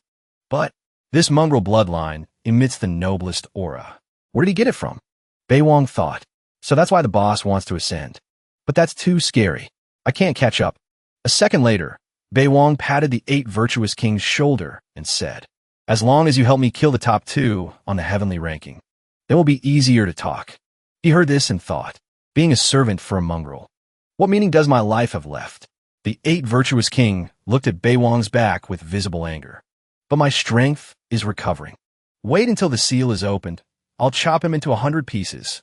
On this side, everyone looked at the heavenly ranking and discussed in surprise. Just the top 10 of the heavenly ranking. Su Wang has already killed 6. This disaster cannot be kept. Killing so many people. Su Wang, once out of the heavenly domain. Your death date has arrived. The old man of heavenly secrets said. The record for fastest killing of heavenly ranking heroes was created by the demoness Di Wu, and now it has been broken by her lackey. As for Wu Zhao, she sat restlessly, thinking, Swanja, that guy named Su, if you dare touch my daughter, I will definitely kill you. Weather was nice. At the Di Wu Palace. In a garden, the cat offered a plate of meat skewers. It looked at Jin Shuang eagerly. Jin Shuang tasted a piece and said, the taste is wrong. Hearing this, the cat said disappointedly, Meow meow, forgot the seasoning sequence again. Meow meow is so stupid. Jin Shuang looked at the meat skewer and thought, stinkin' brat. This palace didn't expect you to be so smooth. Thinking of this, Jin Shuang felt frustrated. She shouted at the cat, Jin Shuang imagined the scene of being kissed by Bei Wang and thought in annoyance. Oomph. Anyway, that bad guy is so powerful. Got kissed on the mouth again. At this moment, she felt regret. Ugh, this palace shouldn't have promised him a reward. The weather was clear. Leaves swayed in the wind. The 8 virtuous king grabbed a person by the neck asking for news. Chu Taishu and Zhang Haoren, top 2 of the heavenly ranking. He replied, Young Master Su, this lowly one really doesn't know. Bei Wang raised his hand. He said, I want to hear these words. Bei Wang used the dragon seal and extended his hand forward. Golden mist immediately attacked that guy. Bei Wang looked at the dragon seal and thought, the power of this seal isn't bad. Found quite a few treasures these past 2 days. Who could have expected? Inside a meteorite hid a supreme art from the outer realm, surpassing the heaven-ranked divine techniques of the 9 provinces. Bei Wang put his hand on his chin, thinking, Chu Taishu and Zhang Haoren are like evaporated from the world. I searched for days and couldn't find anyone. Moreover, the top 6 of the heavenly ranking, I haven't met a single one these past few days. At this moment, he looked up and saw many cracks appearing in the sky. Promotion téléportation. Start. The 8 virtuous king thought. Promotion? Just a mongrel. But he has been teleported elsewhere. I'm also free, right? Bei Wang turned to him and called. Useless thing. The 8 virtuous king startled, thinking, what does he want to do? Bei Wang used the power of dragon chi to suppress the 8 virtuous king into kneeling. He screamed in fear. You want to kill me? Do you dare? Bei Wang ignored the 8 virtuous king's words and smiled gently. Under the powerful force of the dragon chi, the 8 virtuous king shouted loudly, Master, this slave sincerely wants to take you as master. Begging. A second later, the 8 virtuous king was beaten to death. Before going down to meet his ancestors in the Yellow Springs, he said unwillingly, Su Bi Wang, I curse you to never transcend for generations. Finished, Bei Wang withdrew the dragon chi and thought, Idiot, not kill you? To let you return to the original world? Saying something about the boss's noble bloodline existing in this world, causing trouble for the boss. Bei Wang thought of Jin Shuang. He decided, I won't let others have a chance to hurt the boss. Done, Bei Wang left. A bit of his aura remained at the crack in the sky. Bei Wang teleported to another place. Looking around, he thought, only this many for this promotion round? Were others teleported elsewhere? Seeing Bei Wang appear, Xiao Fan, Ji Mingwei, and Yi Tian were surprised. At this moment, someone shouted, It's Villain Su. Need to be careful. Bei Wang heard this and startled, turning back to look. Before him was a man with a fierce aura. Just one glance made many afraid, and this was the number 1 of the heavenly ranking, Chu Taishu. The surrounding people cheered. It's Chu Taishu. Finally, someone to punish this Villain Su. Bei Wang smiled gently and said, Hit quite well, actually. In his heart, he didn't expect. The top ranker big brother is such a noob. Chu Taishu sautet an gili. The dignity of Chu Taishu, is absolutely not easily offended. /10,000 times. 1/Kutyama. Stinkin' brat. Let me show you my power. Others heard him speak and simultaneously drew their swords in response. The sky darkened. A giant blade appeared before Bei Wang. He gently released a bit of dragon chi and easily broke the blade. Chu Taishu saw this and thought in surprise. This slash of mine cuts grandmasters like chopping vegetables. Unexpectedly, someone below Grandmaster blocked it. In a vast desert, a young man holding a flower branch. This is the top 2 of the heavenly ranking. Zhang Haoren. Behind him were 2 more people. They cheered. Zhang Haoren is here. Can kill Villain Su now. The top 10 of the heavenly ranking have all arrived. The remaining people also appeared one after another. Xian Yuan, Chan Qing, Ji Xianya, and Lin Yuan. Bei Wang saw them meeting like this and said in surprise, Arrived so fully? Very good. Before I die, at least I must drag 3 people to be buried with me. Others heard him say that and consciously turned to run. Dead already and still looking for people to die with. Let's go quickly. Don't get blood on us. Xiao Fan and Yi Tian broke out in a cold sweat, wondering, make a move? Why not making a move yet? Top 1 and top 2 looked at each other. Zhang Haoren signaled, wanting to join forces. Chu Taishu teleported upwards and said, The top ranker never stands with the weak. He had calculated in his heart, thinking, I reincarnated. precisely to ascend to the peak of the heavenly domain. No need to risk my life now. If that guy named Su takes first place, must give top 2 and top 3 a chance. Others saw this and were surprised. They thought simultaneously. Retreating again, Zhang Haoran also guessed it. So he wants to borrow this opportunity to ambush Chu Taishu. Didn't expect him to be so smart. Forget it. My real opponent is Chu Taishu. Su Beiwang's existence is probably to restrain this person. As for Beiwang, he turned to ask Xiao Fan and Yi Tian, "Are you guys fighting?" Suddenly, thunder and lightning appeared in the sky. Lotus statues appeared in the air. A notification appeared. Start the competition of this round. Promotion spots are 49 people. Failures will be eliminated. Beiwang saw this and thought to himself, now there must be at least several hundred people. Only 49 people go to the next level. What is this round competing in? Beams of light shone down from the sky. Each revealed a different person. Notification appeared. This is a senior of yours. It is a phantom imprinted in the heavenly domain, but still retains their combat power from that time. Each side kill your opponent. Top 49 pass the level. Losers crush the light spot on their head and are eliminated. A guy saw this and asked in fear, "Senior? Those are all big shots. Have to fight them?" As for Beiwang, he thought, how is this opponent distributed? Is it random? Seems to have to bet on luck too. In the selection, there must be fishing in troubled waters. It's just that I've never had any luck. Beiwang was surprised to see a familiar figure in front of him. Turns out it was Jin Shuang. He thought, boss. This is the boss who ascended to the peak of the heavenly domain 10 years ago. Others saw this and burst out, laughing, thinking, haha. Villain Su drew the demonist Diwu. It was a good show to watch. This time that guy named Su will die at the hands of the demonist Diwu. Beiwang imagined the scene of kissing Jin Shuang and thought, fine, I don't believe I can't even beat the 18-year-old boss. He frowned, thinking, spank your jade feet. Make you cry on the ground. Jin Shuang's figure released power and said, D. Then she lifted a rock and condensed it. Then used spiritual power to push the rock towards Beiwang. He was hit by the rock and fell down. As for Chu Taishu, he stood on the lotus thinking, Su Beiwang could actually block a move from Diwu Jin Shuang. Even 10 years ago, people like that weren't seen much. Beiwang felt worried, thinking, running out of spots. I basically can't beat the boss right now. What to do? Behind him were 2 people fighting. Beiwang glanced at them and thought. The rules said only 49 people can advance. Didn't say. Beiwang rushed towards those guys and said, scram, all of you. A second later, he beat them to heaven. On this side, the senior phantoms had bewildered faces. Others saw Beiwang's despicable action and said, he doesn't want to let us advance. Want to steal the spots. Too vicious. Everyone charged together. He glanced at them and said, things that don't know life and death. I will fulfill your wish.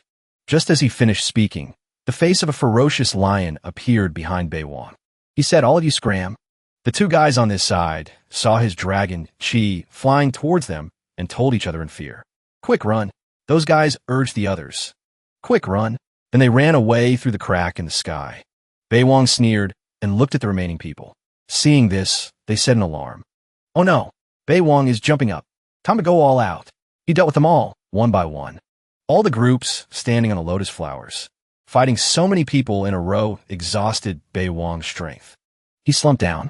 He looked at the remaining lotus platform floating in the sky. Beiwang thought, one more to go. Beiwang reached for the small lotus platform. It's mine. At that moment, someone reminded him, you still haven't defeated your opponent. Suddenly, the phantom of a senior appeared behind Beiwang. He raised a hand forward. Using his dragon Qi to strike, he said, as long as it's not the eldest princess, no one can stop me. He easily destroyed the phantom. D. After finishing everyone off, Beiwang stood on the lotus platform. A notification appeared, teleporting to the next gate. A moment later, Beiwang was teleported to a deserted island. There was the sea above and a crab beside him. He wondered in surprise, have I been teleported to Sanya already? Beiwang wondered to himself, where are the other 48? Are they all dead? At the same location, a young man was fighting a sea monster. He obtained a red pill and rejoiced silently. How about the demon core? Seeing the good stuff, Beiwang approached the young man and said, hand it over. Also, where is this place? Seeing him appear, the young man broke out in a cold sweat. Young Master Su. The young man gave the pill to Bei Wang and replied, I heard that the final destination of this gate is the northernmost part of this sea. Everyone has already gone there. I heard there's a person named Yi Tian. He discovered inscriptions recording profound divine techniques from the outer realms on the corpse of a sea beast. The next scene showed Yi Tian fighting a sea beast. The young man continued. After that, the Saintess of the Jade Pool also discovered other inscriptions and found a secret divine technique. The deeper you go into this sea, the fiercer the sea beasts become. The chances of discovering inscriptions will also be greater. The next scene showed 2 tablets with inscriptions. He added, so, most people have chosen to form teams. After hearing this, Bei Wang understood. So that's how it is. A second later, he casually pushed the young man away and said, thanks. Bei Wang took out the strange object Jin Chong had given him and thought, I'll be ganged up on wherever I appear now. So, I can't let others know my whereabouts. He changed his clothes and transformed into someone else, thinking, this light spot doesn't affect my advancement. It's useless. Hiding my identity and snatching inscriptions is what's important. The next scene showed a group of people fighting a sea monster. Xiao Fan said, no inscriptions found. Bei Wang approached them and said, amazing. This little brother is all alone. I beg you great masters to take me with you. Seeing this, Lin Yuan asked him coldly, where do you cultivate? What's your name? Bai Wang replied, my name is Ying Zheng. I'm just a nameless nobody. I'm seeking protection. Xiao Fan introduced himself. Young Master Ying, I am Xiao Fan of the Great Evolution Holy Land. Bei Wang said politely, greetings, young Master Xiao. Seeing a sea monster bearing its fangs at him, Xiao Fan shouted, be careful. With a wave of his hand, Bei Wang sent the sea monster's head flying. Seeing this, Xiao Fan asked excitedly, young Master Ying, what was that punch? Bei Wang replied, the return to me floating fist. After the heavenly domain trial ends, I will gift the secret manual to you, little brother Xiao. Hearing this, he said in surprise, then I thank you in advance. Seeing that he was about to get something good, Xiao Fan thought gleefully, the return to me floating fist. The more ordinary the name of a technique, the more it cannot be underestimated. With this Ying's talent, he probably only learned a fraction of its power. If I could get my hands on it, I could unleash its greatest might. As for Bei Wang, seeing how happy he was, he gave a mischievous smile. Lin Yuan glanced at the two of them and said coldly, what are you babbling about? Let's get moving. As they walked, Xiao Fan asked, brother Ying, what's your ranking on the heavenly roll? Bei Wang replied, not worth mentioning. However, I have heard of brother Zhao's reputation. Xiao Fan said, it's just an empty reputation. Brother Ying, what do you think that Su Bei Wang, who's famous throughout the 9 provinces, is doing right now? He thought to himself, at a time like this, I must absolutely not reveal my true strength. This guy named Ying might not be telling the truth either. Unlike that guy named Su, who made enemies everywhere as soon as he arrived. Hearing this, Bei Wang's face darkened as he asked, from your tone, brother Xiao, do you have a grudge against this person? Xiao Fan frowned and said, it's more than just a grudge. I wish I could eat his flesh raw and gnaw on his bones. Bei Wang then exclaimed, don't be angry. I heard that kid ran into trouble with his advancement. He might have been eliminated long ago. Xiao Fan said, that's true. He couldn't even pass the second gate. He's no longer worthy of being compared to us. He thought to himself, and I am about to reach the pinnacle of my life. Xiao Fan then glanced at Bei Wang and said, brother Ying, this little brother will go slay a few more sea beasts to train. You, on the other hand, should pay attention to the tower. The number 99 appeared on his Providence Tower. He thought, my Providence is changing. This kid is about to have a fortuitous encounter. Su Bei Wang reached out, grabbed the arm of brother Xiao who was standing beside him, and said, let's go together, brother Xiao. If there's danger, we can help each other. Hearing this, brother Su fell silent for a moment, then replied, that won't do. A moment later, Su Bei Wang and brother Xiao were both standing on 2 different sea monsters. Brother Xiao clenched his fist and said, this. He hadn't finished his sentence. Brother Xiao thought to himself, the sea monster was killed by the 2 of us. Who should get the inscription? As if understanding brother Zhao's thoughts, Su Bei Wang cheerfully waved his hand and said, Brother Xiao, you should take the inscription. Hearing this, Brother Xiao frowned slightly and said, How could I do that? Just as Brother Xiao finished speaking, Su Bei Wang cheerfully said, What's yours is mine. I trust you won't let me suffer a loss. After saying that, he thought to himself, His Providence Tower hasn't changed. This inscription isn't the fortuitous encounter. Hearing this, Brother Xiao took a bottle of medicinal pills from his storage pouch, handed it to Su Bei Wang, and said, Brother Su, you are so frank and righteous. Please accept this. Otherwise, this little brother will feel uneasy. Su Bei Wang accepted the bottle of pills and replied cheerfully, Thank you, Brother Xiao. After saying that, he thought to himself, So what if he has providence? Without a brain? He's still dead.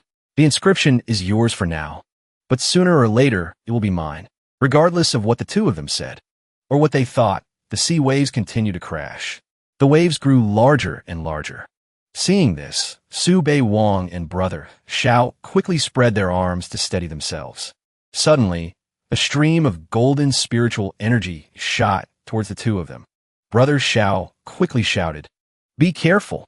The stream of spiritual energy struck Su Bei Wang in the stomach, causing him to clutch it in pain and separating the two of them.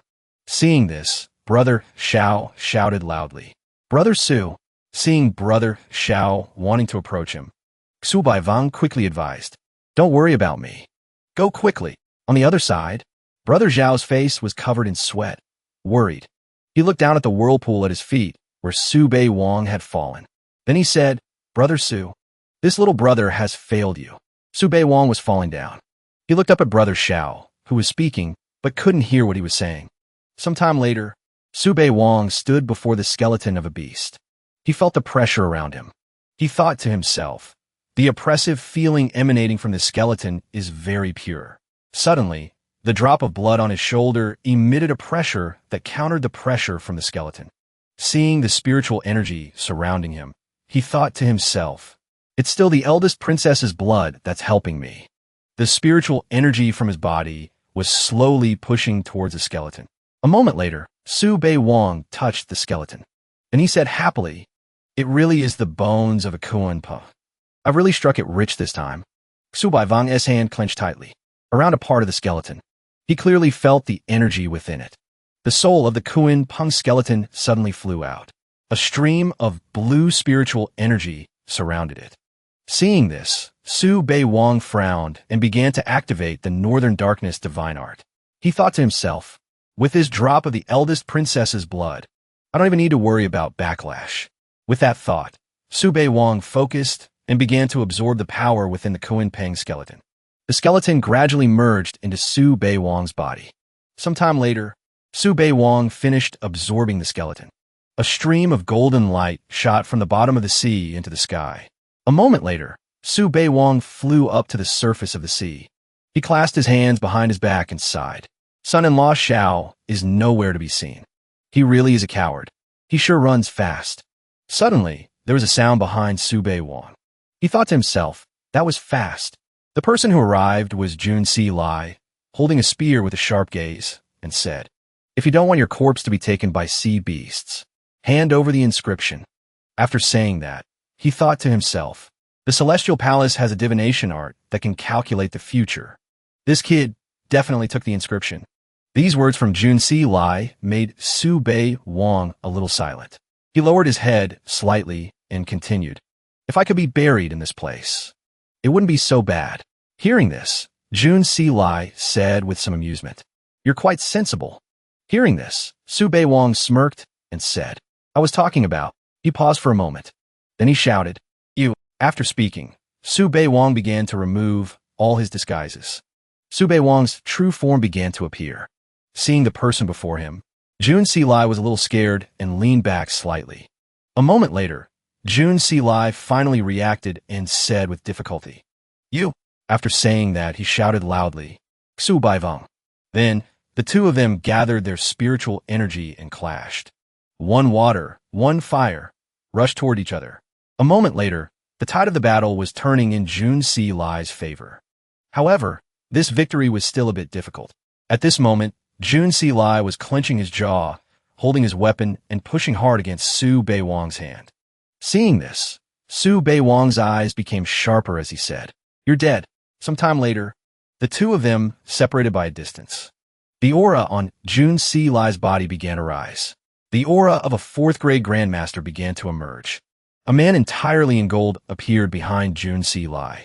After preparing everything, Jun Si Lai looked at Su Bei Wang before him and said, "Let me show you an insurmountable gap."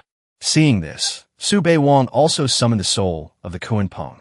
He gathered spiritual energy in his hands, forming a vortex. Then he said, "Hurry up and die. I'm going to hurry to get out of here." Opposite him, Jun Si Lai was covered in sweat, looking at the creature before him in fear, and said, "Oh, Guntek, this is impossible." Regardless of what Jun Si Lai thought, the battle continued. Jun Si Lai angrily gathered water, spiritual energy, to form a shield around himself, and said, "What the hell is that thing? It's worthy of being called a Kuan Peng." On the other side, Su Bei Wang didn't answer Jun Si Lai's question. Instead, he commanded his Kuan Peng to strike Jun Si Lai hard. A moment later, the dust settled. Jun Si Lai's figure appeared. At this moment, he was covered in blood, trembling and unable to speak. Without finishing his sentence, he turned and fled. Seeing this, Su Bei Wang flew up a distance above the water surface. Then he shouted, "Stop!" Su Bei Wang pointed his hands at each other and began to cast a spell. Finally, at that moment, he spoke his mind. "I haven't had enough fun cosplaying yet. How can I let you go?" Hearing this, on the other side, Jun Si Lai hurriedly summoned the wind to create waves around him. On the other side, Su Bei Wang's eyes became sharper, as if he had everything under control. A Kuan Peng appeared. Jun Si Lai looked up at the Kuan Peng, terrified, and fell back towards the sea. He kept saying, "Impossible. Impossible." The Kuan Peng behind Su Bei Wang narrowed its eyes as if it had seen its prey. Su Bei Wang also smiled and gathered spiritual energy in his hand. Then he struck hard at Jun Si Lai, causing him to vomit a lot of blood. Su Bei Wang clasped his hands behind his back. He walked over to where Jun Si Lai was lying on the sea surface and said, "Still not dead yet." A stream of spiritual energy struck Jun Si Lai's chest and took something from it. It caused him to clench his jaw in pain. Blood spurted from his chest. A moment later, Su Bei Wang happily held the thing he took from Jun Si Lai in his hand. Su Bei Wang, with some amusement, stepped on Jun Si Lai's body and said, "This good stuff from the Celestial Palace should be put to better use by me." After saying that, he began to summon a man entirely in gold behind him. Time passed quickly. At a certain location, Brother Xiao had already gathered with other cultivators.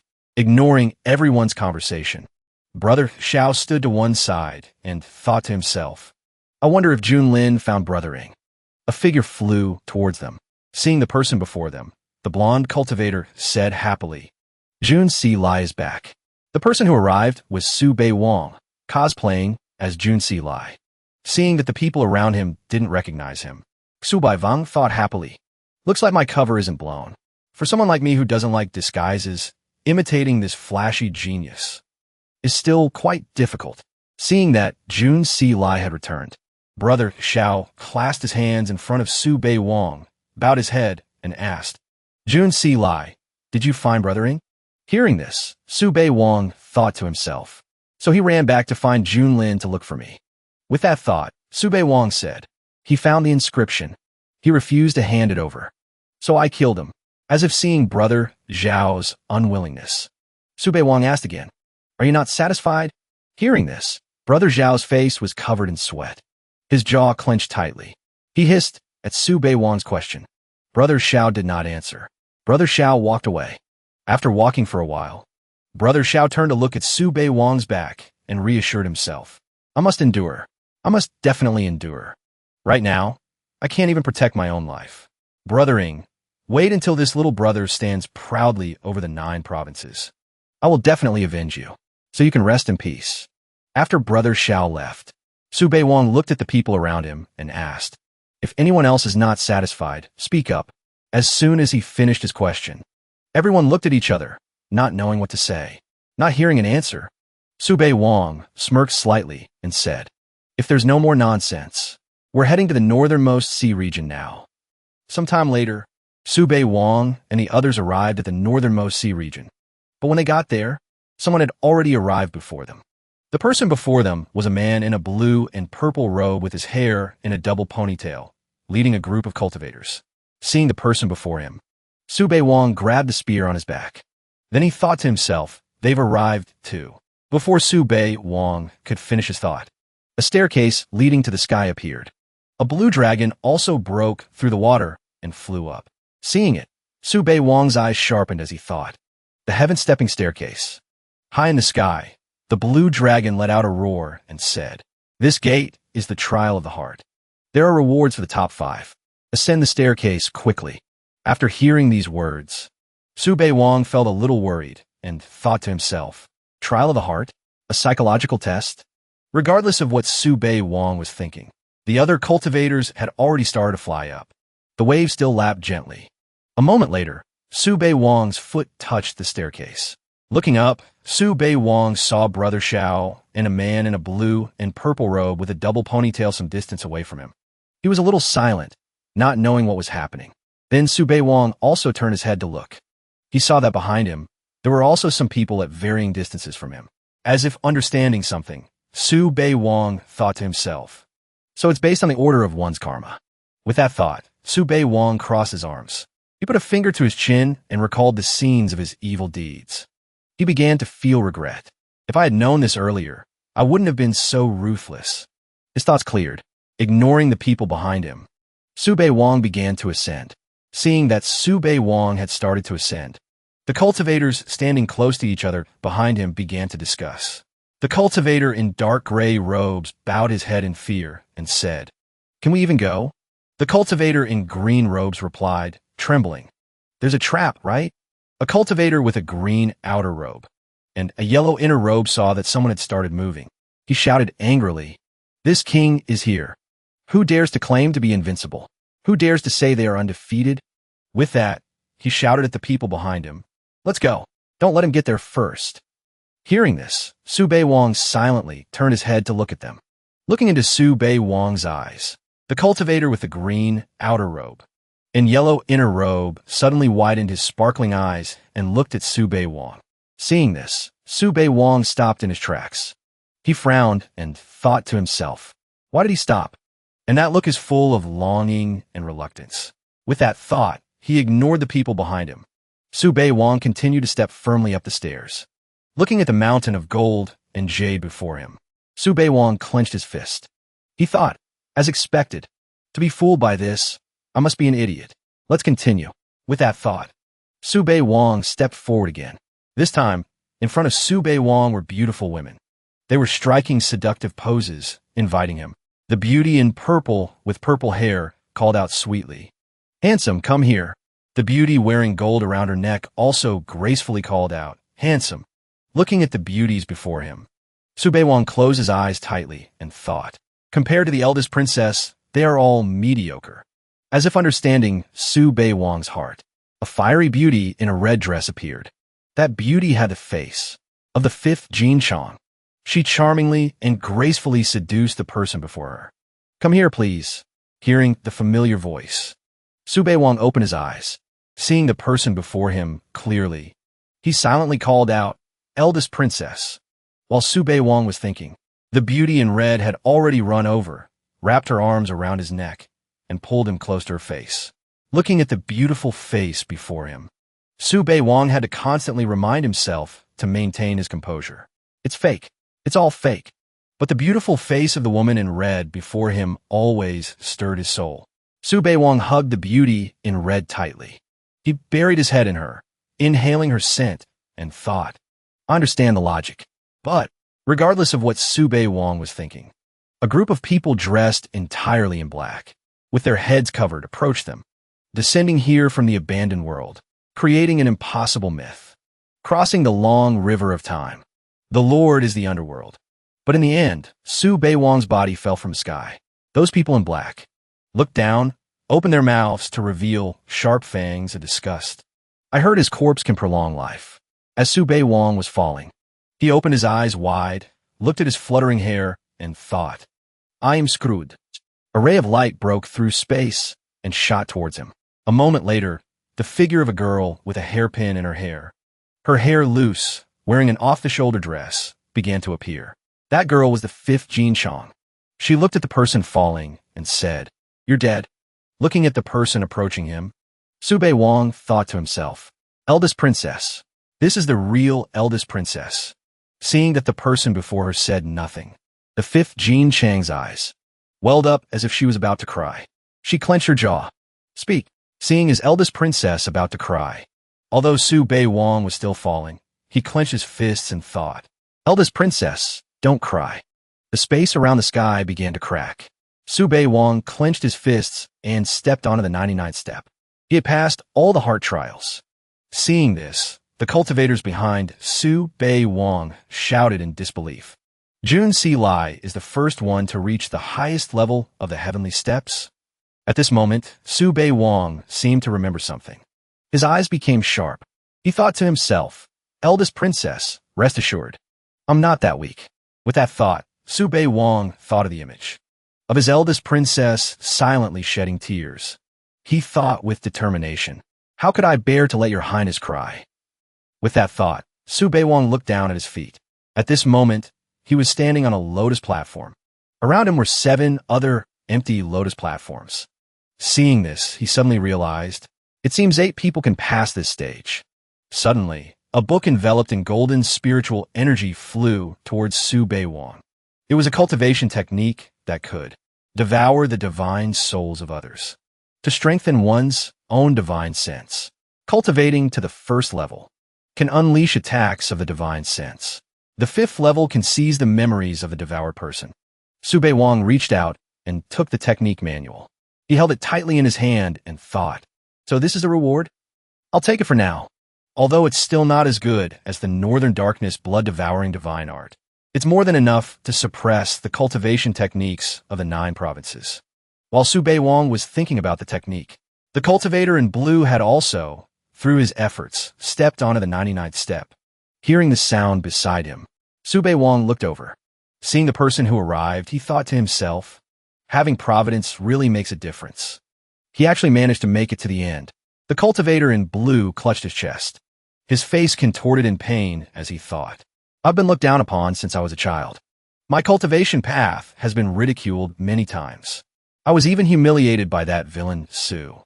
But my Tao heart is firm and unbreakable. Why did I still submit twice? I'm not even as good as Jun Lin, who has had a comfortable life." With that thought, he took out a talisman and looked at it happily.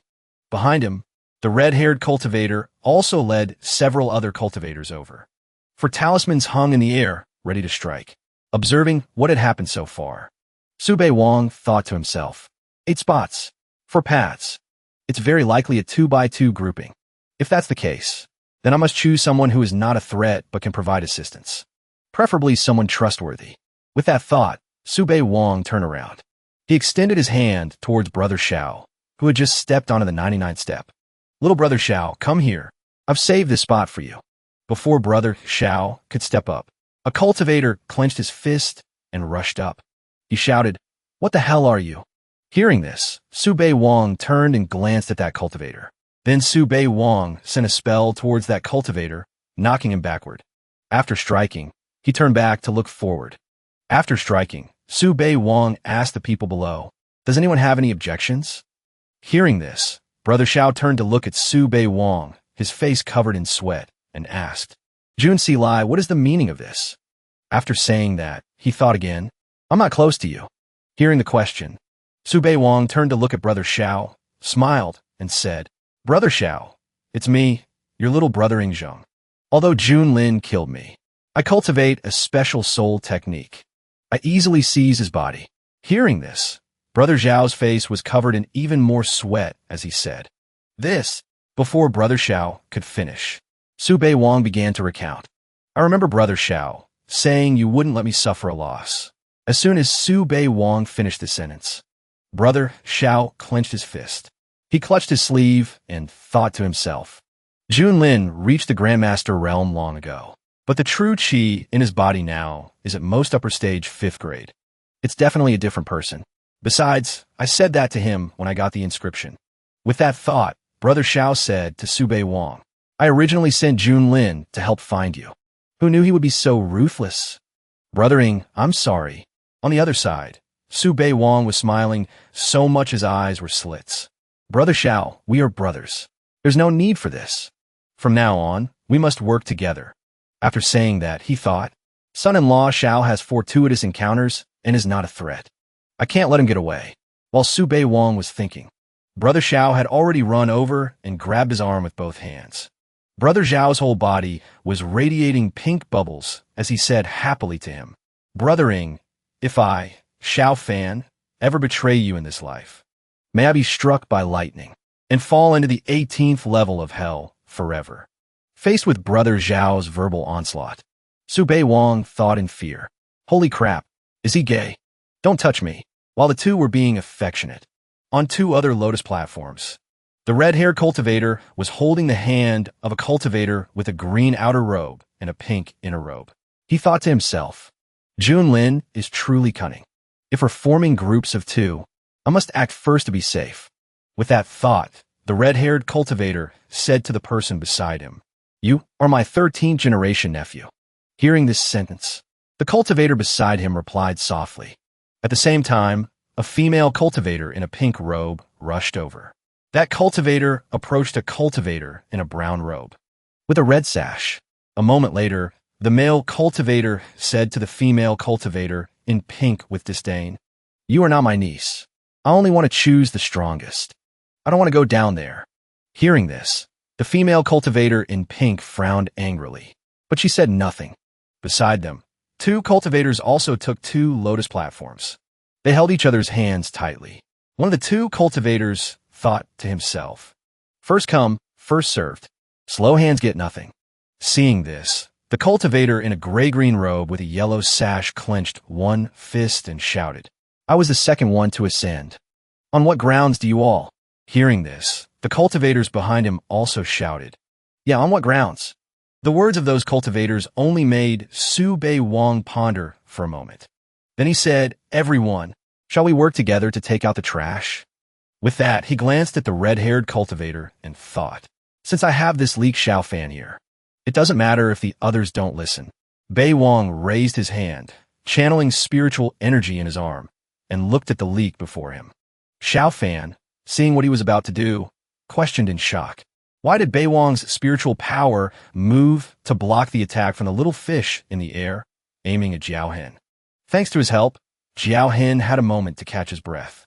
Seeing that he hadn't run away yet, Bei Wang frowned slightly. Why haven't you run yet? I didn't let son-in-law Xiao make his move because I wanted to protect this leak. Before running away, Jiao Hen turned back unwillingly and threw out a ruthless sentence.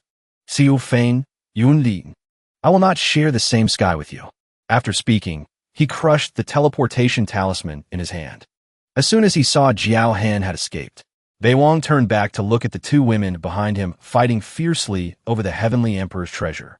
Xiao Fan was furious seeing Jiao Hen escape. He got away. Bei Wang immediately set his sights on Manhwa. The prey is about to be robbed of his next treasure. He raised his hand, gently gathering spiritual energy in his palm. There's still one more. Manhwa, focused on the fight and unable to distract herself to dodge, was immediately grazed by a streak of his spiritual energy. Her face crumpled in pain. Just like that, the treasure she had worked so hard to find fell out and flew toward Bei Wang. Her face was full of disbelief as she watched the pile of treasures on her person gently fall away. Seeing the treasures fall, Bei Wang immediately retracted his hand and stowed them away. He raised an eyebrow and spoke smugly. Done. He looked at her shocked face and thought to himself, robbing more treasures. After all, I am the one who will kill Chu Taishu. The pink-shirt girl saw Manhwa was injured on her arm and immediately wanted to seize the chance to eliminate her. Kill her. But just before the pink-shirt girl could get close to Manhwa, Bei Wang quickly threw a spear down, blocking the path between her and Manhwa. The pink-shirt girl was furious seeing him interfere in other people's business. But since her skills were inferior, she could only grit her teeth and glare in anger. How could he let her destroy Manhwa, one of the treasure-hunting mice for him? He glanced at her with contempt. My treasure-hunting mouse, do you think you are worthy of touching her? Manhwa seized this opportunity to crush a talisman and escape. The pink-shirt girl sensed the surge of spiritual power and turned back to look, but it was too late. Baewang saw how fast she ran, and a hint of satisfaction appeared in his eyes. Now, that is a smart person. Right after Manhwa ran away, the pink-shirt girl also stabilized herself, for paths immediately appeared in the air. 8 people have gathered. It's finally open. Choose any path to pass through. Seeing the gates open, Baewang urged Xiao Fan with excitement in his voice. Brother Xiao, quickly choose a path. Who knows if there are dangers inside? With the thought that his own safety came first, he pushed Xiao Fan forward as a guinea pig. He thought to himself, naturally, this kind of thing should be done by the child of destiny. Seeing the gates about to close, Baewang raised his volume to urge him. Hurry up. Xiao Fan hesitated for a moment, then followed his intuition and headed toward the left gate. He pointed at the gate and said to Baewang, this way. Hearing him say that, Baewang flew over and grabbed Xiao Fan's hand tightly, just in case they got separated inside. Let's go. As soon as they entered the gate, a cold, slimy aura appeared around them. Xiao Fan said with an apologetic look, I sense an ominous aura. It's all because my luck is too poor to choose this place. You don't blame me, do you? Baewang looked at the aura in front of him, his voice comforting. It's fine. We are brothers. This gate that Xiao Fan chose actually brought him an unexpected harvest. He circulated the northern dark, blood-devouring divine art as he spoke. How could I blame you? Feeling the power surging within his body, he thought with satisfaction, this place is excellent. It's all nether chi. It suits me perfectly. Suddenly, a red aura appeared, bringing danger as it approached. Baewang sensed the danger and stepped forward to protect Xiao Fan. Brother Xiao, be careful. Then he swung his spear to attack the red aura. Go to hell. The red aura looked dangerous, but it couldn't withstand a single strike from Baewang. The red aura quickly dissipated into the air. A divine source gently fell to the ground. Xiao Fan knew what it was at a glance. He excitedly reached out to pick up the divine source. This is a divine source. It's equivalent to spirit stones, but it's 100 times stronger than spirit stones. It is the common currency of the myriad heavens. An ancestor of my great Yin Holy Land once encountered a guest from the outer realms in the heavenly domain and obtained a few pieces. I didn't expect us to encounter them here, seeing that this was good stuff. How could Baewang let it go? He immediately wanted to hunt for more divine sources. Let's go. Brothers, let's start the slaughter. We'll split the divine sources. Hearing this, Xiao Fan immediately agreed. Before they began the hunt, Baewang said to Xiao Fan, Brother Xiao, you walk in front, and I'll follow behind. That way, we can ensure safety. After saying that, he thought smugly, this way, I can both observe the tower, and the providence on his head at all times. And I can also kill the shadows from behind. 1 stone, 2 birds. While the two were talking, a coffin carrying a red aura appeared. It slammed to the ground and bounced up, making a loud noise. Seeing the strange phenomenon, Baewang volunteered to check the situation. I'll go see what's going on. After killing the demonic beast guarding the treasure, he looked at the ultimate treasure in his hand and smirked smugly. An ultimate treasure. Good thing this fool didn't follow me. Putting away the ultimate treasure, Baewang rummaged through the demonic beast's body, found a few divine essence stones, and brought them down to Xiao Fan. Brother Xiao, for you. For the sake of face, he couldn't just take them immediately and had to pretend to refuse. Brother Xiao, you risked your life to get these. Baewang held the divine essence stones in his hand, looked at him, and forcefully handed them over. There's no yours and mine between us. Take them.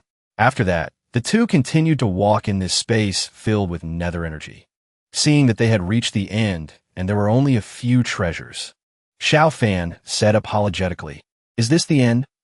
We shouldn't have taken this path. I've implicated Brother Ing, and you got nothing. Baewang patted his back and replied kindly, It's okay. Having so many divine essence stones is enough. With that, he looked at Xiao Fan with a hidden meaning in his eyes. The only thing I didn't get was you.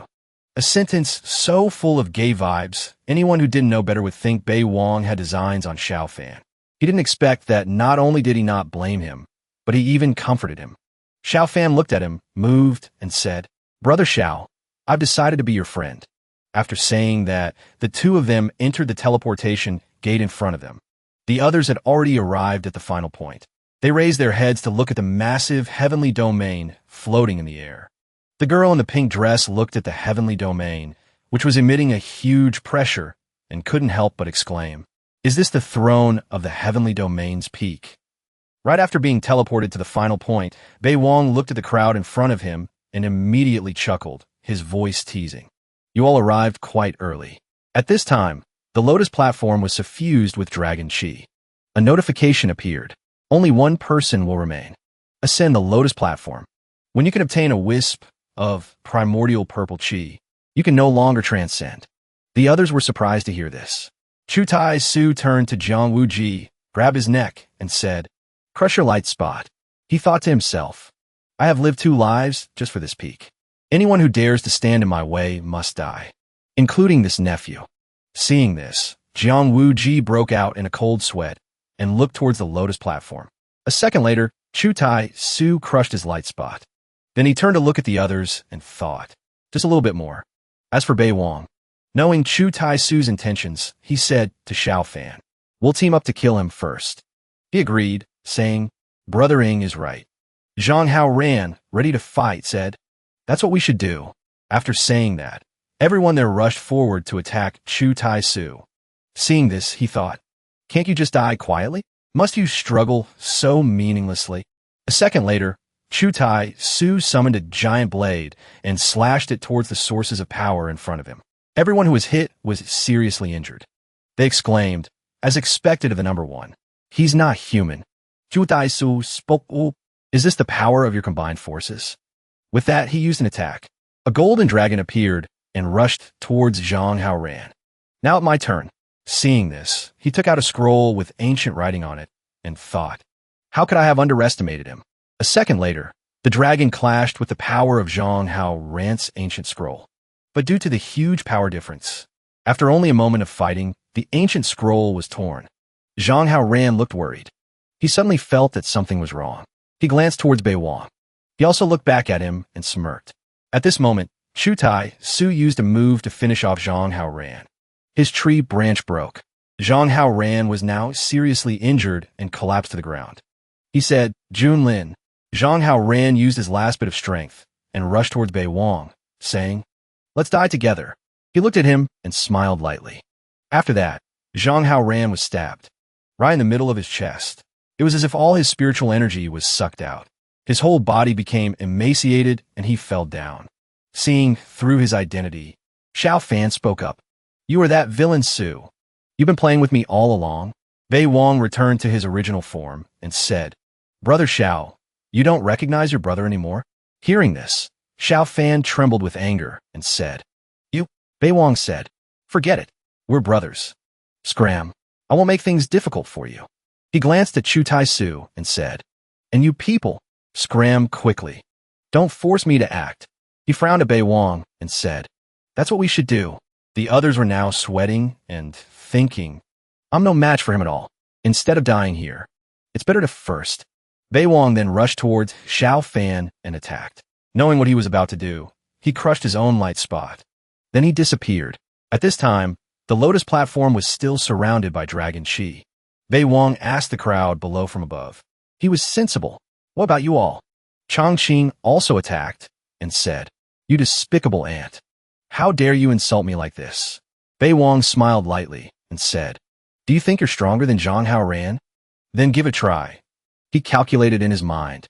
Fight then fight. Who's afraid of whom? If I wasn't afraid that these guys would take the opportunity to attack while I'm fighting Chu Tai Su, I wouldn't have let them go so easily. Chu Tai Su smirked and thought, "It's best if you guys fight a fierce battle first. I'll wait to be the Oriole." Chongqing talked tough, but ended up crushing his own light spot. Then he disappeared. Seeing this, Bei Wong was disappointed, and Chu Tai Su was furious and cursed. "Bastard." Bei Wong then glanced at the remaining two and thought, "I'll give you a look. Let you experience it." Ji Xianya looked at the Lotus platform, gritted her teeth, and thought, "Forget it." She attacked, intending to fight Bei Wong. Ji Xian, you took out the painting of mountains and rivers. The scroll unfurled. A large rock appeared next to it. Chu Tai Su glanced at Bei Wong and thought, "I'm still the Oriole." He looked down at him and smiled lightly. I'm giving you face. A second later, a dragon appeared and attacked the rock. Ji Xianya's painting of mountains and rivers was torn. Bei Wang used his bloodline to suppress her and ordered, "Kneel, call me master."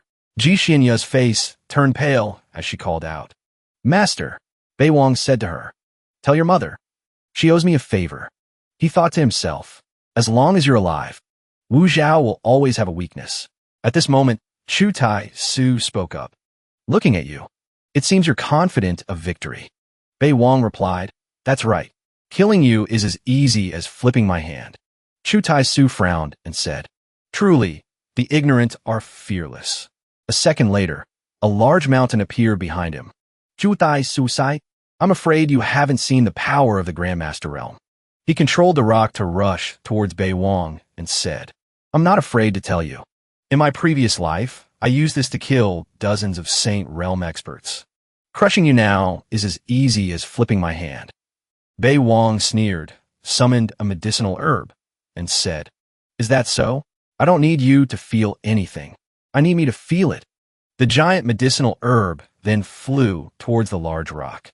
A moment later, the rock shattered into pieces. Bei Wang then asked, "How about that?" Chu Tai Su was sweating and surprised. "Impossible." Then he gathered all his strength and launched a move at Bei Wang. He used the medicinal herb to block it. After dealing with it, he put the medicinal herb away. Chu Tai Su was seriously injured and said, "Is this your trump card?" Bei Wang looked at the medicinal herb and thought, "My strength is still not enough. It's preventing this grass from unleashing its full power." Then Bei Wang launched a finishing move and said, "Cut the crap. One move will decide the winner." Bei Wang took out the stone and thought, "I snatched this from Yi Tian. It's perfect for this." A second later, he sat down cross-legged and closed his eyes. The stone then flew up and began to glow. "Saying dies, Chu Tai Su Wunda. What the hell is that?" Bai Wang smiled faintly. The stone then became enormous. A powerful spiritual energy radiated from it. A second later, cracks appeared on the stone. The stone then shattered. In its place was a giant human skeleton. Bei Wang then collapsed. Black energy appeared around the skull. Along with immense pressure, Chu Tai Su was now sweating and thought to himself, "I can't move. What on earth is this thing? Reborn once. I can't die like this." Bei Wang was still unconscious and falling. Chu Tai Su's eyes turned red with anger. "Chinger, if I had killed you back then." The skull then attacked Chu Tai Su. He was hit by the move and fell down. Then he disappeared. All that was left were two streams of black energy. At this moment, Bei Wang's entire body was surrounded by dragon chi. A dragon flew up. A notification appeared. The celestial world has hope for a transcendent. The fifth Jin Chong. Xu Bai Wang. After that, the dragon flew towards the lotus platform. Bei Wang was thus laid on the platform. Another notification appeared. Has built a 4th grade Grandmaster realm. Scene changes to Jin Chong. She sat on a swing, looked at him, and thought, "How'd it turn out?" Jin Chong looked on with satisfaction and thought, "This kid really did it." At this time, 2 names appeared on the heavenly roll. Chu Tai Su, Su Bai Wan. The others saw this and discussed unhappily. Zhang Hao Ran is dead. Now, even Chu Tai Su. A crack appeared in the sky. From it, 4 sources of light fell down. Those were the 4 remaining survivors. A notification appeared. This session of the heavenly domain is over. The others saw this and said, "Could it be that of the 36 prodigies on the heavenly roll, only these few are left? So who will reach the peak this time?" Chong Qing was sweating and thought, "Chu Tai Su is dead. Good thing I ran fast. Su Bei Wang is a monster." He then appeared and said, "I'll accept your kind intentions. Everyone, please go back." Yi Tian and Ji Xianya saw that he had advanced another level and thought to themselves, "Grandmaster realm." He broke through to the Grandmaster realm again. The others also thought. He killed the other prodigies. So cruel and so shameless. One of them said, "Dugu Palace Master. Let's eliminate him for the 9 provinces. Everyone, let's charge together. Avenge our comrades who died at the hands of this villain." Bei Wang smiled faintly and prepared to attack. Those guys were angry and raised their fists, rushing towards him and shouting, "Vi Lai Su, die for me." Bei Wang looked ahead in surprise. That is, the sky then darkened. 3 divine artifacts appeared out of nowhere. The people around wondered, "Oh, tanga, Deus wird. Imperial, Seal. Where did so many divine artifacts come from?" Bei Wang's cheeks were slightly flushed. He said, "Everyone, don't be hasty. My backer has arrived." The people around were surprised to hear this. Backer? Then isn't that? As soon as Bei Wang finished speaking, Jin Chang appeared. Seeing her appear, he was overjoyed and silently called out in his heart, "Eldest princess." Dugu Palace Master then took out a divine artifact, a bronze bell. The people around covered their ears at its loud ringing. Eastern Emperor Bell. It's the divine artifact, the Eastern Emperor Bell. Seeing this, Bei Wang called out worriedly, "Eldest princess." As for Jin Chang, she used her 3 divine artifacts to attack the Eastern Emperor Bell. Dugu Palace Master frowned and said loudly, "Hellish demon. Today that guy named Su must die." The people around rushed in to help. "Let's go. If we can't stop the 5th Demon Lord, no one can kill that guy named Su." Jin Chang's 3 divine artifacts clashed with the Eastern Emperor Bell, shaking the heavens and earth. The intense aura was like gods fighting. The people around said loudly, 3 half-step supreme experts. It's enough to kill the 5th Demon Lord. Let's see how she can still protect others. Bei Wang was furious to see a 3-on-1 fight. Ganging up on my eldest princess? Do you think I'm dead? As soon as he finished speaking, the remaining crowd rushed up to attack him. "Don't let that guy named Su escape." Bei Wang took out the divine herb. "Are you even worthy of me making a move?" Then, a giant skull appeared before them. Yi Tian felt the pressure it radiated and was so scared he broke out in a cold sweat, thinking, "Villain, Su has grown to this extent?" The people nearby said, "No one in the younger generation of the 9 provinces is his match. They are all Grandmaster realm experts. Can't they even block a single move?" Chang Qing was now sweating profusely and thought to himself, "Since there is a Xian Yuan, why must there also be a Bei Wang?" As for Bei Wang, he glanced at them and thought, "I just killed a few Grandmaster realm experts. Is it really that surprising?" Yi Tian and Chang Qing were now being suppressed by some pressure. They thought, "We'll return to the Celestial Palace for secluded cultivation. If we don't reach the 2nd grade Nirvana realm, we will never come out into the world again. I must kill him. I must definitely kill him." The divine artifacts of Jin Chang and Dugu Palace Master were now fighting fiercely, with no clear winner. Jin Chang was still calmly fighting. As for Bei Wang, he thought worriedly, "I can't get close to them. Moreover, the nether energy on my body is also weakening. This skull's nether energy has a time limit. Eldest princess, what should I do?" Suddenly, a crack appeared in the sky, startling Bei Wang. From the crack, a group of people rushed down. Bei Wang saw this, frowned, and thought, "There aren't that many left. Charge." A moment later, he had eliminated all of them and looked up at Dugu Palace Master, thinking, "Only 1 half-step supreme is left. If the eldest princess and I team up, it's not impossible." At this moment, he looked down and was startled to realize he was at a disadvantage. Then he disappeared. Bei Wang looked on furiously and said, "The dignified palace master of the Celestial Palace. Even his escape has no creativity." A second later, he regained his cool demeanor, crossed his arms, and asked the crowd below, "Still want to fight? If not, I'm leaving." Seeing this, they thought to themselves, 3 half-step supremes teaming up couldn't even injure him. Even the palace master of the Celestial Palace has fled. How can we? Seeing that they were no match, that group of people tucked tail and ran for their lives. As they ran, they cursed, "Vi Lai Su, hellish demon lord. You will definitely die." Bei Wang heard this and looked annoyed. "TCH, if you have the guts, don't run." Then he said shyly, "Your Highness, this subordinate has returned." Jin Chang looked at Bei Wang and was silent for a moment. Then she raised her hand and created a green vortex. And she loudly shooed him away. A second later, the cat appeared and slammed itself into Bei Wang's face. The weather was beautiful. At the Primordial Palace, 9 Provinces Lake, Bei Wang said, "Your Highness, this subordinate has reached the peak." "Your Highness, have you noticed the primordial purple chi in this subordinate's body?" Jin Chang replied with a hum.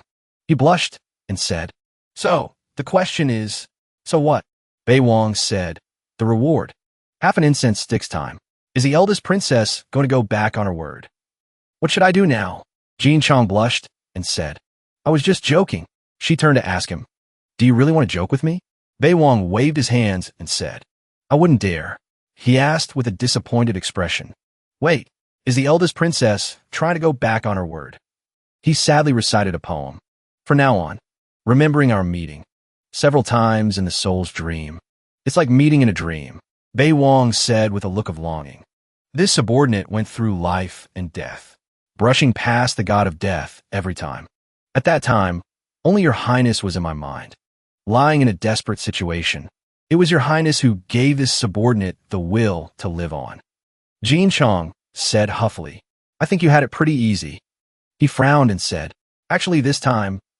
Bei Wang lowered his head and recounted. This subordinate met a woman from the outer realms at the first gate. If it weren't for your highness's drop of blood, this subordinate would have been crushed to death long ago. He thought to himself, the eldest princess probably doesn't know if the person I met was male or female. Jin Chong said nonchalantly, is that so? Bai Wang presented.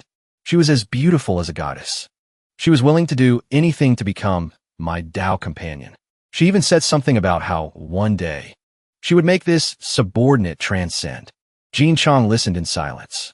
Bei Wang placed his hand on his chest and declared, this subordinate laughed at her. What kind of cat or dog is she to be worthy of marrying me? This subordinate said that someone is already helping me transcend. He thought to himself, as expected, the eldest princess is praising me. Bai Wang continued, I was afraid she would ask about the origin of the drop of blood. So this subordinate decisively killed her, body and soul utterly destroyed.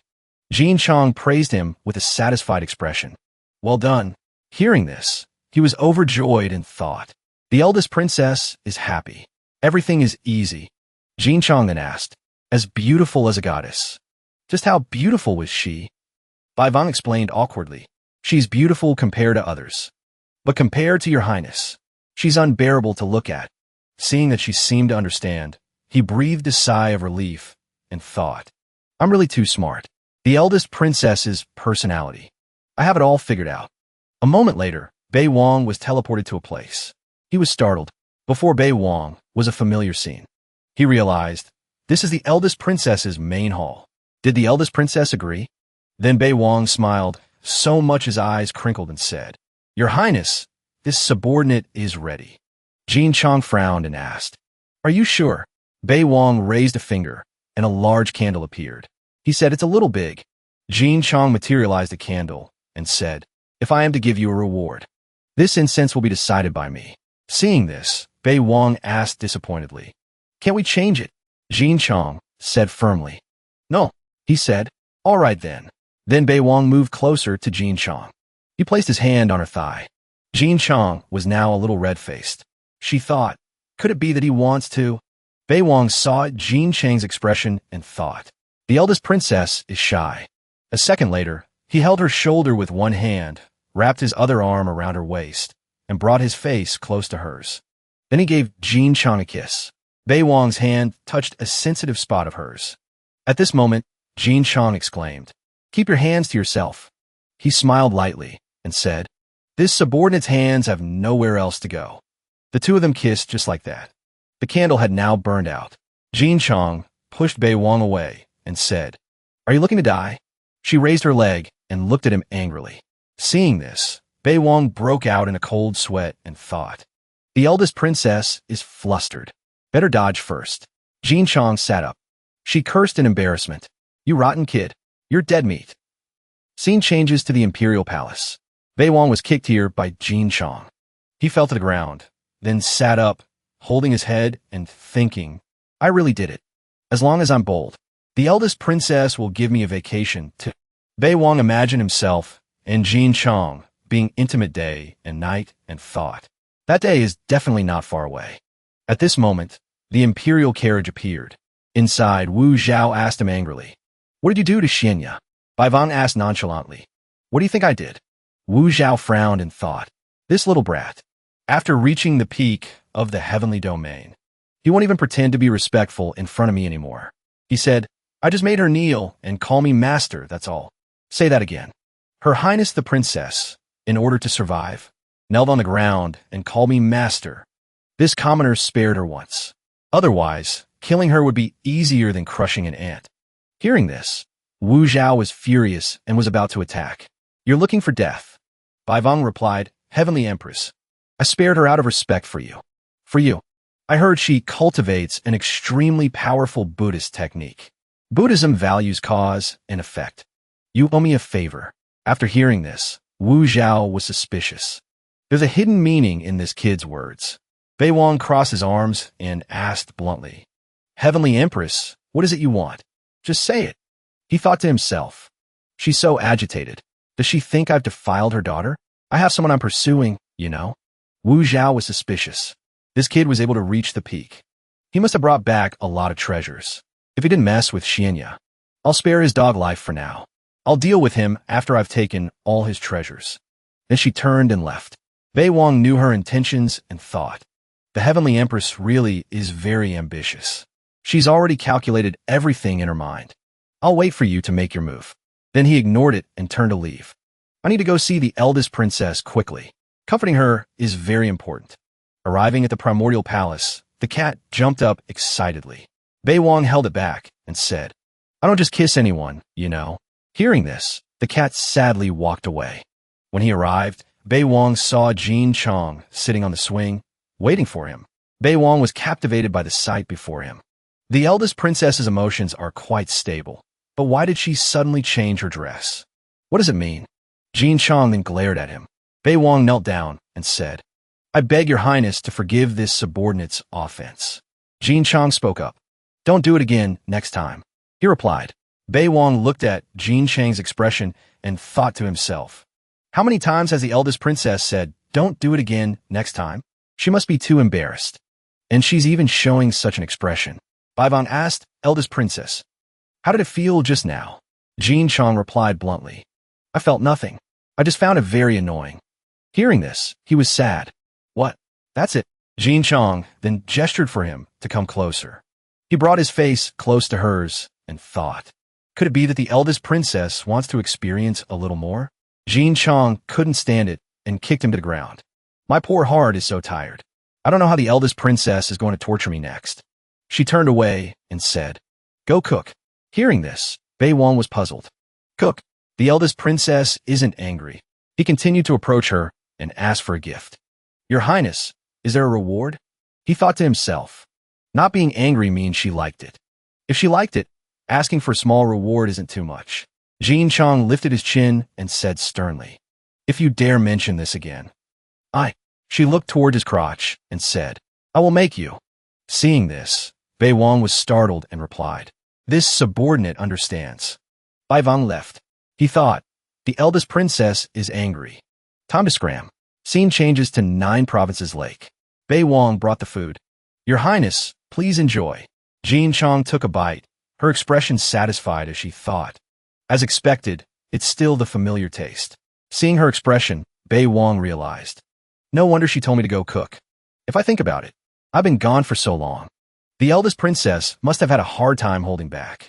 Seeing Bai Wang staring at her, Jin Chong glared at him. Then she asked, let me see, what did you gain in the heavenly domain? Bai Wang smiled, so much his eyes crinkled and said, Your Highness, don't be surprised. Bai Wang took out rare medicinal herbs. Seeing this, the cat was excited. Jin Chong asked, is this all? Forget it. When I have time, I'll help you refine them into pills. Hearing this, Bai Wang thought, the eldest princess isn't satisfied. Good thing I still have some in stock. This should be enough, right? The cat, lying in the fish tank, exclaimed in delight. So much. Jin Chong spoke up. I'm a little surprised. Bai Wang said, actually, before he could finish, Jin Chong cut in and asked, did you go to participate in a competition or to rob people? 9 chances of death, 1 chance of life. Walking on the edge of death. I saw you were in trouble. Bai Wang waved his hands and replied, that wasn't me. I didn't. Your Highness, please listen to me. Jin Chong then glared. She looked at the coffin before her. Bai Wang said, if your Highness likes it, just take it. Jin Chong lifted his chin and said, the primordial chi of destiny. You really have it. What does that chi have to do with me? That's true. My treasure hunting mice. Having providence can also be counted as mine. Seeing Jin Chong paying attention to the coffin, Bei Wang asked, "Your Highness, is something wrong? Could it be that the corpse of a girl is in this coffin? Why don't I remember this thing in the original book? But according to the usual tropes, there's probably a beautiful woman inside, waiting for me to awaken her." Jin Chong saw through his intentions and asked, "You really hope it's a woman, don't you?" He also tried to explain. "No, I don't," Jin Chong said. "She can be considered a woman. This woman's name is Bai Yueguang. She crippled her own great Tao foundation and entered reincarnation. She is transformed into rivers and mountains, trees and birds. As long as she can condense 81 reincarnation marks, she can achieve a supreme body and attain a divine fruit. This coffin is another one of her reincarnations," Bei Wang said. 81 reincarnations. An extraordinary woman. Jin Chong asked unhappily, "Do you think I'm very ordinary?" He broke out in a cold sweat and explained, "How can she compare to your Highness? Since when did I say the eldest princess is not as good as her? I didn't say that. What's going on?" Jin Chong glared at Bei Wang and said, "For now, I'm not as good as her, but our future achievements will be worlds apart. She is only worthy of looking up to me." He asked, "And what about this subordinate?" Jin Chong grabbed Bai Wang's collar. Then she pushed him into the coffin. The coffin closed. Inside was a night scene with a clear moon and a cool breeze. Bei Wang looked around and wondered, "It's like this inside a coffin?" He saw a snowflake-like flower appear. Bei Wang plucked it and wondered, "What is this?" Jin Chong shouted from outside, "Get out here." He was startled and thought, "Is the eldest princess waiting for me?" Bei Wang used his dragon chi. Then he broke the dreamscape. A second later, he returned. Jin Chong then held out her hand and said, "Take it." Seeing this, Bei Wang puckered his lips and thought to himself, "I didn't expect the eldest princess to make such a request." Seeing him about to do something indecent, Jin Chong hit him on the head and cursed, "Useless. I told you to hold this flower in your mouth." Bei Wang realized and said, "Ah, your Highness didn't make it clear." Jin Chong frowned and said, "If you dare do that again next time, don't blame me for taking away your mouth." Bei Wang forced a smile and took the flower. A second later, he felt a sharp pain in his body. Jin Chong glanced at him and cursed, "Useless." Jin Chong kicked Bei Wang and yelled, "Get up." Bei Wang felt his body. Something seems different. Jin Chong then said, "You will help her complete one life of reincarnation. She has bestowed upon you the origin of a divine ability. Neither of you owes the other anything." Bei Wang asked, "Is there anything special about it?" Jin Chong replied, "The pupil of death." Seeing this, he thought, "Isn't it a mental attack? I'm not lacking in that. My divine guarding scripture is more powerful than this." Jin Chong said, "The pupil of death is a top-tier divine ability even in the myriad worlds. What the hell is the divine guarding scripture? Not even a dog would want it." "The eldest princess knows what I'm thinking again?" Jin Chong ordered, "Activate the pupil of death." He stared and said, "Yes, but how do I use it? Do I just keep staring like this? Although it's a bit embarrassing. The eldest princess is really beautiful." Bei Wang looked at Jin Chong. He saw her belly suddenly swell. Bei Wang's jaw dropped as he wondered, "What's happening? Could this be the legendary stare at someone and they get pregnant ability?" Bei Wang blushed and thought, "This is too surprising.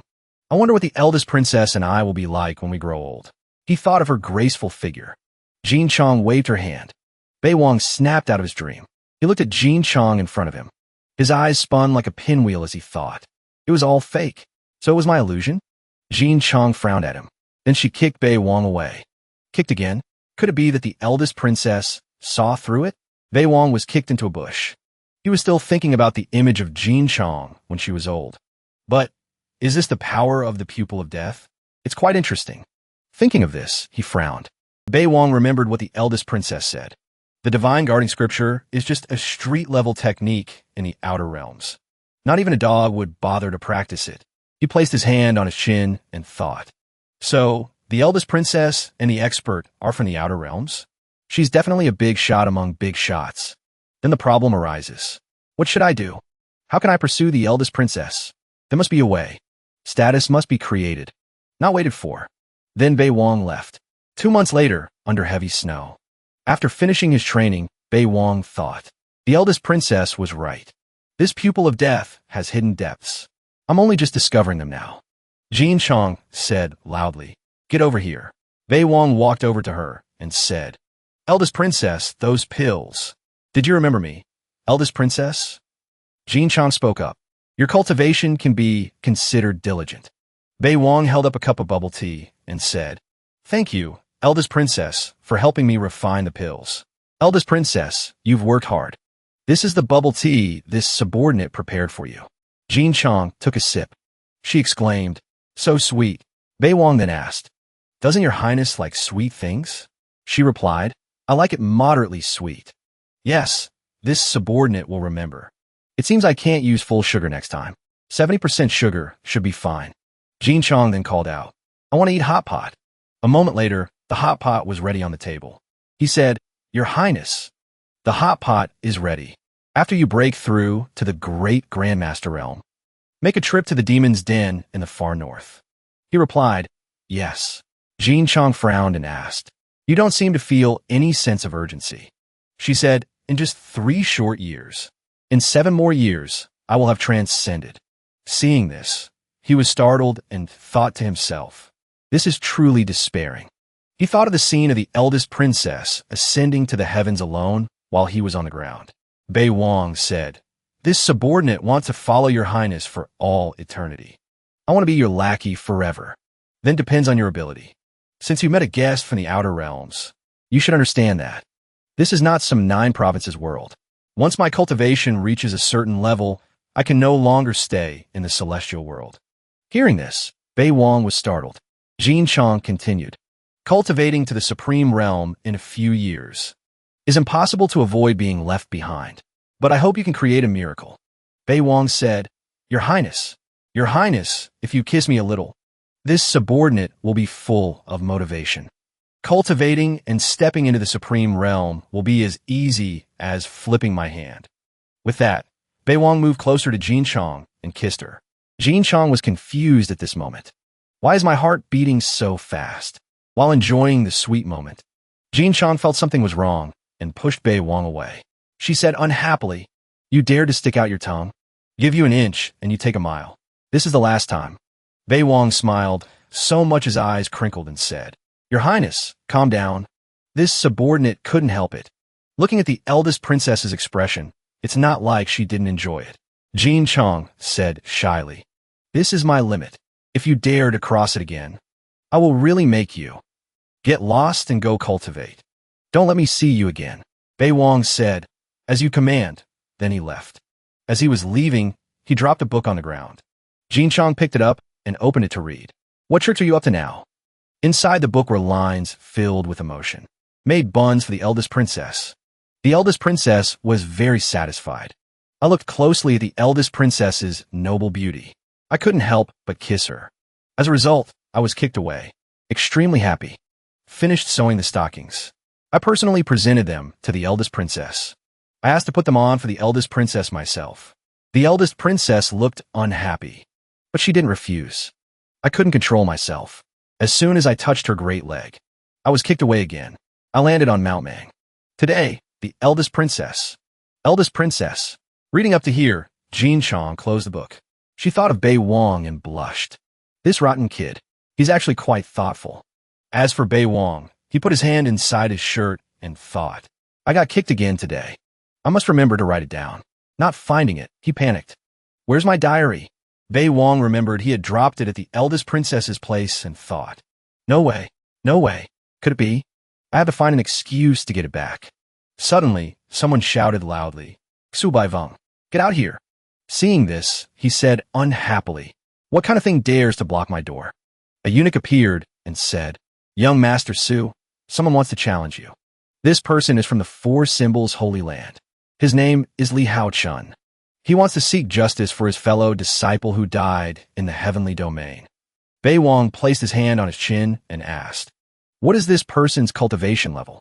The eunuch replied, This person entered the heavenly domain 21 years ago.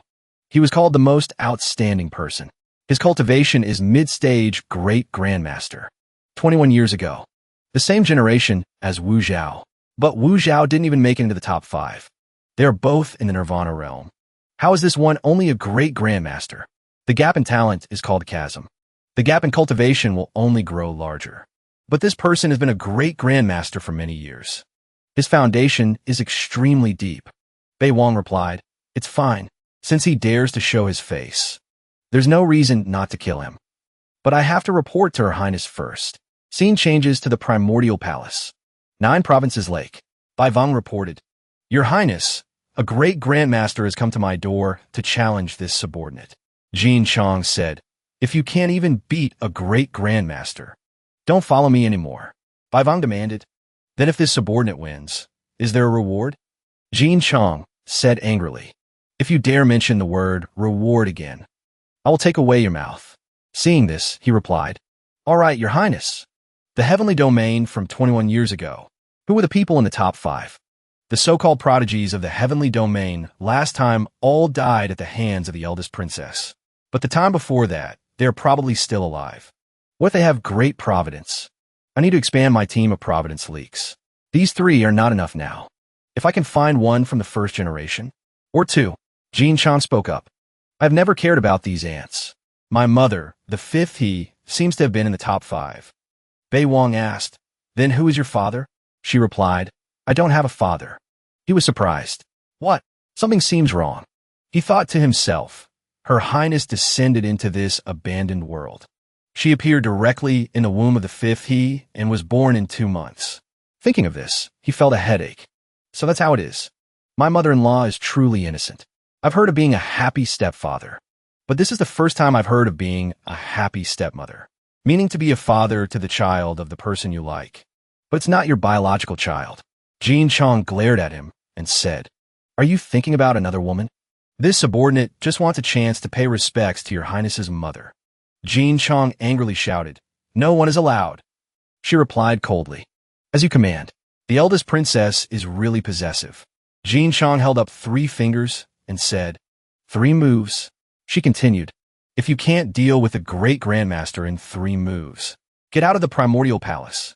After saying that, Jin Chong kicked him away. At the martial arts arena, standing on a platform, was Li Hao Chun of the 4 Symbols Holy Land. The people below were discussing. Someone else has come to challenge that guy named Su. Bei Wang then arrived. The people here were discussing. Young Master Su has arrived. Everyone, hurry up and bet. Who do you think will win? Young Master Su can still keep his promise. He kills great grandmasters more easily than killing chickens. Li Hao Chun is no ordinary great grandmaster. Li Hao Chun frowned and said, "Today, I must seek justice for my fellow disciple." Bei Wang smiled lightly and said, "Your Excellency, why must you do this? Wouldn't it be better to stay at home and play with your grandchildren?" Li Hao Chun threw a tombstone to the ground and shouted, "Cut the crap. If you lose, you must kowtow before my fellow disciple's memorial tablet." The tombstone was engraved with the name, Memorial Tablet of Li Hu. Li Hu originally entered the heavenly domain. He was killed by someone.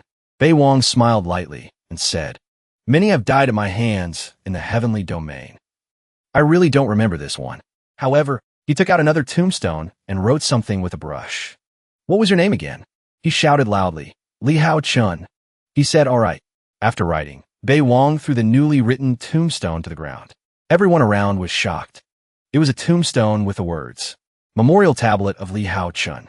Bei Wang then called out, "Don't get excited. I'm just respecting my elders." A young man who doesn't know his place. At this moment, a weapon appeared, the law of power of Li Hao Chun. He's just a mid-stage great grandmaster, yet he has comprehended a bit of the law of power. Below the laws, all are ants. Villain Su is already dead meat. He then rushed towards Bei Wang. He took out the grass. Everyone said, "It's that grass again." The others were surprised to see this. Previously, those great grandmasters all died under this grass. The grass clashed with the scythe. Li Hao Chun was seriously injured and retreated. Bai Wang spoke up. "You're old, so don't be so aggressive." One move, and he still couldn't deal with him. Li Hao Chun channeled his chi. A ferocious lion appeared behind him. Bei Wang summoned the giant skeleton. The skeleton's aura flew towards Li Hao Chun. He gritted his teeth. Li Hao Chun thought, "This is the second move. The eldest princess told me to deal with him in 3 moves. Otherwise, I'll have to get out of the Primordial Palace." He can actually withstand Villain Su's ability. This is what you call a master. That guy named Su is in trouble. Li Hao-chun was contemptuous. A few lowly tricks. Suddenly, he found that he couldn't move his whole body. What is this power? Bai Vang smiled faintly. He was scared and wondered, what's happening? Then he fell to the ground. Blood gushed out. He glanced at him and smiled faintly. Everyone then fled in all directions. What on earth is going on? Let's go quickly. Villain Su has a new trick. Bai Wang gritted his teeth in annoyance. At the Primordial Palace, Bai Vang reported, Your Highness, this subordinate has not failed his mission. Dealt with in 3 moves. She glanced at him and said, Useless, stop pretending. Bai Wang coughed up a mouthful of blood. He lowered his head and thought, Crap, I made a fool of myself in front of the eldest princess again. Forcing a killing move at the Grandmaster realm. The side effects are really severe. Jin Chong placed her foot on Bai Wang's chest. At this moment, Bai Wang thought, So comfortable, as expected of the eldest princess. She glared and said, Useless. Your cultivation technique has stalled. What's the reason? This subordinate needs nether energy. This thing has Yin energy. It's also different from death energy. Jin Chong shouted loudly. Do I need you to explain what nether energy is in your eyes? Do I not know anything? How could that be? Your Highness, in this subordinate's heart, you are omnipotent. This subordinate talks too much. I deserve to be beaten. Jin Chong took out a scroll and said, Cut the crap in the future. The scroll then opened. Inside were ancient characters. Bai Vang was puzzled. What is this again? Jin Chong replied, The Great Evolution Holy Land has a 30,000-year-old ancient corpse. I will take you to get it. Scene changes to Mount Wu. The Great Evolution Holy Land. Bai Wang walked over and said, I'm just a junior. For the Holy Master to personally welcome me. I am not worthy. The Holy Master of the Great Evolution Holy Land. Xiao Yu asked little friend Su, Why the sudden visit to Mount Wu? May I ask what the matter is? He thought to himself. He just caused a ruckus in the capital. What is he doing here now? Bai Wang replied. I was bored and had nothing to do.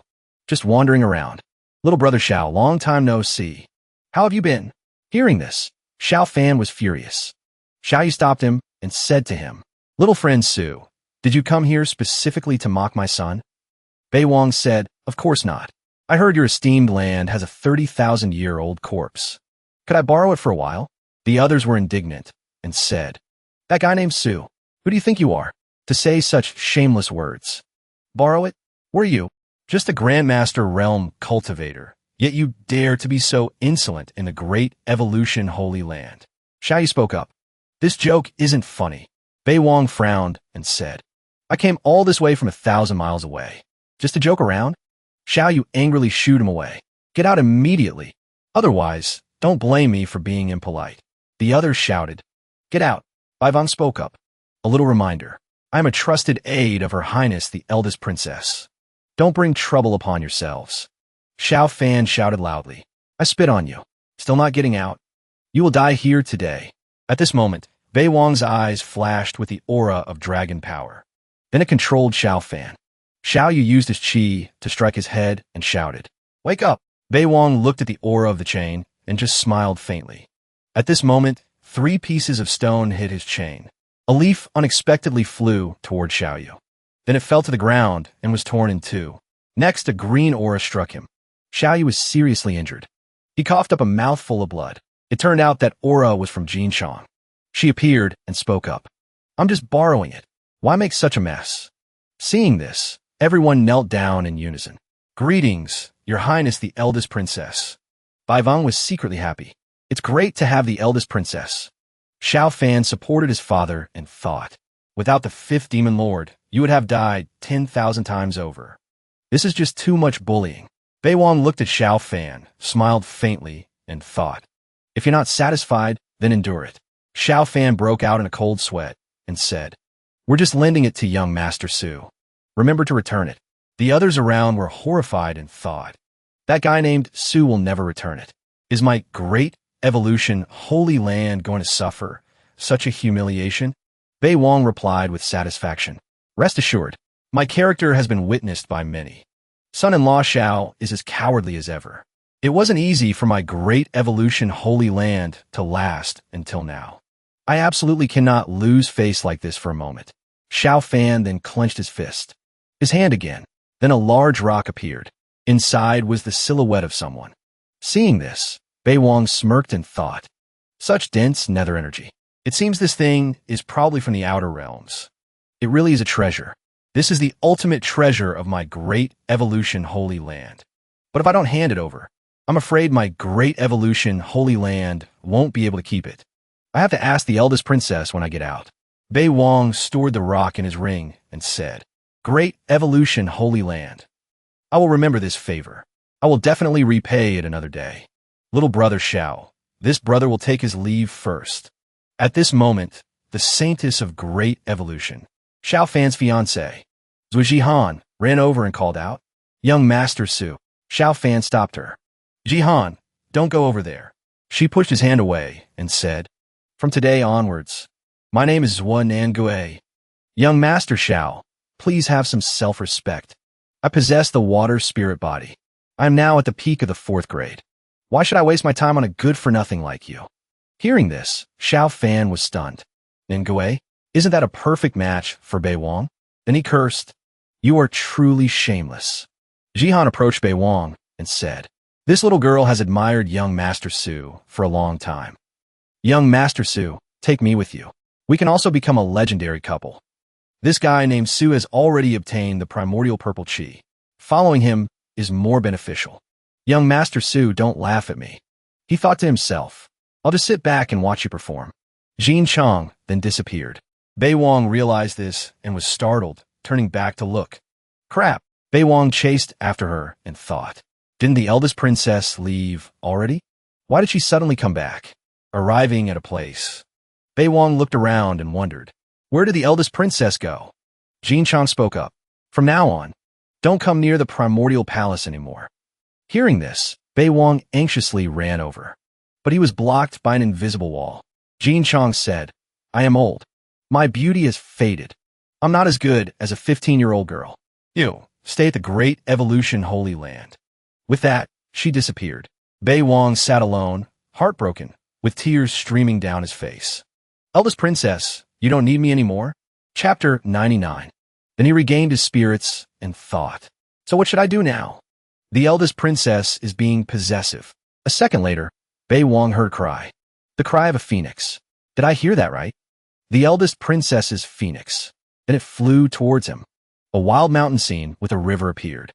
Bei Wang appeared there and looked up at Jin Chang, thinking, I don't know if it's right or wrong. I just feel that I was wrong. Then I was wrong. Your Highness, this subordinate was wrong. Jin Chang, sitting on the swing, snorted. From the looks of it, the eldest princess is a little angry. Good thing I refused quickly back then. Bei Wang approached and massaged her legs, saying, Your Highness must be tired. I will massage you, Your Highness.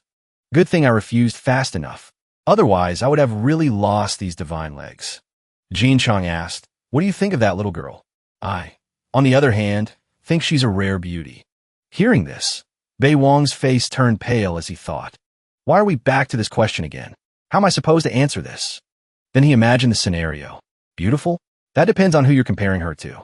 She's not even as good as Your Highness's toe. Jin Chang angrily exclaimed, What is that thing? How dare you compare it to me? At this point, Bei Wang's face turned pale. No, I absolutely cannot say that. Jin Chang glared at him. Bei Wang broke out in a sweat and said, Who is Your Highness talking about? This subordinate has forgotten. Jin Chang glared at him and asked again, Is that so? At this point, he thought, Time to go for broke. Then he gave her a kiss. Then Bei Wang said, Your Highness, except for my face. You can hit anywhere else you want. Jin Chang then got angry, kicked him straight into the river, and cursed. You lowly dog. Seeing Bei Wang climb back ashore, Jin Chang said, It's time to cultivate. A second later, the rock appeared. Bei Wang put his hand to his chin and thought, It's that female corpse again. Jin Chang, filled with killing intent, asked, She's very beautiful, isn't she? Bei Wang then activated the Northern Darkness blood-devouring divine art. Day turned into night. The rock then shattered. The woman's soul flew out. Bei Wang then collapsed. Jin Chang caught him and said, Your technique still hasn't broken through. Bei Wang replied, The progress is slower than I imagined. Vom Xu bei Wang to Super Xu bei Wang. 5% plus 35%. Ancient corpse assistance.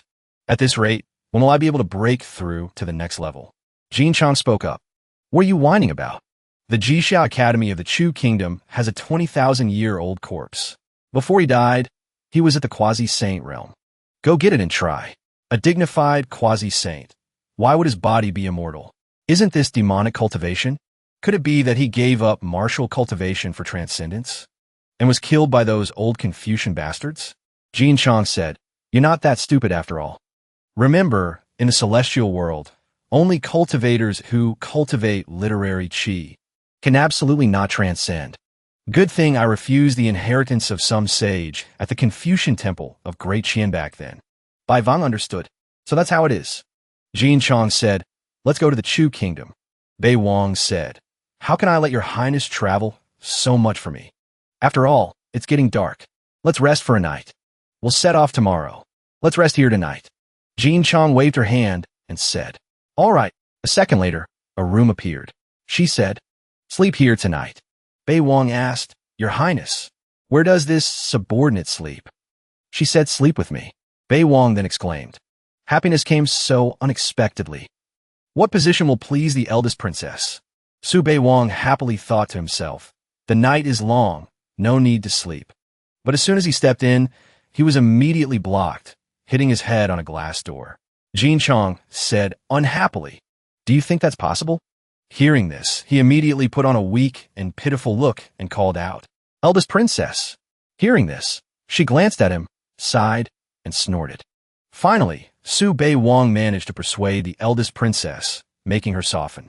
He quickly followed her. Seeing this, the eldest princess's eyes were sharp. She looked at him and said in a stern voice, Find a place to sleep yourself.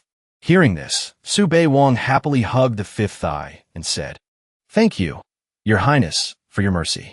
His eyes looked at the other person's thigh and continued, Your Highness, rest assured, this subordinate is the most honest person. Then he thought to himself, Forget it. If I can't hug it, I can still look at it.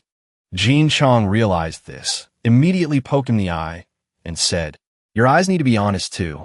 This made Su Bai Wang cry out in pain and fear, exclaiming, Her eyes. He thought sadly, I was happy for nothing. He again put on a weak look and begged Her Highness. This subordinate is afraid of the dark. This subordinate is cold. This subordinate wants to sleep with Your Highness. Your Highness, I really will just sleep, no matter how she tried to chase him away. Get lost. He still shamelessly hugged her tightly and said happily, This subordinate is going to sleep. He thought to himself, The eldest princess didn't kick me away, so she must like it. No ruse. Sooner or later, I'll make the eldest princess like me. The next morning, at the Jixia Academy of the Chu Kingdom, the half-step supreme libationer, Meng Shu Bai, of the Jixia Academy of the Chu Kingdom, was performing a ceremony, paying respects to Her Highness the eldest princess of Great Qian. The fifth said, I want the corpse of the half-step supreme Shun from the library of the Jixia Academy. He thought, As expected, they've come. These two have already plundered the ancient corpse of the Great Evolution Holy Land. Now they're targeting us. Then he refused. I'm sorry, but I am powerless. The ancient corpse is in the deepest part of the library. If you want to enter, you must get the resonance of 99 sage statues. Note, the library has 99 statues of sages. As long as one can induce the resonance of one sage statue, one can enter the library to read the Confucian classics. At the same time, 10 sage statues can upgrade one's luck. It's even possible to directly break through a realm and trigger more sage resonances. The greater the fortuitous encounter one obtains. Hearing this, she threatened, Then I'll just blow up the library. Hearing this, he said in fear, You want to destroy the inheritance of the sages? Jin Chang replied calmly and frankly, So what if I do? The half-step supreme was angry and turned to persuade him. This is the end of it. Su Bai Wang, in that statue, there's the remaining power of 99 sages.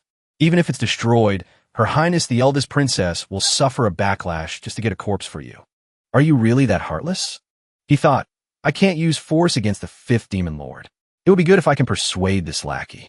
Hearing this, he glanced at the eldest princess and thought, I absolutely cannot let the eldest princess get hurt because of me. At this moment, Jin Chong shouted unhappily. Don't test my patience. The half-step supreme thought worriedly. I'm definitely no match for her. Once we fight, I will definitely lose. He tried to persuade him again. Little friend Sue, those 4 sentences of yours have shaken even me. Why don't you try challenging the library? He thought to himself again. I absolutely cannot let them destroy the library. At this moment, Sube Wong tried to remember and thought, those 4 sentences? I don't remember them. But this matter cannot involve the eldest princess. With that thought, he stood beside the eldest princess and said, Your Highness, this subordinate will try. Seeing this, he seized the opportunity. If little friend Sue can create a miracle, let alone the corpse of a quasi-saint, any treasure in the library will be yours for the taking. If you lose, please leave. I just wanted to force them to retreat. I didn't expect him to actually agree. Forget it. It's impossible for anyone to induce the resonance of 99 sage statues. They'll have nothing to say then. The 2 of them left. The half-step supreme said loudly, I will be waiting at the library. As they walked, Su Bei Wong observed the eldest princess. Is it my illusion? Why is the eldest princess unhappy again? The eldest princess looked at him and said frankly, I don't like you making your own decisions.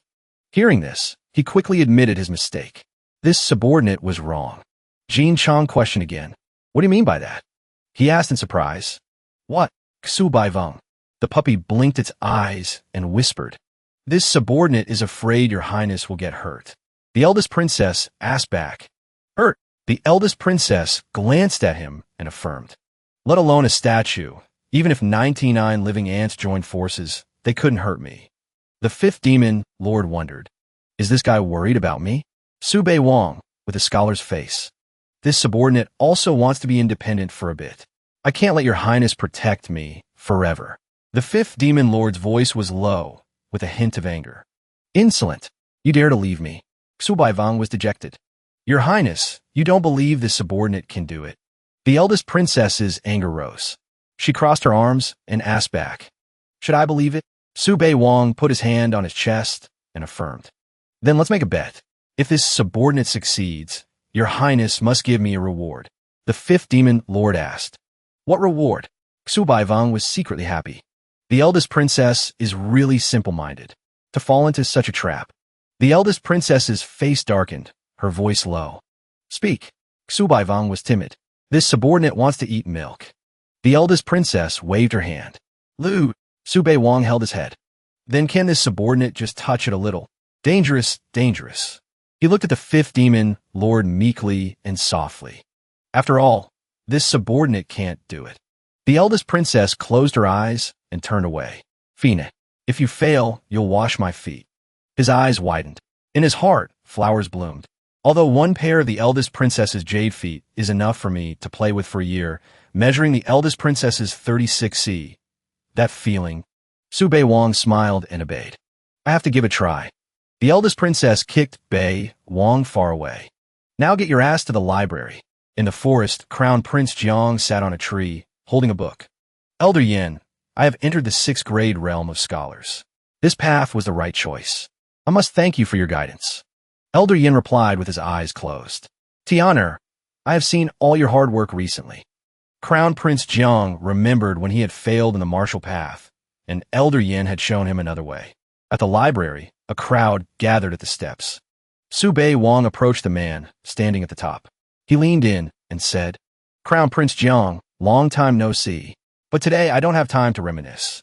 Crown Prince Jiang broke out in a sweat, snorted coldly, and thought. Challenging 99 sage statues. He's got quite the nerve. Elder Yin spoke up. Young Master Su wants to induce the sage resonance. Su Bei Wong stood beside him. I understand. Recite a poem with literary talent, and if the sage statue senses it, it will resonate. He thought, I've played this game once at the Confucian temple of Great Qian. Is there anything I don't know? Elder Yin closed his eyes in anticipation. If that's the case, I am very much looking forward to it. Su Bei Wong channeled his qi and recited, Bright moonlight before my bed, I thought it was frost on the ground. He smiled. Finally, I can unlock the eldest princess's 36C. Let's go. A sage statue, sensed it, and lit up. The crowd was surprised. He resonated with a sage statue so easily. It's just one statue. Let's see what else he can do. Sube Wang seemed to be immersed in a poetic space, drinking wine and reciting poetry. Drunk, I know not the sky and the water. The boat, heavy laden, presses upon a dream of clear stars. The statues lit up one after another. A few people commented, he can resonate with 5 sage statues. What good poem. Villain Su has such talent. Crown Prince Jiang gritted his teeth. Why? Why is it so easy for him? Su Beiwang glanced over and thought, isn't it just reciting poetry? I've been through the baptism of 9 years of education, after all. The door before him opened with a brilliant light. Elder Yin reminded him, young Master Su, the main gate of the library is open for you. If you wish to read the classics, now is your chance. Su Beiwang looked inside and wondered. The library? Su Beiwang looked inside thoughtfully. I didn't come here to find a library. He thought, it seems he won't take anything but the quasi-saint's corpse. He closed his eyes and pondered. What should I recite next? The great river flows east, its waves washing away all heroes. Right and wrong, success and failure, all turn to nothing. Only the green mountains remain, as they have always been, though they have seen many a setting sun. The white-haired fishermen and woodcutters on the riverbanks have forgotten the autumn moon and spring wind. A pot of coarse wine, a happy reunion. How many stories of the past and present are told in laughter and conversation? The statues gradually sensed it and lit up. Crown Prince Jiang watched in astonishment. That's 12 statues already. Elder Yin broke out in a sweat. These 2 poems are enough to be recorded in history.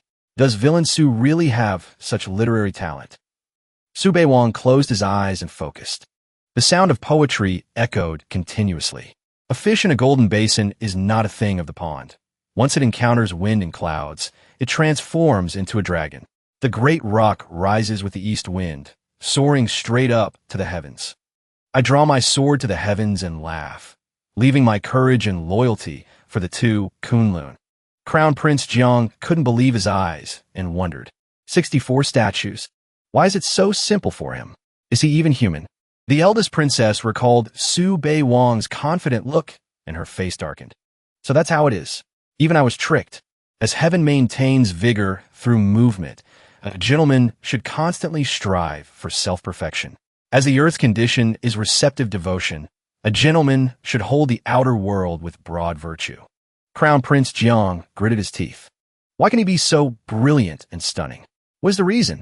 Su Beiwang raised his head. The mountain of books has a path. Diligence is the way. The sea of learning has no shore. Hard work is the boat. In books, there are girls with faces like jade. In books, there are houses of gold. There will come a time to ride the long wind and cleave the waves. I will hoist my cloud-like sail to cross the sea which raves. Heaven has blessed me with talent. It will be of use. 1,000 gold coins spent. We'll come back again. Why should I bow and scrape to the powerful, which makes me unable to open my heart and face? A sacred object fell down. Su Beiwang looked down. This is, Elder Yin explained. These are all magical artifacts and classics of the Confucian school from the library. They have never easily appeared. They have only emerged because they sensed young Master Su's literary talent. He raised his hand to receive the artifacts. It seems they're not very useful. I'll just pick a few at random. The crowd had their own thoughts. The heaven-grade Confucian artifact I've always dreamed of. Villain Su doesn't even look at it. The secret divine techniques of the Confucian school. How can a heaven-grade artifact become a pile of junk in Villain Su's eyes? This is infuriating. Su Beiwang still closed his eyes and tried. Let me see. How many are left until 99? The resonance is getting slower and slower. Is it because the poems aren't good enough? Then he continued to recite poetry. Elder Yin was surprised and exclaimed, "What a fine piece of writing." After the next 4 lines, the crowd was shocked. Is this the star of literature shaking? The last few statues gradually responded. Xu Baivang straightened up. Why is there still one missing? Elder Yan's eyes widened as he exclaimed, "Who on earth is he? Could he be the reincarnation of a sage?" Su Beiwang stood before the last statue, rubbing his chin and thinking, "What's going on? I've already recited the poems. Why isn't it working? Then I can only..." He recited a few lines of poetry. Elder Yin was surprised and couldn't believe it. The three-character classic, concise and easy to memorize, even a child can recite it. This villain Su has done a good deed. If all children memorize this piece of writing and understand the philosophy contained within it, they will imperceptibly be favored by the vast righteous Qi. The number of scholars who cultivate the Confucian Tao will increase. The last statue lit up, and a great beam of light descended. Su Beiwang happily received the halo of light. Fourth grade peak of the literary Tao, advancing to the Grandmaster realm. The crowd shouted in dissatisfaction. The heavens are unfair. The heavens are unfair. In less than an hour, he has entered the peak of the literary Tao Grandmaster realm. Before long, won't he be a Tao Grandmaster? The eldest princess was satisfied. This lackey isn't so bad. Another item appeared. The people were surprised one after another. The spring and autumn brush. My Chu Kingdom's Confucian school only has half a divine artifact. How can this be? Su Bei Wang received the divine brush. So it's made from a fur of the divine beast, the Qilin. Although it's broken in half, a divine artifact is still a divine artifact. A man aggressively threw a move. The treasure thief deserves to be killed. Before he could attack, that man was struck away by Elder Yin with one hand. The people were in an uproar. Elder Yin turned his back. Don't blame me for being ruthless. The fifth demon lord is here. If anything happens to her trusted aide, the entire Chu kingdom will be doomed. Xu Baivang Smedet. The libation Meng is still the sensible one. He hasn't lived in vain. A golden light shone brightly. Su Bei Wang held out his hand and said, "The green mountains will not change. The deep blue water will always flow. We will meet again in the martial world and surely drink a cup of wine together. Don't think I didn't see you. You've been living quite well recently. I'll let you go for a while. When the leek is ripe, I'll cut it." Crown Prince Jiang thought with a dark expression. Elder Yin, I may never be able to surpass that villain Su in this lifetime. Last time, it wasn't really a win against him. It was just because of my deep background. The one who fights to the end is the winner. A rare cultivation genius, truly an outstanding talent, arrogant and conceited.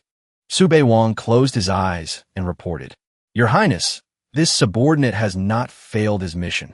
This divine artifact needs to be controlled by laws. Right now, it's just a piece of scrap iron to me. I might as well." The eldest princess waved her hand and said, "Are you still angry with me?" Xu Baivang replied, "This subordinate just wanted to give it a try. I didn't expect it to go so smoothly." The eldest princess just looked at him and waved her hand. "If you dare to lie to me again next time, I won't forgive you." Su Bei Wang bowed his head in obedience. He looked slyly at her pair of buns. "Your Highness, what about the reward?" The eldest princess said lightly, "Just a little." He bloomed with joy. Su Bei Wang tremblingly reached out his hand to feel the softness and exclaimed, "The best chest in the world. My 36C. Eldest princess, it was worth it." After thinking that, he was kicked away. As he was being kicked, he thought, "Isn't it just a squeeze and a rub?" The eldest princess's temper. Just as he was cut off, he was pulled back. The eldest princess ordered, "Get over here." He immediately trotted over. The eldest princess sat with her legs crossed and ordered, "Wash my feet until I'm no longer angry." While washing her feet, Su Bei Wang secretly marveled at how exquisite the eldest princess was from head to toe. The eldest princess hoped there wouldn't be a next time. While washing her feet, he replied, "This subordinate wouldn't dare again." Touching her smooth foot, he smiled to himself. "Apologize today, reoffend tomorrow." The eldest princess was satisfied and shooed him away. "That's enough. Get lost and go cultivate." Sitting below, he still wanted more. He was immediately chased away. "Still not getting lost, are you?" Su Bei Wang had to leave in disappointment. 3 days later, at the mountain range where Su Bei Wang was cultivating, the eldest princess appeared and asked, "Still haven't broken through?" Su Bei Wang broke out in a sweat and replied, "Still missing 20%. Your Highness, why don't you upgrade this subordinate's cultivation? I will try my best to cultivate to the great Grandmaster realm." The eldest princess closed her eyes and scolded, "Useless thing. Do you think reaching the supreme realm is what transcendence is? Transcendence refers to power. As long as you can shatter the celestial world with one punch, even if your cultivation is only at the Qi refining realm, you can directly ascend." He was surprised and thought, "No wonder I can kill prodigies like cutting vegetables now." It's because of the powerful northern darkness, blood-devouring divine art. Otherwise, in terms of cultivation alone, I'm just a little brother. The eldest princess turned around and said, I will take you to a place. If you still don't break through, I will stomp you to death to save myself the trouble. Sube Wong's eyes welled up. Your Highness, you treat this subordinate so well. By the way, where are we going? The eldest princess turned her head and announced, the ancestral tomb of the Ji family. He was puzzled. Isn't that the Imperial mausoleum? The eldest princess explained, Nether energy does not belong to the celestial world, and dragon chi also comes from the outer realms. The ancestral tomb of the Ji family buries the emperors of the Ji family from all generations. After these people died, the dragon chi that existed in their bodies when they were alive did not disappear with the passage of time, but was eroded into nether energy. Su Beiwang calmly entered the Imperial mausoleum. Entering the Imperial mausoleum, the Imperial family will probably hate me to death, right? But the eldest princess must be doing this for my own good. Seeing Su Beiwang, the people shoot him away. Villain Su, this is the Imperial mausoleum. Get out now. Su Beiwang said arrogantly to the crowd. As a citizen of Great Xian, what evil intentions could I have coming to the Imperial mausoleum to pay my respects? Why are you all so fierce? The crowd frowned. The Ji family has a blood feud with you. Do we need you to pay respects? Do you have any respect for the law? Xu Baivang Shulgit. Of course not. The crowd rushed forward. They were defeated by him in one move. Old man Su, is there anyone in the world who's afraid of you? He waved his hand and cast a spell. Don't worry, I'll send you all to be reincarnated right away. The crowd was defeated. He exclaimed, Tsk, as expected of an emperor. Even the coffin is a heaven-grade magical artifact. He entered. Hurry up, don't keep the eldest princess waiting. 3 days later, he successfully broke through to the 5th level of the Northern Darkness blood-devouring divine art. He stood near the eldest princess and reported, Your Highness, heaven does not fail those who work hard. This subordinate has made Your Highness worry again. If I had to rely on myself, I don't know what year it would be before I could break through. He raised his head and said, But this subordinate still has a question. We could have clearly entered secretly without alerting the tomb keepers. Why do we have to do this extra thing? The eldest princess's face darkened. Insolent. You dare to teach me how to do things. The eldest princess leaned against a tree and scolded. Useless thing. Who do you think is the most eager to transcend in the 9 provinces? Su Beiwang massaged her feet. Of course it's Your Highness. He thought, why is she asking this again? The eldest princess's thinking is so strange. Good thing I'm smart. The eldest princess asked, Are you comparing me to the ants of this abandoned world again? He smiled obsequiously. Then it's this subordinate. Wu Zhao. He raised his head in surprise. What? But she doesn't have the primordial purple chi. The eldest princess recalled that person's appearance and explained. Wu Zhao is a reincarnator. In her previous life, she was a Taoist nun of the half-step supreme realm. In this life, she wants to create a new path, condensing the power of all living beings to transcend. He cursed in his heart. So she's also a reincarnator. No wonder she wants the power of all living beings. That's why she replaced the Wu family to become the female emperor. The eldest princess continued. Before I ascend, I will give you a cultivation technique. If you really can't transcend on your own, then wait for her to condense the power of all living beings and snatch it. He happily hugged her leg. This can be snatched too? The eldest princess is really too good to this subordinate. So you have to help me put on a good show. He flattered. This subordinate's life belongs to Your Highness. The female emperor appeared. A crowd of people shouted, Su Beiwang, get out here. Your Highness the eldest princess, the imperial family of the Ji clan, needs justice. Su Beiwang stepped out and greeted them. There are quite a few of you.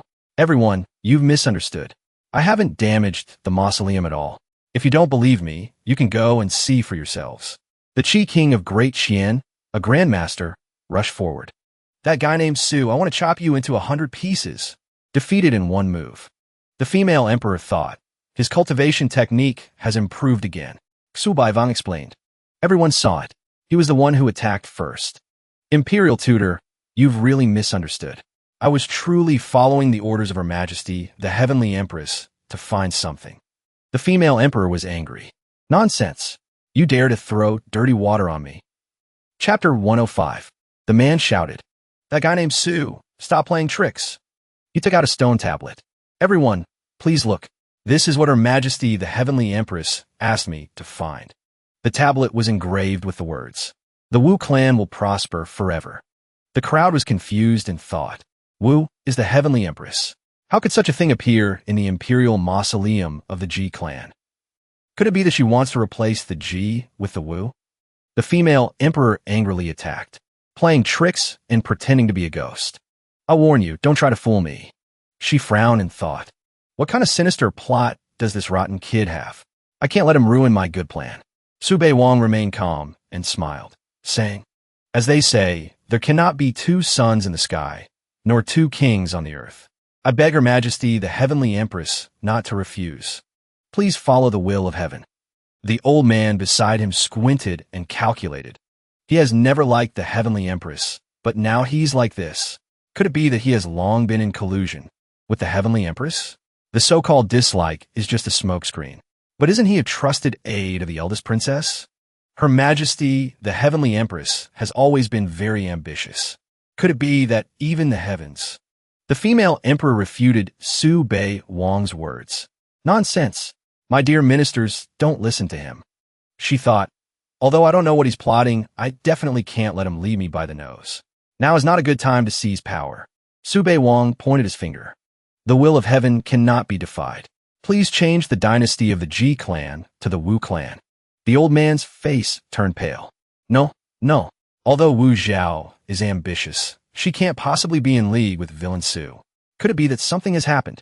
Wu Zhao maintained her attitude and said, I am acting as regent for His Majesty. How dare you usurp the throne? Do you want to condemn me to eternal damnation? Su Bei Wang took out a large seal. Her Majesty the Heavenly Empress, this humble official presents this jade seal to you. Everyone was surprised. The jade seal. It's the Imperial seal. The old man was surprised. Is villain Su really that generous? Could it be that he's really in collusion with Wu Zhao? The female emperor calculated. The jade seal. If I miss this opportunity, there won't be another. Su Bei Wang continued to speak persuasively. Her Majesty the Heavenly Empress, you hold the power to rule over the myriad people. The jade seal, a symbol of power, belongs only to you. He thought, I don't believe a woman like you won't be moved. Wu Zhao accepted the jade seal, glanced at it, and smiled. If that's the case, then I will shamelessly accept it on behalf of the people of Great Qian. My dear Minister Su, I also have some private matters to discuss with you. With that, the two of them teleported away, leaving the old man to ponder. Now that Wu Zhao has even accepted the jade seal, the change of dynasty is probably a foregone conclusion. The wooden carriage flew through the air. Wu Zhao spoke up. Let's speak frankly. What is your scheme against me? Su Bai Wang sneered inwardly. Scheme against you? Based on what? Scheme that you don't bathe? Scheme that you're old? A brilliant light of dancing dragons and phoenixes flashed before his eyes.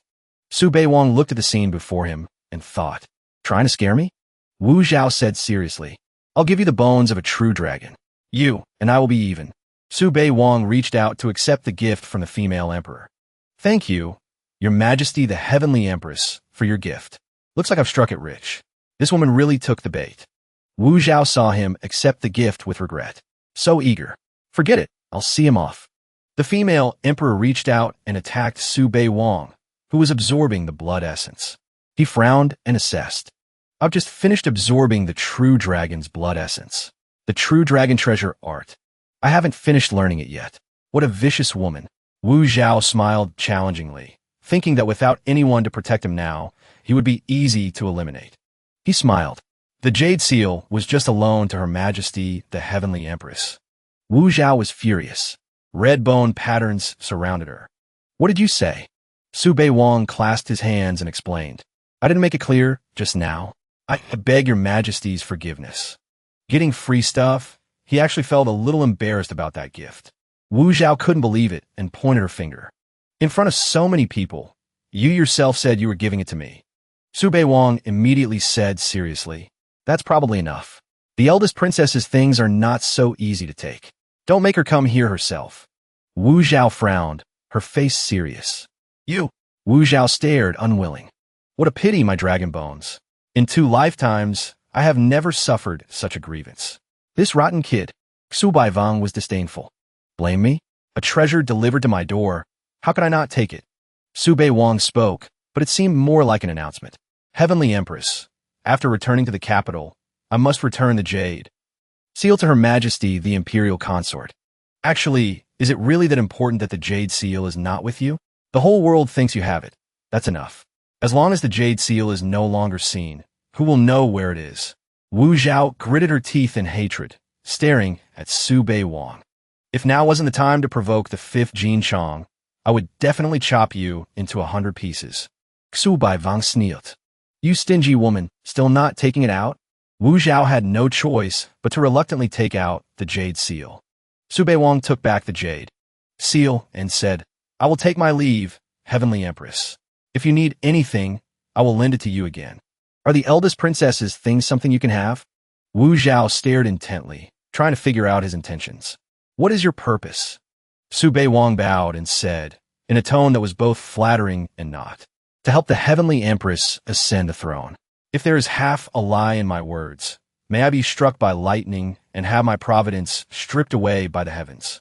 Wu Zhao raised her hand, asking about their relationship. What do you think of Xinya? Is she worthy of you? She calculated in her mind. He dares to swear on his providence. Could it be true? If he and Xinya get married, then he'll be one of my own. Su Beiwang smiled and refused. He thought, if I dare to agree, the eldest princess will turn me into a candle. Wu Zhao maintained her expression and probed. Among the younger generation in this world, she is also at the peak. Do you think she is not worthy of you? Su Beiwang closed his eyes and agreed. Yes, she is not worthy. He thought, please, your daughter is Ji Xinya, not Jin Xinya. Wu Zhao was angry. You, Xu Baivang seriously proposed. Heavenly Empress, I want to go deep into the demon's den to eliminate the evil demons for Great Qian and to bring peace to the common people. The demon's den is located in the far north of Great Qian. To enter, one must pass through a forbidden area. In the forbidden area, whether human or demon, all will lose their power. Near the forbidden area, there is an army of evil demons. To pass through, one must rely on the trained army of Great Qian. Wu Zhao seemed to see the issue and thought, so that's it. His performance was all to ask for military power from me. With that thought, she said, you're quite far-sighted. What makes you think I will agree to your crisis? Su Beiwang placed his hand on his chest and listed a few things. First, if the Heavenly Empress exiles me for my crimes, you will establish your supreme authority and win the admiration of the common people. The major powers will applaud. Second, no matter what I want to do, one thing is certain. I will be killing demons. The more demons die, the more beneficial it will be for the Heavenly Empress's rule. After speaking, he stood up, glanced at her, and smiled. So, I can't think of a reason for the Heavenly Empress to refuse. I await your news. Wu Zhao's eyes were about to pop out. You damn kid. At the 9 provinces lake of the primordial palace, Su Beiwang bowed respectfully before the 5th Jin Chong, who was sitting leisurely. Jin Chong turned her head in disgust. Get down there and take a bath. You reek of Wu Zhao's scent. Xu Baivang was puzzled. A bath. He broke out in a sweat and laughed helplessly in his heart. It seems I can't have any contact with other women, not even a little. This is so hard. He blushed and teased. Your Highness, why don't you go take a bath first? Jin Chong glanced at him. Are you sure? Su Beiwang immediately jumped back and chuckled. This subordinate was just joking. He broke out in a sweat and thought, who would dare? What if I'm missing something after the bath? A dark cross pulsed on Jin Chang's forehead. A moment later, he was clean and fragrant. Eldest princess, I'm all clean this time. Jin Chang moved closer to Su Beiwang, making him blush and think. The eldest princess has never been so proactive. He closed his eyes and puckered his lips. Who knew Jin Chang would step on his face? She asked back, the true dragon's blood essence? You actually tricked Wu Zhao. Su Beiwang took out the jade seal and praised. Your Highness's brilliant plan is admirable. This subordinate is impressed. Jin Chang took back the jade seal. Xu Baivang thought, while the eldest princess is in a good mood, I might as well. The little cat clung to his face. Don't mess around. I'm busy. He held it and said unhappily, what are you doing? Go away quickly. Don't ruin my mood. Jin Chang pointed her finger. It wants to tell you that I've agreed to let you take it to the demon's den. He broke out in a sweat and looked at the cat clinging to him. What? Go with it. Su Bei Wang unhappily pointed at the poor cat and said, Your Highness, this subordinate can't bring this useless cat along. Jin Chong beside him was a little disbelieving. Her eyes grew cold. Seeing the coldness in Jin Chang's eyes, Su Bei Wang's expression changed. He laughed awkwardly and replied, This subordinate is just afraid I can't protect it well. His heart was now in a mess. Bei Wang looked at the cat in his hands, a headache coming on as he thought, That's my demon. I'm not even sure I can handle myself, and I have to bring this cat along. At this moment, the cat rubbed its head against him affectionately. It sensed his concern for its safety. It was happy and thought, So he's worried about me. Seeing this, Bei Wang thought to himself, Does this cat actually believe it? Jin Chong hugged the cat and said happily, You're worried about it? You should worry about yourself first. It has 9 lives. Su Bei Wang touched the cat's cheek and said with a pout, You have 9 lives? Thinking about how he had to use all his strength just to get a little attention, while this cat only needed to act cute to be hugged by Jin Chong. He felt that this world was truly unfair. Bei Wang grumbled to himself. What kind of family is this? Eating and drinking all day, begging for hugs, and it has 9 lives. Unfair. Jin Chong put the cat down. This one needs to devour demon cores. Looking at its cute and soft face, her voice was amused as she continued. When the cat becomes powerful, let's see who dares to look down on it anymore. Su Bei Wang raised an eyebrow and looked at Jin Chong. A hint of interest appeared in his eyes as he said, Demon cores. The cat's food is quite high-end. She nodded slightly and replied, At least 3rd-rank demon cores are needed. Information about demon cores. Demon cores. As long as you kill the evil demons of the far north, you can obtain a demon core. Thinking about how to get demon cores, Bei Wang felt like he'd been struck by lightning. He exclaimed in disbelief. 3rd-rank evil demons are equivalent to human great-grandmasters. This cat is arrogant. Thinking of something, Jin Chong snorted coldly and ordered Bei Wang to go cook. You're too of kind. All right, go make me some braised pork. Seeing her starting to get annoyed again, Bei Wang and the cat immediately scurried off to work. He quickly said, Okay. At this moment, in the kitchen in Jin Chang's backyard, the sunlight